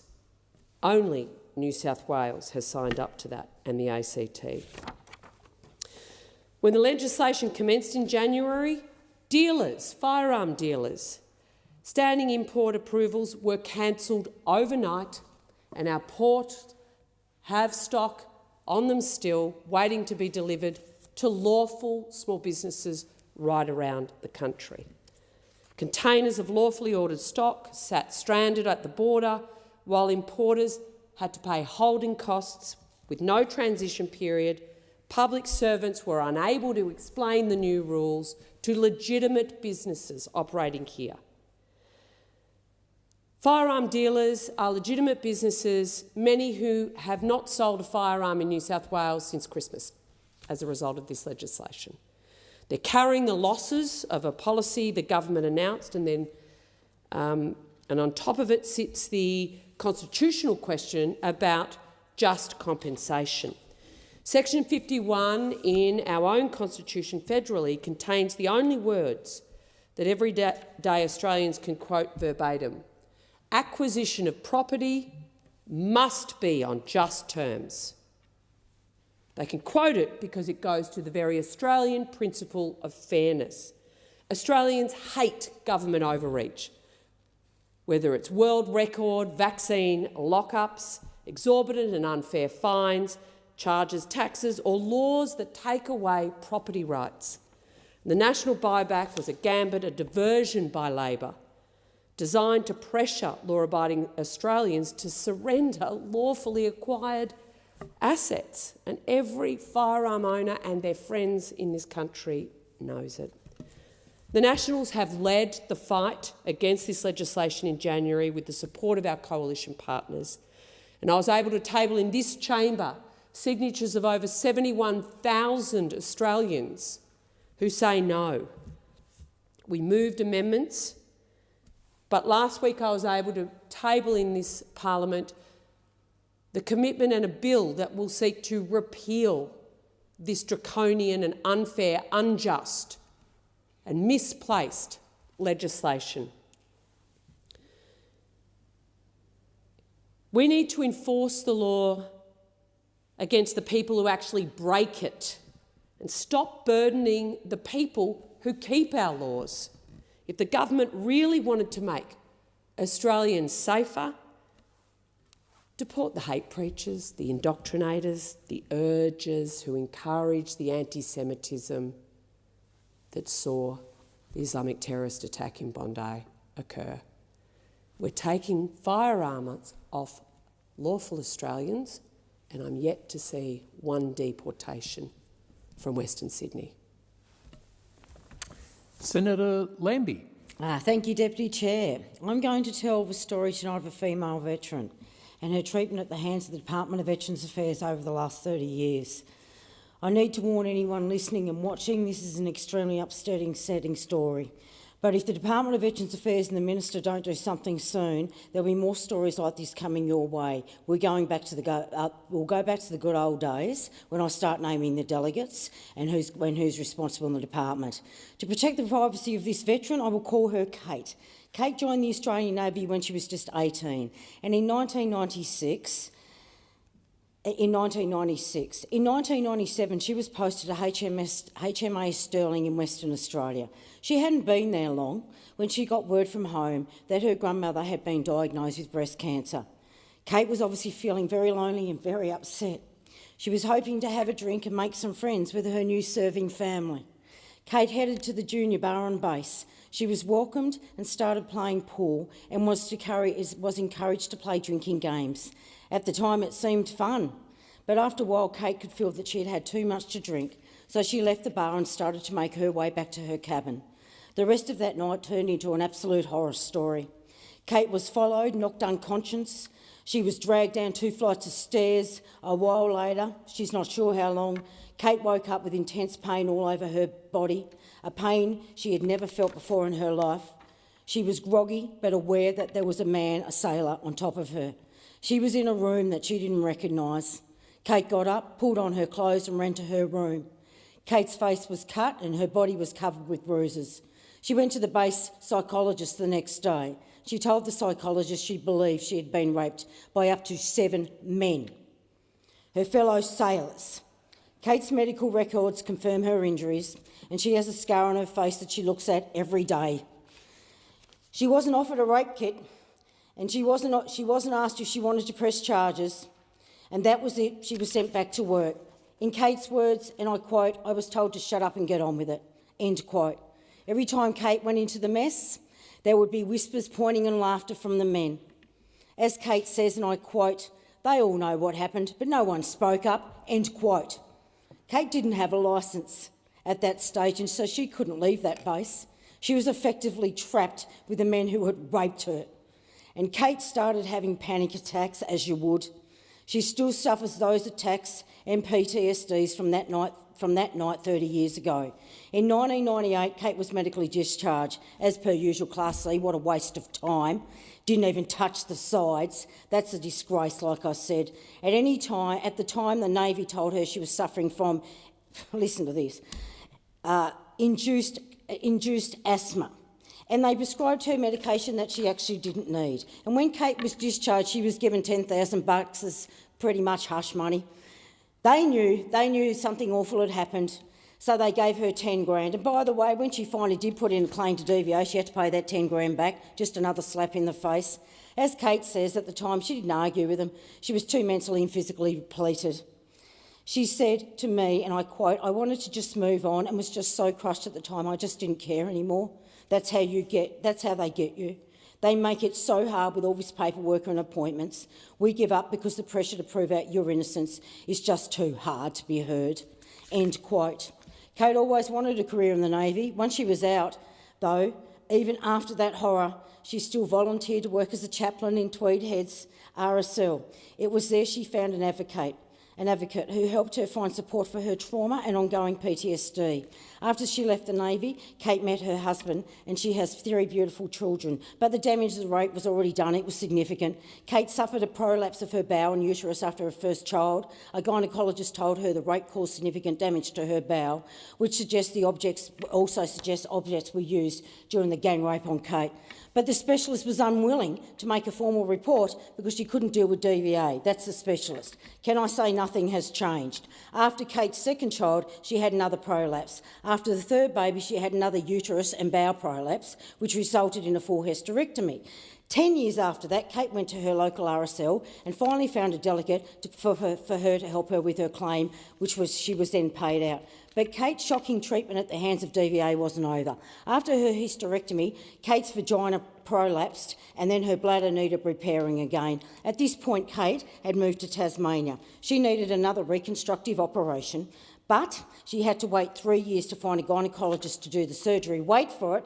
Why did she have to wait for so long? Why are these women still waiting for so long? Because none of the gynaecologists in Tasmania or elsewhere will deal with a DVA. They wouldn't and they still won't accept DVA's payment. And that's because DVA pays less. That's because DVA regards veterans as second-class citizens begging for crumbs off the table. While Kate was waiting for 3 years for the operation, she lost, as she puts it, in the sensation of knowing when I need to pee. Kate is now functionally incontinent and she is still dealing with complex PTSD. Psychiatrists have told her she needs to see a neuropsychiatrist. But guess what? The DVA won't pay for that. The DVA won't pay for that. You know what Kate got for being brutally gang raped? $34,000. $34,000. Take it and shut up. And the men who raped her got away scot-free. There's your moral damage. They could still be walking around in uniform for all we know. And I can tell you now, the Department of Veterans Affairs and their delegates are still putting her through hell. I know your names, your delegates. I know who you are.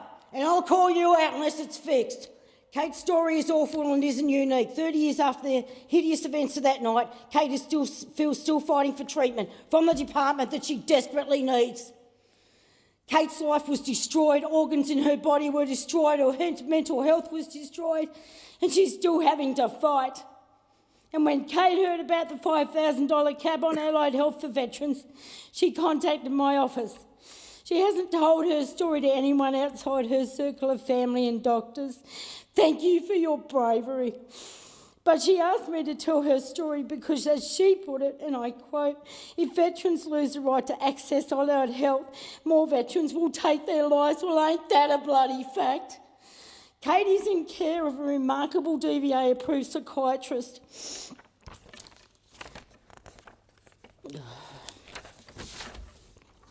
A man who cares deeply for her and many other veterans that he looks after. A man who has not been paid for reports requested by the DVA and used by DVA and still not paid.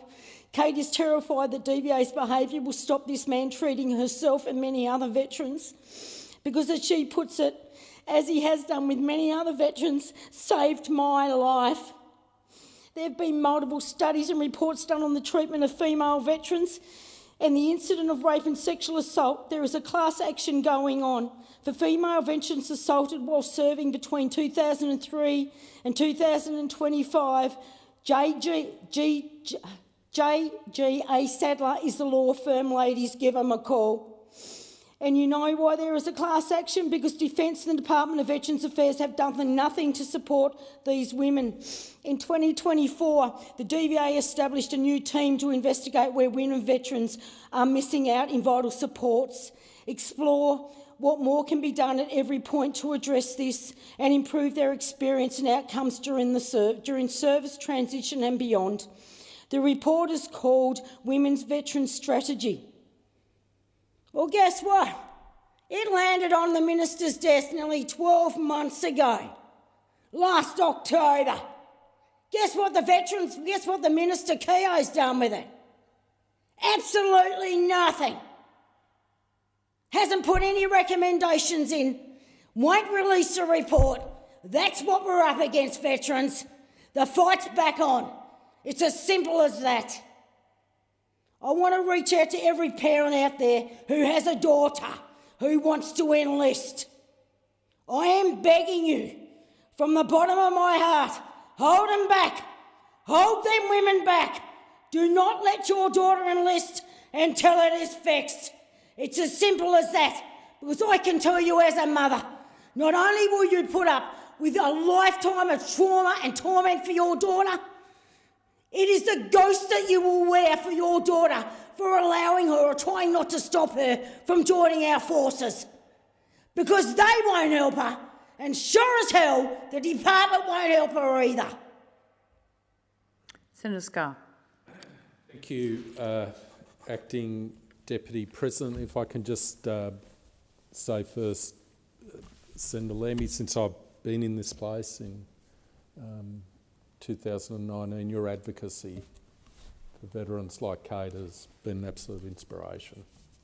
So thank you for that. And also, obviously, we're all deeply impacted by that, and Kate should know that. And also to Kate's treating psychiatrist, thank you for everything that you do. It's a great service that you're providing. Thank you. Acting Deputy President, on 30 July 2026, I was delighted to attend Scouts Queensland Annual General Meeting. And I'd like to thank Chief Commissioner Jeff Dew, President the Honourable Jane Prentice, who served in the Australian Parliament with great distinction as the member for Ryan, and also the Chair of the Branch Executive, Mr Craig Ray, who's a very good friend of mine, for their kind invitation. And there are a number of things that really stood out to me attending the Scouts Queensland AGM. First was the wonderful presentations that were given first by Elizabeth, who gave a reflection, and these are all youth members, Felicity, who spoke about the cabaret, and she gave a remarkable presentation. Felicity, you were tremendous. And also Anna, a Venturer Scout, who spoke about her New Zealand adventure, and I was so impressed with the presentation from all of the youth members. Second, Acting Deputy President, there's currently 8,654 youth members of Scouts Queensland, but they're supported by 1,963 adult members, and the amount of time those volunteers spend equates to 1 million hours. 1 million hours of volunteering supporting those youth members. So congratulations to each and every one of those adult members. The study by Resilient Youth Australia, a survey that was conducted in 2025, indicates that Scouts achieve better results in terms of resilience by 13%, healthy mind by 4%, and also ready to learn by 6%. Lastly, I'd like to really congratulate Scouts Queensland on their Agooneree, which is a special camp they hold for children with additional needs, and 80 children with additional needs get the opportunity to participate in a camp with Queensland Scouts. And this is a terrific initiative. It's been going on since 1980, and I'd like to congratulate everyone involved in that particular initiative. As they say, Agooneree is about ability, not disability. So congratulations to Scouts Queensland. Thank you for everything you do. On last Saturday, Acting Deputy President, I was delighted to attend what we call the iconic India Day Fair in Roma Street Parklands in Brisbane. And I'd like to congratulate the team at GoPio Queensland for putting on another wonderful, iconic India Day Fair. In particular, I'd like to thank the President, Dr Priya Jagannathan, also her entire team. I'd also like to make special mention of my dear friend Usha Chandra, OAM, who was given a special memento of recognition from the wonderful Speaker of the House of Representatives, my dear friend, the Honourable Milton Dick, and he did that for recognition of Yusha's fantastic support to so many community causes, including to our wonderful Indian Queensland diaspora. So congratulations, Usha.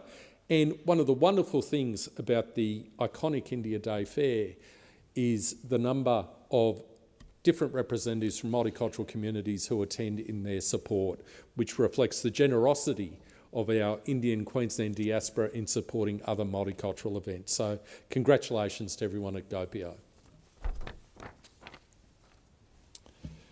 I was delighted on 7 August 2026 to attend the reopening of Village Support Limited's office and community facilities at Redbank Plains, near my office in Springfield in Queensland. Village Support Limited works closely with young people, families and communities of African heritage across Queensland, providing support, mentorship, leadership, opportunities and practical assistance. Through its focus on early intervention, youth engagement and community connection, it's helping to create positive pathways for young people and strengthen communities across southeast Queensland. It is a wonderful example of grassroots community action, and I really want to congratulate my good friend Benny Bowl, OAM, who's the Chief Executive Officer of Village Support Limited, and to his wonderful team of mentors and youth workers who do such a wonderful job at Village Support Limited. I'd also like to give a special shout out, Acting Deputy President, and I thought this was terrific, absolutely terrific, to ARC Projects for undertaking the fit out of the building at no cost to Village Support Limited. So they provided a pro bono fit out and renovation with the cooperation of a number of their suppliers. And they refer to this as an ARC Heart project. So I want to particularly place on the record my congratulations to ARC Projects for this initiative. It meant so much to our African Queensland community that there was a company like ARC Projects that was prepared to provide this sort of support to the community. So congratulations to Ben Taylor, the WHS manager, and also Charles Begg, the commercial pre-construction manager, in particular for their leadership in this regard. So thank you very much to ARC Projects. Acting Deputy President, on 15 August, I was delighted to attend the Grand Pakistan Day event, and this was hosted by my dear friends from the Pakistan Australian Cultural Association, and as we refer to it, PACA. And I'd like to acknowledge Syed Asghar Naqvi for his leadership of PACA and acknowledge the wonderful work of PACA in terms of supporting people in need. And this includes members of the Pakistan diaspora in Queensland, it includes students, it includes visitors, those who find themselves in very difficult positions. PACA is always there.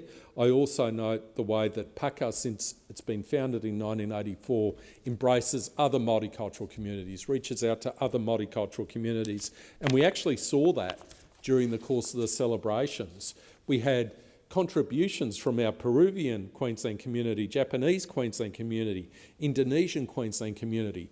And this was part of the intention of PACA to make sure that this celebration was open to all multicultural communities in Queensland. I'd also like to congratulate Noreen Jawad, and she's a wonderful, wonderful artist, and she had a presentation called Many Journeys, One Shared Home, and I want to quote from Noreen. "Every painted piece on my stall told part of one story, how migrants leave one home, rebuild another, and help shape the country we all share." And that's a beautiful, beautiful sentiment. And amongst other things, Noreen does what we call truck art. So in Pakistan, I wasn't aware of this, but in Pakistan, truck drivers typically spend a lot of time decorating their trucks. They refer to it as truck art. And I have a little miniature truck, which is in the window of my office in Parliament House. So every morning when I enter into my office at Parliament House, I'm reminded of the contribution of our wonderful Pakistan-Queensland community. And I must say one of the highlights of the event on Saturday was when everyone sang Waltzing Matilda. The whole crowd sang Waltzing Matilda. And from my perspective, nothing could better demonstrate how much Australians and Pakistan heritage are part of the Australian story. And lastly, I'd like to congratulate the Association of Pakistani Doctors of Queensland for their very important initiative to raise funds in relation to bowel cancer. They actually had a walk to raise funds to address bowel cancer on Sunday, 21 June. And I want to particularly recognise Dr Asif Shahzad, who's the president of APDOC, as we refer to it. But I'd also like to congratulate the founding presidents who have passed on, Dr Muhammad Asad Hussain and Dr Maqsood Al-Hussain. And this is their founding presidents. It was a great initiative. Senator Shoebridge. Thanks very much, Acting Deputy. It's no secret that in Australia the police and courts often end up doing the dirty work for corporations. Not to deliver justice, but to be part of a system that exhausts their critics into silence. Last month, the WA Supreme Court threw out Woodside's discovery application against 3 climate defenders, pursued over a 2023 climate protest. The judge found the case didn't rise above conjecture and looked more like part of a broader campaign to discourage protest against Woodside's projects altogether, rather than a legitimate legal claim by this corporate giant. One of the largest gas companies in this country, planning to drill more than 50 new wells at Scott Reef and expand the Burrup Hub, chose to spend its resources not defending that plan on the merits, but trying to bury a couple of young climate activists in legal costs. What a disgrace Woodside is. That state capture in practice, a company so powerful, so connected to power, that it can weaponise the justice system against citizens who are only trying to hold it to account and protect the planet. We need federal anti-SLAPP laws that empower courts to throw these cases out early, before they can achieve their real purpose of letting corporations bank citizens into silence. Acting Deputy, I'm going to speak about the fate facing a number of former AFP undercover operatives who have been all but abandoned by the AFP and by the Albanese Labor government. 3 senior AFP undercover members achieved what the AFP described as an unprecedented level of infiltration into global criminal syndicates historically resistant to covert penetration. Project Bulwark, the AFP's specialist function responsible for assessing and managing threats to AFP members, assessed the members as facing an expected, if not certain, threat as a result of this incredibly brave work. Despite the identified threat, the members' initial attempts to obtain assistance to protect them and their families were met with what they perceived as efforts to dismiss, to discredit and minimise the seriousness of the threat they all faced. This led the Australian Federal Police Association in an almost unheard of exercise to exercise its workplace entry powers to look at Project Bulwark had operated. Given the expected threat identified by Bulwark, the members requested immediate offshore relocation for them and their families. The AFP initially offered to relocate the individuals without their families to another state of Australia, and stated to the members that this was purely done to assist with their anxiety and was not safety related, and the relocation was a danger to those officers. The AFP could not provide a return date to their family, nor would they commit to the families ever visiting the location. A subsequent FOI application revealed that the AFP notified Comcare that the relocation occurred due to the safety concerns, not welfare concerns, as stated by the AFP. Approximately 12 months later, a body of works designed to review the threat reassessed the threat to these officers from expected to just possible, despite no material change in the underlying circumstances. The members identified significant concerns with that reassessment, including the removal or exclusion of relevant threat actors, including organisational threats from even the assessment, departure from the AFP's national guideline on security risk management, a material reduction in the assessed threat without any identifiable change in the underlying risk, and the apparent use of a methodology not otherwise known to be used for AFP threat assessments. The members were later advised by a former Assistant Commissioner that there was a direction at the highest level to minimise the threat level to reduce any potential compensation payouts.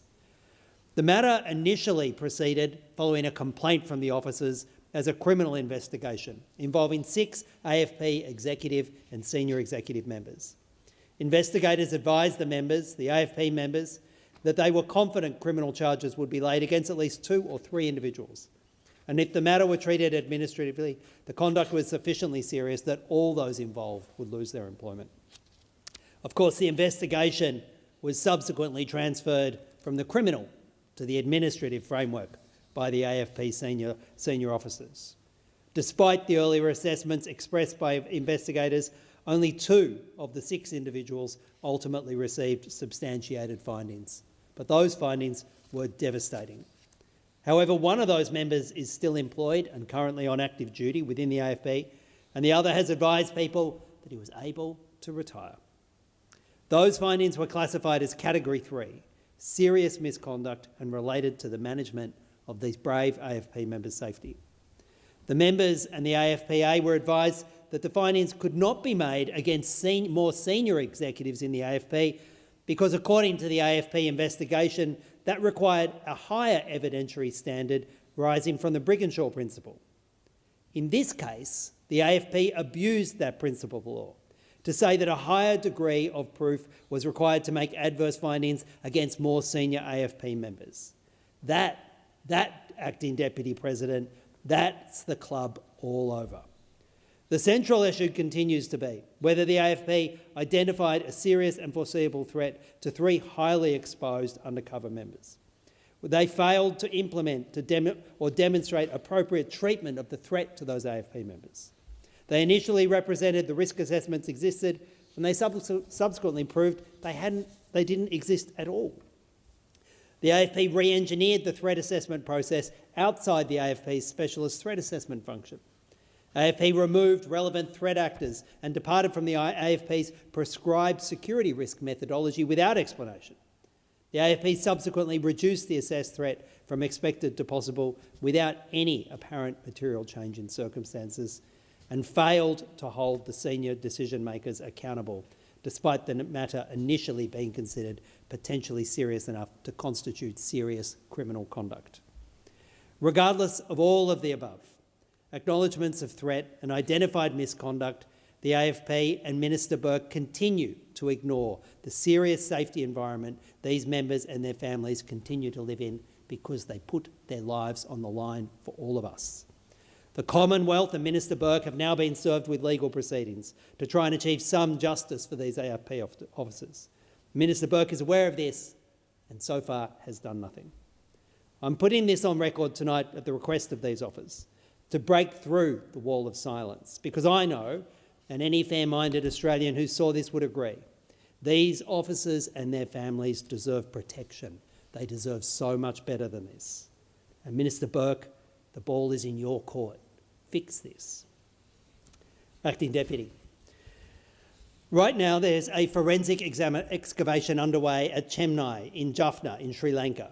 544 sets of human skeletal remains have been identified across the excavation. Some remains, based on their size, are believed to include infants and very young children.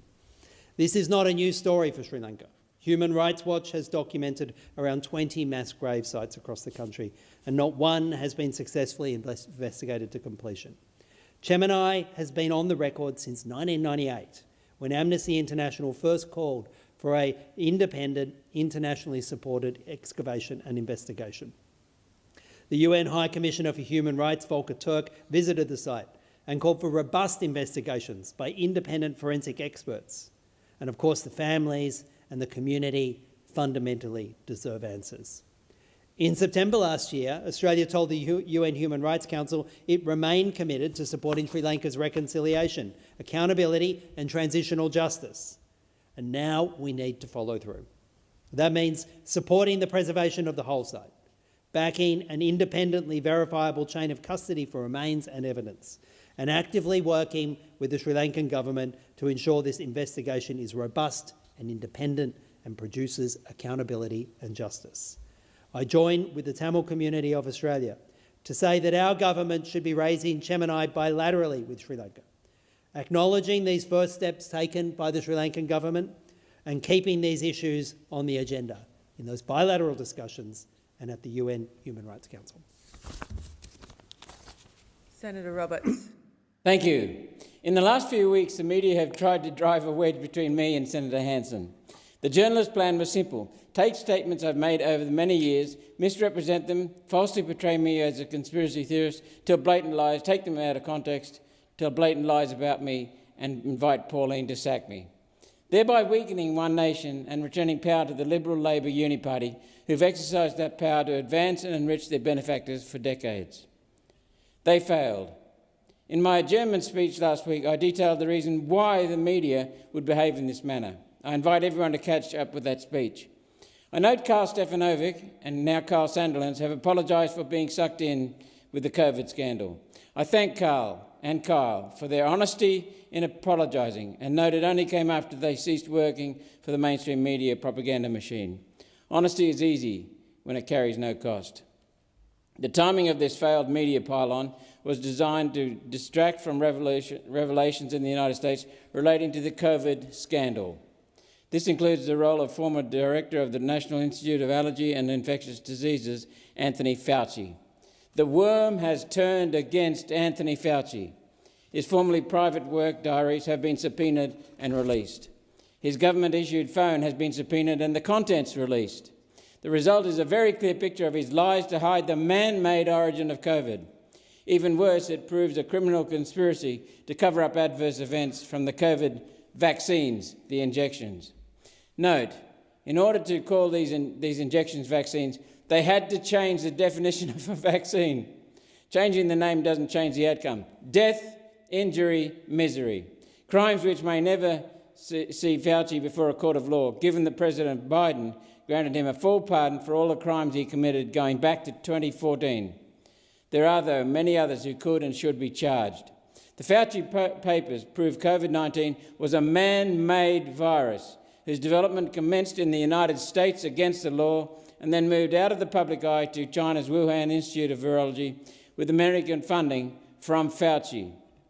The final product, SARS-CoV-2, combined the original and man-made SARS virus with elements of the AIDS virus and a bat virus previously unseen in humans. The zoonotic origin of COVID, suggesting a bat virus somehow jumped to humans in the wet market in Wuhan, was made up to mislead the public and frontline health officials and professionals. This was known publicly almost from the start. Many scientists rejected the theory, including the late Luc Montagnier, a Nobel Prize-winning virologist who sequenced the COVID DNA in April of 2020. He concluded the presence of a furin cleavage site and the inclusion of segments from the AIDS virus could only be the result of human intervention.